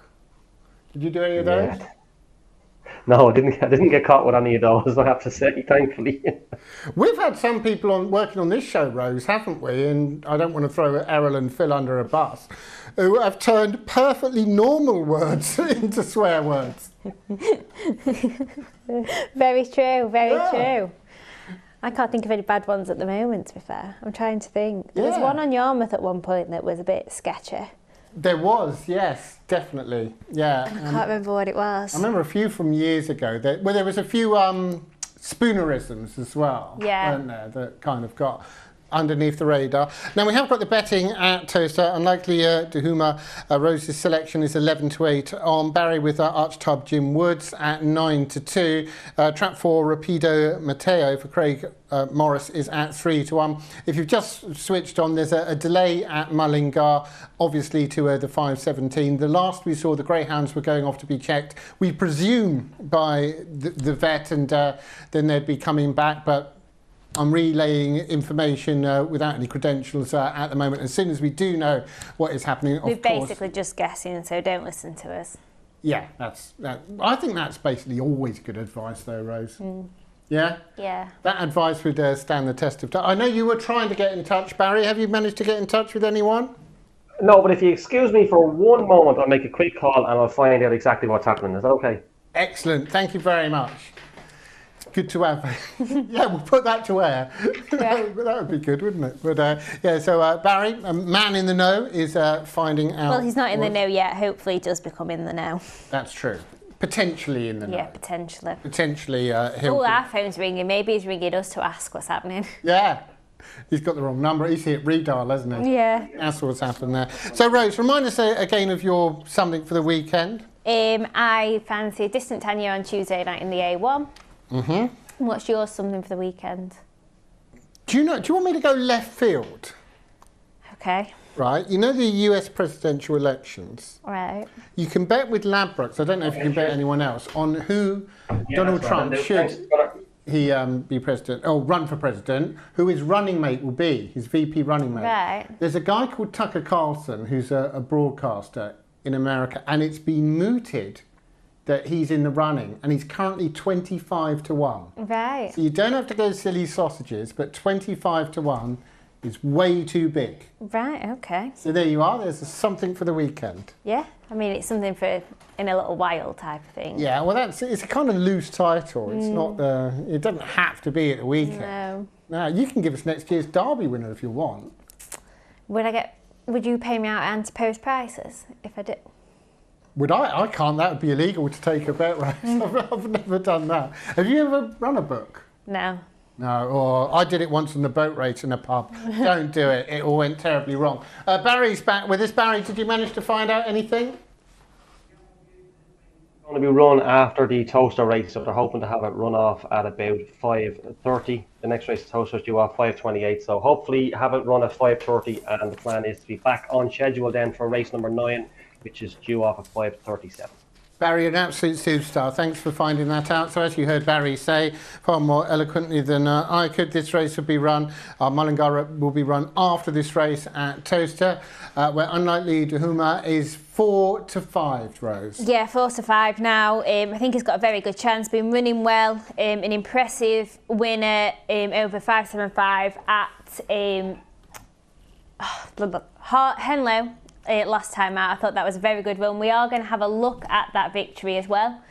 This is on the 5th of November, running from trap 2 on this occasion. Shows good early pace, gets round the first bend unscathed and never looks in too much danger. Goes on to score by 4.5 lengths from Sawdust Hondo. I think this is the natural next step up now. Won over the 500 metres in an open here at Towcester, went over the 550 there at Henlow, and now goes the full 6 bends at Towcester, and I think we'll do it well. I don't think there's too much to compete with it here. The danger for me would be Rapido Matteo for Craig Morris, who ran well in an S2 last time out, won one of those at Yarmouth back in October. You know, would be the one that will definitely stay for me. Okay, thanks very much for that. Sherry's Dream, though, Heather Dimmock is being supported here, 7-1 from 14-1, so has halved in price. Obviously, stepping. I did look at Sherry's Dream's last few races. I've got to be honest, I didn't actually scream that was looking for this distance to me, Rose. No, but been running in good class over 4 bends, hasn't it? So maybe just, you know, not the best of races. And that's the thing, isn't it? When it's not the best of races, with all due respect, they don't have to be Space Jet, do they? No, absolutely not. Sometimes you can pinch one of these without ever actually staying the full trip. So here we are then, and Barry, remind us, you're with Archtub Jim Woods. Yeah, gonna be with Archtub Jim Woods in Trap 1. I think she's ran in a couple of races that are a little bit better than this standard. Look, 3 is a likely leader. I suppose if he comes out like we've seen on the BT there at Henlow, he'll be hard to beat. But yeah, I just think Archtub Jim Woods, I think she stays this trip quite well, and could pick up the pieces later on, hopefully anyway. Hopefully for Barry's sake. And then after this race we are going to have delayed race 8 at Mullingar. That was due off at 5:17, and we must thank them for telling Barry, you know, what's going on, and also putting it back past this race. Yeah, exactly. Lets us get both races off and live on the show, and we can talk about them both, so that's brilliant. Yeah, that was really good of them. Bev's out the back. Bev, can you send the people at Mullingar a hamper? I think we should thank them. One of the good ones with port in it and cheese. Yeah. He's not going to give us the actual address, so he's going to be giving us his, isn't he, for that? Yes. Right, so here we go. 5:28 at Towcester. Anali Duhuma is 11-10 on. Being checked over. All okay. Let's get the call. Here's over the 7-12. Favourite out of 3. Often racing, and the 3 not best away as we make the turn there. Bit of a scuffle to get the lead at the first bend. Who's going to win the battle? 1 is, and it's Archtub Jim Woods that's going to lead up. There from the 3 there, Unlikely Dahoma, that's now wormed its way through and taken up the lead now over that line. Do it all again though. 3 comes off the 4th last spin for Seamus down the far side of the stadium. Going to show a bit of toe now, this 3. Dahoma down the far side there for Seamus. 1 is back into 2nd, Archtub Jim Woods, and then we're back to 2, Rapid Gloria. Approaching the final bend, it's still your 3, Unlikely Dahoma. 3 just beginning to tread water a bit now, close home. 3 leads there from 1 and 2. 3's got to pull a bit more out the bag, and does so. 3 will beat 2 and 1 into 3rd. Trap 3, Unlikely Dahoma, a winning favourite, takes race 12. Yeah, I had to work for it early, but it's done it really well. One go on Unlikely Dahoma. We're straight over to Mullingar. Once again, thanks for Mullingar for holding back this race for us. Barry, remind us where you've gone.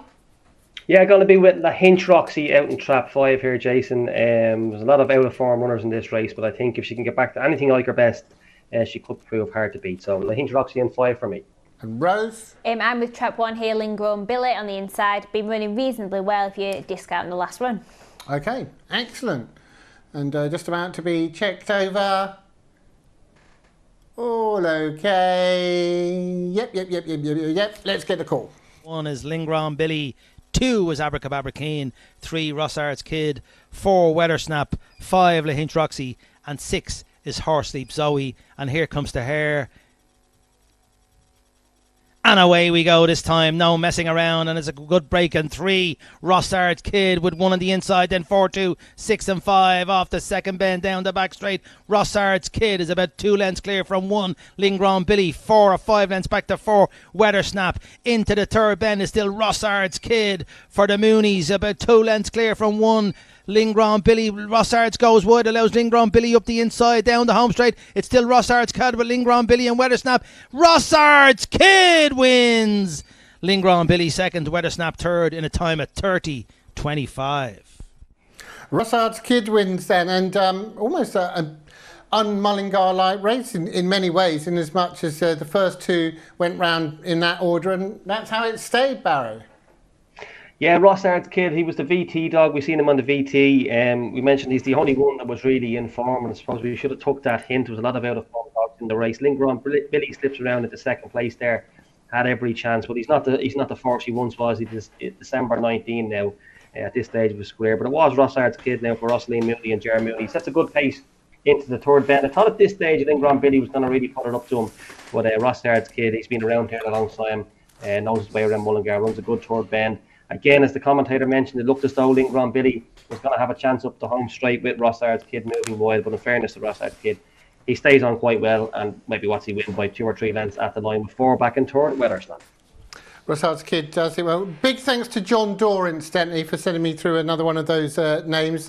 East Anglian, but not Norfolk, Suffolk, it began with. I won't go any further than that. But there we see Rossard's Kid winning, and winning impressively. And it was 2 trap 3s on the bounce, because at Towcester, Seamus Corn's Unlikely Dahuma has won, and did really well initially, Rose, to weave through and get the run. Yeah, battles well, because didn't come out of the box as well at all. It was traps 1 and 2 Archwood, Jim Woods and Rapido Galore who were the first to show on the inside, but trap 3 just sat in pretty in behind, sitting in 4th position there, got up the inside of trap 2 Rapido Galore for Frank Gray and took the chance well. Archtub, Jim Woods moved off that second bend, and it took full advantage here for Seamus Gorgon.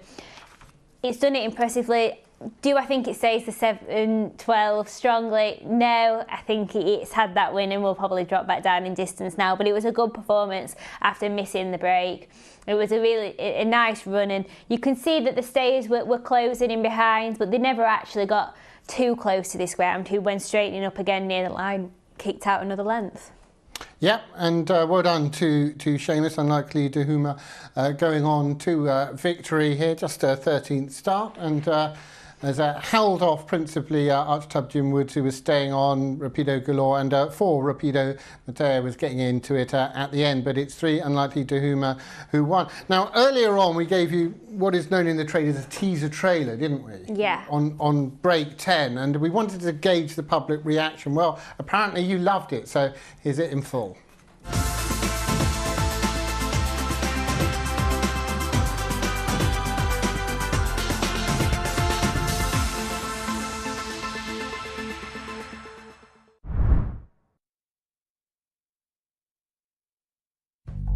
When you finally move in. When 2 becomes 3. When they've shot up again. When you want the flexibility to shop the brands you love.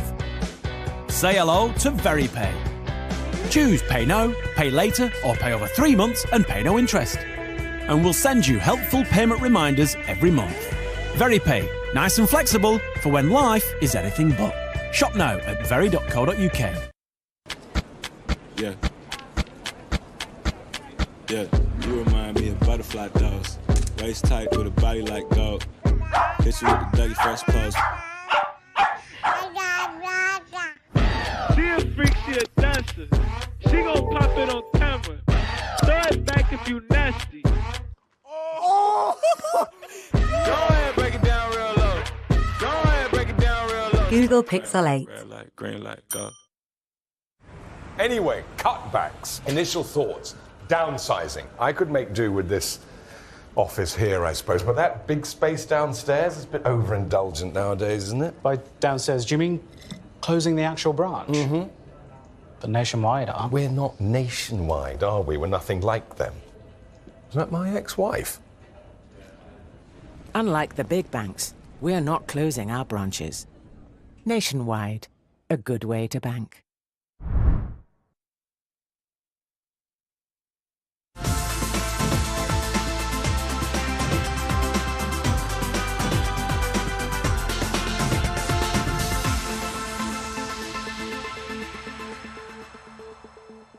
Welcome back to RPGTV. Our next action will be the delayed 5:37 at Mullingar, but they are endeavouring to catch up time, and I'm told it may, fingers crossed, only be a couple of minutes late. So I've got to go straight to you, Barry. Who do you fancy?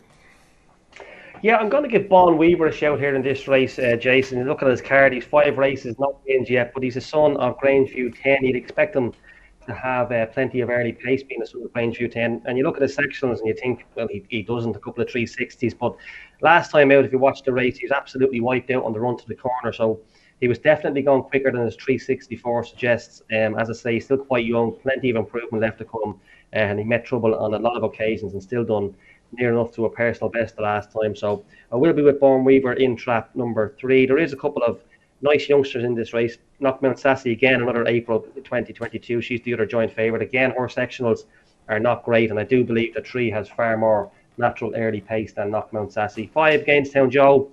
Again, very young youngster of the race. He's won 2 times from 5 starts. He's got some good sections. He can go up quite well on occasions. Lingron Adele in trap 1. She's hard to fancy, as her record will suggest. She's only 3 to 1 shot in here to win it, but she's only won 1 of her 18 starts. And Cardi Lily in 2. Well, she's not getting any younger either for Pat Doran. She's a March 20 now, but she has won 5 times. But I think Bon Weaver, although running in an A7 contest here, I do think he will be better than A7 in time. I think he can go close. And taking race number 9, and hopefully it should be off in the next couple of minutes. Brilliant, Barry. Thanks for that, Rose. I'm with trap 4 here, Knockmount Sassy. In April 22, here yet to win a race, 0 from 5 so far, but he seems to have been improving with every run. Did have a fall in October, but I thought came back from that run reasonably well. Does get a 2 grade uplift, but I thought this was quite a poor race, so fingers crossed would go close here. Marjorie MacDonald's been on. Our dogs always have Latin names. Well, we've seen quite a few of those running, and enjoying listening to you all guess what they translate to. And they've got one, sui generis. I think I'll pronounce that incorrectly, sui generis. And do you know what that means, Rose? Nope. Do you know what that means, Barry? Absolutely no idea. I wasn't in school the day they were doing Latin. No. It's a very original name. Some would say almost unique, Marjorie. But thanks for that. And we do, I imagine Tempest Venom and things like that were hers then, the Latin names that we've had. Yes, maybe. Emily would know, because they trained some Latin. Yeah. So obviously she'd know it'd be all over those. That's Time for Wine, isn't it? Tempest Venom. You'd know that, Rose. Oh, I don't do wine. You don't do wine? No, I'm not a wine fan. No? No. How about if Bev just said cider? I don't mind cider. Yeah? What's White Star? Bev seems very familiar with it. It was White Lightning when I was drinking. Yeah. Well, remember when Bev was younger, they used to brew it in a bath. that's what did you ever do home brew, Barry? Oh God, no, absolutely not. No, I'm bad enough without making my own stuff at home, let me tell you. Thing with homebrew, you'd always have it too early because you couldn't wait. We have got the betting for the 5:44 at Towcester, incidentally, but yeah, you'd have it when it was all cloudy and hoppy, and it's all right. It did the job. We better get the tips for the next at Towcester. Who do you fancy there, Rose? I'm with trap 2, Chelmsford Lane there for Frank Gray. Having been in some tough races as late, not really come out of the boxes too well, but I thought here there wasn't too much early pace in it. A very short price, however, I wouldn't be betting at that sort of price. We have had an email in from Sean Gibbons. Good afternoon, Rose, Jason and Barry. Sean's made the decision. It's afternoon still. He's decided for us. The best bet this afternoon is trap 1, Cronody Blippy in the 5:44 at Towcester. So he's with trap 1 in the next at Towcester. I'm going to be with the 2. But here at Mullingar, I'm going with Knockmount Sassy. Knockmount Sassy. Barry, we'll talk about it more in a bit, but who are you with in our next at Towcester? Yeah, I'm going to be with Cronody Blippy as well in trap 1, as our emailer suggested. I think he will be suited to the more galloping track around Towcester, and usually runs on well around Perry Bar and has reached a decent level of form around there. I think 8-3 the last time. So look, I did like Chams Elaine, but very, very short, as Rose mentioned. So probably just with 1, Cronody Blippy. And remind us who you're with here, please. Yeah, Bon Weaver in here for Dan Bourne, son of Grangeview 10. His sectionals on his card suggest he hasn't got much early pace, but believe me, he's got much more early pace than he's shown, and I think there's much more improvement to come. So trap 3, Bon Weaver for me. And I can tell you Chelm's Lane is being supported at Towcester, 13 to 8 on, and the Betfair price would lead you to believe that support may not end. So If you do want to back Chelm's Elaine, you may want to take the 13-8 on. Here, though, if you're following Barry, you want to be with Freeborn Weaver, and if you're following Rose, not Mount Sassy, or both, you can do the forecast, of course. Potentially, yes. Good. We'll claim it if it comes in, otherwise we'll never speak of it again. Right, let's go and get the call. Flag and the hare is running in the Book Your Christmas Party A7 contest. 1 is Lingron Adele, 2 Cardi Lily, 3 Born Weaver, 4 Knockmount Sassy, 5 Gainstown Joe, and 6 is Abracababra Scar. Here comes the hare, and away we go. And 6, Abracababra Scar, shows good early with 1 on the inside. Around the first bend, it's 6 and 1 go head to head, toe to toe. Off the second bend and down the back straight. Lingron Adele with Abracababra Scar, and about 4 or 5 lengths back to the rest of the field. Down towards the third bend, it's still Lingron Adele. Abracababra Scar stalking on the outside into the final bend. It's Lingron Adele and Abracababra Scar. It's going to be a ding-dong battle down the final straight. It's Lingron Adele. Abracababra Scar switches the inside, but Lingron Adele holds on. Abracababra Scar second, Born Weaver third in a time of 30-20. Wow, another exciting race at Mullingar. We've got to go to Towcester then. We knew, we could tell that there was going to be a snowball effect here, Rose, and they really are shoveling it on Chelm's Lane. Yeah, plenty of money now, 1 to 2 here. This is a different class of race to what it's been in, but this is extremely short in a maiden. Oh, this is a wholesale gamble, Barry. Yeah, looking like she's going to have to come from off the pace. I know it's a 5-dog race, which will help, but look, she's very, very lightly raced. Just looking back at her trial form, she's only won one of her trials as well. She seems to lack a bit of early pace, but as I say, the 5-dog race will help. Yeah, I can't be backing her at 2 on. She's very, very short, because the dog on 3, Westfield Sniper, he's well bred. Again, quite lightly raced. He's only had the 2 or 3 starts, and it's the top dog when Roddy Blippy has reached a decent standard around Perry Bar. So, look, it's not a foregone conclusion, and I certainly wouldn't be taking 2s on about it. I'd be gladly laying it at that sort of price. Now, I will remind you that being a Sunday, this is going to be our last race, yes, Rose. It is indeed. And we've got Emily coming in, that's obviously good. Dave Gray, he's always great, isn't he? Yeah. He's really good, I like him. Henlow and Harlow, enjoy those tracks. Yeah. And Phil, who's just tried to duck out of coming in. Did you hear him? Do we still, because there's a delay, he thinks he's found some kind of... Loophole. Loophole, yeah. Idle toad. Yeah. Yeah, well, do you know, it's amazing, because I've heard what they've said about him over the years, those that work closest with him. I didn't think it was true until now, Rose. No, I didn't believe it. Yeah. But we've heard it with our own ears now. There we are. So yeah, Phil will be here as well. Phil, Emily, Dave G, Henlow and Harlow. Of course, we will finish off they'll finish off the action at Towcester and Mullingar as well. So it's going to be soon to be bye from us. Barry, as ever, you've been an absolute superstar. Thank you very much. I've enjoyed your company, folks, and hopefully we'll get to do it again soon. Yeah, and as I say, Barry, of course, will hang around for the rest of the Mullingar Cup. Do you know when you're next in, Barry? I don't know. I don't think I'm in for the rest of the month, so maybe I'll have to don a Christmas jumper and do an hour show or 2 in December. Brilliant. Now, it does seem now that we've got a delay at Towcester because it's the off-time, Rose. And we don't have any dogs. We're missing the dogs. We don't have anyone. We don't have anybody. Yeah.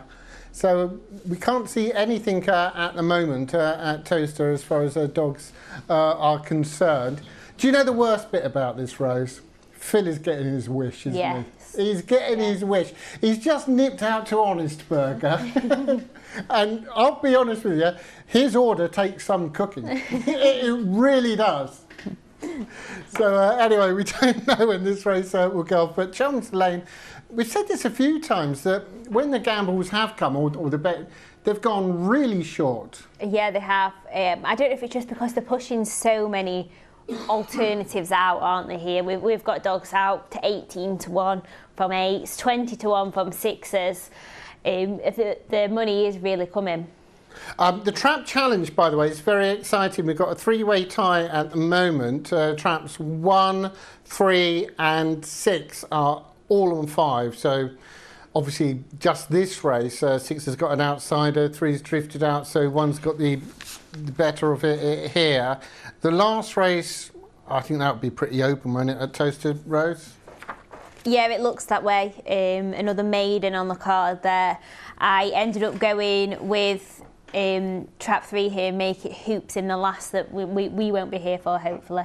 Only had the 2 races so far, been on and off the card constantly, so I was willing to take a chance on it in the last there. And in the last at Mullingar, there definitely won't be a short price runner there, will there, Barry? I wouldn't think so, no. I'll probably side with Home Clodagh out in trap number 5. It's an A4 contest with some pretty exposed rivals, so yeah, I'd be very surprised if there's anything in there below 2 to 1. So yeah, I'll just side with Home Clodagh taking a slight drop in grade to win the lucky last. Well, this is incredible because we're past the start time at Towcester. Again, we do apologise for this, but it's obviously out of our control. But Chelm's Lane has somehow managed to shorten up even more. You'd think that all the business would have been done, but has actually gone now to 5 to 2 on. Yeah, we've got dogs. Oh, there we go. Well, we've got one. There's 2. We've got a match race. You were talking about them earlier, Rose. That'd be a very exciting match race. That would be an absolute cracker. It really would be. But hopefully it shouldn't take too long now. So, Barry, final thoughts on this race from you? Yeah, look, Chelm's Lane is just far too short for me. I thought she was the most likely winner, but no way would you be going near her now at 2 to 5. Like £5 on to win 2, absolutely not. So I'll side with Clonroddy Blippy in trap 1, as I mentioned. The dog who's reached a decent level of form around Perry Bar and could be suited to the Towcester track because it usually runs on well around Perry Bar. And Rose? Yeah, I'm with Chelm's Lane here. It's a very short price, but I just think it could be a class above a few of these. It's going to be slow away, but I think should hopefully manage to clear trap 1 here on the inside and hopefully be away and gone.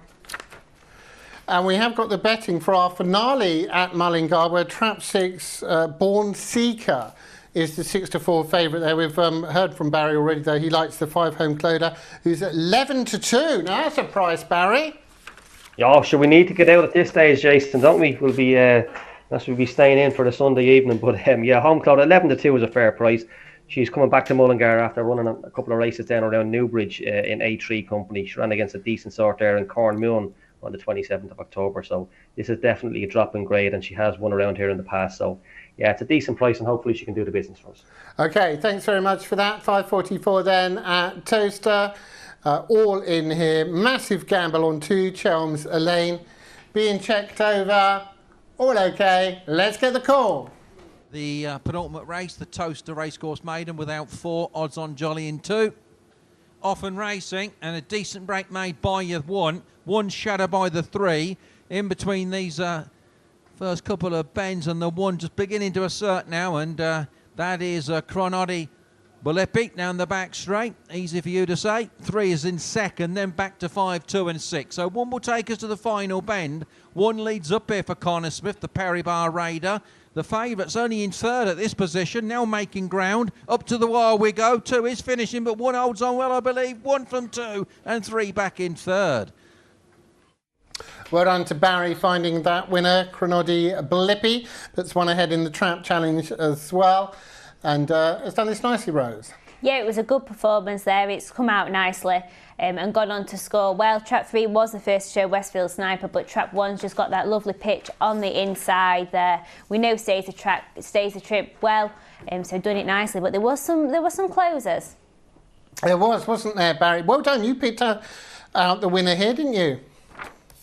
Yeah, what's seldom is wonderful, but look, yeah, the favourite is the one you take from the race. Undoubtedly, she was very unlucky. She was squeezed out at the first bend, Chelm's Lane, and she just failed to get there. And Clonroddy Blippy, in fairness to him, he's strong enough himself. He's come from behind to win plenty of races around Perry Bar. So it was a big run from Chelm's Lane, but she was always very short, wasn't she, at 2 to 5, knowing she was going to have to come from behind. But look, if you put them in again next week, she'd probably still go off 2 to 5, because she certainly was unlucky. But look, the day belongs to Clonroddy Blippy. A good win for him. Yeah, well done to Clonroddy Blippy. Now, we've got the betting for the 5:54 at Mullingar, but we need to look back at the 5:37. So, don't know if you can do that, Bev. Can we look back on it? We can, apparently. And Barry, take us through this. And it was a battle between the bookends.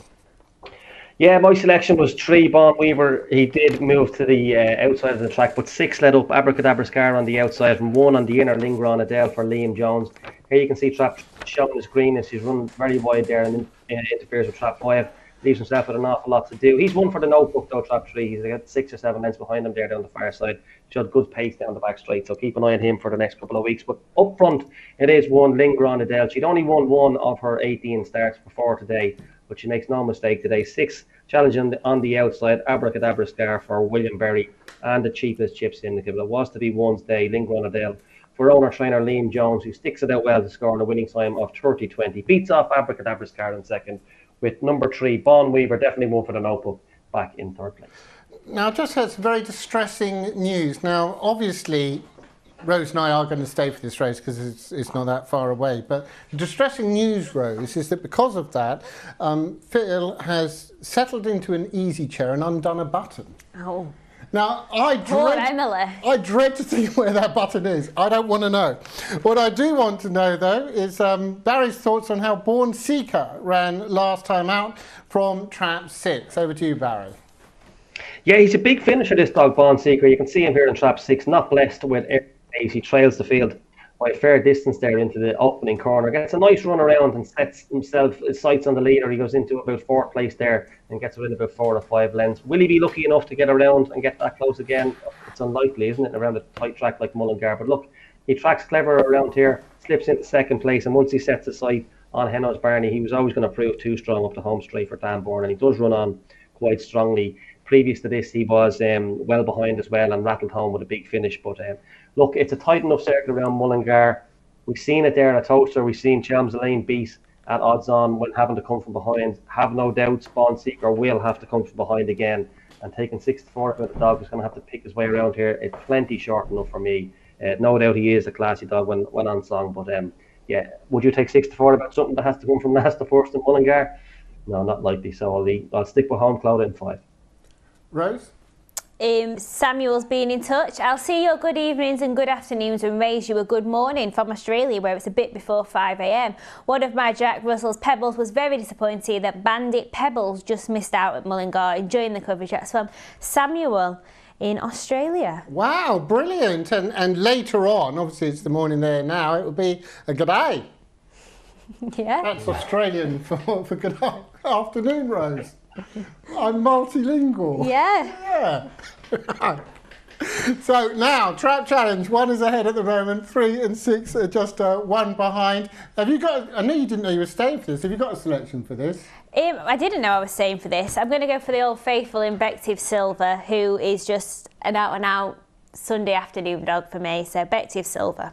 Bective Silver then for Rose, but well, Barry, you are looking to go out in style with Home Cloder, who's a big price. Yeah, she is. She's won around here before in this grade, and she's dropping down from 8-3. She has got a bit of early pace on occasions, and looks for Marcella Campbell. She knows how to win a race or two around here on a Sunday afternoon, so good hand. 5 times a scorer, and I'm sure the dropping grade will help. She'll easily lead up 5 on the run to the corner, and just hopefully she can turn in front and make them all go. Okay, thanks very much for that. So they're just about to be checked over here for our finale at Mullingar. Been very, very enjoyable action at Mullingar. Let's hope this race is as well. Ron Angie, 3 Bective Silver, 4 Sandy Hill Muchu, 5 is Home Clouda, and 6 is Born Seeker.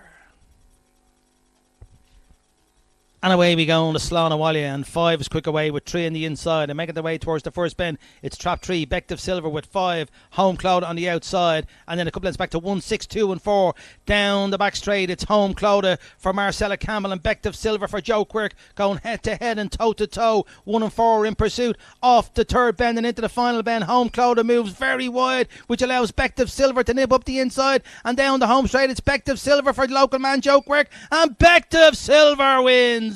Looks like 6 might have snatched second Born Seeker, with 5 third Home Clouda in a time of 29.70. Oh, Rose is furious. We weren't meant to cover this race, and she said she would have napped it, Barry. Oh, stop. Talk about throwing a race away. Good selection by you, Rose, Bective Silver. But I thought going into the third bend, we were going to be leaving the show in Clover. Trap 5. Look, we know the third bend is notoriously tricky down there, but what's she done? Like, you don't often see dogs running that wide down there. But look, down the back straight, it is Bective Silver. Takes it up for Joe Quirk. She's 18 times a scorer around here, real star around Mullingar. But 5 Home Cloda for Marcella Campbell shows the better early pace down the far side and sweeps into a 2-length lead here at the third bend, and the race looks over. But all of a sudden, she just goes oh so wide. Look, she's literally out on the hair rail. And from being 2 lengths ahead, she straightens up 2 lengths behind, and she just can't get Bective Silver back. Keep an eye on Bond Seeker flying home back in. I think he just got 3rd place. We knew he was going to have to do things the hard way. I think he just fails to get up for 2nd, but it is Bective Silver who wins the lucky last. Close for 2nd there on the line. I think 5 is her head down at the right place. But yeah, bit of heartbreak there, Jason, with track 5 running so wild. But Rose, you end the day on a winner. Well done to you. Well, them's the kicks. Now, I've been told I've got to be super quick, so huge thanks to you, Barry. Brilliant stuff from you, Rose. We've got Emily and Phil. Phil, do up that button. We'll be back with the 6:02 at Towcester and the evening show very shortly.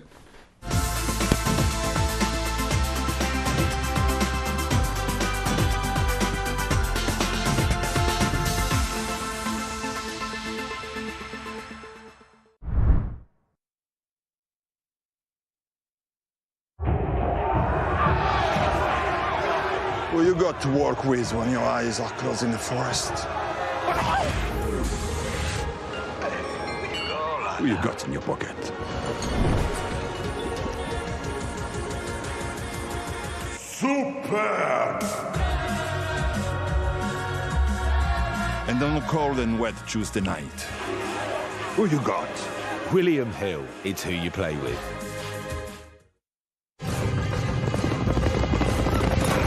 It's the final straight. Your horse is challenging for the lead. Victory is so close you can taste it. This magnificent animal giving everything for his jockey. And in the last strides, your horse is beaten. Fortunately, with Coral, you'll get a free bet up to £10 if your horse finishes within a length of the winner. Available every day of the season. Coral. At Bet365, we don't do ordinary. Every month we have over 20,000 boosts. Every day we power up the odds on hundreds of bets with Bet Boost. We give you the option to increase your winnings with our incredible winnings boost. And just when you think you can't get better odds, we unleash Super Boost. Check out our boosts and find out why. It's never ordinary at Bet365. Want to build a bet you want? In seconds, you're on. Combine shots, corners, cards, and more. Plus, with our Bet Builder rackers, combine bet builders across games in football, basketball, and NFL. And place popular bet builders in just one tap. Get a bet builder boost every day. Unibet, you're on. I love the footy. Gotta be rugby. Golf. It's the boxing for me. Anything can happen. One punch can change it all. I absolutely love the darts. I like the Saturday racing, I like the top jockeys, the top horses. I love the jumps, I love the drama of it. The Super League. Everything's just 100 mile an hour. It's just the whole atmosphere. Whatever your sport, Betfred. Check out our huge range of sports markets and daily offers. Love sport? Betfred. Available in-store and online. When you bet fair on racing, you get daily rewards. So any day can be a big deal.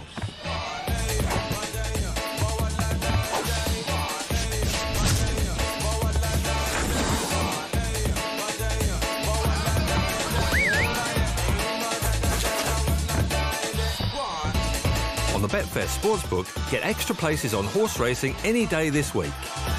Daily rewards with Betfair.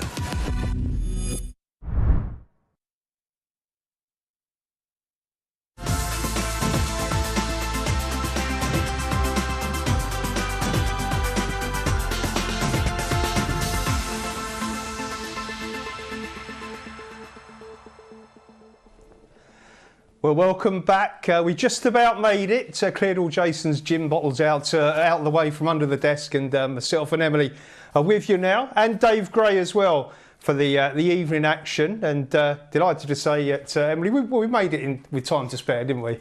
Yeah, a little bit of a rush, but we're here, we're settled, so hopefully pick a few winners tonight. And how are you? You keeping well? Yep, all good, thank you. I had a really good day with the runners at Towcester today. We were watching the show on the way here, so really pleasing day at Towcester, and yeah, we're all good. Brilliant stuff. And as you can see, Dave's with me as well. How are you, Dave? You're looking resplendent there. Yeah, good evening, Phil. Evening, Emily. Thank you. Yeah, a couple of decent cars tonight. I thought the open racing at Henlow was pretty decent this evening, and good to see the McNair team in good form as well at Towcester this afternoon. Absolutely, yeah. Well, listen, we've got a race to tip at here because this 6:02 is only a couple of minutes away. And Emily, just hearing from the guys, Trap 3 is obviously tying at the moment with the challenge, but odds-on favourite Make It Hoops. Hasn't got that much form on the card, but has it caught your eye? No, it hasn't, to be honest. I didn't really understand why it was such a short price. Hasn't had many races, has had time off the track. I actually like the look of Do Huma Roxy in Trap 4 for Seamus.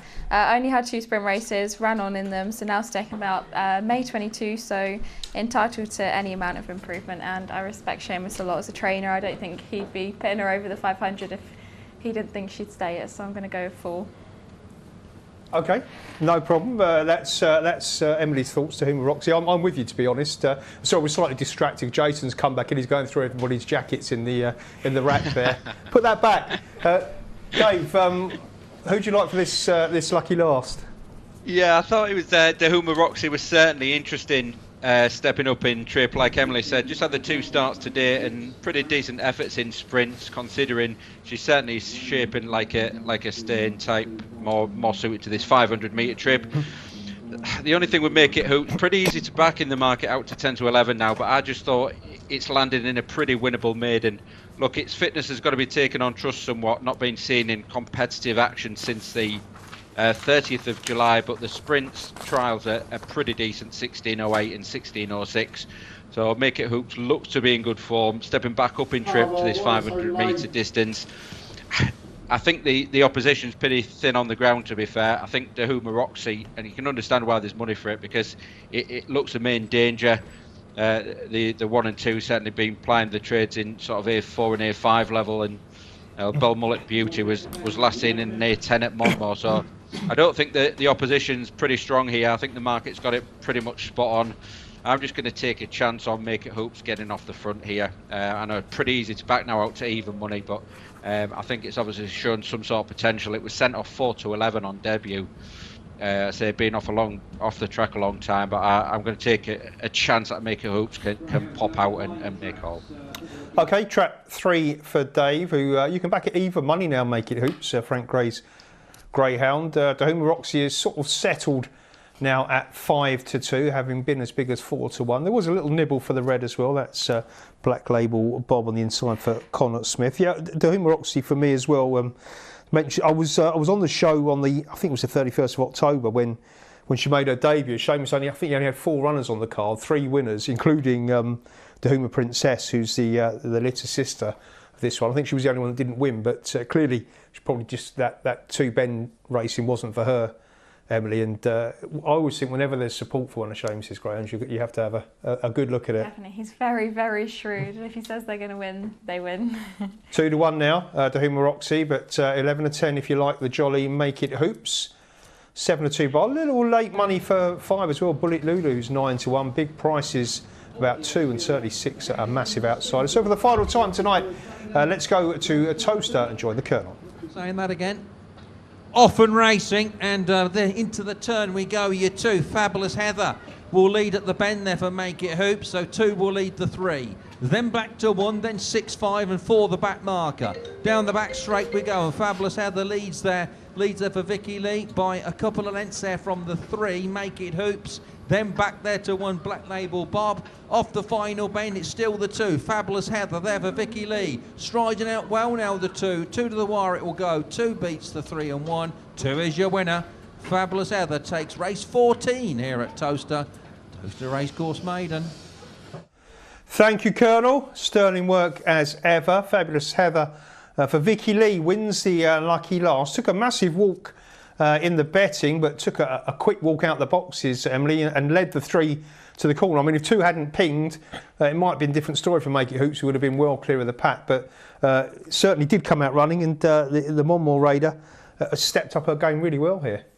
Yeah, Make It Hoops hasn't run too bad in defeat, but like Dave said, hasn't been in a competitive race since July. Only had a few sprint trials back, so Fabulous Heather out in front probably had the right dog in behind and has done it really well out in front. Really good to see for Vicky Lee and Steve.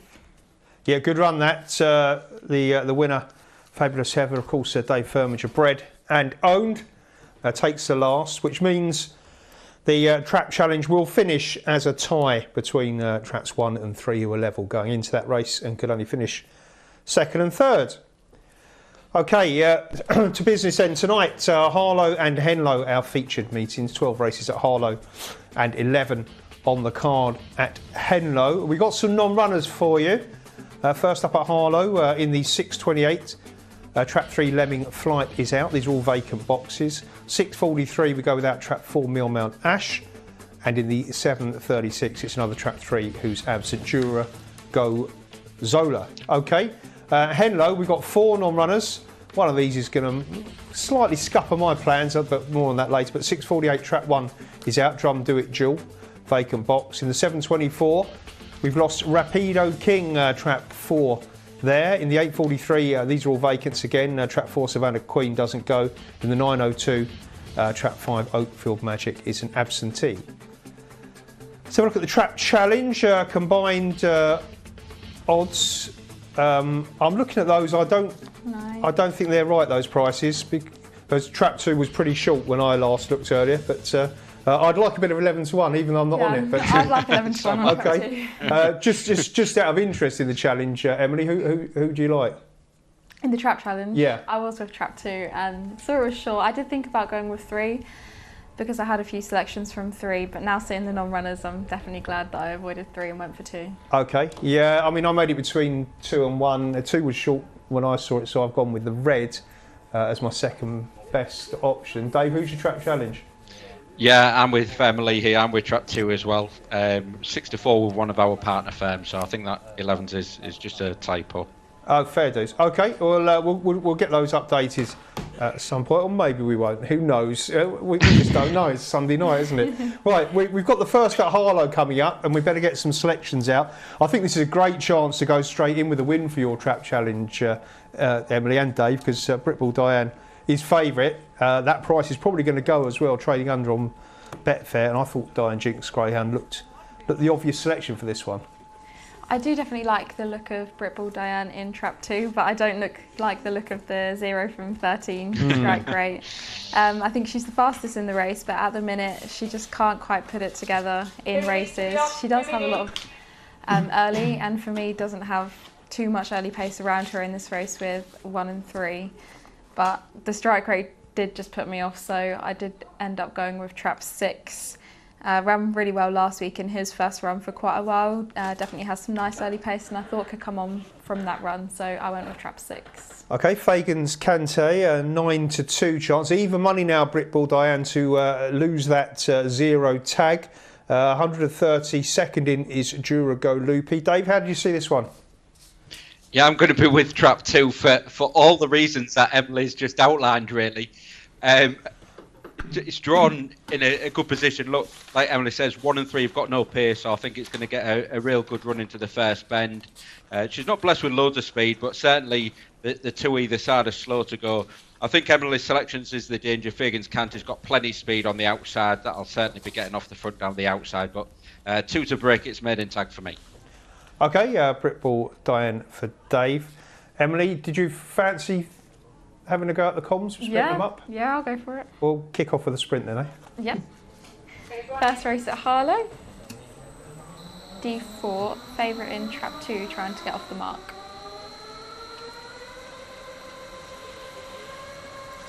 And traps open, it's a good break from Britball Diane in trap 2, 6 and 4 also there. It's trap 6, Fagan's Kante showing pace into the bend and is going to go round from trap 1, Easy Winkle.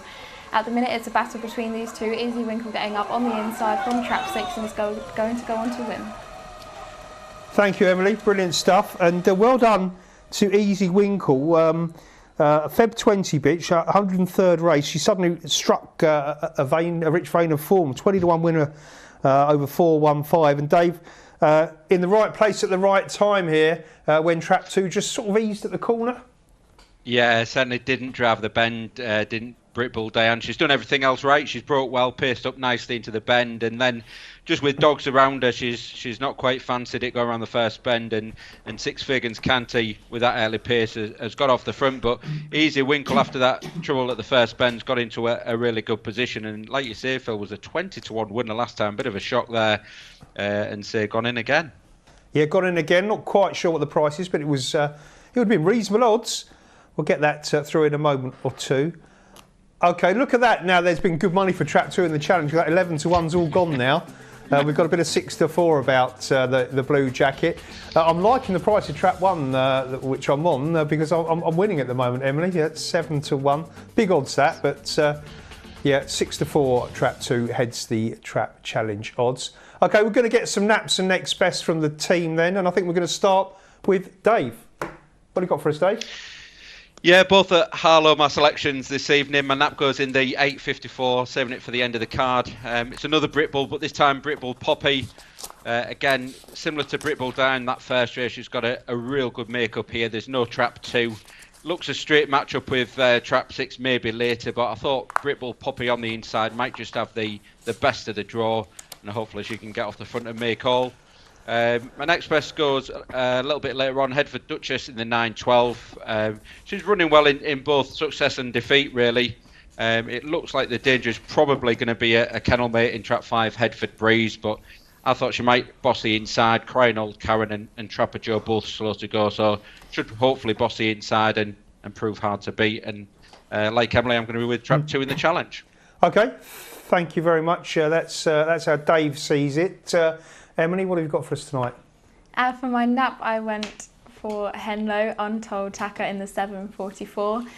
Ran really well last week, first look at the track, but just ran off at all the bends and threw the raceway at the last bend when running wide. So I thought now it's had a look and hopefully run the track a little bit better. Did show a lot of pace in that race.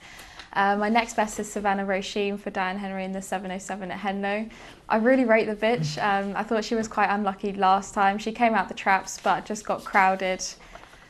So I'm hoping tonight she can get off the front. I think she's quite suited to the 460 at Henlow. My lay, it was Lemming Flight, now it's not. It's now Savannah Raven in the second race at Henlow. Because that's a non-runner, obviously, your original Lemming lay. Flight's a non-runner, so I've gone with Savannah Raven instead. I do really like Savannah Raven.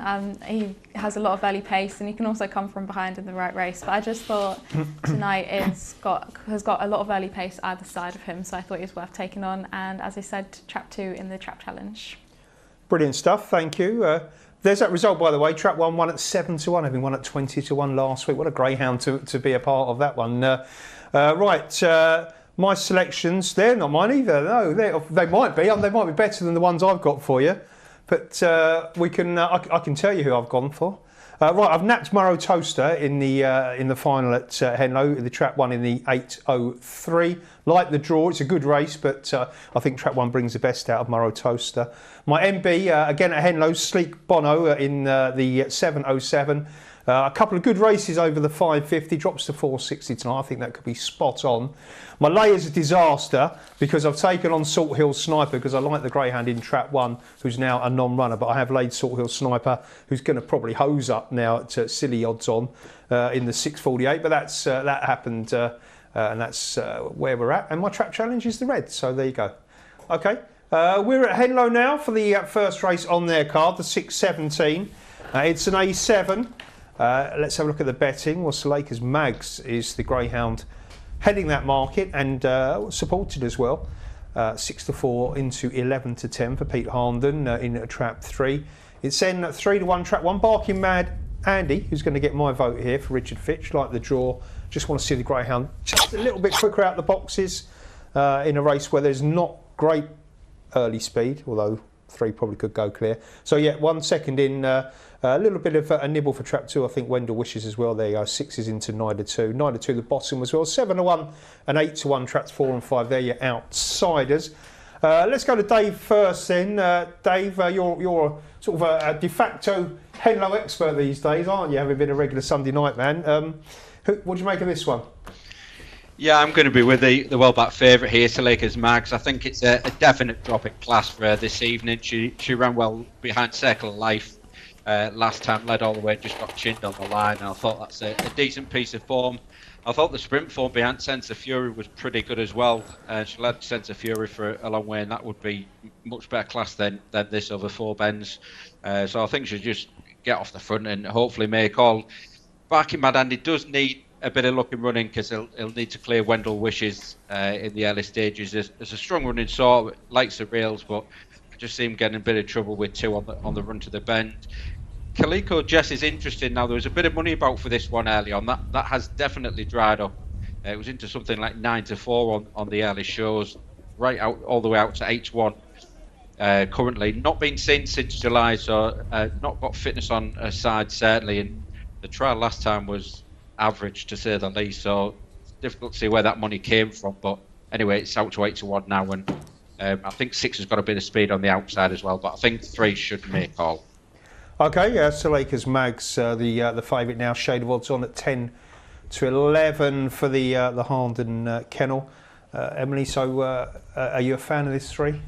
I am a fan. I'm with Suleika's Mags. I did think Barking Mad Andy is probably the quickest in the race, but you look down the card and every race, very slow away, which definitely isn't helping him. So I did side with Suleika's Mags. I think the season date is good, 25th of July.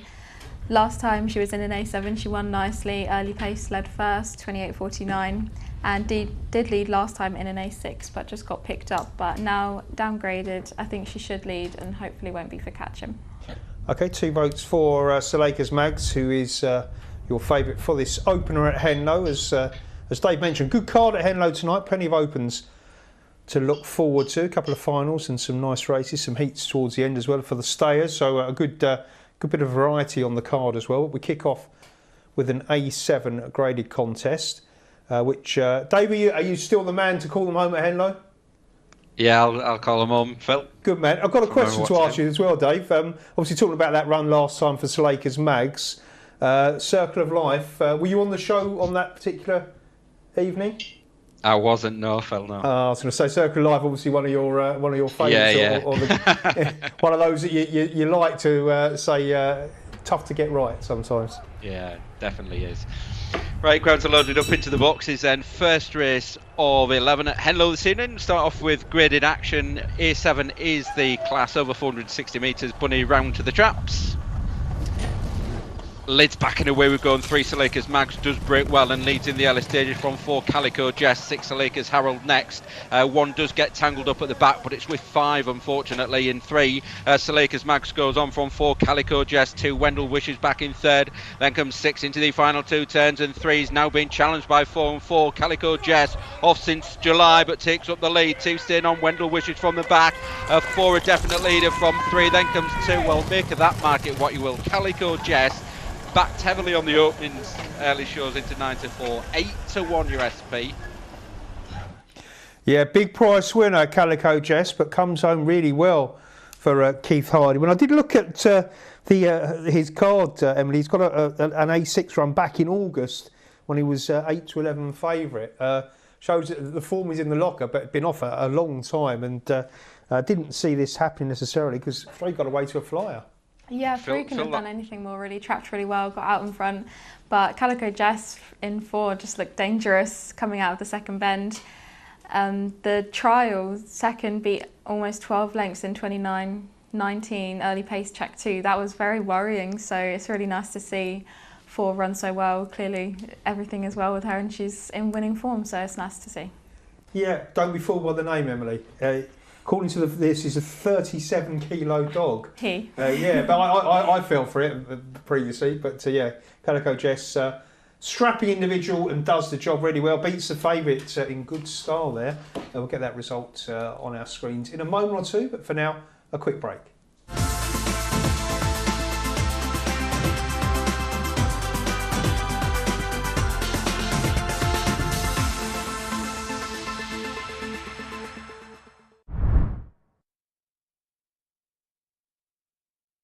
I can look at 12 horses and the form all at once. Come on. The app is my paddock. Once the race starts, we don't bother with cheers in our house. When the race is on, I try to remain calm. If it's possible to love a 4-legged beast and a wee tiny man sitting on top of it, then I love you! Boost your racing odds at ladbrokes.com. I love the footy. Gotta be rugby. Golf. It's the boxing for me. Anything can happen. One punch can change it all. I absolutely love the darts. I like the Saturday racing, I like the top jockeys, the top horses. I love the jumps, I love the drama of it. The Super League. Everything's just 100 mile an hour. It's just the whole atmosphere. Whatever your sport, bet Fred. Check out our huge range of sports markets and daily offers. Love sport? Bet Fred. Available in-store and online. At Bet365, we encourage all of our players to play safe. So before you take a look at today's fixtures, log in and check out our responsible gambling tools. Like deposit limits. You can set a daily, weekly or monthly limit that helps keep an eye on your spending. So you are able to enjoy the things that matter most. When you play safe with Bet365.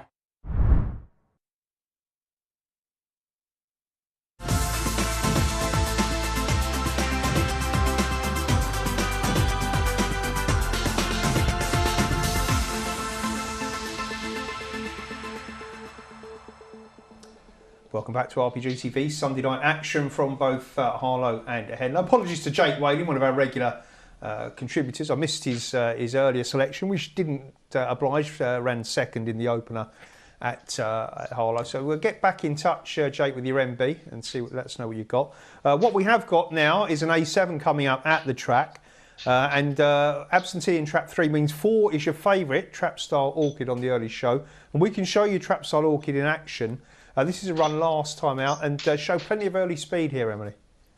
Yeah, she did. Catley Savona was in 1, Crystal Days and Draper go Loco in 5 and 6 respectively. But from 4, Trap Style Orchid managed to break really nicely, took the lead going into the bend. She tried to pull away by a couple of lengths, but Yoshi in trap 3 probably just out-middled her going down the back and eventually did prove too strong. But Trap Style Orchid in 4, even around the last couple of bends, didn't give up, which I really like to see, but just couldn't quite hold on to her lead. And to be fair as well, Emily, she was beaten, but she had quite a few of these rivals in behind her in that particular race, didn't she?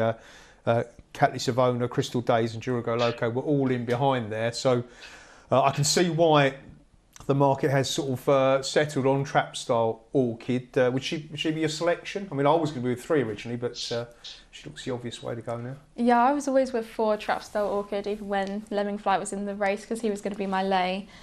But Trap Style Orchid, very poor strike rate, only 3 wins from 43 runs, which isn't great, but I just really liked the run last week. As you said, beat quite a few of these last time out, got out in front, has a nice early, and I thought probably should lead again. And so I'm hoping if she can lead, then she can hold on to it this week. Okay, Trap Style Orchid for Emily. Dave, as you can see, there's money coming for My Magical Moment, who does look to have a good makeup on the inside now. 2 slow to go. Well, that Magical Moment hasn't been pulling up trees either, but you know, when you see that sort of gamble, it's always worth heeding, isn't it, at Harlow? Yeah, I can see why there's been money around for My Magical Moment. Look, as you say, Catley Savona's slow to go. I think My Magical Moment's gonna dominate on the inside.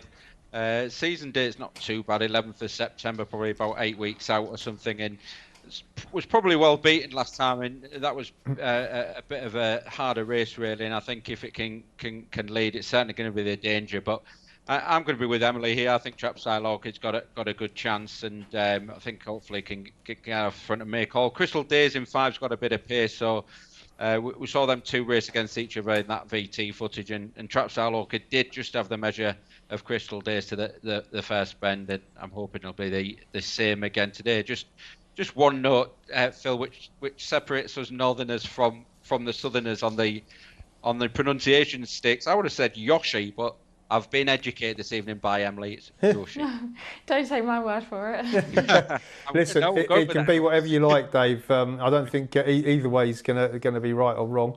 What I have noticed, because that SP popped up at Henlow, I think it was 10-1 the winner there. So we've had a 7-1 and a 10-1 so far. Both Emily and Dave have gone for the jolly here. As I've got a free pass, seeing as I was going to be with Lemming Flight, I'll go with the gamble, My Magical Moment on the inside, and hopefully put another track 1 on the card for the Trap Challenge. But yeah, Yoshi or Yoshi, was that Super Mario? Super Mario. Is it? Yeah, there you go. Oh, you see that's showing our age there, Phil. We've missed that one, I think, haven't we? Absolutely, yeah, 100%. There's the scenes at Harlow as the Greyhounds parade for this 6:28 A7 graded action. There is Trap 1, My Magical Moment, who's a 2-to-1 chance. You'll see, if they come through in order, of course, Trap 2, Catley Savona, there you go, 9-2. Nothing in 3, so there's your favourite, Trap Style Orchid, who's a 6-to-4 chance, looking to blast out and make all. Crystal Days at 6-to-1 in Trap 5, completing the lineup, Jura Go Loco, very experienced greyhound. September 18, race number 151 this evening for the runner trained by Maurice Rice. They will make their way towards the boxes. So Emily, you mentioned earlier, very briefly at the top of the show, but good day for the kennel at Towcester Day. How many winners did you? We had 3 winners in Quartera, Ballymac Taylor and Ballymac Astra, who was really impressive. But at the start of the meeting, we had Ballymac Diana and Cat Island also qualify for the semi-finals of the English Puppy Derby. So really nice travel, got both of the puppies through, so it was a really good day. So who was at Towcester Day? It was Daniel and Sid. Daniel and Sid, because your dad's popped up with you tonight, isn't he? He's in London. He's stopped off somewhere. Yeah, he's in the Hippodrome watching the NFL, so he's happy. He loves his sport, does Mr. Wallis. Good man. Listen, everyone's got to take a bit of time off to relax, and he's found an ideal opportunity. He said, "Oh, don't worry, Emily, I'll come with you up to London and wait patiently." It's no, good man, and and that competition, obviously, the RPGTV English Puppy Derby. Look, it's really strong this year, doesn't it? I mean, it's very strong. Nice team. Rav and Liz have a very, very strong hand in it. I think, did they have 3 winners? In 4 heats, I could be wrong, but no, I think you're right. Yeah. No, very, very. All his dogs, the whole litter, are very impressive. So the thing is, as well, they've got a couple of litters on the ground, haven't they? Yeah, they have. Yeah, it's a bit confusing which one's which litter, but they're all very good, and they're going to take the beating in the competition. Yeah, good competition. That, of course, continues next week. I haven't seen the draw for the semis yet. Have you managed to? Hopefully, you want to avoid each other, don't you? In the yeah, it would be nice. I'd like to see Ballymac Diana in 4, not 5 or 6. Right. I think quite a few railers got through, so she's probably is going to end up more on the outside than she wants to be. She's got the curse of being tipped price-wise by myself. Well, she's still in there. Yeah, we're hope for the best. Got a nice one through at Crayford on Saturday with Dapper Mac as well. So you never know. Right, 6:28 at Harlow, A7. 1 for me, but 4 for Emily and Dave. Hair set in motion then for this A7. Good luck at home, however you play it.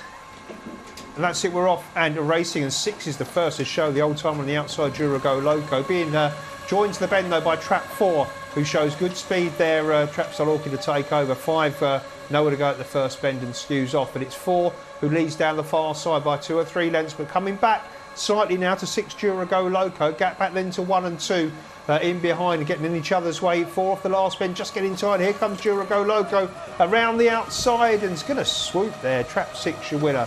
6 beats 4. Well done to Maurice Rice and Jura Kennels. She turns it round in good style. The September 18. Well, we'll watch that replay in a while, but for now, we quickly jump across to Henlow for the 6:33, which is an A2. Good to see greyhounds at that age though running well, and she's clearly enjoying her race, isn't she, Emily? She is, certainly. 151 races now. If they're still enjoying it, then it's okay to extend. Yeah, absolutely. Right, now there's a Betfair price. I was just about to say I'm with Morrow Breeze, who's 9-4 chance. That's 8 on Betfair. That's a massive price, Richard Fitch's greyhound.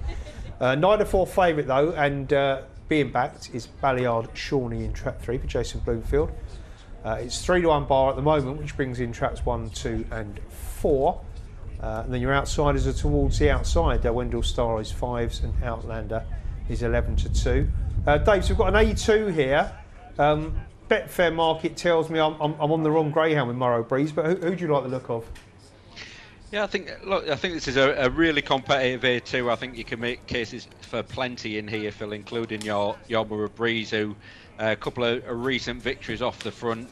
Good draw again today, but I think just up in class a little bit this evening. She's done nothing wrong. She's only had 9 starts and won 4 races, so you can hardly write her off. But as I say, this is a really competitive race. I think Savannah Raven's got a chance. I'm going to be against though tonight. I think Emily's against as well, but I'm going to be with Balliard Shawnee, the dog for money here down the centre. Well beaten by Rapido King, who actually didn't take his chance here this evening, but look, it's been keeping really strong company in recent starts in open company over both 2 and 4 bends here. I think this drop down to A2 class can certainly see him in a better light.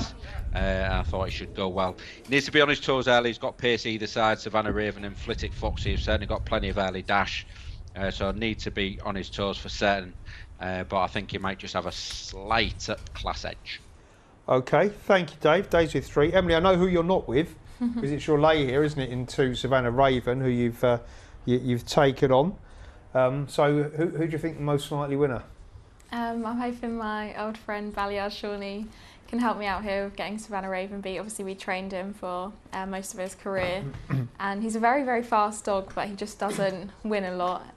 You take him to a track and every so often he'll pop out in a sprint or at Romford or something and win in a really good time, but he's just not the most consistent dog. But this is the first graded race that he's run in his life, so I'm just echoing what Dave said. I think it's a big class drop for him and I'm hoping that he can show his class here, because he definitely does have it. I did make 1 the danger. Murray Breeze has a lot of early pace, very good sectionals, but obviously has been upgraded from the A3 that he last won in. But yeah, I'm just hoping Shawnee can show that little bit of class. Savannah Raven is a hard dog to take on because he can pop out and he can make all, and if he has the right dog in front of him, he can also pick them up. But he just loves Henlow and is a really good dog around there. But I'm going to take him on with Balliard Shawnee. Okay, well I wish you well. Savannah Raven's getting bigger. He's one of those that you close your eyes when you're 6.2 now on Betfair. But you know, plenty of greyhounds in with chances in this race. Talking of greyhounds with chances, Dave, Paul Wing, I don't know whether he's a Pelaw man, but he's asking about a greyhound at the track called Let's Party. Has gone a few runs without a win. Yeah, just wanted to know. Paul's an owner at Romford. We've had a few correspondences over the last few weeks regarding Let's Party, and unfortunately got beat again this afternoon. But hopefully it'll be in the winner's enclosure before long. So keep fingers crossed on that one. Yeah, absolutely. You can do no more than grade them and hopefully give them all a chance, Dave. But yeah, we wish you well, Paul. We'll keep an eye out for that one. But the runners behind the boxes at Henlow for the 6:33. This is an A2. Plenty of opens on their way at the Bedfordshire track, but we're kicking off with a couple of graders here. Now the coats are coming off. Murray Breeze definitely getting bigger. 11-2 now from 9-4. Your favourite is in 3, Balliard Shawnee, who's 15-8. I mean, Dave, both you and Emily with 3. Who's the most likely leader for you here? Because there's quite a few candidates, isn't there? Yeah, loads of pace on. Like you said, Murray Breeze can certainly get off the front. Savannah Raven can do it both ways, as Emily said, and Flitwick Foxy has got plenty of speed. So yeah, take your pick really. And we're going to find out very soon, because the last one, which is Savannah Raven, is safely loaded, so they're all in. And I'll hand over to Dave. Yeah, really well back favourite now. Balliard Shawnee taking his first steps into graded action here at Henlow. The grid's A2, Bunny is on its way around to the starting traps. Dash away we go then, and 3 breaks well down the centre. Balliard Shawnee leads from 2 and 1, then comes 4, 5 and 6. 1 and 4 just come together around the first bend, and trap 3 Balliard Shawnee a shot clear of the field. 2 Savannah Raven into second, 5 races next, then 6 1 and 4 out the back, but trap 3 Balliard Shawnee in a league of his own out from 2. 5's racing back in third place and starting to make some inroads into the lead. But the class edge Balliard Shawnee had is on display this evening. Wins cosily. 5 and 2 are tight for second place. No doubt in the winner. Win for Balliard Shawnee for Mr. Bolton and Harrison, and trainer Jason Bloomfield. Brilliant stuff. Thank you, Dave. Good tip from Dave and Emily. And Well, Emily, never really too many fears about the lay. 1 and 2 slight niggling of each other on the run to the bend, but it was all about the pace of 3 here, wasn't it? A very impressive winner. He was really impressive, and I'm so happy to see him winning and winning like that. Obviously we trained him for quite a long time, and he only ever run with really good greyhounds, and since he's gone to Jason and Kelly, you look down his form and he's still been running with really good open racers. So the drop to A2, you can see the effects. It's helped him get out in front and win really nicely, so I'm really happy for Jason and Kelly and the new owners. Yeah, it was just really nice to see. Yeah, lovely run. Really impressive Balliard Shawnee. Not without support either, well-backed winner. 3 beating 5 and 2 Wendell Star, nabbing Savannah Raven late for minor honours. Okay, I've got a replay for you from Harlow from the previous race there, which saw a very experienced performer in Durago Loco get the result. The pace was all about the 4 Trap Style Orchid. Well, 6 actually trapped okay, led to the corner, but 4 a superior early dash. But well Dave, yeah, watching this, if you're on the 4 here, I know we watched the VT, so you're never quite confident, but I thought probably was going to get home tonight. Yeah, because Durago Loco's had to do quite a lot of running. Just come right round the outside on the run in, and it's ran a fair bit more distance than Trap Style Orchid, who'd set the early fractions, did. There was no room for 2 and 1 at the back. They got trouble at the first corner. But look, Trap Style Orchid's stamina's just been sapped in the closing stages, and 6 Durago Loco nabs it right on the line. Certainly does. Age and experience counting for plenty there. Well done to Morris Rice. Get that result, have a look at the trap challenge, etc. after the next break.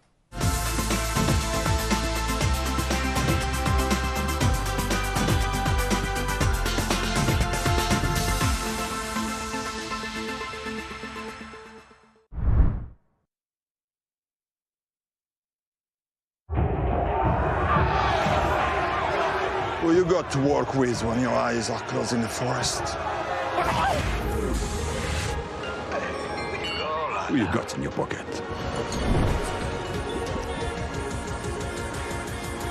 Super!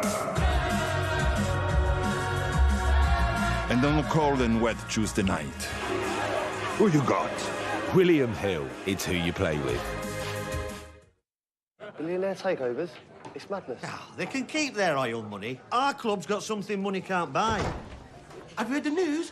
We've been bought by an oil baron. We're rich! Loads of money! Oil money! Loads of money! Transfer money! Who cares about F&P? The title is back! Well, they've changed their tune. And here's one for you. If one leg of your bet builder lets you down, get a free bet. Paddy Power. Want betting on the horses to be anything but flat? With an app that impresses every time out. You're on. Want to watch live streaming of races in the UK, Ireland and around the globe? And get a chance to win even bigger with 3 Uniboosts every day on any horses you want. Unibet. You're on.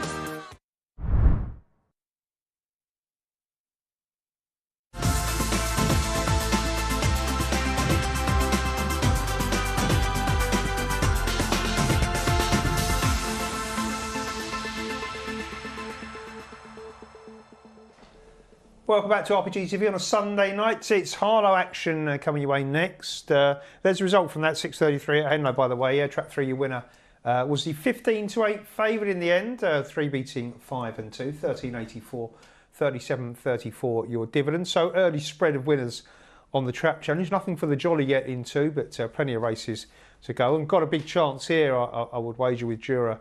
Yala Enki, which I don't know quite what that means. I should have Googled that one, but ran out of time. But trading as favourite at the moment. Reminder, of course, Millman Ash is out here. Trap 4 is vacant. So, Emily, you're a Trap 2 fan. Is this one that you've got on your tipping list? No, she actually wasn't. I was with Trap 5, Flying Teddy. I think she is one of the quickest ones in the race. She's quite strong, but isn't devoid of early pace either for me. I did think 1 or 3 would probably be the pace setters, but I thought if 5 turned in a pitch, she'd be able to pick them up because she's more than capable in the grade. Okay, trap 5, Flying Teddy. I always say I should be tipping that one because it's my grandson's name, Teddy, but I actually haven't. I've gone with the early pace of Neon on Moon. There is Kearney's Galaxy in 1 though, who's a 9-4 chance. There is your current favourite, Jurayara Enki, 15-8 favourite. There is Neon on Moon, another 9-4 chance. Then Emily's Fancy in 5 is Flying Teddy, who you can back at 6.6 on Betfair. 9-2 is the current price, and Mohican Morgana is 7-1 outsider. So about 3 minutes to the off, or just under. So I'll ask Dave, who do you like the look of here? Yeah, I think this is a pretty trappy contest, to be honest, Phil. I've ended up siding with you here with Neon on Moon. Thought it just could probably get off the front, especially now 4's not in the race. It's going to have plenty of racing room down the centre. But look, you can certainly make cases for some of the others. I thought Jurayala Enki has done very little wrong in recent starts. Beat Kenny's Galaxy a couple of times they've met recently. Interesting to note, Kenny's Galaxy actually was favourite to beat Jurayala Enki on both occasions, 15-8 favourite and 9-4 favourite, and Jurayala Enki come out on top on both occasions recently anyway. So I think 2's certainly got the measure of 1, but 1 looks to have a bit of early speed and probably get in front of 2 early on. But I just thought Neon on Moon could boss the centre here and hopefully make all. Look, Flying Teddy Emily's selection is a decent dog in his own right. She is anyway. She's holding her form pretty well. She's not devoid of early, as Emily suggests, and she's certainly be staying on in the closing stages. That trap 4 being vacant will also help her cause as well. But I'm going to be with you, Phil, with 3. Okay, 2 votes for 3, and we've got 2 votes for 5 because Emily's with 5, as is Jake Whalen, who's been back on. He says his MB here is trap 5, Flying Teddy, in the 6:43 here at Harlow. He likes the look of her as well, and not on his own because being back 9-2 into 7-2. I've got a minute or so, Emily. I see there's an email there. Is it one we can squeeze in? Yeah. Sorry. It's about Make It Hoops. Says, evening all. Regarding the support for the above, as in Make It Hoops, I think you'll find he is a brother of Seamus Cale's top open racer, Marie Champion. That was from Graham. Yes, his previous name was Marie. Yeah, from the escapes me now. Jamira Lowles. Oh, Marie Sidney. There you go. Yeah. So that's why there's good support. But I think Frank Gray's got a couple of those from the litter. Yeah. Obviously, it's a very good litter. They're all more than capable. And Marie Champion, definitely the standout one. Yeah, haven't seen him for a while, have we, Marie Champion? I think he trialled at Hove the other day and did quite a good time. Brilliant. Right, late money for 2. The favourite into 5-4 now. Although we've all taken it on, and Emily to call them home. Yep. A7 at Harlow, race 3 on the card. And the trap's open. It's a good break from 5. Flying Teddy trying to show early pace, along with 1 Kearney's Galaxy, who's going to go around in front a few lengths from trap 3, now in second place with 2, 6 and 5 currently at the back. It's trap 1 that's gone on from about 4 lengths from trap 3. And trap 2, Kearney's Galaxy out in front. 3, Neon on Moon is trying to make up some ground on trap 1, but is going to do well to do it from there. It's Kearney's Galaxy out in front that's going to win with 2 in second and 5 running on for third. Brilliant, thank you, Emily. Kearney's Galaxy wins for Paul Clark. Holds off Jurayala Enki. We'll get that replay in a moment or two, but we're at Henlow now, a wet-looking Henlow. You can see the rain is falling this 6:48, where, track 1, the absentee drum do it duel, which has really put the mockers on my lay, who is Salt Hill Sniper, who now looks to just have a barn door. But listen, these things happen. Long odds on is Salt Hill Sniper now, with the absence of track 1. And let's show you Ron Peckover's greyhound in action, and he is pretty good, Emily, isn't he? He loves it here. He is very good, loves the sprint at Henlow. This is what he does best, quick away, always led. Carlara Elk, who was the second favourite in this race, did stay with him for a little while, but he's just too good. He pulls away in the end. Very good time, 16:34 +5. That is very, very good around Henlow. And yeah, he just loves the track, wins a lot of races there.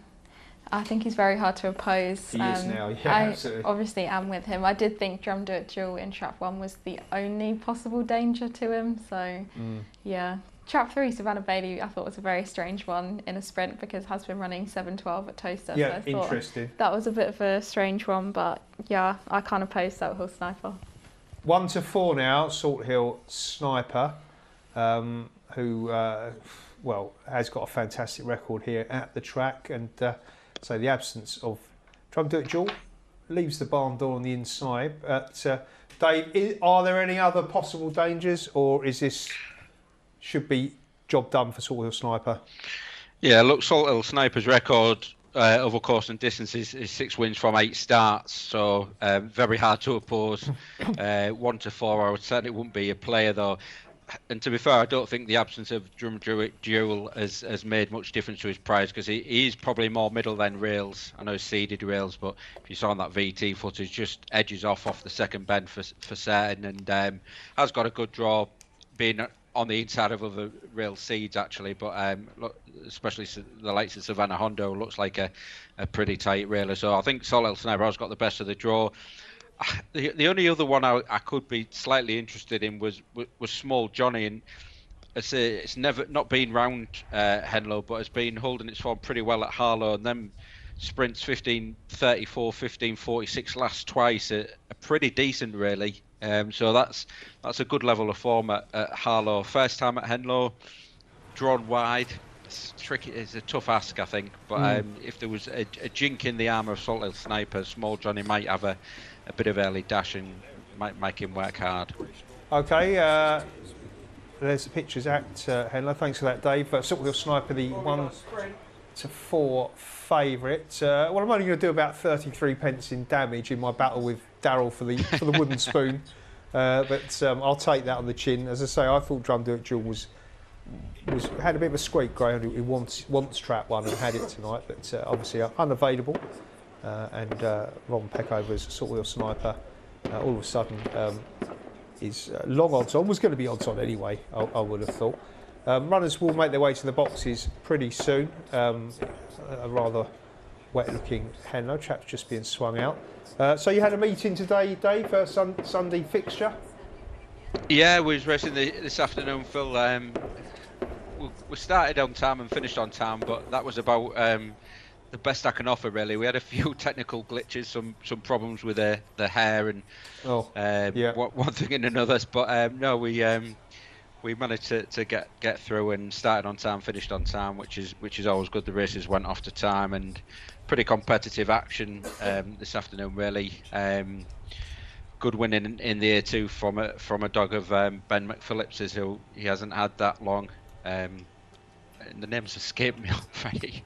No problem. Well, the results are available on Greyhound Bet, as we always say, Dave. Yeah, of course, yeah. But, no, it ran really well anyway. But the one I was interested in your thoughts here, Phil, actually, at Henlow was the Trap 3 dog, Savannah Bailey. Yeah. A little bit of money around for it. It's been running over 7:12 at Towcester, 5:50 here, and it's in a sprint. Yeah, very interesting. Yeah, Emily flagged that up, but there is support for Savannah Bailey. He's obviously got pace. Interesting. Yeah, maybe they think the run to the bend might suit Savannah Bailey and could just nip around. Had a 5:50 race last time out, didn't he? Behind Tommy's Lotto. Yeah, it's a bit of a curveball to say the least. Obviously, Diane's come with some runners, and maybe they were looking for a race for Savannah Bailey, and this was on offer, so to speak. But yeah, 6 into 9 to 2. Interesting, to say the least. I'm clinging on to any possible hope, but Salt Hill Sniper very much deserves to be favourite, as Dave said. Fantastic record here at Henlow for Ron Peckover. And the Oxford Greyhound really just races pretty much at Henlow these days. 1.29 at the off. They are all in, so I'll hand across to Dave. Yeah, flag's being waved then for this open race. The Henlow Sprint. Track 1 here is vacant. You see 5 grounds, warm order in 2. Lid's back and away we go, and Salt Hill Sniper broke okay. Pace down the centre from 4 Savannah Hondo, but 2 now takes charge from 4 and 3. 5 was in trouble at the back, 6 is emerging into second, but Salt Hill Sniper shot clear of the field. 4 and 6 are having a scrimmage for second, 3 staying on, but 2 Salt Hill Snipers won like a 4-1 on shot should. Yeah, it certainly has. Salt Hill Sniper quickly in charge here. So the vacant trap on the inside was ideal. Didn't actually lead, Emily. 4 led for a stride, but 2 had plenty of room to work in. Yeah, 4's not run bad at all. Did show some early pace, but it is hard to live with Salt Hill Sniper around Henlow. He absolutely loves it. Has a great strike rate, even better now. And yeah, it was another really impressive win, I imagine. Another good time. Yeah, it certainly was. It was a good run, and quickly ran away from the rest, who, some of them aren't, obviously, as we flagged up, sprinters, but Savannah Bailey was charging home late, but it was a remote battle for second as Salt Hill Sniper was away and gone. There is it's tight for second between 4 and 3. While the judge sorts that out, let's go back at our previous race. So we've got a replay we owe you from Harlow, and well, this Dave was one of those races. If you're on Kearney's Galaxy, I think the greyhound you've got to thank more than anything is Neon on Moon, who managed to go round in second, but a couple of times was just a big obstacle for the blue jacket here, who was full of running but nowhere to go. Yeah, that's ground racing, isn't it, for you? Like I said before the race, Joe Royale at Enki's beat Kearney's Galaxy a couple of times recently, but never got a run of things again at the third bend, just got stopped behind Neon on Moon, and that allowed Kearney's Galaxy to skip clear. I thought Neon Moon would have led Kearney's Galaxy, but it was not to be. And Kearney's Galaxy got off the front and duly made all 2s out in the clear, much too late, but stayed on well for second. Certainly did. 1 and 2 though, red beats blue. Kearney's Galaxy winning for Paul Clark at Harlow. We're off now for another quick break. We'll see you in a couple of minutes.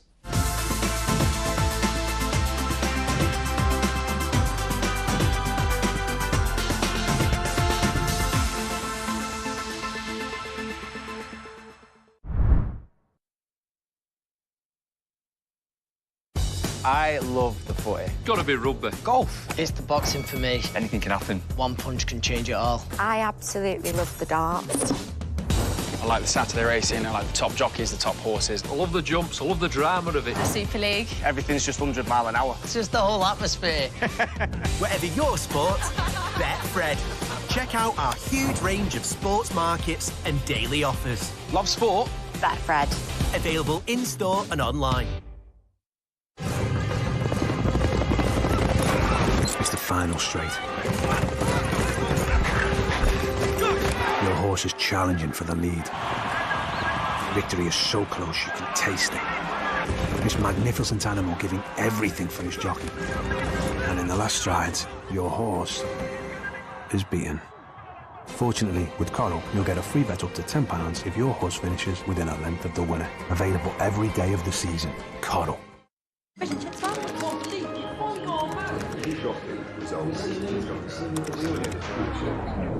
Who you got next?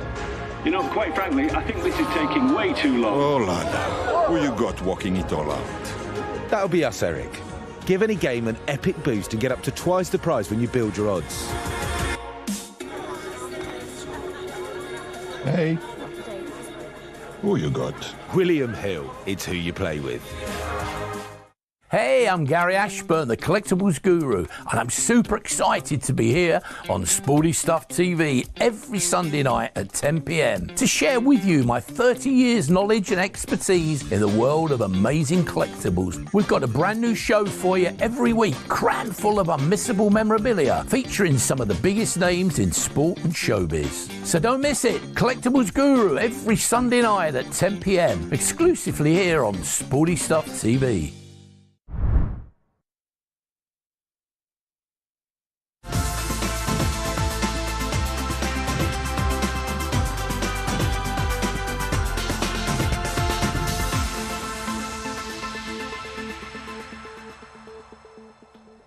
Welcome back to RPGTV on a Sunday night, the last show of a typically busy week on the channel. Plenty more to come your way, of course, as we re-begin tomorrow. But for tonight, we've got Harlow and Henlow.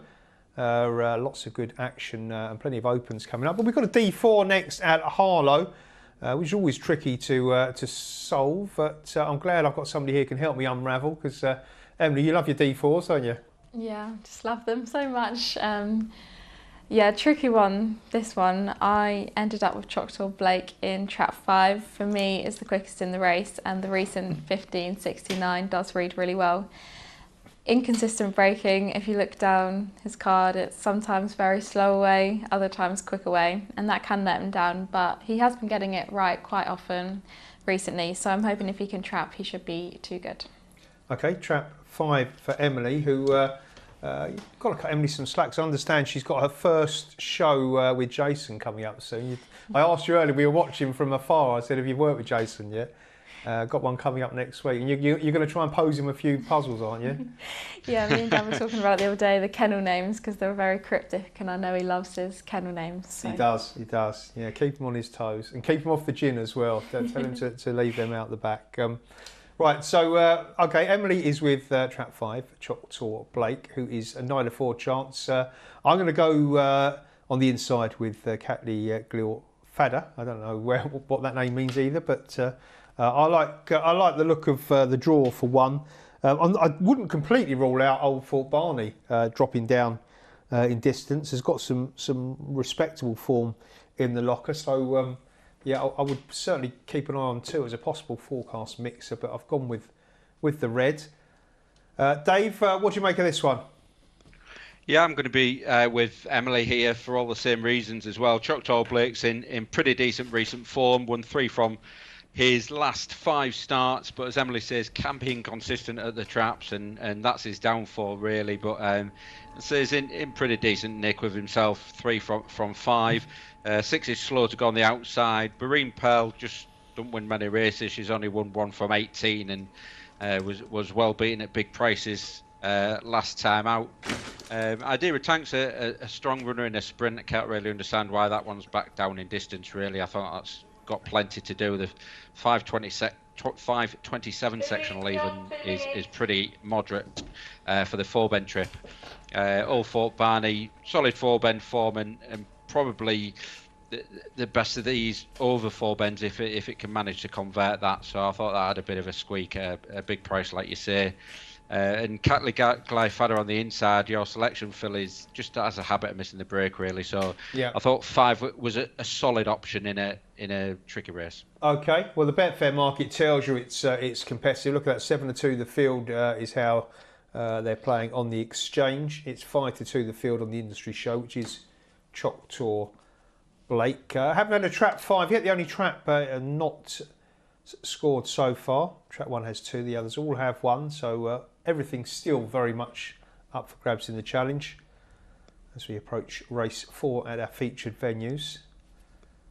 Greyhounds going in for this D4. We'll try and catch up with a couple of emails when we get a chance. Thanks for getting in touch. But for now, we've got some live action. So trap 5 for Emily and Dave. Trap 1 for me. They are the 11 to 4 joint favourites at the moment in a very competitive D4 at Harlow. And well, you heard the shout there from the track. Here is running. Here we go then for race 4. Good luck with your bets if you played. That's it, off we go. Well, 5 shows pace with 2 and 3. 1's looking for a gap on the inside. Around the early turns we go. Orange Jacket kicks on here. Choctaw Blake has the lead. 3 now sits second. Idea Tank. 4 also in the mix as well, but it's 5 who holds sway off the last and digs deep, finds plenty. 5 your winner. Close for places, but it is trap 5 Choctaw Blake. I did say, Emily, I know Dave copied you as he always does, but I did say you're a bit of a D4 specialist, and great selection there. You read the race, both of you spot on, and 5 just came out running. Yeah, it just depended really on whether he trapped like that or he falls out, because he can do either, and it's very hard to predict what he's going to do. But trapped nicely tonight, showed early, and I thought from there he would be a pretty comfortable winner. Went quite wide, but then did just come more middle-ish on the run-in, which definitely helped. But yeah, pleased with that one. Yeah, and it means that we haven't had that before. 7 races and every trap has scored now, which is what we like on the channel. Good spread of winners, no conspiracies about biases. 5 beating 4 and 3. Result on your screens. 11 and 4 joint favourite, 3 to 1 and 100 to 30. They're all fancied runners. 14.76 was your cast. There is a challenge confirmed. One has 2, the rest all have 1. Okay, well, let's. We've got Dave Gray with us tonight, of course, as well as a great judge and tips and commentator, also Pelaw racing manager. Dave, last time we were chatting, talking about obviously the year ahead, 2024, and it's a change, isn't it? A change of fixture schedule for your venue. Yeah, I'll be missing out on my Sunday nights, Phil, from Harlow and Henlow. I'm certainly gonna miss those as our meetings shifting from the morning time to Sunday night. So I won't be able to be appearing on the channel next year going forward. That is for certain on a Sunday night. But look, it's something that we're gearing up for. We're putting preparations in place already. Stepping up to 12 races is probably going to be the tricky part, but hopefully we'll get enough dogs to see us through, and hopefully get a bit of extra prize money in there as well. So fingers crossed. Okay, and don't forget, Dave. Of course, you can get out of bed early on Sunday. We have Harlow and is it Donny on the Sunday morning? I know you're a big fan of those as well. It's, no, listen, you're doing a sterling job, and both you and Emily, obviously, sort of recent arrivals in terms of the Naps table, were both tearing it up a bit as well. And Emily, I know you've sort of focused maybe on next year and giving Khan a run for his money. I'm sure Dave is as well. Yeah, I mean, I'm hoping I can. I think Khan is going to be very hard to beat. So far in front, isn't he? But I think I'm up to like £30 now, and he's on 37. So yeah. Obviously, I'm not actually in it this year, but next year I'm going to be trying very hard. Absolutely. Well, listen, I'm going to take a step to the side and say I'm not going to get in your way. I'm a big fan of encouraging. It's very nice of you. Absolutely. Yeah, I like to do my bit. Now, listen, we have got. You know, I didn't mean that. We have got some emails, haven't we, Emily? Let's see if we've got a chance to pop one of those in. Yeah, we have one from Les Hoey. Hi, it's always good to see young trainers in the greyhound game, and well done to young trainer from Bathgate, Scotland, Ben McPhillips, a great winner in Wallis Taylor, and also Senga Maxwell, great winner from Scotland. Any chance of any opens at Pelaw in the future? I'm sure Emily could speak to her dad and bring Ballymac Taylor in the marathon. And I also wish Westforth Daisy a great retirement, a good bitch at Pelaw, trained by Henry Young. Dave, over to you then. I know we spoke about opens before, haven't we? And it's tough to get people to travel, but is it something you'd like to see personally? Yeah, look, I would love to, but it's just not practical in the current climate for us to put them on. The dogs obviously need to have a look round the track, and getting people to forego the treadmill of graded racing at their own tracks to come miss a couple of weeks trialling and to compete in a one-off open race is not what people are looking to do. So we won't be having any in the forthcoming future. That is for certain. It's a shame. I'd love to see some mixing up open races and that at the track, but I don't think it's going to happen certainly in the short term. As for the rest of Les's email, first and foremost, do like to wish Westforth Daisy a happy retirement, because she's been a tremendous bitch for Henry Young, and unfortunately she picked up a bit of a muscle injury, I think it was, and she's now been retired. But it's been a cracking bitch, and it was great to see her in action at the track.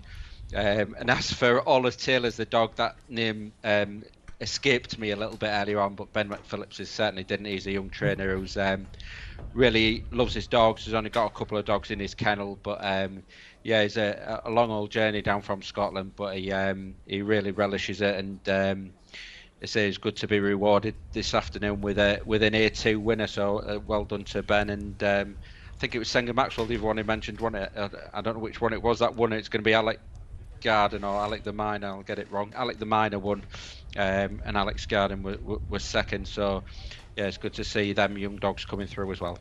Yeah, and as you say, it's a commitment as well for a young trainer. But obviously, with Shawfield closing, it's hard for trainers sort of north of the border to find opportunities. So I suppose that's where your track fits in, Dave, and gives people an opportunity to make a start if they're looking to.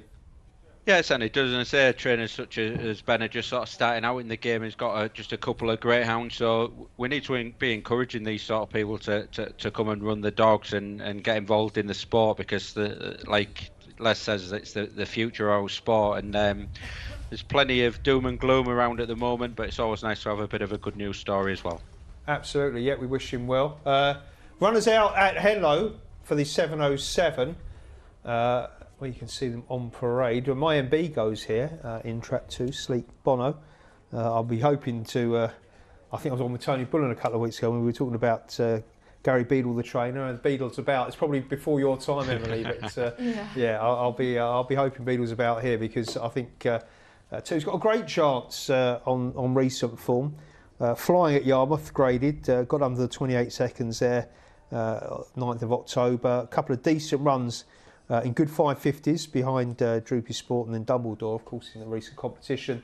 Now drops to 460 with a slow starter in 1. I think it's got a great chance, but obviously, Emily, you've seen this one differently. I have. It's a battle of the MVs, isn't it? Yeah, it wasn't the most confident next best that I've had, but I was struggling and I thought it would be a bit of a decent price. So I was with Savannah Roisin in Trap 3. But I was quite torn between Sleek Bono and Savannah Roisin, but 3 I just thought was really unlucky in the race last week. Trapped well, but got far from a clear run.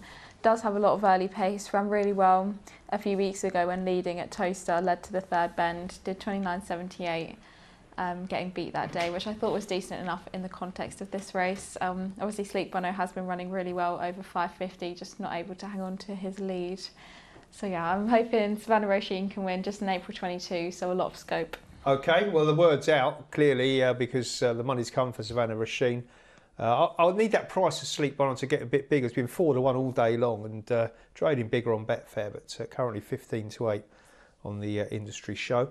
2-1, there you go. I've got a fraction. Dave, who'd you like for this one? Yeah, it's not going to be a casting vote, Phil, but I am going to be with you with Sleek Bono. I thought them 2 runs were pretty solid over 550. I thought switching down in trips should not hold any fears for Sleek Bono. Really good strike rate, winner of 4 of his 8 races today. As like you say, that form at Yarmouth is pretty decent, and the 2 runs here over 550 are decent. So I thought I had every chance down the inside. Okay, thanks, Dave. It's a battle of the MBs then, 2 for me, 3 for Emily. I know where my money would be going had I known, but Dave's going to call them home. Yeah, flag speed wave then, race 4. It's a Henlow maiden. Well back favourite is now in Trap 3, Savannah Roisin for Emily's next best. Let's see how it gets on. Lids back and away we go, and 3 does break well. Savannah Roisin leads from 2 Sleek Bono in the early stages, then comes 4 and 5 and 1 and finally 6. But it's Trap 3 Savannah Roisin that gets off the front from 2 Sleek Bono, 5 Sahara Rhythm in 3rd. Down the backstretch in 3 Savannah Roisin still out in front from 2 Sleek Bono, who's trying to close the gap. 5 Sahara Rhythm's back in 3rd and starting to stay on into the final 2 bends, but Trap 3 Savannah Roisin after that good break still leads from 2 Sleek Bono, is closing in on the run to the line, but 3 wins. The well-backed Savannah Roisin for owner Kevin Boothby and trainer Diane Henry. Well, I'll have to settle for being in front of the pickup, but yeah, the writing was on the wall very early there. Savannah Roisin came out running for Diane Henry and won the early battle, Emily, so a good shout from you. Got the job done really well. 2's run okay, but just the wrong greyhound got loose for me. Yeah, no, I think she's a really nice bitch. She obviously would have been bought to be a good bitch, owned by Kevin Boothby, trained by Diane. And I think it was just getting a clear run for her out in front. Obviously, she did lead at Towcester, but didn't quite stay the trip. So 460 in theory should suit really well and does. Just managed to cut across Sleek Bono at the 1st bend, which was vital. I wasn't overly confident in running. I thought 2 could run on, which did eventually, but Savannah Roisin had a nice enough lead.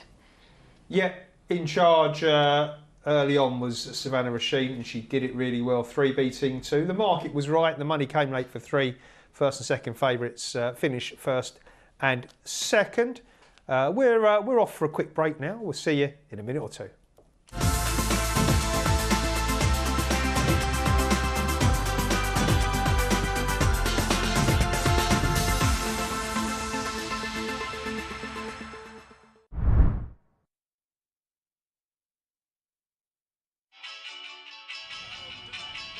At Betfair, every day is a big deal.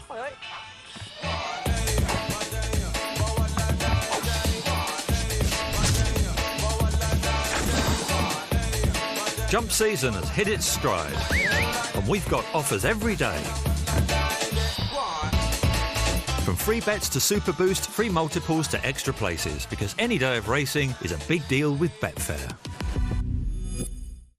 At Bet365, we don't do ordinary. Every month we have over 20,000 boosts. Every day we power up the odds on hundreds of bets with Bet Boost. We give you the option to increase your winnings with our incredible winnings boost. And just when you think you can't get better odds, we unleash a super boost. Check out our boosts and find out why. It's never ordinary at Bet365. Want to build a bet you want? In seconds, you're on. Combine shots, corners, cards, and more. Plus, with our Bet Builder rackers, combine bet builders across games in football, basketball, and NFL. And place popular bet builders in just one tap. Get a bet builder boost every day. Unibet, you're on.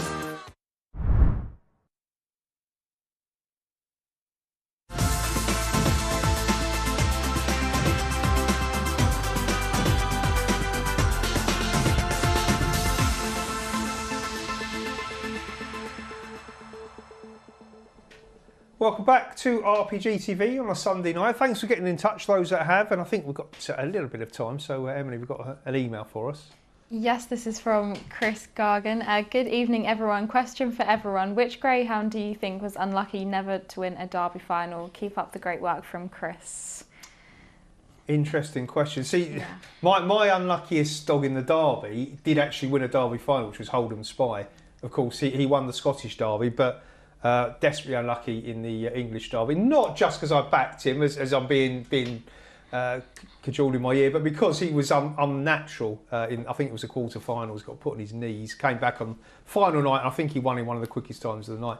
So that's my one. Although there's been other dogs who've been brilliant, like obviously Sonic Flight, who just was majestic, but came up against Rapid Ranger in his pomp at Wimbledon. But Emily, you've got one of your kennel greyhounds in mind. The year Salad Dodger won, Aero Nemesis, didn't actually make the final, but went into the semi-final favourite, cramped on the run-in and came fourth, and then a week later went faster than the final. Yeah, and you know what?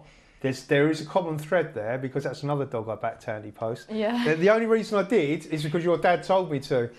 We were doing, Mark used to do a Derby column. We used to have Charlie Lister and Mark Wallis, and I used to ring your dad up and Charlie, once Birch had moved on, and do the columns with them.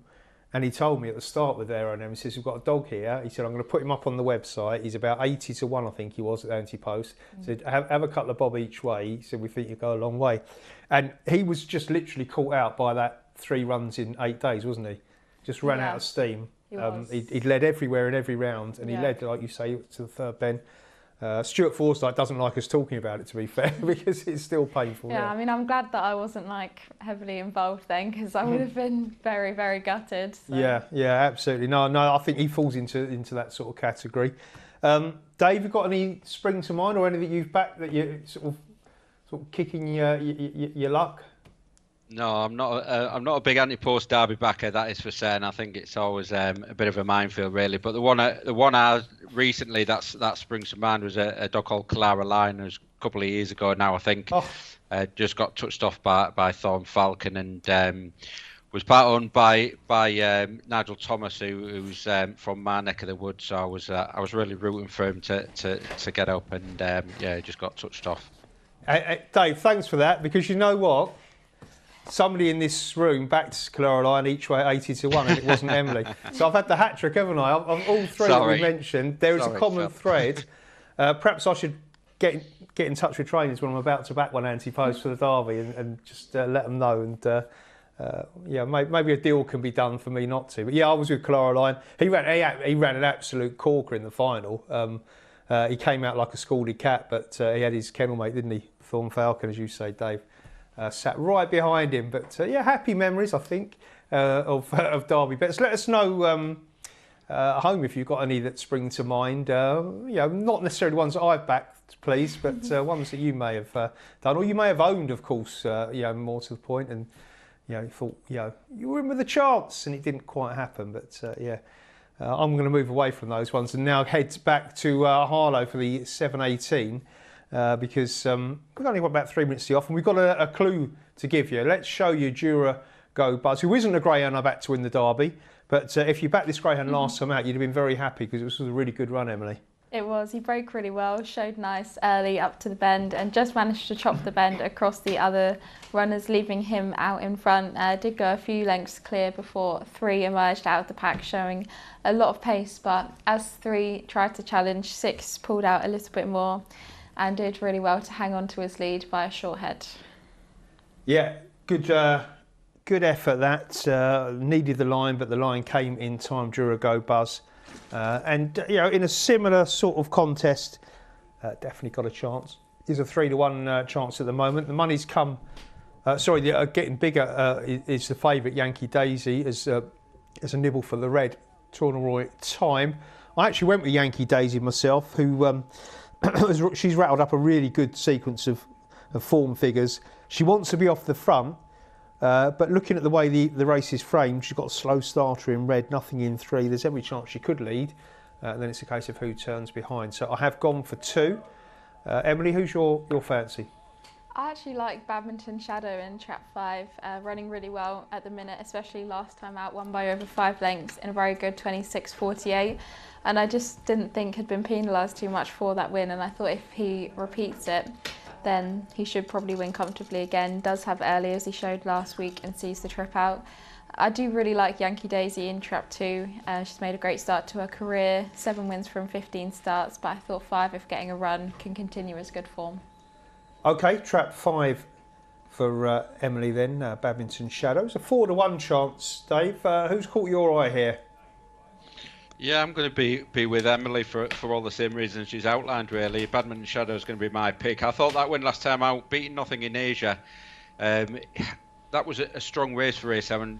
Nothing in Asia is a real good yardstick, and that's a fair race 7 that they competed in last time, if the time can be believed, because it seems to have plenty in hand on the clock. So if that 26.48 from last time to be believed, and surprised to see a big drift on him, really, because he should be able to get off the front down the outside and hopefully make all. And like you've both touched on, Yankee Daisy is going to be my danger as well. Got a really excellent record, like you say, Phil. Certainly should be getting off the front down the inside, because Tourneroy Time is slow to go.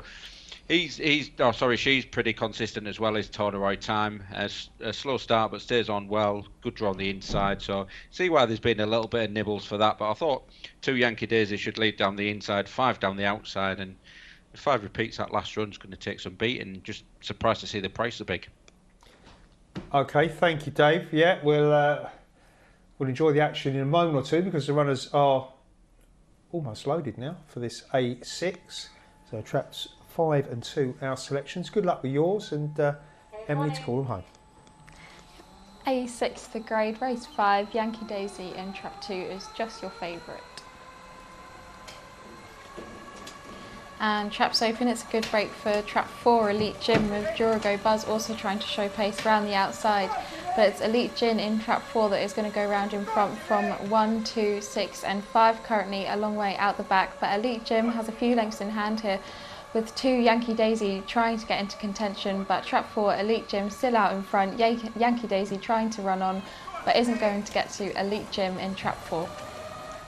Yeah, it was Elite Gym for Diane Jinks. Greyhound we didn't really mention too much, but has run a really good race here. And I thought 2 might win the early battle here, Dave. I thought 5 was a contender to lead. Obviously we saw 6 on the VT, but Elite Gym has just outgunned them all here. Yeah, a funny old race, that one. Elite Gym, you weren't expecting that one to get off the front. Got a bit of early pace, but nothing like 2 Yankee Daisy or 5 Badminton Shadow. And 5's absolutely walked out the traps and never really competed. And 4 Elite Jim has got some bits and pieces of form down the card where would give him a chance, but didn't expect him to dominate early. And Yankee Daisy, to be fair, has stayed on pretty well. She, like you said before the race, she's put together quite a string of consistent form figures there, and another one this evening. Yeah, she's run ever so well, but no answer to Elite Jim. He's run an absolute cracker off the front. Thanks to Mel Fernandez, by the way. He's been in touch about the unlucky Derby Greyhounds, and I was at Wimbledon the night this happened, but he's talking about Premier Fantasy, of course, who before you probably weren't born, Emily, I'm not sure, but broke a hock in the semi-final. Wimbledon track record was going to go. Said you could hear a pin drop after the race when they were walking back in. I do remember that. Incredible greyhound. Thanks, Mel. Yeah, he was certainly greyhound in that derby. Everyone thought was going to win it. Right, 7:24 at Henlow. It's another Open coming up. We can give you a clue. Let's show you one of Richard Devonshire's greyhound, Wendell Waves, in action. This was last time out, Emily, winning an Open and beating Wendell Tiger in the process. Yeah, last week's final, Rapido King, who was originally in this race, went off the age 13 favourite, but just couldn't quite keep up that same level of form. Wendell Waves found a bit of crowding on the run-up, but managed to turn second to his brother Wendell Tiger in track 1, and just proved the stronger of the two, coming home and pulling away for the victory, although the others weren't too far behind. But it was a really good performance to win the final. Yeah, it was a nice run from Wendell Waves, who's not that popular in the betting tonight, though. 7-2 out to 11-2. Of course, the absence of Rapido King, as Emily mentioned, probably changed certainly shaken up the betting here, because that would have been a contender for favouritism. Jason Gornall's greyhound. All of a sudden, the money for the two outside runners, and Swanley Bolt tops the market. Another one for Gary Beadle. I managed to put the mockers on his earlier one, who ran second. Ran well, actually. But Swanley Bolt has taken a shine to the track, had 2 runs, a win first time up, and a decent third behind a good dog in Mustang Sam last time out. So that's your favourite, 5-4. It's 13-8 Salakers Blake. Right, so we can't accuse Dave of copying. Let's go to him first and see. Now, who do you like for this, Dave? Yeah, I'm going to be with the well-backed Swanley Bull for Gary Beadle. Like you say, just had the 2 starts, and that run beating Blue Range on debut, I thought was a pretty decent effort to start off his career, and couldn't quite build on it last time behind Mustang Sam, but had quite a bit of trouble in the run. I think it's got a good run on the outside, and it's got some company for the early lead, because Salakers Blake's got a bit of early pace, and to be fair, Salakers Blake's got some flashy runs over course and distance. You only have to go back 3 starts, did a 27.39 off a 3.66 sectional, which is pretty rapid round here, to be fair. So if Salakers Blake gets it right at the start, going to be a big player. But I just thought take a chance on the unexposed runner here, Swanley Bolt. Plenty of early speed down the outside. And must just give a mention to the drifting Wendell Waves. Won half of his 22 races, 11 out of 22. What a straight rate that is. What a dog to own. Yeah, fantastic greyhound from a really nice homebred litter as well. I was going to be with 4. I will have to go with Swanley Bolt. I was in the studio on that 29th of October meeting and was very impressed with Swanley Bolt winning first look round. Emily, who do you like here? I like Salakers Blake. I went against him last week, hoping to catch him on one of his bad days, which he does have, because he is slightly inconsistent. But today I'm hoping to catch him on one of his good days, when he can do the 3.66 split and the 27.39, as that would definitely win this. So I'm with Salakers Blake. Okay, 5 for Emily. 13-8 joint favourites they are now. A bit of money coming for Droopy's Venus, and also now Wendell Waves is being backed. Droopy's Venus ran really well last week, I thought, showed loads of pace. We used to train him quite a long time ago, and he had quite a bad injury for Steve Fletcher, I think. So I'm just so happy to see him back on the track and running well. Yeah, he's a solid type of greyhound, and was in that race, as you mentioned, won by Mustang Sam. Of course, he's a really nice dog for Seamus and Seamus Gorn. But Droopy's Venus, certainly not disgracing that race at all. Interesting to see whether that support's well placed or not. But a 4-1 chance at the moment, as is Wendell Waves.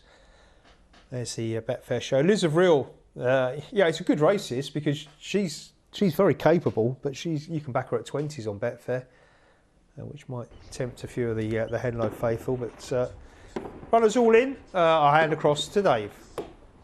Yeah, and poor old Liz, a real big drifter in the market, but she was actually finished in front of Droopy's Venus, Slaker's Blake and Swanley Bolt last time out, so surprised to see her so big. She's pretty consistent and reliable. Bunny is on its way around to the traps. Away and racing we go, and 5 broke well down the centre, 2 shows speed, 6 is rushing up on the outside. It's going to be a squeeze around the bend, 2 on the inside. Wendell Waves gets off the front, 5 and 6 just come together, 3 was hampered in the backwash, and 2 Wendell Waves gets off the front and leads from 5 and 1, big gap back to 6 and 3. A final 2 bends and 2. Wendell Waves still out front from 5 Slaker's Blake, who is renewing the effort. 1 Droopy's Venus is staying on back in third, but Wendell Waves, a win machine. Win number 12 from 23 starts for Wendy Prince, Dilly Steels and trainer Richard Devonish. Yeah, Dave mentioned pre-race what a lovely greyhound Wendell Waves has been, and again it's another really good display. This wasn't the first to show Emily. 5 actually out-trapped them all, but rushed to the corner Wendell Waves and then just makes his own good fortune here by railing well. 5 and 6 come together, and all of a sudden they're chasing hard, but Wendell Waves doesn't stop. No, he doesn't. He's a really, really nice dog for Richard Devonish. You saw in the final last week, didn't have things his own way at all, but showed so much determination to get to the front, and from the front just kept pulling. That's what he's done today. Didn't have the best of starts. Slaker's Blake, I thought, looked in a promising position, but probably not showing the early that he was previously, but a really good performance from Wendell Waves, and it's so nice to see Droopy's Venus running so well as well. Probably got on the wrong side of Slaker's Blake for quite a lot of that race, but still did a lot of running to close in on Wendell Waves. Yeah, may even have nabbed second, and they both nibbled the inside pair. We'll get that result in a moment or two though. For now, it's a quick break.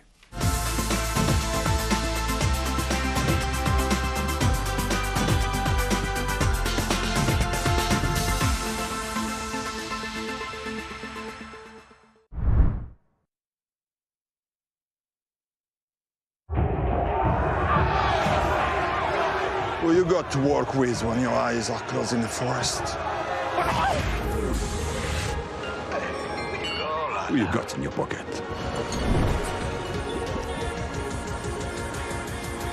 Super!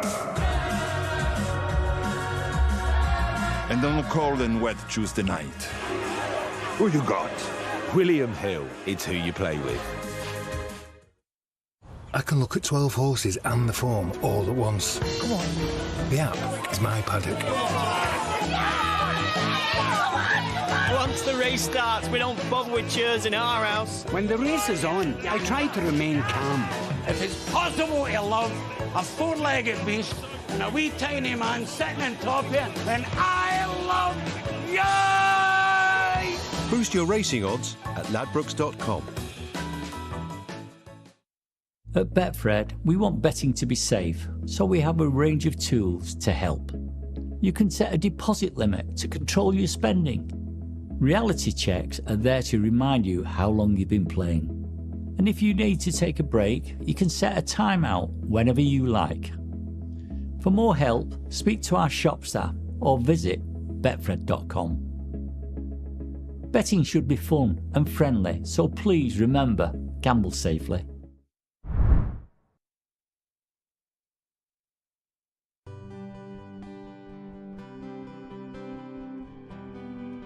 I'd like to introduce you to Robbie, who came to Daybreaks in October 22. He was born on the 20th of September 18, so he's just celebrated his 5th birthday. He retired after fracturing his tibia on his last run at Perry Bar Track, but he's fully healed now and he absolutely loves to run. He is excited by cats, small dogs and children, but needs an experienced handler as he is quite strong on his lead, but he's very, very loving.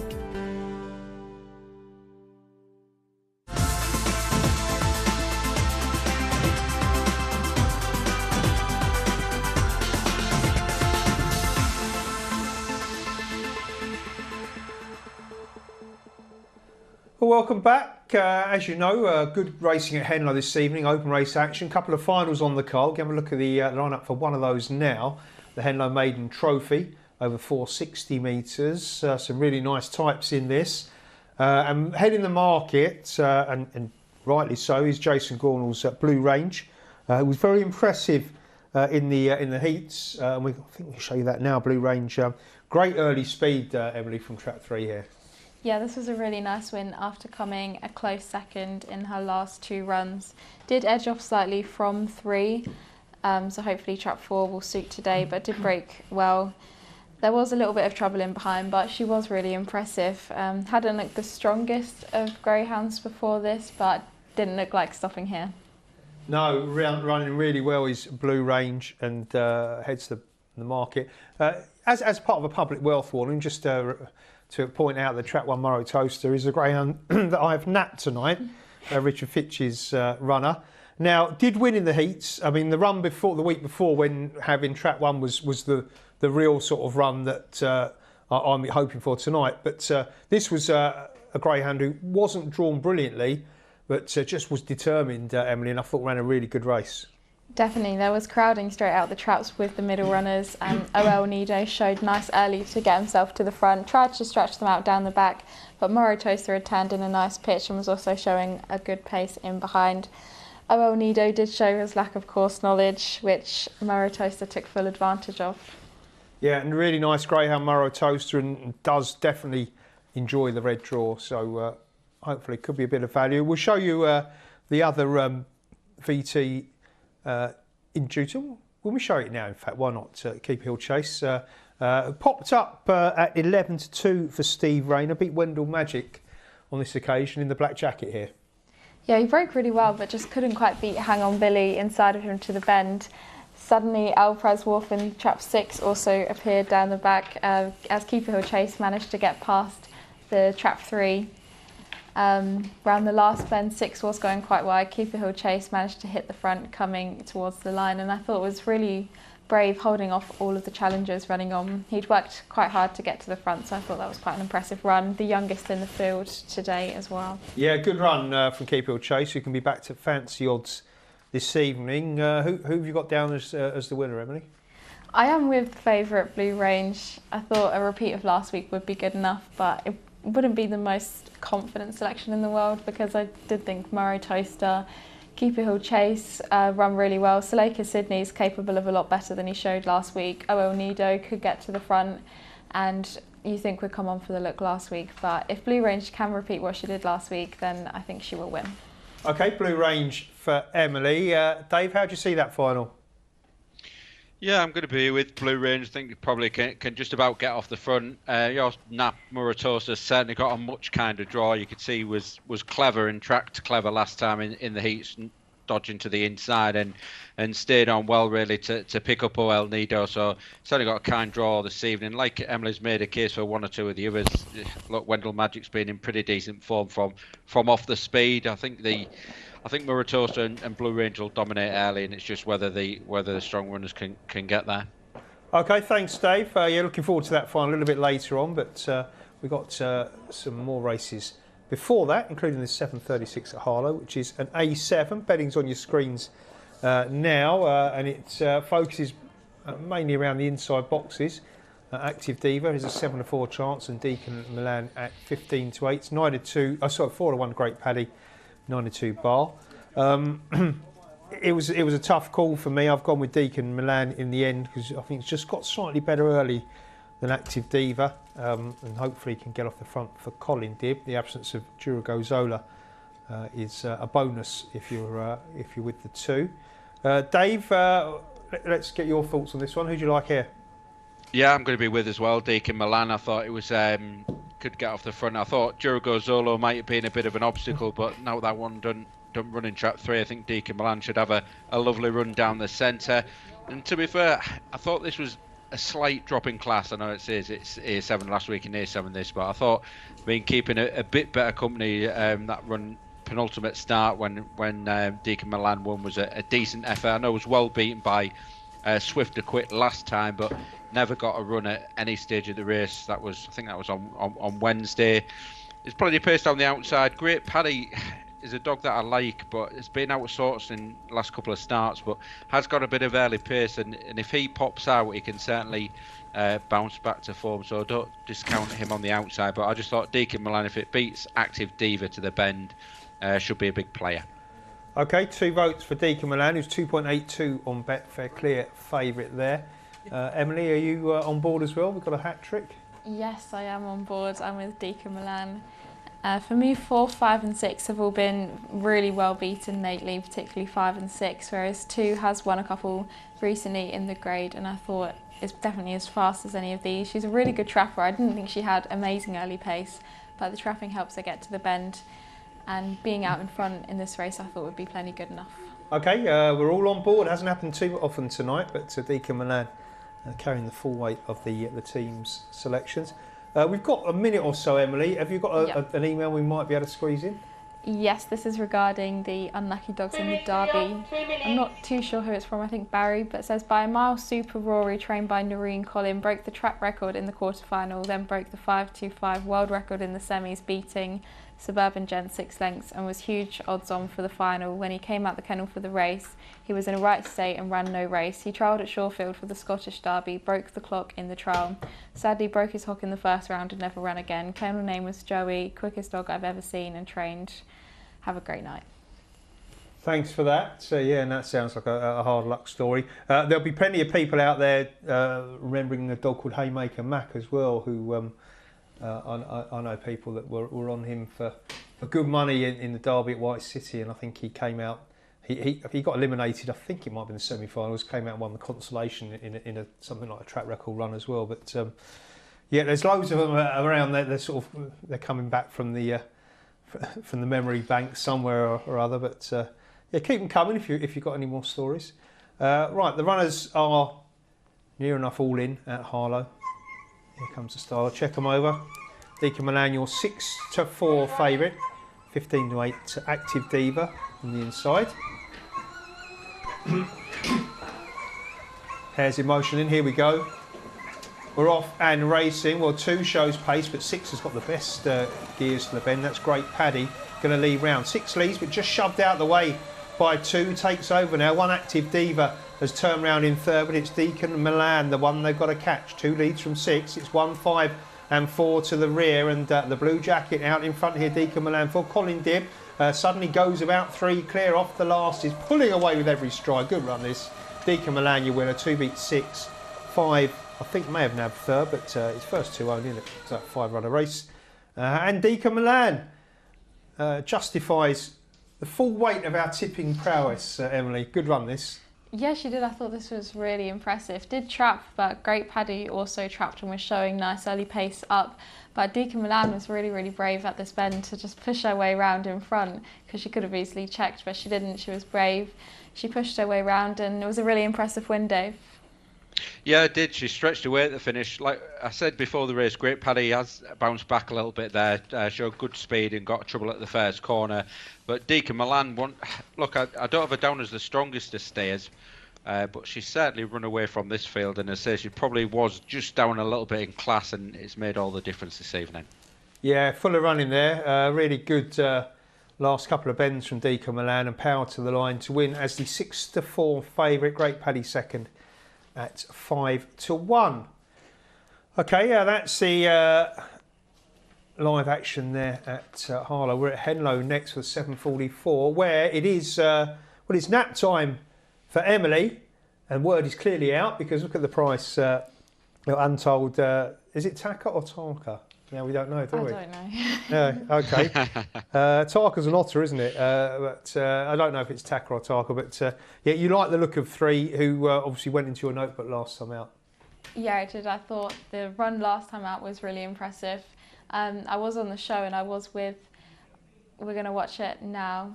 Yeah, wasn't the best away, but I thought it showed really nice early pace. Did go wide at the first, as you'll see, and then when they straightened up, went to the rails, and then they got to the second bed and had to check very wide, but then straightening up again showed lots of pace, managed to get up on the inside of the trap 4 and took the lead, but then as you'll see goes very, very wide at the last. which just hands the race to Some Chance in Trap 1, who was a nice winner, but Untold Tacker, I think if he can just run the track a little bit better this week, then he should take all the beating. Had a really good start to his career at Hove, won his first race there, was second to Get Up Me Boy in his second race, which is obviously a good run, and then in a very tough race when he went back there for a third time behind Wasted Monday. So yeah, I think he's a nice type, October 21, but only had the 4 runs over here, 1 win. I think he can make it 2 wins from 5 starts here. Okay, Untold Tacker for Emily. Now be careful, because next year they'll start calling you Odds on Emily. They used to do that. Who do they do that to? Is it Bullen? DW. Oh, DW. Yeah, he likes an odds on, doesn't he? But no, listen, you're spot on. That was an eye-catching run, to say the least, from Untold Tacker. What you've got to hope, Dave, if you're like Emily, and I'm with 3 as well, and if you're backing it, that he's learnt from that, because he certainly made a few errors of judgment, but he showed plenty of speed, didn't he? Yeah, he certainly showed plenty of gears. Lightly raced Phil, I'm going to be with as well, and I'm sure he'll learn plenty from that experience. And quiz of the day, Phil, then. There's a clue. Untold Yen has been in great form round Henlow, and you know what Yen is, don't you? So what's Tacker? That's an interesting question, and I don't know the answer. Where's that thing they call Google? It's a currency of a country. Okay. Go on, name the country, Phil. For 10 points. For 10 points, Tacker. It's a monetary unit in. It's not one I've heard of, so I'm going to say something obscure, like Mongolia. Oh, close, Bangladesh. Oh, there you go. Not far off. I wouldn't have known that. Let's there you go. Good bit of trivia. Well, let's hope we'll be picking up a few Tackers with this one for Emily's nap. Untold Tacker is the 8-15 favourite. Dangers, Emily. Who's the one you fear the most out of these? Probably Mina Malarkey in Trap 5 for Roy Peckham. Very fast, probably as fast as it wants to be, if I'm honest. So it does stay as well. I've watched it plenty at Yarmouth. Yeah. Ran really well in the Yarmouth Derby, behind Silent Goofy a couple of times. So for me, would definitely be the danger. Okay, find the danger. Runners making their way to the boxes. Trap 2 has just edged in front in the Trap Challenge, as we're sort of around the halfway mark, aren't we? Or maybe just advanced. But yeah, Blue Jacket, which was the favourite for the challenge, but has edged on. But 3 looking to put another one on the board. Have we got another email? We've got time. Maybe got time, I think. Yeah, we've got one to get out before the next race from Ian. Good evening, panel. Tonight's nap of the evening at Harlow is Wigan Kebab in the 7:56 race. Will be out and gone and not for catching. The wheelbarrows have been oiled up to collect the Wonga. Good luck, Wigan Kebab, which we know, thanks to JK, being a connoisseur of all things unhealthy, is a pie in a bap, isn't it? Which is a delicacy of that particular region that you can Google it and to see. But which at this stage of the evening, Dave, I'd take one of those if it was offered. Yeah, certainly would, and it's confident selection. Wigan Kebab. I was between the 5 and 6 there. Bonnie and Wigan Kebab, plenty of early speed on the outside, but we'll see what happens in a few minutes over at Harlow. Meanwhile, Untold Tacker is into 4-9, Phil. Yeah, very short now, Untold Tacker. But Emily, you're locked in at 8-13 at least, so best price for the nap. Yeah, 2's on almost on Betfair as well. So good support for Carol Weatherall's Greyhounds. Let's see if Untold Tacker can deliver. 4-9, it's 9-2 bar, which brings in Mina Malarkey. 6-1 Bricky Chief, and bigger prices, traps 1, 4 and 6 as you rank outsider at 28, and I imagine much bigger on Betfair when that clicks round. Yeah, 70, there you go, if you want to take a chance on Gal Soprano, who's another runner for Gary Beadle. He's had a couple of runners on the card already tonight. Get ready to load then for this Henlow Maiden Midi over the 550. Won't be too long for the go. This time last week, Dave, I'm going to hand over to you anyway now, but I was at the Catford reunion, which was held by or thrown by John Humphreys, the former bookmaker there. Saw some good old faces there, a few punters from the track as well, a few trainers, and lots of good memories as well. Yeah, I read about in the Racing Post that there was the great and the good from dog racing was there by the sounds of it, and I'm sure you all had a jolly afternoon. But the grounds are starting to load forward into the boxes then for race 6. It's the Henlow Maiden Midi over 550 metres, well backed, and short price favourite is in trap 3 Untold Tacker. Making just his second start here at Henlow, so hopefully we'll learn plenty from that experience last time, and off we go then. And one does break well down the inside, 3 shows good speed now, so one's going to lead Salika's Jane, 3 Untold Tackers into contention now, and 3 skips clear, 1 into second, then comes 4, 2, 5 and finally 6, but trap 3 Untold Tacker is out clear and miles ahead of 4 and 1, then comes 2, 5 and finally 6, but into the final 2 bends. Trap 3 Untold Tacker is still a long way clear of the nearest pursuer. Is going to be 4 Wood Porthos, who's up into second place off the final bend, but 3, the well-back favourite, is going to pose up here for Callum and John Purdy and trainer Carol Weatherall. Well, that was how to win a race, Untold Tacker. We saw the VT, the clues were there. Obviously took a run to get used to Henlow, but certainly looked used to it this evening, and never really too many dangers, Emily. I know you were sort of watching it and thinking, well, when's this ever going to end? But always in charge. Yeah, it was. I thought he was going to come back to the field a little bit. That's why I was a bit like, oh, can the line come? But it didn't in the end. Just ran the track really well. Come on so much for the look last week. And some dogs can run Henlow perfect first time up, but some can't, like Untold Tacker. But he's learnt from it and done it really well, so justified the short odds, and Napa next best, so I'm happy. Well done, yeah. Lay beaten as well. Trap challenge right in the mix. It could be another clean sweep for Emily, but yeah, good run, Untold Tacker. The team were all on, but Emily napped, and job done. Good run. Takes the Henlow Maiden Midi, and we'll get the full result in a moment or two, but for now, it's a break.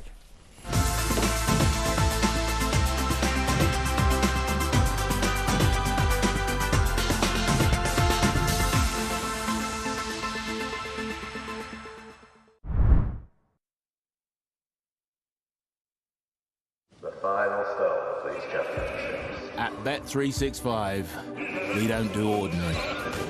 That's not bad at all. We believe every sport should be epic.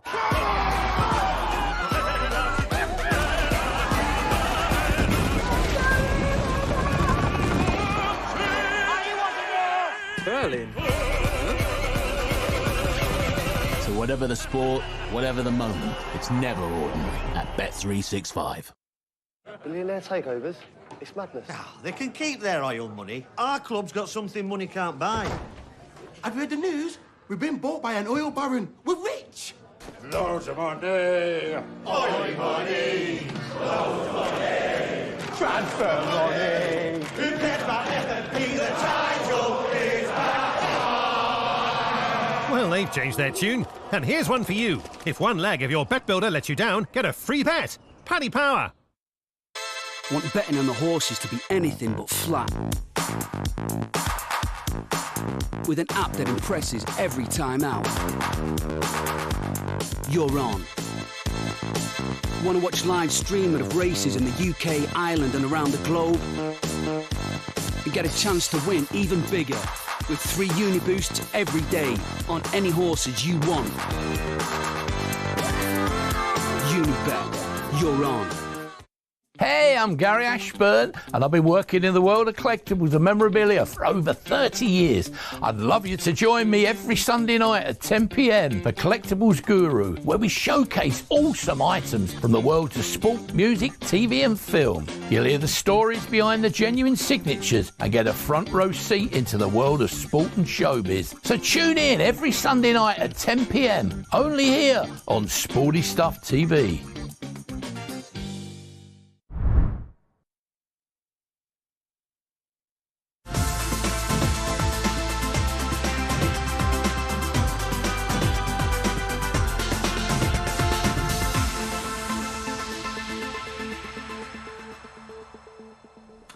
Welcome back to RPGTV on a Sunday night. Well, the great and the good are watching this evening because we've just had an email through from friend of the show, Barry Silkman. I hope you're well, Silks. And they've asked me to read it out just in case Emily didn't recognise some of the names involved. But Silk says, Errol Brown, of course, hot chocolate.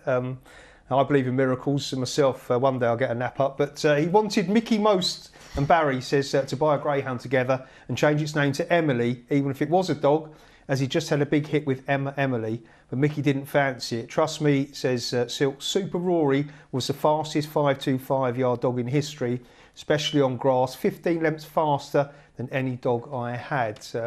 And Emily, you said straight away you knew the song because why?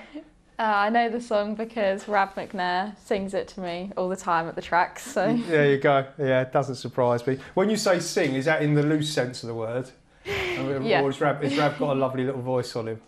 No. No. Okay. Thank you. I'll chalk him down. I'm in your gang, Rab. Yeah, I'm the worst singer in South London. But great stuff. And yeah, thanks for getting in touch, Barry. Good to hear from you. Right, Harlow is our next live action for this 7:56. We've got a bit of time ahead. Are we up to date with the emails now, Emily? We have got a few. Oh, let's. There is one for Dave. Okay. From Ali. Hi guys, just wanted to ask Dave. He said he wouldn't be able to come on the show because of the change at Pelaw Grange, but does he not come into the studio now? Sorry, I might have misled you slightly. I'm not going to be able to feature on a Sunday night because obviously I'll be at my other job, and I'll still be coming down as an analyst as long as I keep tipping a few winners, I think, and be nice to Clive and bring him lots of coffee in. Good man, yeah, you'll go far, Dave, with that sort of attitude. And JK, of course, don't forget the donuts, apparently. But yes. Listen, yeah, Dave can't do a Sunday night, but he'll be able to do other shows. And who knows, he may even throw in a Sunday morning, but he's probably going to be doing 18 jobs at the track in the preparation for the meeting, including, of course, Dave cooking the roast potatoes for the Sunday night roast, I'll imagine. Yeah, that's a bit up in the air at the minute. I don't think we'll be doing any Sunday night roast at the moment, the way it's looking, but we'll see. Watch this space. Okay, well that's my trip to Pelaw cancelled. Let me just sat around now. We'll move elsewhere. Okay, well let's get some selections and some fancies up for this 7:56. Well, we've had a very strong bit of advice, haven't we, for Wigan Kebab? Paul Clark's greyhound from was it Gully was on? Yeah. Yeah, and he's good. Gully the judge is a good judge as well.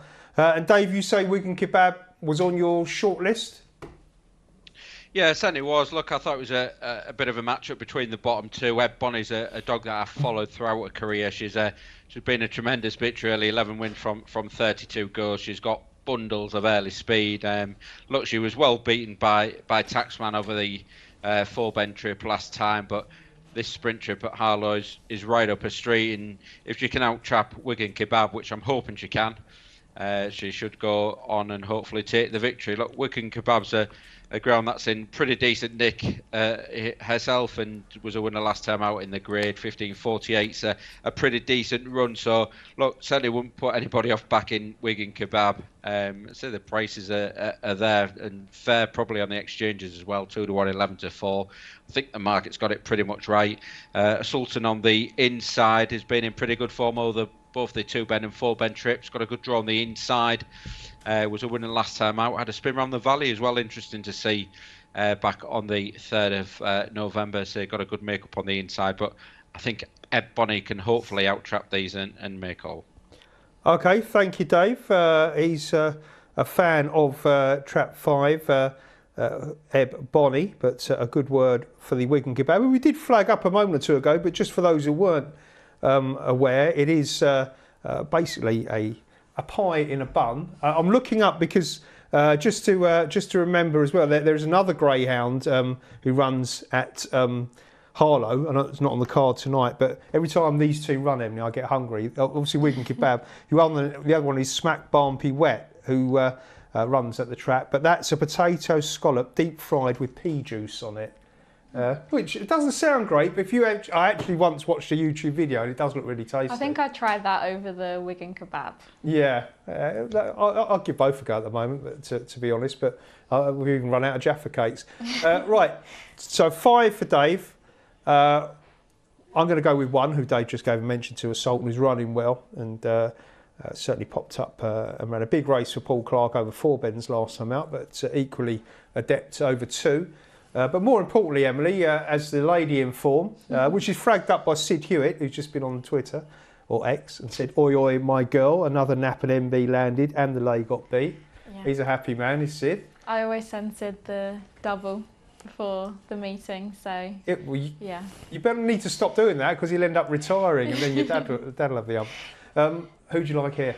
I'm with Gully the emailer. I like Wigan kebab. I did find it hard, as I thought they were all fairly closely matched, but 6 is in really good form, loves trap 6, breaks well from it. Did run in from 5 2 runs ago and didn't run as well, but a lot better from 6. Can clock 15.34, which I thought would be good enough. Hasn't had a lot of racing recently, but still running well, so I thought I'd stick with 6. Okay, 6 for Emily. Paul Clark, of course, got 3 runners in this race, and his other greyhound we haven't mentioned as such is Penny's Megan, who being nibbled 9-2 from 5-1, certainly not without a chance. There's the trap challenge. It's very, very tight tonight, but 2 and 3 just leading the way with 3 wins each, but everything within shooting distance at present as the runners get ready to load for this D3 contest. While they're going in, Emily, obviously we're talking about your kennel and open races and stuff, but what's the latest with Crafty Chivu? How's she getting on? Yeah, she's getting on really well. She had an injury to the joint in her toe just after the Emperor Stakes. I think it probably happened in the Emperor Stakes because it was such a messy race, but I think she's almost ready to come back. We're going to get her checked over this week and hopefully we can start trialling her again, so brilliant. Very exciting. Yeah, it'd be good to see her back. Fantastic bitch. Right, 7.56 at Harlow, so 1 for me, 5 for Dave, 6 for Emily, and Emily's going to hopefully call home a Wigan kebab. D3 the grade this time. Trap's open, it's a good break from trap 5, and trap 2, Go On Larry trying to show pace, but it's trap 5 that's going to go round from trap 2, 4, 6 and 1 out the back at the minute, but now trap 2, Go On Larry taking the inside and is going to go on by a few lengths from trap 5 to take the win. Yeah, it was Go On Larry who went on for Peter Witchell and Mrs V Witchell, the owner. Wasn't one we were too expectant about, Dave. I know you fancy 5, he's run a good race, but 2's just showed great speed here. Yeah, come out pretty smartly, paced up nicely, did Go On Larry. Was actually behind Penny's Megan in trap 3 last time out, but say after that, decent break and good early speed shown by Go On Larry. Just nipped through on the inside here. Look, everybody's not the strongest of stayers, and Go On Larry had a lovely run off that second bend, held the inside line pretty well, and has run away to a good victory for Peter Witchell. Yeah, look at that. Trap 2, 7-1 the winner. 5 was second, the 5-2 favourite, and 1 was third. Dividends on your screen. So he's getting everything right tonight. Trap 2's in front again in the challenge with 4 wins, but it's got a bit of an outsider in this next race at Henlow because it is the final, the Henlow Maiden Trophy. 3 VTs, 3 qualifying races for this final. First of those we're going to show you is Blue Range, who was an impressive winner for Jason Gordon. We'll set the standard as well for the competition. And well, Emily, you just talked us through these, so I'll get Dave's thoughts on them as well. But Dave, greyhound with ferocious pace to the bend is Blue Range. Yeah, look, Jason Gornall's runner had plenty of early dash on this occasion. 6 Salakis Sydney tried to keep the winner honest all the way, but just drifted off that third corner in that false straight. Did Salakis Sydney give away a lot of ground, and Blue Range ran out a pretty decent winner in 27.51. Yeah, set the standard. Good run. Let's have a look at Murrow Toaster next. Now, Murrow Toaster, as Dave, as you mentioned, probably better drawn tonight, but used a bit of track craft here just to get that pitch on the inside and then plenty of determination afterwards. Yeah, look, darted to the inside and missed the break, and as I say, it was a bit messy on the run to the first turn, but once Towcester had found that inside fence, really did finish the race off well. Brave from the third corner, took up the lead, just coming off the last there from OL Nido. We'll just run off the track a little bit at the third and fourth bends, but Towcester's been round here plenty of times, knows his way around, and I say certainly would be a more favourable draw this evening, track 1. Absolutely, thanks Dave. We will show you the other heat, which of course is one by Keep Hill Chase in a moment or two, but the runners coming out to parade, and there is the pictures from the track. Towcester in track 1 heads to parade, a 4-to-1 chance, just nibbled into 7-2. Favourite though at 11-10 is Blue Range, who was so impressive in the first round. Just a greyhound. She just wants to get out, Emily, doesn't she, and hit the front. And then, you know, as we know, it's not everything at Henlow, but it can win you plenty of races, can't it?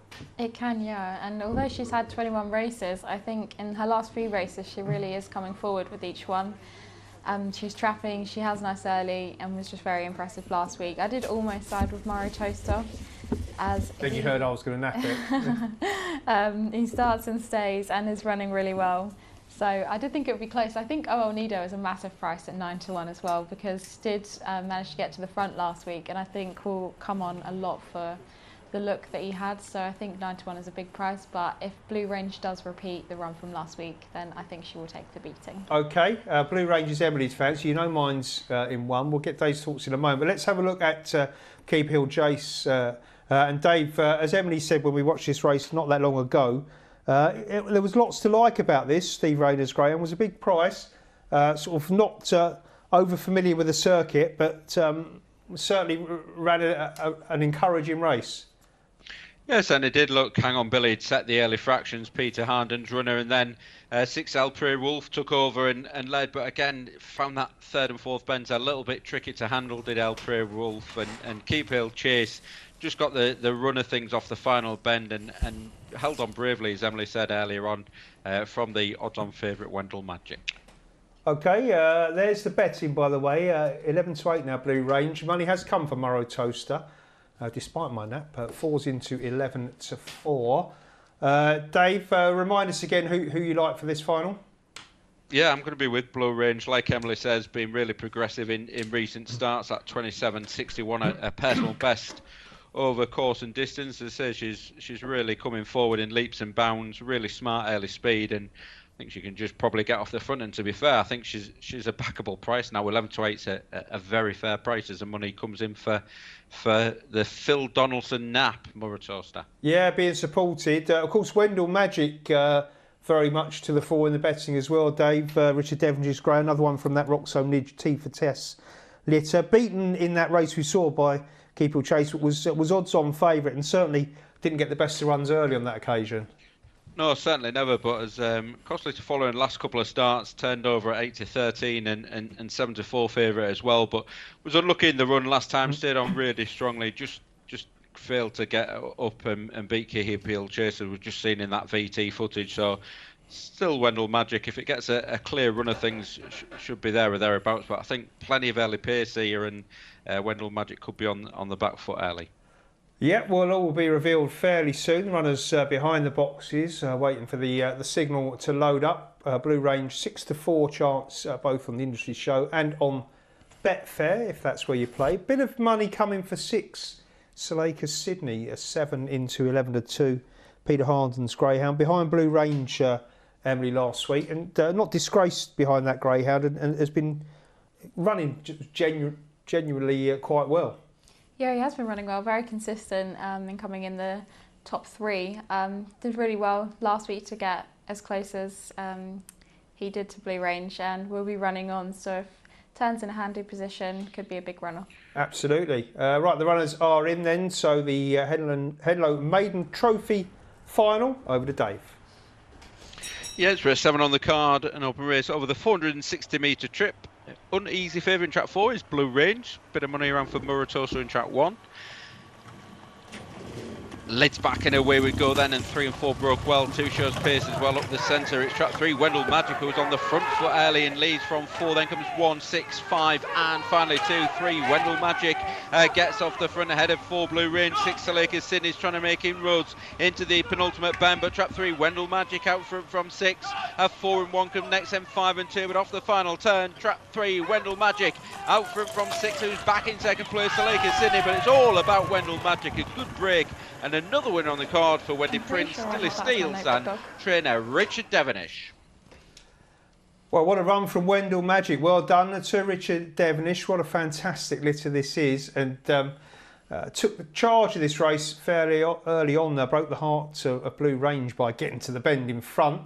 There was a bit of bumping and boring in behind, but yeah, White Jacket in charge here. And Emily, you're trying to remember whether you put this up as a notebook greyhound last week. I'm pretty sure I put it up as a notebook dog last week, so I probably should have listened to my own advice. You probably should have done. I wish I had. But I thought when it went back in, because it had been running sort of A2 grade, and I thought back in A2 from the run last week, which I thought was very impressive, a lot of crowding, but actually finished strongly. I thought would be a big runner. I didn't quite like the makeup in this race, but I mean, it's run really well. Blue Range's race was over at the first bend when not leading, but Wendell Magic out in front, very impressive. Yeah, very impressive indeed. We saw Wendell Waves winning earlier as well. It's a really talented litter, isn't it? Well done to Richard Devonish and all concerned. We're off now for another quick break. We'll see you in a couple of minutes.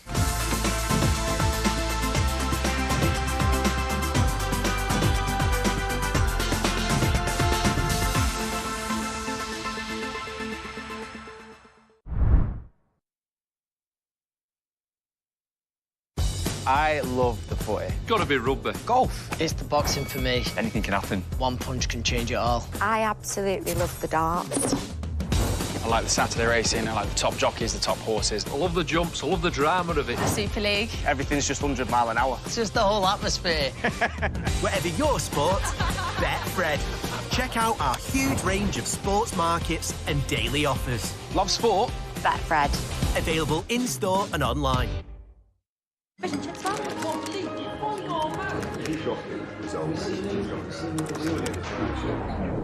Who you got next? You know, quite frankly, I think this is taking way too long. Oh, lad. Who you got walking it all out? That'll be us, Eric. Give any game an epic boost and get up to twice the prize when you build your odds. Hey. Who you got? William Hill. It's who you play with.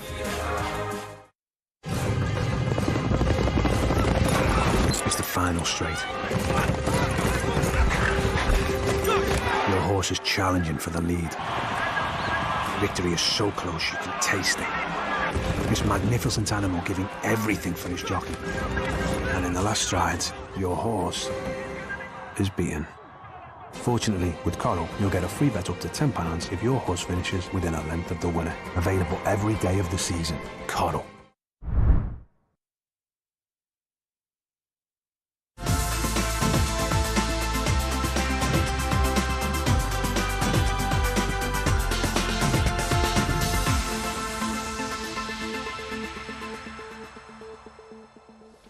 Welcome back to RPGTV. There is that confirmation of that result. Trap 3 winning at 4-1 in the end. 3 beating 6 and 4, 35-49 and at 63-70.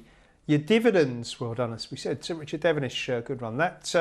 Okay, earlier today, of course, we enjoyed, we've enjoyed lots of action on the channel, but the first round, the official first round heats of the RPGTV English Puppy Derby saw the qualifying trial stakes a week before. Let's look back at some of those, and there's the lineup for the first heat, which saw Ballymac Diana go off favoured at 6-4 for Emily's dad, Mark Wallis. Queen Dusty was next in at 9-4 and 3-1 Sir Oreo. We've got commentary, of course, from the Colonel. Let's see what happened here. Often racing as they just sort themselves out and position themselves to the first turn. In the 3, Velvet Hurricane there for Phil Barlow. The Sheffield runner will lead the pack down the back straight. On its quarters, it's got the 6 and 1. 6 just about trying to poke head in front there for Liz and Rab McNair, and the 6 Queen Dusty. Dusty's gone for home now, 3 and 5 behind. Then 1 dropping back, 2 and 4. Off to final bend. 6 with 3 on the inside, burrowing away hard, but 6 trying to hold the 3 at bay and will do so. 3 beats the 6, 5 into third. Trap 6 Queen Dusty. Yeah, Queen Dusty winning for Liz McNair, I think 29.62. Well, good run. Velvet Hurricane ran a cracking race as well. And Emily, you were third on that one, but very much still a big part of the competition, Ballymac Diana. And as you said earlier, maybe the draw wasn't quite what you would have wanted. Yeah, I was never a fan of the draw in Trap 5. She ran so well from 4 the week before. I was never a fan of that draw, to be honest, but I mean, what a run from Queen Dusty, because Velvet Hurricane, I'm a big fan of Velvet Hurricane. He's strong, and Queen Dusty to pick him up, I think, was an unbelievable run. I think she's a very underrated bitch because she's already made 2 Category 1 finals, I think. But with Ballymac Diana, just so happy to qualify. That's what it's all about. Hopefully she can qualify next week and win the one after. And you think she in time may go further? Yeah. Is that the hope with Ballymac Diana? Yeah, from her qualifying trials, we thought 6 Ben bitch. Yeah. And I think she won her first race very, very impressively, and then was second behind Call of Annie Mercy twice. But then after she won last week, I was looking at the form and I was sort of kicking myself for not picking her on the show, because she got on close to Call of Annie Mercy. He's obviously a fantastic bitch. But she does look like potential 6 Ben bitch. She was running on today, so. Okay, well, good luck with her. We'll have a look at the lineup for Heat 2, where the Wallis team were represented by Cat Island, but a strong hand again for Rab, Liz McNair and the KSS Syndicate, because the littermates Queen Shakira and King Memphis dominated the betting, and as it turned out, it was Queen Shakira who dominated the action. Traps lift open there, and a tidy start there by the 1, which is King Memphis. It's got the 3 and 4 near it. In fact, 3 and 4 have gone on. 1 just dropped back there, lost position. Down the back straight, and 3, Queen Shakira leads there for the Liz and Rab McNair kennels, being followed through by 4, Cat Island for Mark Wallis. Then back to 1, King Memphis, now beginning to stride on. Off to final spin, but the bird might have flown. Queen Shakira now is gone for home. Some way out. 1 will be second, though. 3 beats 1, 4 into third. Trap 3, Queen Shakira, the winner for Liz and Rab McNair. So they've got the front 2. Yeah, brilliant run from the littermates there, although Queen Dusty was marginally quicker, but yeah, Queen Shakira is a lovely bitch, Emily. The front 2 home, brilliant, and you've got to be chuffed to qualify again there with Cat Island. Yeah, definitely. I was over the moon with Cat Island. I thought he ran an absolute blinder, showed his lovely early pace that he has, and to stay with Queen Shakira for as long as he did, I was really happy with that. But obviously Rabs 2, once again, very impressive from that, but very happy with Cat Island. Yeah, great training performance from the McNairs, and there was more to come, of course. So let's have a look at the lineup for Heat 3, where King Capaldi, from the same litter again, was the odds-on favourite at 1 to 2. They had King Coombs in the race as well, and Ted Soppett's Skywalker Pele, not a big price either. Let's watch the action for this one. Off and racing there, and the Kings got out to the wire. We go the bend, and 1 will scoop round there, sticking to that inside there, down the back straight. 6 will give chase, Skywalker Pele, then back to 4, Untold Panga, and then 2 shadowing that King Combs. But it's all about the 1, King Capaldi now, with the 6 trying to challenge. 1 comes to the final bend for Liz and Rab McNair to give him a treble, up toward the wires. Now it's kicked away now. Some style there from the 1. Beats the 6 and 2. 1 is your winner. King Capaldi there, taking Heat 3 of this Racing Post Greyhound TV English Puppy Derby. Yeah, another quality performer, another quality run, King Capaldi, and 29.39 as well, Emily. The runners in behind ran well, but good time that. Yeah, I thought the runners in behind did run really well to stay with him for as long as they did, because he's a very strong dog and was pulling away in the end, but very fast dog, keeps getting his draw, then he's a massive, massive player in the competition. Absolutely. Okay, let's have a look at the lineup for the 4th and final heat. Great little competition this, and well, Cat 1 competition, big run, and Call of Annie Mercy and Droopy's Eddie. They were the first 2 in the betting here. Angela Harrison's Greyhound in the black jacket was the favourite and was the winner. They're off and racing, and the favourite's got a lovely break. And Call of Annie Mercy will take it to the turn there. Being shadowed by the 5, Drooper's Eddie. And Drooper's Eddie sticking to that quarters, but the 4 just kicks away now. Goes on by 2 lengths. So it is Call of Annie Mercy for Angela Harris and the Newcastle Raider. 5 just tried to switch into the inside there, but the door was closed and firmly closed by the 4. Call of Annie Mercy taking no prisoners. Up toward the wire. 5 won last thrust. Pulls a bit more out. Very game. 4 beats the 5. And 6 back in third. Call of Annie Mercy for Angela Harrison from Newcastle. Beat the 5 and 6 in heat 4. Yeah, Call of Annie Mercy did the job there. A long way from home, but good run that, Emily. Greyhound, as we know, saw at Romford. She's got loads of speed, hasn't she? Yeah, she has. She was unlucky in the final at Romford, so nice to see her at Towcester. Seems to suit it really well, gets out in front. Droopy's Eddie as well, I thought ran a great race. He stays the trip a lot better than I thought he would, so it would be nice to see him go far. And Easy Molly as well for Stephen Vicky, nice to see her qualify. Yeah, qualified at a big price, well done to them. Of course, the semi-finals next week. We're at Harlow now for the 8.17, which is an A7 contest over the 415. Runners on parade, you can see them there. That's Baron Iceman, trap 4. There's a 3-to-1 chance. There is Dark Blaze, who's current outsider at 7-to-1, and Jamelia Marcus at 5-to-1. The favoured in 2 is Britball Panama, who is a 9-to-4 chance, having been 15-to-8. So, well, looking at this lineup, let's bring Dave in. A7 grade, Dave. Anything jump off the page here? Is this as competitive as the Betfair odds suggest? Yeah, I think it's a tricky little A7 contest, to be fair. I'm going to rule with Baron Iceman in trap 4 for Peter Witchell. Endured a bit of a troubled passage last time out, got plenty of trouble when shown a bit of early speed into that first bend.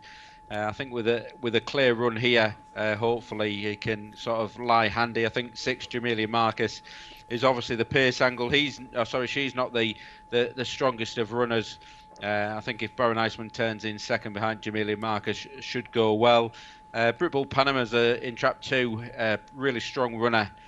Sent off favourite, beaten favourite last couple of times, but was a back-to-back winner middle part of October. That was 2 pretty decent efforts in 27.33 and 27.04. So that one's certainly going to be finishing off in the closing stages. But I think if Baron Iceman can turn in a pitch, hopefully can recapture that form from the 22nd of October when was a winner at this level in 27.11. Okay, Baron Iceman for Dave. I'm going to use one of Dave's phrases and say I'm with Baron Iceman for all the same reasons. But yeah, no, I do agree. I like Baron Iceman for Peter Witchell. Emily, are you with us as well? I am with you. I like Baron Iceman. For all the same reasons, or have you got some of your own?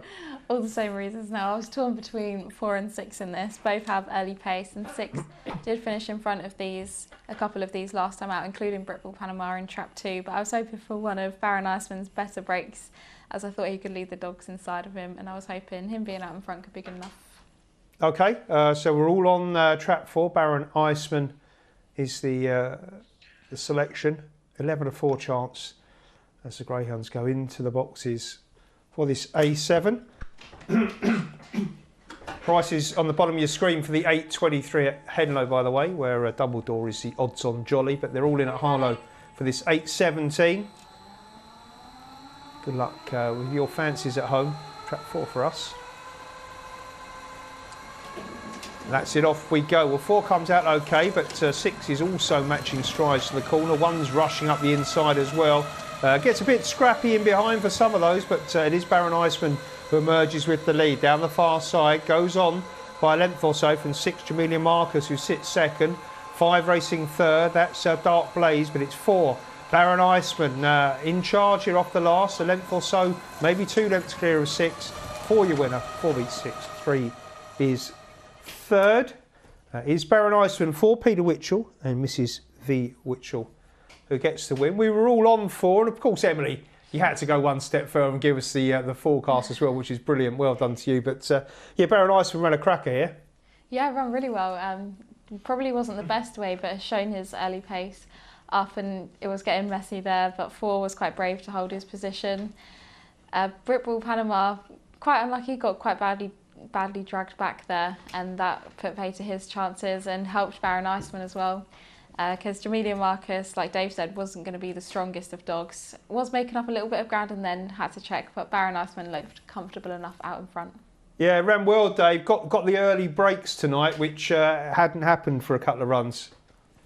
Yeah, just like had a good make-up, really, drawn with not much pace either side, and was able to get into a good position into the first bend. And to say once got the measure of Jamelia Marcus, that was pretty much race over once two had got into trouble. Absolutely. 11-4 joint second favourite the SP, 9-2 and 6-1, 35, 49, 63. Oh no, sorry, we've moved off. I won't ignore those dividends, but those were the SPs. Right, we're at Henlow now for the 8.23, where Dumbledore is the odds-on jolly. It's a Racing Post snap. That's Tony Bullen's selection, of course. Dumbledore and Pam Dolby's dog has been in cracking form, won heats and final of a competition last couple of weeks, and stays over the 550 trip here.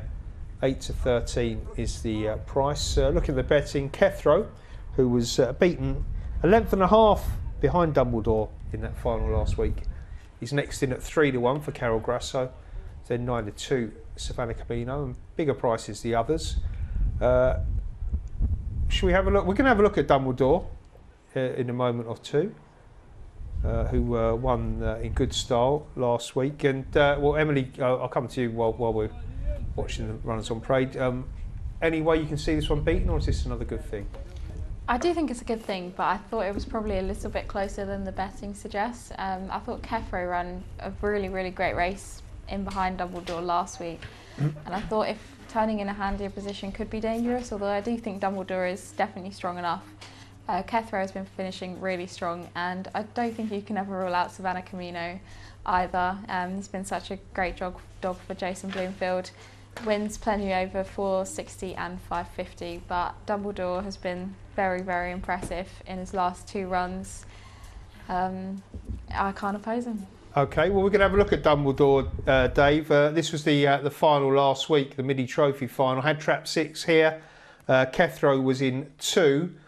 You can see the difference was probably in how they came out the boxes, because Dumbledore trapped and 2 didn't.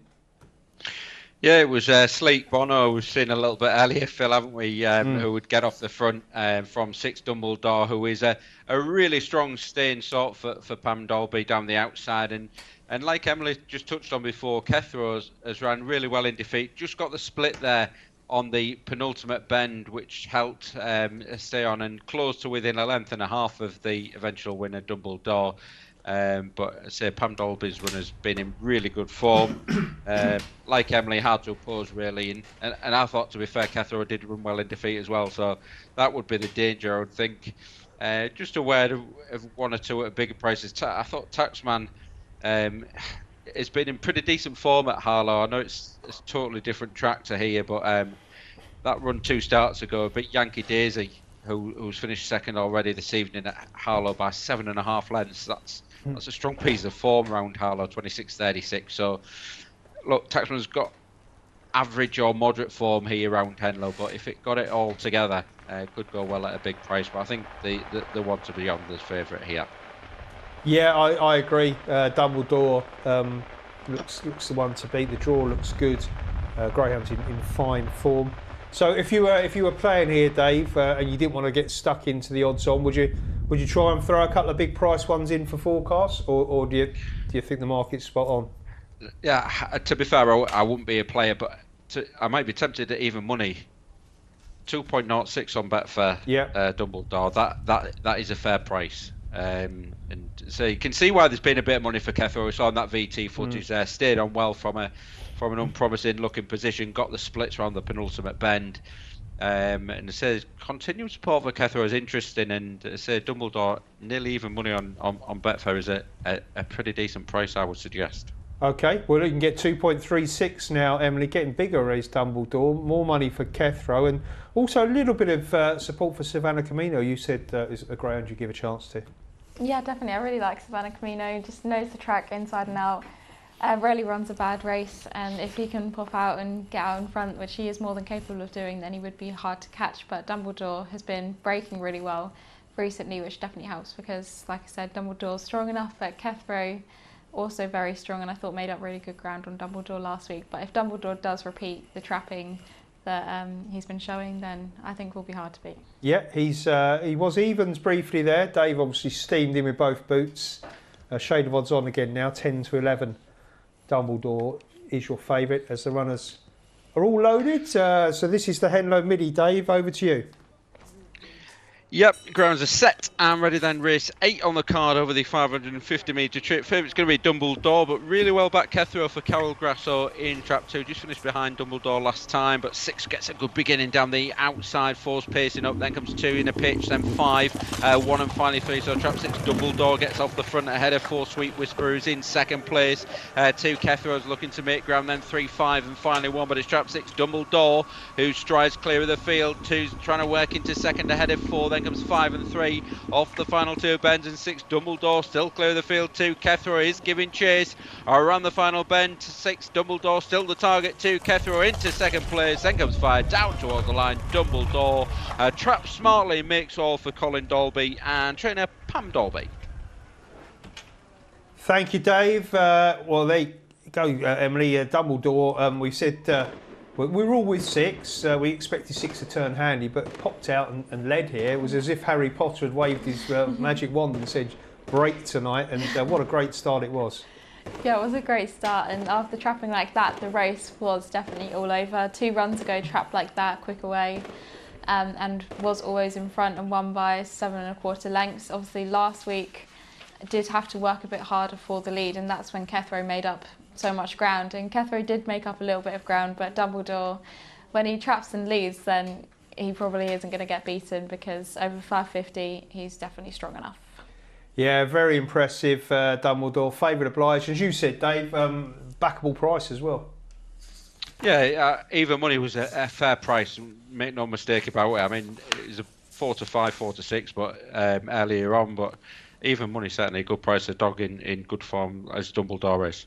Certainly is, and the market was right. Kethrow well backed, finished second. I think 5 was third, but well done to Pam Dalby. We're off now for a quick break. When we come back, a chance to look back at some of the action from Crayford. Yes, of course, it was the first round heats of the Ladbrokes Gold Collar.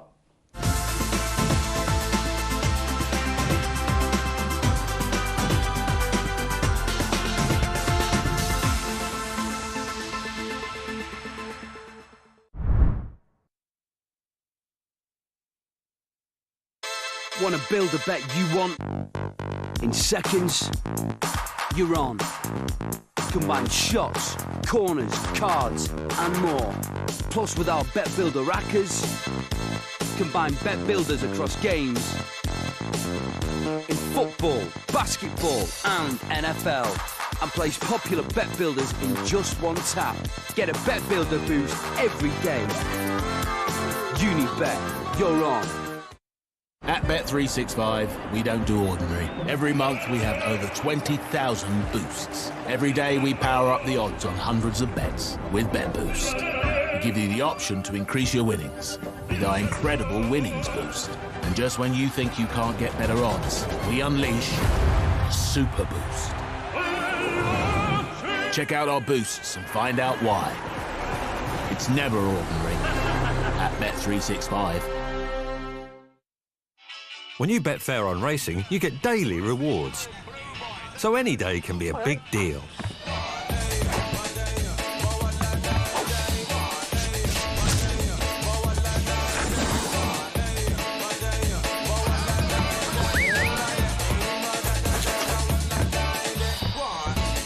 On the Betfair Sportsbook, get extra places on horse racing any day this week.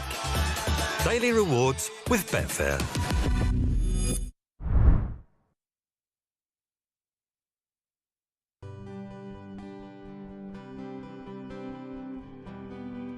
I'd like to introduce you to Robbie, who came to Daybreaks in October 22.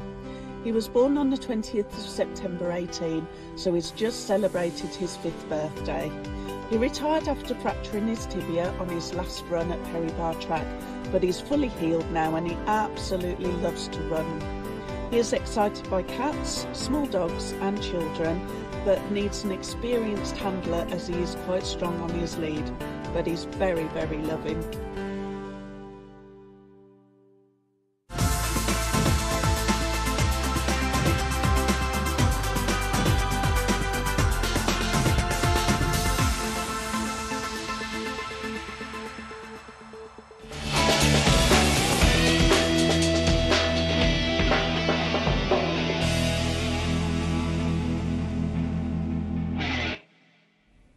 Saturday morning at Crayford saw the start of the Ladbrokes Gold Collar. Here's the lineup for Heat 1, and I Am's a Sydney started 2-5 favourite.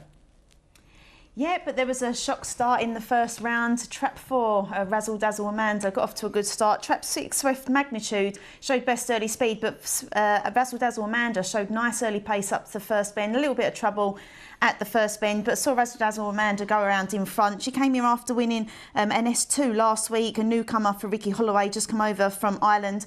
2 from 2 and now taken to Crayford really well, but battles down the back straight. Trap 1, Havana Top Note, does try to challenge at the fifth bend, but it was just forced to check. Razzle Dazzle Amanda goes on to win in the fastest 33.44. Havana Top Note second, and Iams of Sydney did qualify in third.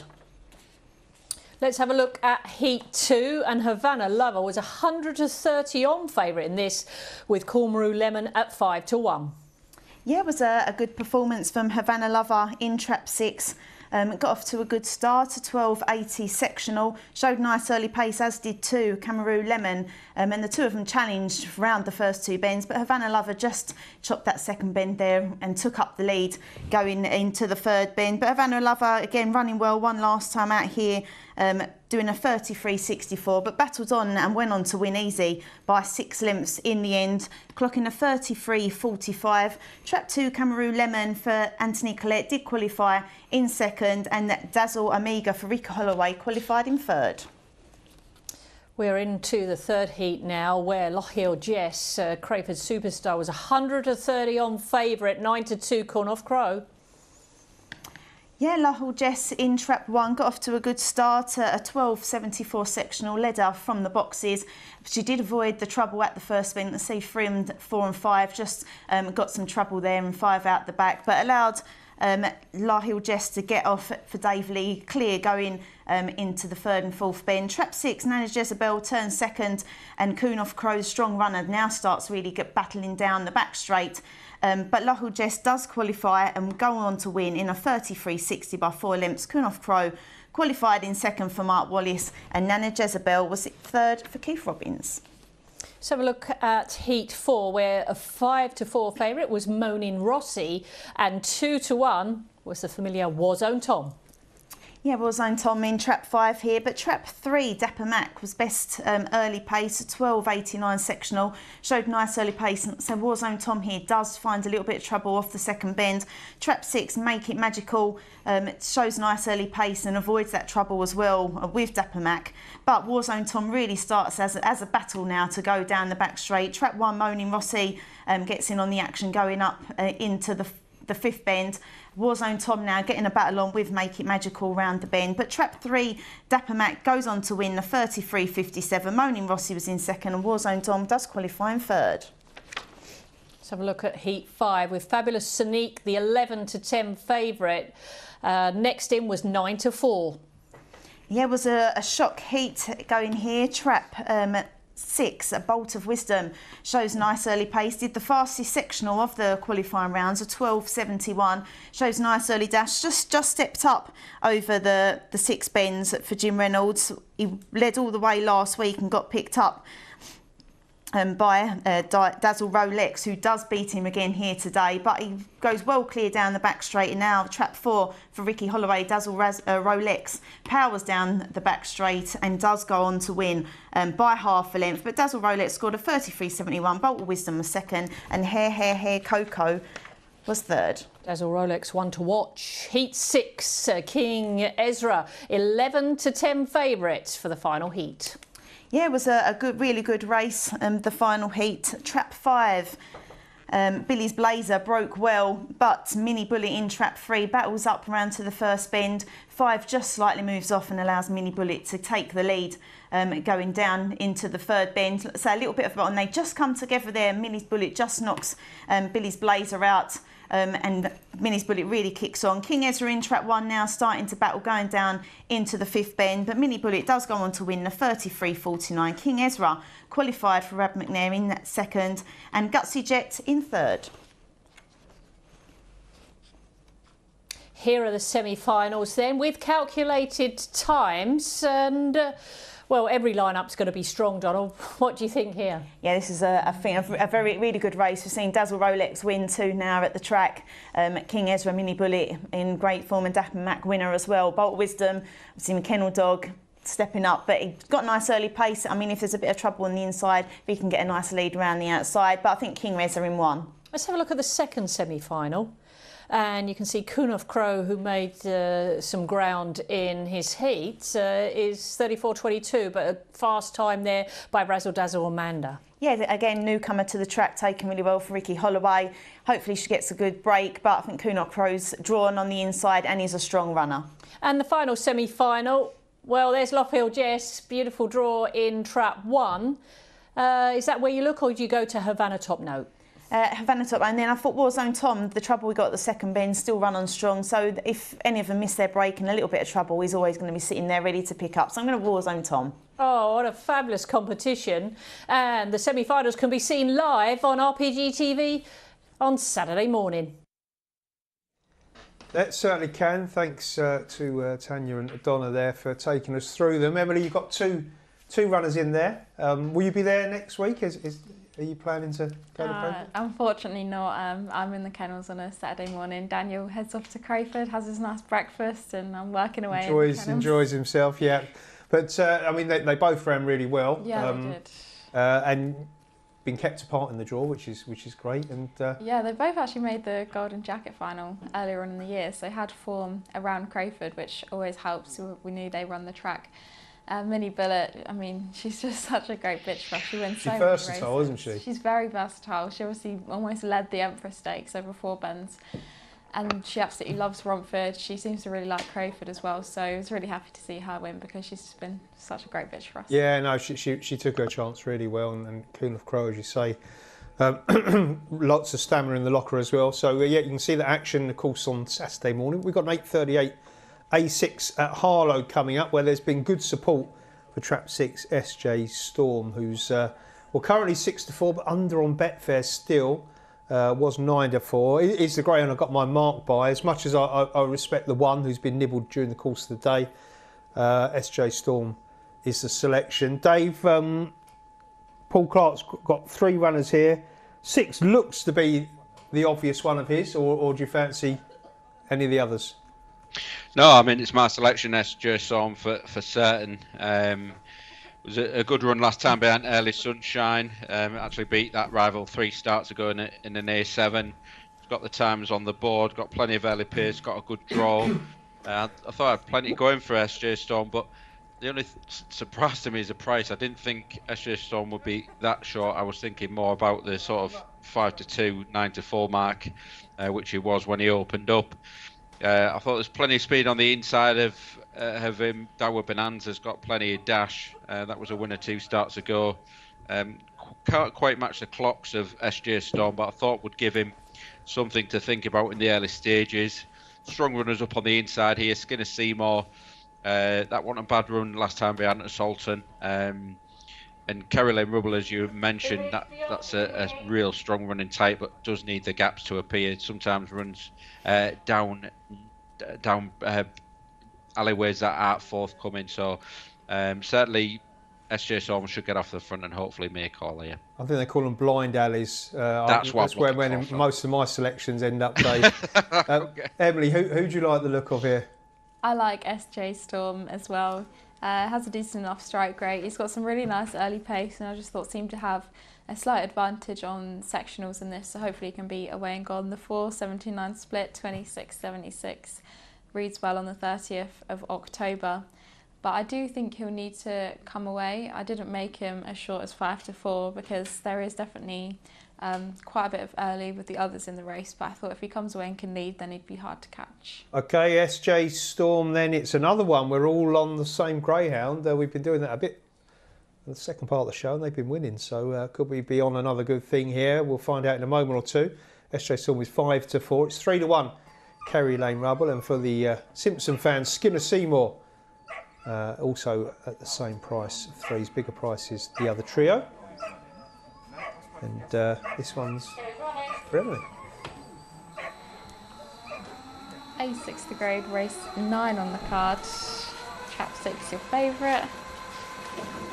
And Trap's open, it's a good break for Trap 6, SJ Storm on the outside. 4 is trying to pace up as well, but it's SJ Storm in Trap 6 that's going to go round in front. Kerry Lane Rubble in Trap 1 is a close second, with Trap 2 trying to make up some ground as well, but Trap 6 SJ Storm is still out in front. There's a little bit of trouble in behind. SJ Storm out in front, a couple of lengths clear from Skinner Seymour in Trap 2, who is making up ground on the inside. It's close, I think 6 maybe? It's tight, yeah. It's SJ Storm needed the line, was out in front. 2 Skinner Seymour came with a real rattle. We'll leave you hanging there because we've got to get across to Henlow for the 8:43. It is close, no doubt about it, as Emily said. We'll pick that up in a moment or two. The result may appear before we get a chance to review the action, but it is the Henlow Midi Trophy final.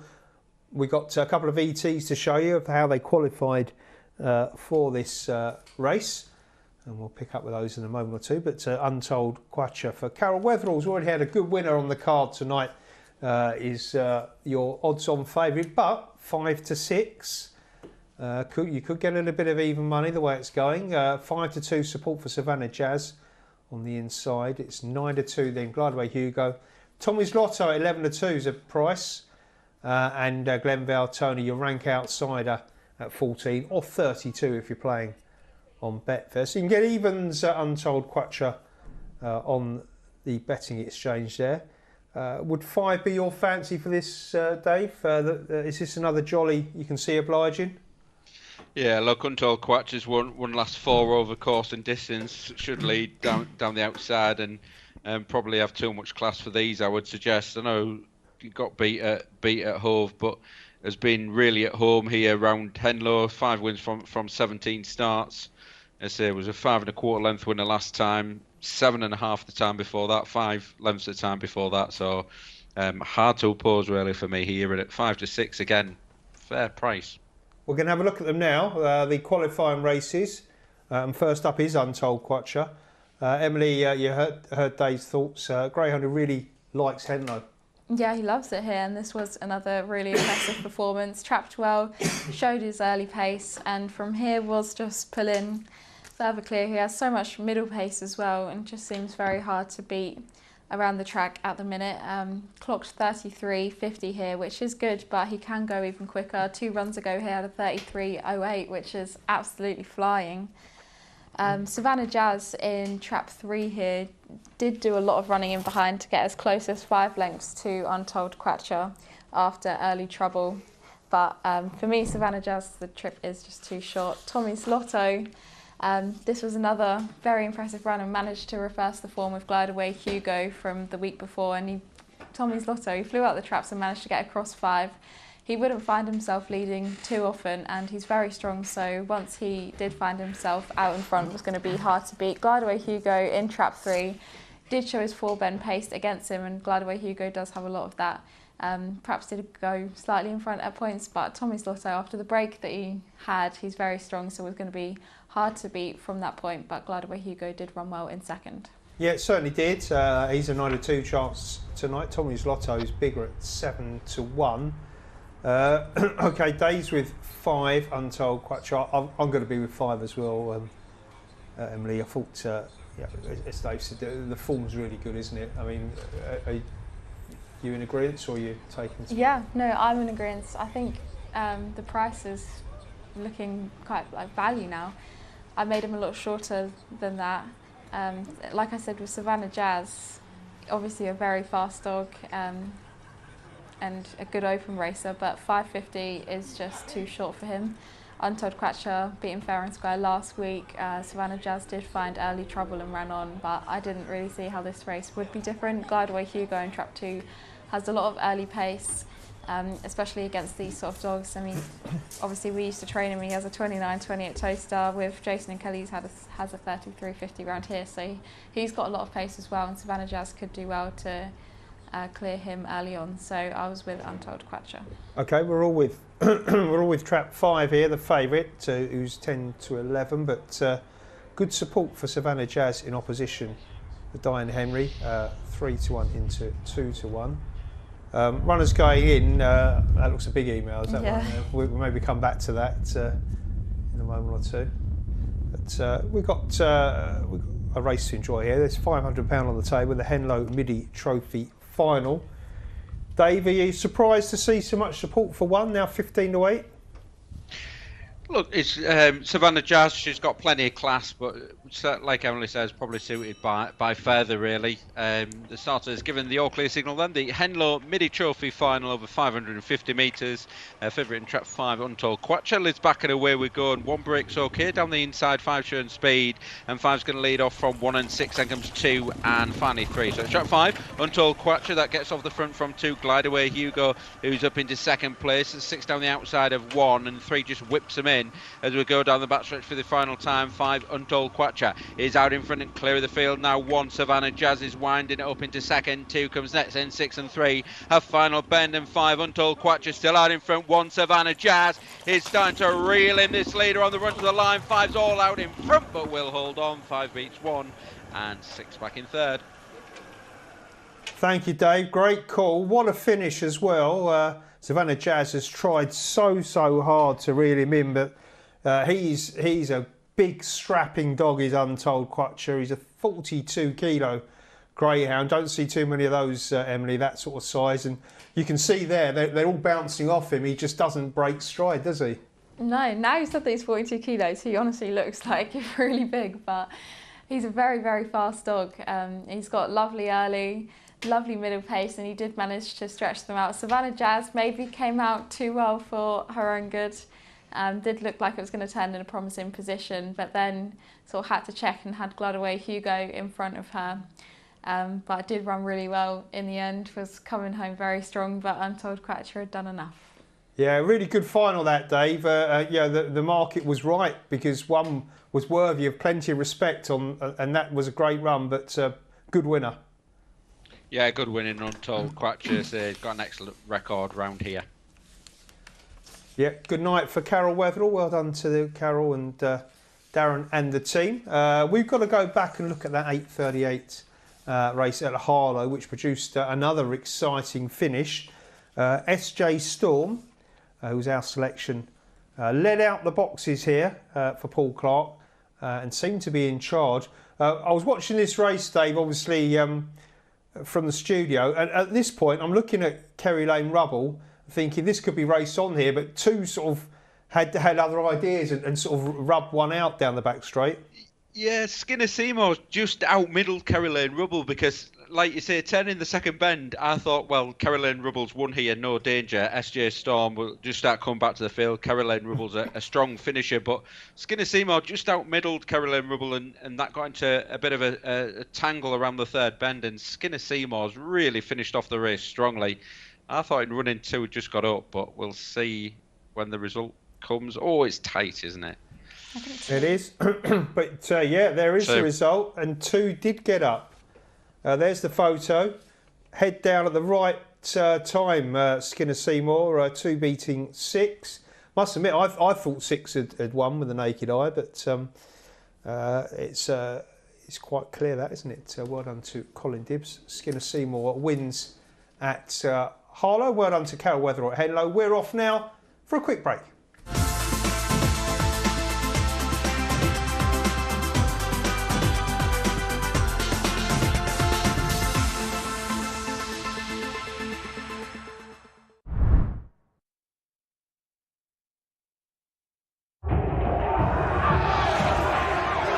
Well, you got to work with when your eyes are closed in the forest.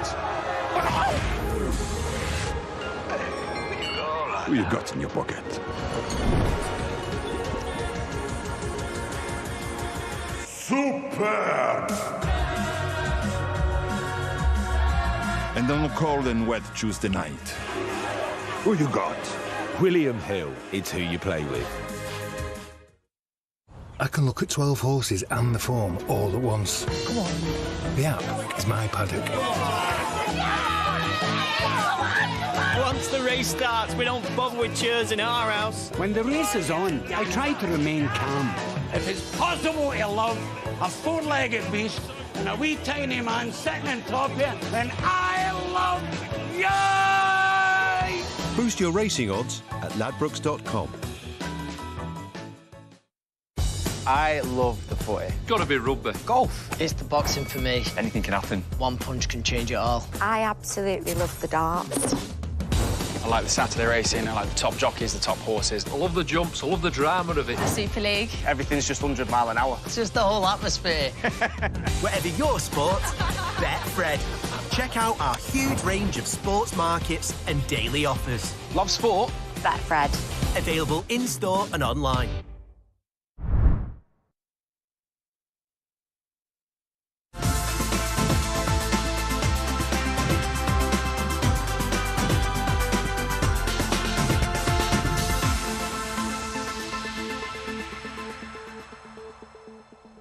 Well, welcome back. Hope you're enjoying the show. Still got a few races up our sleeves, a few twists and turns, and a nap or two, well, certainly one, coming up right now because Dave Gray's nap is being played in this particular contest at Harlow.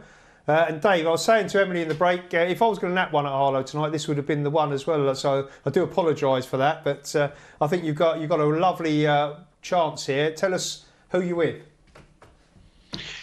Yeah, look, I thought it was a straight matchup, really. Britbull, Poppy, and maybe later on the outside, and that's how the market has it as well. Look, maybe later's on a roll, won back-to-back for Di Jinx. But I just thought Britbull, Poppy might just get track position here. Got a vacant trap in trap 2. She's been in good form herself. A couple of wins at the end of October there over course and distance. Vacant trap outside, and I thought she'd have a real good run into the first bend, and of the two at the front of the market, I wanted to be with Britbull Poppy.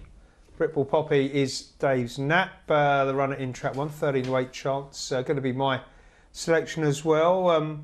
We might as well go for gold, Emily. Who'd you like? I like Britbull Poppy in trap 1 as well. I was on the show Wednesday when she ran a really great race behind Headford O'Sheen, who's obviously a great dog at the track. I agree with Dave. I thought the danger was definitely 6, maybe later, who's in great form. You can pretty much rely on him trapping, but although he does stay in D4, it definitely is a harder race for me. And last time he was in a harder race, he could only come 3rd, and I thought that would be similar here. I thought Britbull Poppy is probably quicker, has a nice draw, so I was with her.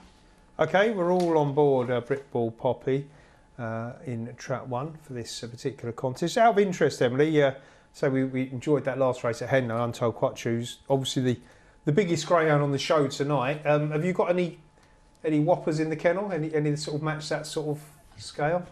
I don't think we do at the minute. I mean, we definitely have had, but yeah. At the minute, Quartero, he's pretty big, but he's like very tall, right? And a bit like lanky. Cat Island, he's 36, 37 kilos ish, yeah. So he's a big dog as well. But we don't have anything quite that big. Yeah, he's a proper unit, is Untold Quattro, and as you said, he's fast as well, which is some combination. He's very fast. Absolutely, yeah. Right, well, while the market's sorted itself out, we've got maybe a chance to get an email out. Yes. Got a couple of minutes. Keith Montague's been in touch. Dear gents and Emily, I hope your show with Jason is on a Wednesday night being Irish focus, as Jason and Ian Fortune will be exchanging banter between them, taking the pressure off you, with him not firing the questions, of which some will be before you were born, like when poor Joe, Khan, Clarkey and Rose are with him. You have taken to it like a duck to water. Good luck to both of you being a new additions to the Naps table in 2024. And Khan and bookies may be on the lookout in this area. And Dave, good luck with the new timings at Pelaw Grange, as I've seen it when in the betting shop, as it looks like a homely track with the restaurant. You talk about something like Mullingar here in Ireland, but sorry, no more Sunday appearances on the show for you. But loving the studio shows, not only on RPGTV, but South African also, from Keith Montague in Ireland. Thank you, Keith. Yeah, I think we can all agree. And I think, yeah, Carl needs to be looking over his shoulder next year with Emily and Dave coming into the Naps table. And I know Joe's keen to get amongst it. He gives it a good go every year, and he's another one to keep an eye on. And who knows? I don't know whether would Charlie be back on a bit more regularly. He's another up and coming judge, that's for sure. And Julie will be back as well soon. You're getting to work with Julie soon as well. Yeah. Fantastic. But yeah, good luck with Jason. So what night are you on with Jason? I think I'm on Friday night. I was meant to Friday. be on Wednesday, but I think I'm now on Friday. Okay. Yeah, in fact, I'm on Wednesday. Now I know why you swerved it. Yeah. Yeah. It wasn't that reason. No, we'll be having a bit of banter with Mr. Fortune, no doubt. Who, of course, is the hardest working man in Ireland, as he always likes to mention. Right, the runners behind the boxes. Britball Poppy 6-4. Bit of support, Dave, for trap 3 in opposition here. Moscone Miss. Yeah, not really a reliable starter for Paul Clark. Mr. Brick certainly did last time, but has got a ping in a locker. Hard to fancy, really.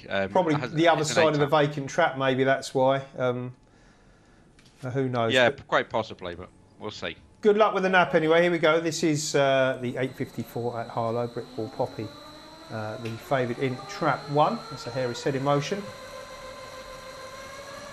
And that's it, off we go. Well, 1 comes out on the inside, 3's prominent as well to the corner, and it's 3 Moscone Miss on the inside, on the outside of 1 Britball Poppy, matching strides, and 3 just gets that pace and cuts across the bend and suddenly puts her foot down and goes for home. 3 your winner, 4 second, close for third, but yeah, Moscone Miss for Paul Clark was backed and has delivered. She's done the job, and well, Dave, it's one of those, you know, you wanted to make the corner, you trapped okay, but 3 just had other ideas. Yeah, well, back Moscone missed somebody new, didn't they? There's a ping break night tonight, paced up nicely into the first bend, and Ryan was pretty much on the wall for Britball Poppy, who had broken okay, to be fair. She did most things right, but I wasn't expecting 3 to be within such a close vicinity. But Moscone Miss has really strided away. She's got a couple of decent clocks on her card, 15.56 3 starts ago, which is pretty decent, and she's run away with this one. She has, yeah, well done if you were a part of the gamble on Moscone Miss, who does the business for trainer Paul Clark. We'll get that result in a moment or two. Is it break time?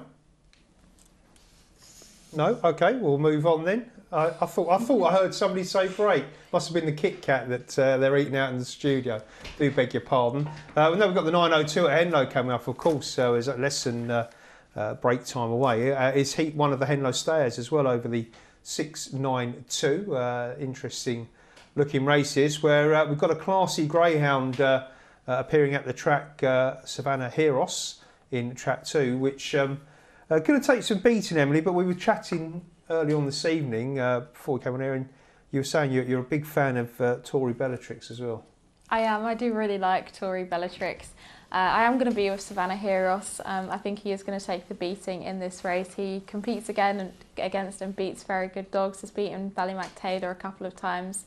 And he can lead in these sort of races and stays all day. He ran in the marathon at Sheffield and won by 12 lengths. So he definitely stays very strongly. But so does Tori Bellatrix. And she can pop out every so often and lead. And she is very, very hard to pick up because she also stays all day. So it probably would be whoever led out of those 2. But I do think Savannah Heros has a better chance of leading. Yeah, he's a classy greyhound, is Savannah Heros, and as Emily said, he's running really well, and it doesn't seem to matter what track he pops at either, does he? You know, and he's got a good form. He won at Select Stayers as well, didn't he, at Nottingham? He's got lots of talents, as Savannah Heros, and he's a 4-9 favourite. Tori Bellatrix is second in.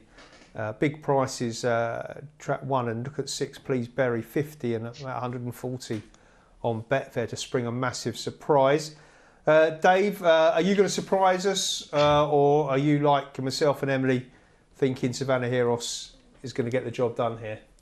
No, I was just looking at the price and thinking at 1 to 2, it's very backable. I mean, the races, and obviously Oakfield Magic's come out, but the race has cut up quite badly, really. If you just look at the race and think, what are the chances of these grounds being able to win the race?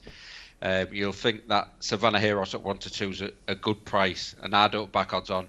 Eagles Rest has been off since the end of August. We haven't seen that in competitive action since a race at Towcester when she finished behind Tori Bellatrix on that occasion by 7 lengths.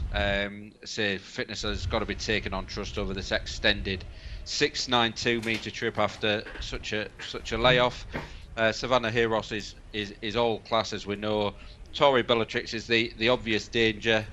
Winning run come to a bit of an abrupt end at Towcester last time over, 712. But to be fair, she'd been in pretty decent form before that. Beat Happy Ever After. It's a dog knows its way around here. That was at Nottingham 3 starts ago.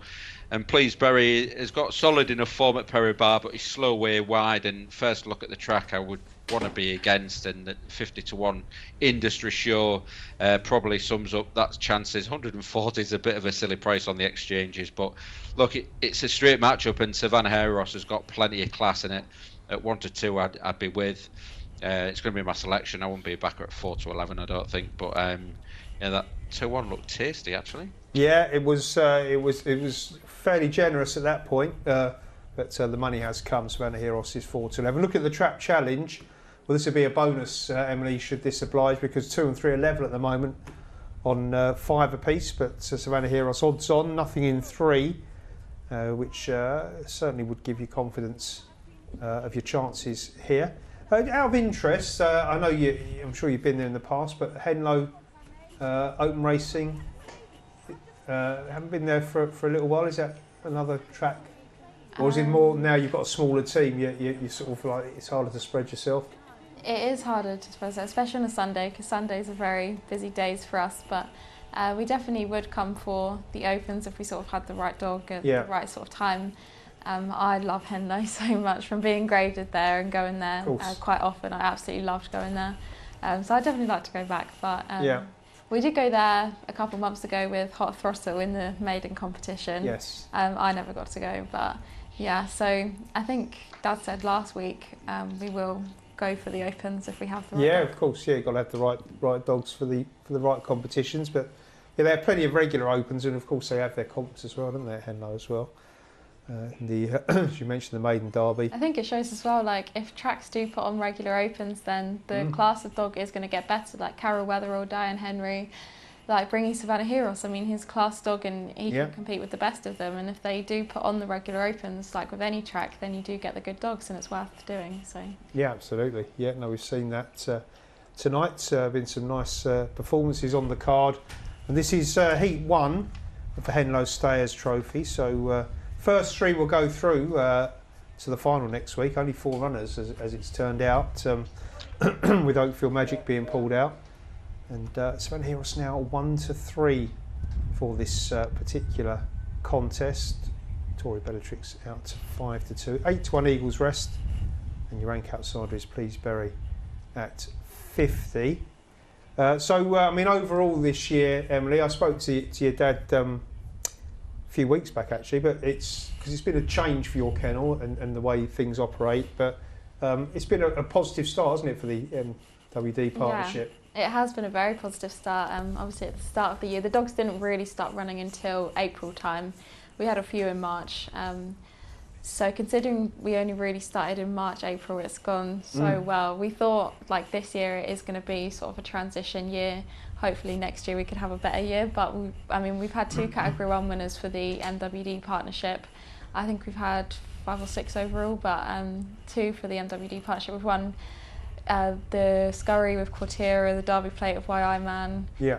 We won the competition at home with Ballymac John. So it's been a great start, and we've got a very, very exciting team for next year as well, with New Destiny, Crafty Shrew, Quartiera. Yeah, absolutely. Loads of exciting dogs. He doesn't like giving up that champion trainer title, does he? Oh, he lent it 1 year to Patrick. But yeah, we did say at the start of the year, like we might not win it this year because it is a transitioning period, but the year's gone really well, so can't complain. And it's Kevin Hutton's chipping away in behind, isn't it? But I think the job's done already for for 2023, and as you say, 2024 to look forward We are to. looking at the owners' table as well. Right, okay. Between us and the KSS Syndicate, which is definitely interesting. Yeah, absolutely. Yeah, they've been had a stranglehold on that for a few years, haven't they? Right, the runners all in for the 9:02. Let's go to Dave. Yeah, just the forerunner affair for the first heat of the Henlow Steers Trophy over 692 metres. Lids back and away we go. And 6, Please Berry gets a good start. The rank outsider leads from 2 Savannah Heroes, who now gets up alongside. So 6 is your leader. 2 just short room around the first couple of bends. 1 Eagles Rest into second. 4 Tory Bellatrix comes next, and 2's going to whip him in. 6 now succumbs to 1 on the inside, and Eagles Rest takes over from 6. Then comes 4 and 2 is still at the back, but he's still in striking distance. Off the next couple of bends we're going at track 1. Eagles Rest, off since the end of August, is still out front from 4 Tory Bellatrix, who's closing in. 2 with some work on now around the penultimate bend, and 1 Eagles Rest is still out front from Tory Bellatrix. 2 Savannah Heroes is getting going again very late in the day. 1 Eagles Rest is all out in front, but will hold on for a shot for Colin and Pam Dolby. Wow, what a training performance that is. Off since the end of August. Pings out, makes all in a Henlow Steers Trophy over 692 metres. Yeah, fantastic return run from Eagles Rest. Well done to Pam and to Colin Dolby. And well, it was an interesting race this. Only 4 runners. 6 popped out, the rank outsider. 2 was in a great position, but just finds trouble here. And I think gets clipped from behind and shuffles back from contesting for the lead to 4th. And then it was a case of finding where he's at and getting used to the circumstances. Whereas Eagles Rest obviously pretty comfortable round Henlow. Yeah, like Dave said, great trading performance from Pan and Colin Dolby.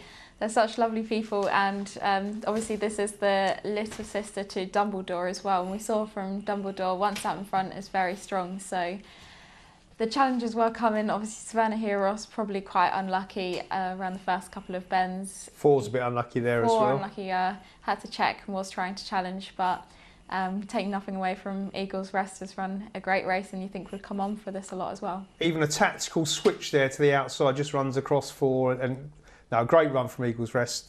Take nothing away from it. Really good performance to come back and win that particular contest. I'm sure Connections will be delighted. We'll be delighted when we come back from a quick break.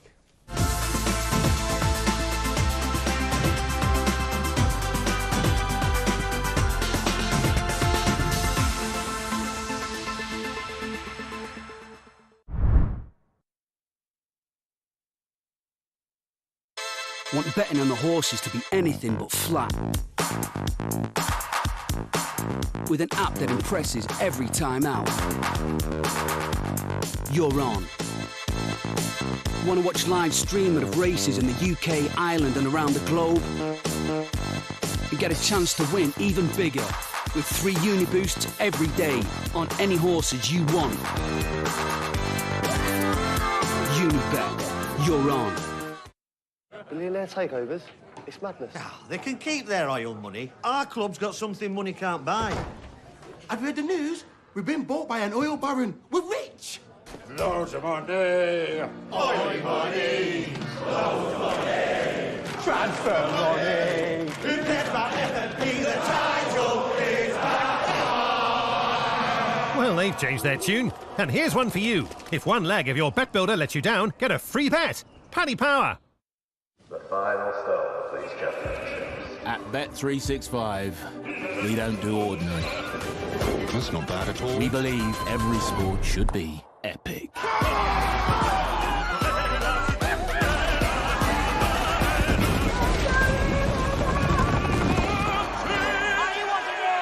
Berlin.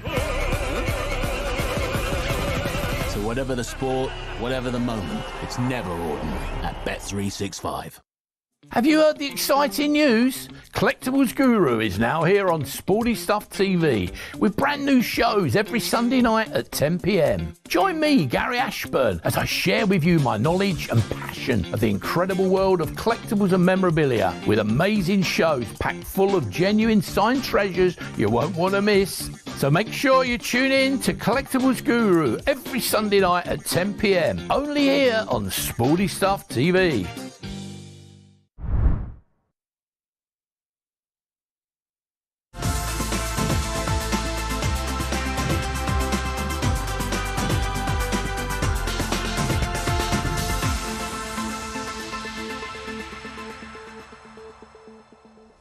Welcome back. We'll be watching Collectible Gurus later, Emily. See if there's a framed Mark Wallis champion trainer poster or something like that on there.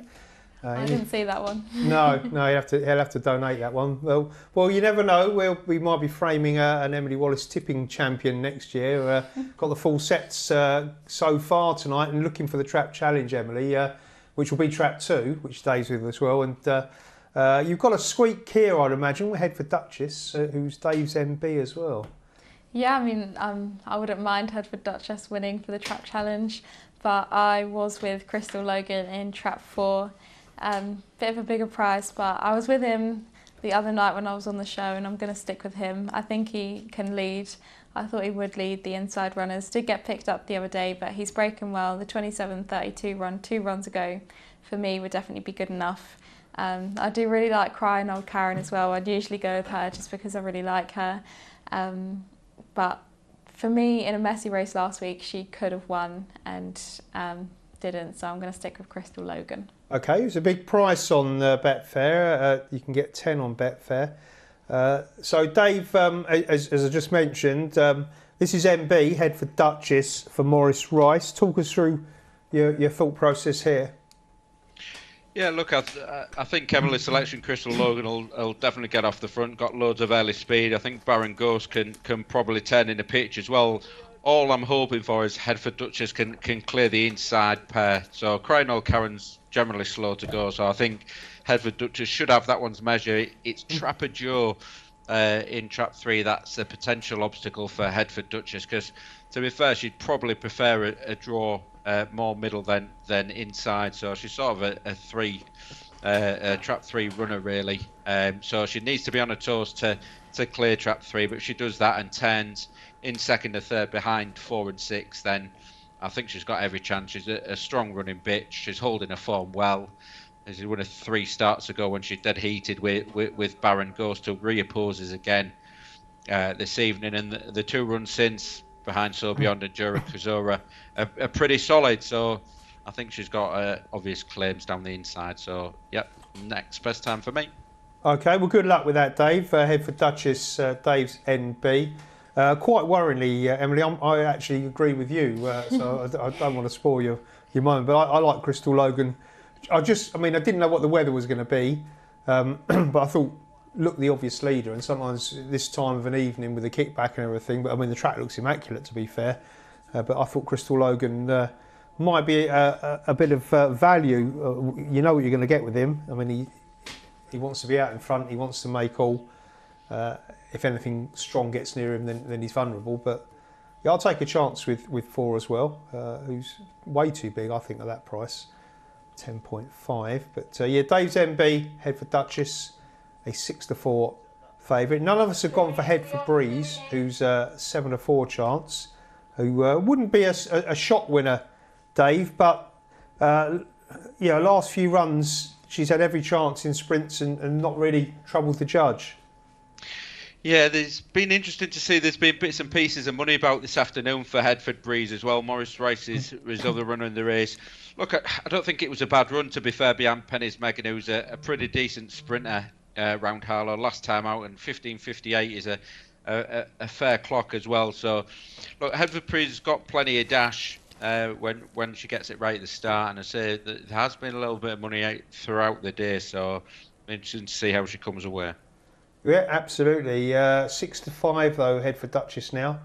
7-4 was the opening show, so strong favourite in Trap 2 here. There's the prices for the Henlow finale on the bottom of your screens, where Traps 3 and 4 are disputing favouritism at the moment. But this is the penultimate race at Harlow, and flag is waved, so Emily to call them home. Race 11 on the card, Hertford Duchess is your favourite in Trap 2. And Traps open, it's a good break for Crystal Logan in Trap 4. Hertford Duchess in a good position at the minute, but Crystal Logan is going to go around in front. But Hertford Duchess has made up good ground on the inside and has now taken the lead from Crystal Logan in Trap 4, now second. But 3, Trapper Joe is starting to make up ground, but had to check behind Hertford Duchess, who is still out in front. With about a 2-length lead, Crying Old Karen is going to run on, but Hertford Duchess out in front is going to win. Certainly is. Favourite obliges. Dave's MB is landed. Headford Duchess wins. Pushes the Trap Challenge on again for Trap 2 as well. Dave, obviously a good selection, nice winner. I thought 4 Crystal Logan just lost the action a little bit around the early turns here. Yeah, did you see its head and neck sort of just go up slightly around the first 2 bends? Showed plenty of early dash to Crystal Logan, but once Headford Duchess had got up on the inside, it was really race on. And like I said before the race, Trapper Joe was a potential obstacle into that first bend, but Headford Duchess just had the inside run, and Trapper Joe again down the back stretch showed loads of speed, but just run into the back of Headford Duchess at the 3rd bend, and she was allowed to stride on, and good old crying old Karen, Emily's favourite, stayed on really well into 2nd. She's certainly got another win in her soon. Yeah, she did at the big price, 11-1 she was, but 6-5 favourite the winner, 2 beating 1. There is confirmation of the Trap Challenge. Got 2 races to go. 2 has 6 and 3 has 5. So it's a shootout now as we go across to Henlow for the lucky last on their card. This is Heat 2 of the Henlow Stayers Trophy, and we've got a bit of footage to show you. We're winding the clock back to the 17th of September, where Roaring Lion was a very impressive winner and beat Barmouth Pearl in the process. They were in traps 3 and 4 here, Emily. Yeah, Roaring Lion in 3, Barmouth Pearl in 4, and Smooth Operator in trap 6. Roaring Lion broke well, was soon in command. Smooth Operator was there, but forced to check, which did have a bit of a domino effect into all of the others, and left Roaring Lion out in front with Barmouth Pearl a clear 2nd. And it never really changed from there. She probably extended the lead the more she ran. She's certainly strong enough out in front. She's out of May's Fiddle Faddle, who we've seen a couple of winners from earlier on. This is actually the litter before Roaring Lion and Happy Ever After, but this was a really good run from Roaring Lion, 42.93. It's a decent enough run, but Barmouth Pearl did run well in 2nd, 4 lengths behind her. Yeah, it's a good piece of form to show that. So has it influenced your selection, Emily? Who are you with? I'm with the sister, Happy Ever After. I did make it between 2 and 3. But their younger sister, Smooth Operator, did finish in front of them last time out. But I am just going to side with 3. I think she's a lot better than her last run suggests. Has a good 42.72 over the trip, which is obviously 20 spots quicker than what Roaring Lion did in the VT. And I thought if getting a clear run definitely has a chance, but I didn't think not a particularly strong selection. And we do have an email as well, which says, "Evening guys, if Barmouth Pearl in the 9.18 gets a clear run around the first 2 bends, she will run a big race and will be staying on strong off the final bend. Worth a bet and proud to be one of her owners. All the best from John Rooster." Oh, thank you, John. Good to hear from you. Yeah, Barmouth Pearl, definitely a big player here. Jason Bloomfield's greyhound. She's been in good form. Ran a couple of solid races at Crayford, even though she checked at the Suff in one of those and probably cost her a chance of the win there, but she came back and won really well at Towcester next time out. She's going to get my vote, is Barmouth Pearl. Let's go to Dave. What's your take on this one, Dave? Yeah, me too, Phil. I'm with Barmouth Pearl. I thought pretty decent form at Crayford, and to be fair, I thought she might have been a bigger price than this. I thought Happy Ever After would take the market share here, because obviously Pam Dolder's charge certainly knows her way around here. She's a strong runner, has got a good draw on down the centre of the track. I think that'll really suit Happy Ever After. But Barmouth Pearl has just been in really good form for Jason Bloomfield. A good win in graded action at Towcester, and back here it's a track she knows well. She started her career off round Henlow, and I thought she should have a big chance, but I thought she might have been a bit bigger price than 6-4. Yeah, she's favourite is Barmouth Pearl, as Dave said, 6-4. It's 5-2 Happy Ever After, 11-4 Roaring Lion. We've seen a few pricey winners tonight at the track, and there's a few potential candidates here. Smooth Operator, a 6-1 chance, but you know, if we're going to get a big shock, 1 and 5, 12-1 and 10-1. I don't know if either of those can show up, but we wouldn't rule either out. And Emily, you've got Have you got an email for this? Is that relating to this race? No. Okay. The last race. All right. Well, we'll save it because we haven't got too long. So, Dave, out of the outsiders, who would you think would be most likely to get amongst them? I would try and make a claim for smooth operator down the outside. Wasn't beaten far by Tori Belichick's at Nottingham on penultimate start, and I know she's normally sent off massive prizes, but she is a real strong runner, and she'll be really suited to this trip. She's got a good draw on the outside. She'll keep herself out of trouble and hopefully be finishing off strongly in the closing stage. I think she's possibly a little bit overpriced. Okay, that's smooth operator, 6-1 chance, 7.8 on Betfair. We can't keep mentioning her name because those people in the gallery keep singing Sade songs, which is putting me off my stride. But yeah, smooth operator now into 5. So there you go, Dave. You moved the market.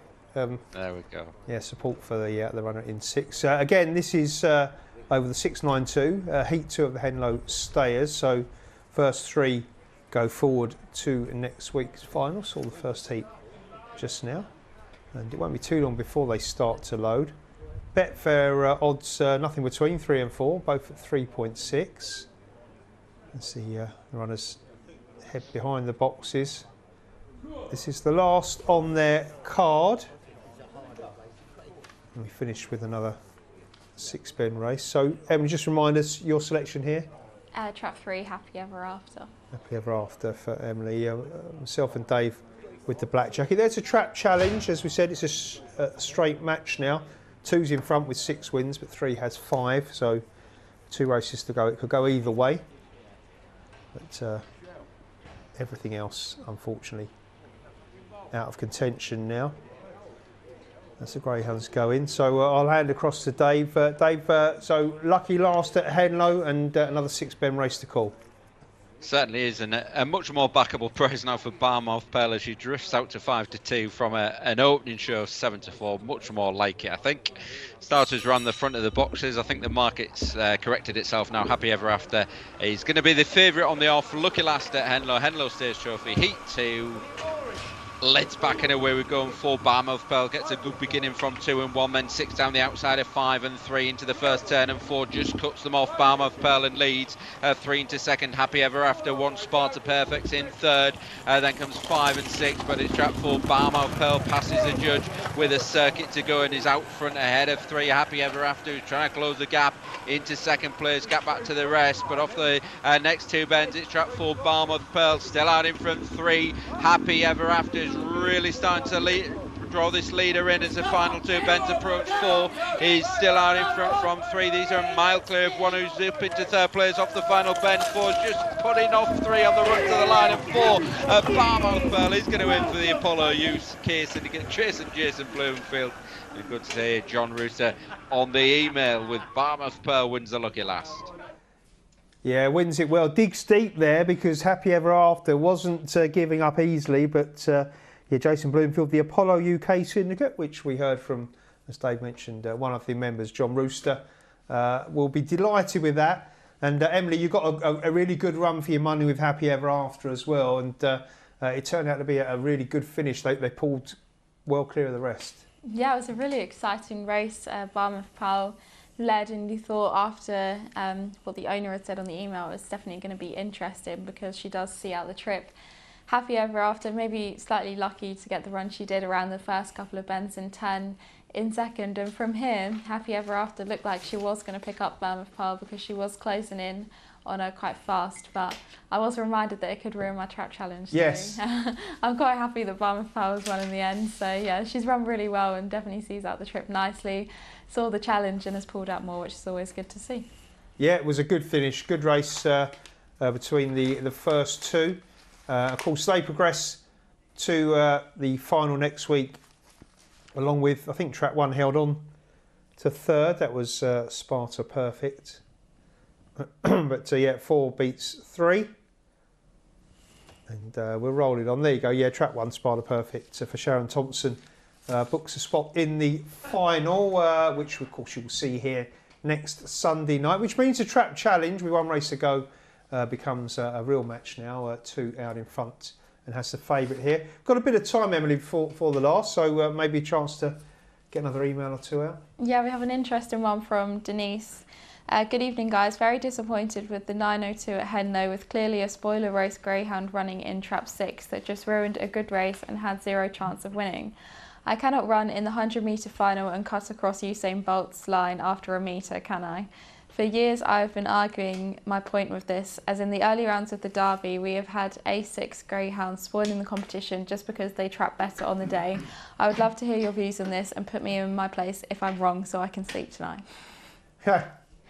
Well, listen, I'm not going to put you in your place because everyone's entitled to their opinion, but by the very nature of what they are, open races are open races. Anybody's entitled to enter, and obviously it's up to the discretion of the racing team to who they accept if they're oversubscribed. But in this day and age, where there's probably not enough greyhounds to go round, I will say probably, we know that's the case, then most entries do get accepted. And also you have to bear in mind that sometimes a star can be found by entering a greyhound over a different distance at a different track that maybe wasn't anywhere near that level at their own track. You probably had some, Emily, that you've took to other venues and suddenly you think, well, yeah, this greyhound's improved Yeah, chance. definitely. If you're graded at a track and sometimes the dog just doesn't suit the track that the trainer is graded at, and you can take it away to a different track, might be a big price, but at least you see if it suits the sort of different type of track and can run a big race if it does. So,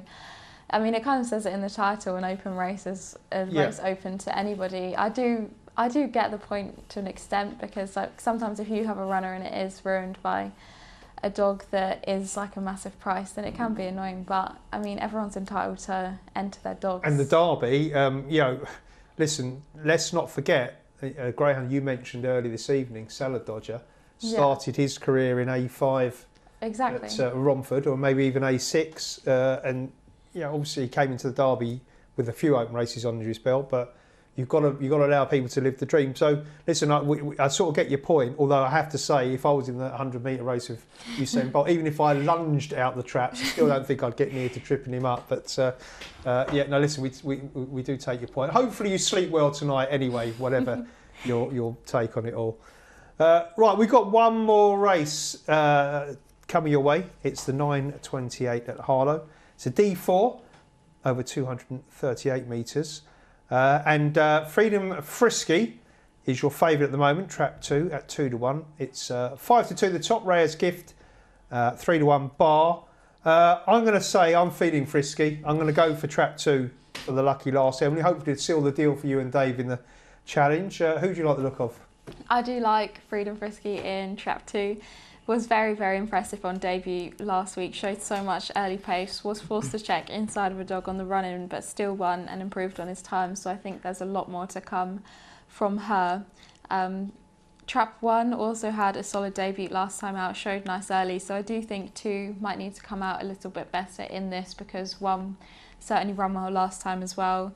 Santos Rigo in trap 6 is also a really consistent dog, ran well last time, probably faster at this minute and more experienced, but I am going to stick with the pup in 2, just a June 22, and I think has a lot more to offer. Yeah, absolutely, a really good debut. I don't know the trainer, Clarence Allen, but I do love the name. It's a very sophisticated, old school name, is Clarence. Don't see that too often these days, but clearly got a lovely greyhound on your hands here. Dave, are you on board, or are you taking this one on? Yeah, I'm going to be with Freedom Frisky. Look, one on debut has been said, unexposed, as is Ray's gift in trap 1, and I think the market's pretty much spot on that these are the 2 to focus on, albeit there's been a bit of money now for Paul Clark's other runner in the race, Bravo Bill, who's had 109 starts and is now 9-2 into 11-4, and we saw a bit earlier on the card one of these springers go in, so don't rule out Bravo Bill, that is for certain. But Freedom Frisky is open to any amount of improvement after that first run. 15.78, if you can build on that, I'm sure is going to play a part in the finish again here. Yeah, absolutely. Dave, you've got to let that go there. That was Moscone Miss, wasn't it? Beat your nap. Yeah. Yeah. You noted it. You duly noted it. No, you're right. Absolutely spot on. It was one of Paul Clark's greyhounds who was well nibbled at decent odds and ran really well. And this is another one here, Bravo Bales, Dave said 9-2 into 11-4 in trap 3. Keep an eye on, but we're all with Freedom Frisky, who's looking to maintain her unbeaten start to her career. Won on debut. This is second time out, but 9-4, easy to back. Rare's Gift on the inside at 5-2. So last couple go forward on what is the last race of the day here on RPGTV for this full Sunday service. So best of luck with your selections for the final time. Hair is set in motion. Here we go for race 12. And we're off and racing, and trap 4 goes bang. Old Town Bay leads to the corner, but 2 Freedom Frisky is pacing up, looking for a gap, but it isn't there. And it's 4 who goes on. 4 leads now, 1 getting busy in behind, 2's trying to come back for more. Old Town Bay with the early lead, and going to see it all the way to the line. Black Jacket wins. 4 beats 1. 2 in third. Well done to Pete Held, who owns and trains the winner, who just came out running here, Emily, and took the race by the scruff of the neck. Yeah, I was trying to watch what 3 was doing because I didn't want 3 to win for the trap challenge, but 4 has flown out the trap, so it was really, really impressive. Freedom Frisky has run a great race, definitely has a lot of early pace, but quite unlucky, forced to check there. 1 Rare's Gift as well, the other newcomer, has run really well. I thought showing a lot of pace, but Old Town Bay out in front was a good win. It was a good win, Black Jacket obliging. I think, as Emily said, Dave, encouraging run from 2 again. 1 digs deep, but yeah, one of those that was one out of the boxes, wasn't it? So it was ping break from Old Town Bay, but Freedom Frisky will go in my notebook. If not, the Racing Post one on Tuesday. We'll see. Yeah, absolutely. 8-1 the winner, though. Look at that, 4 beating 1 and 2. Let's confirm that trap 2, we tried to put you on 11-1, but it was around a 6-4 chance. But has obliged with 6 wins, got over the line ahead of 3 and 4 in the end. So that's all the live action done. Time to say our goodbyes. Dave, thanks as ever for your remote input. And when are you back in the studio? Yeah, I'm splitting you next week. I'm on Thursday night, Friday morning. Brilliant stuff. Look forward to seeing you then, Dave. Thanks as ever, and keep up the good work at Pelaw as well. Cheers, Phil. Good night, Emily. Good man. Yeah, and Emily, well done again with your selections. Another clean sweep. That's is that 2 in a row? Yeah, I had a clean sweep on Wednesday and tonight, so it's going well. Great stuff. That means, Khan, if you're watching, keep an eye out, because Khan is in tomorrow. It won't count for this year, but Emily's snapping at your heels for next. Yeah, Khan's in with Anna and DJ Dave Johnson, our Donny expert, will be remote guest. But from myself and Emily, we are done and dusted. Hope you've enjoyed the full day's action as well as the evening show. We'll see you soon. Good night.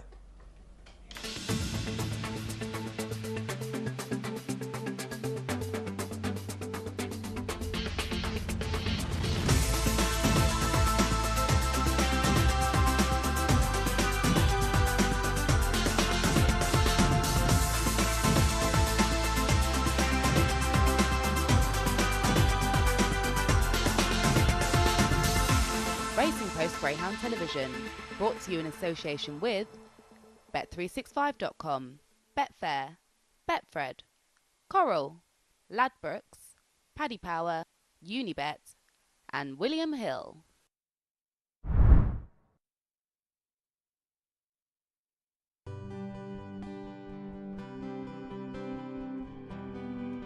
I'd like to introduce you to Robbie, who came to Daybreaks in October 22. He was born on the 20th of September 18, so he's just celebrated his 5th birthday. He retired after fracturing his tibia on his last run at Perry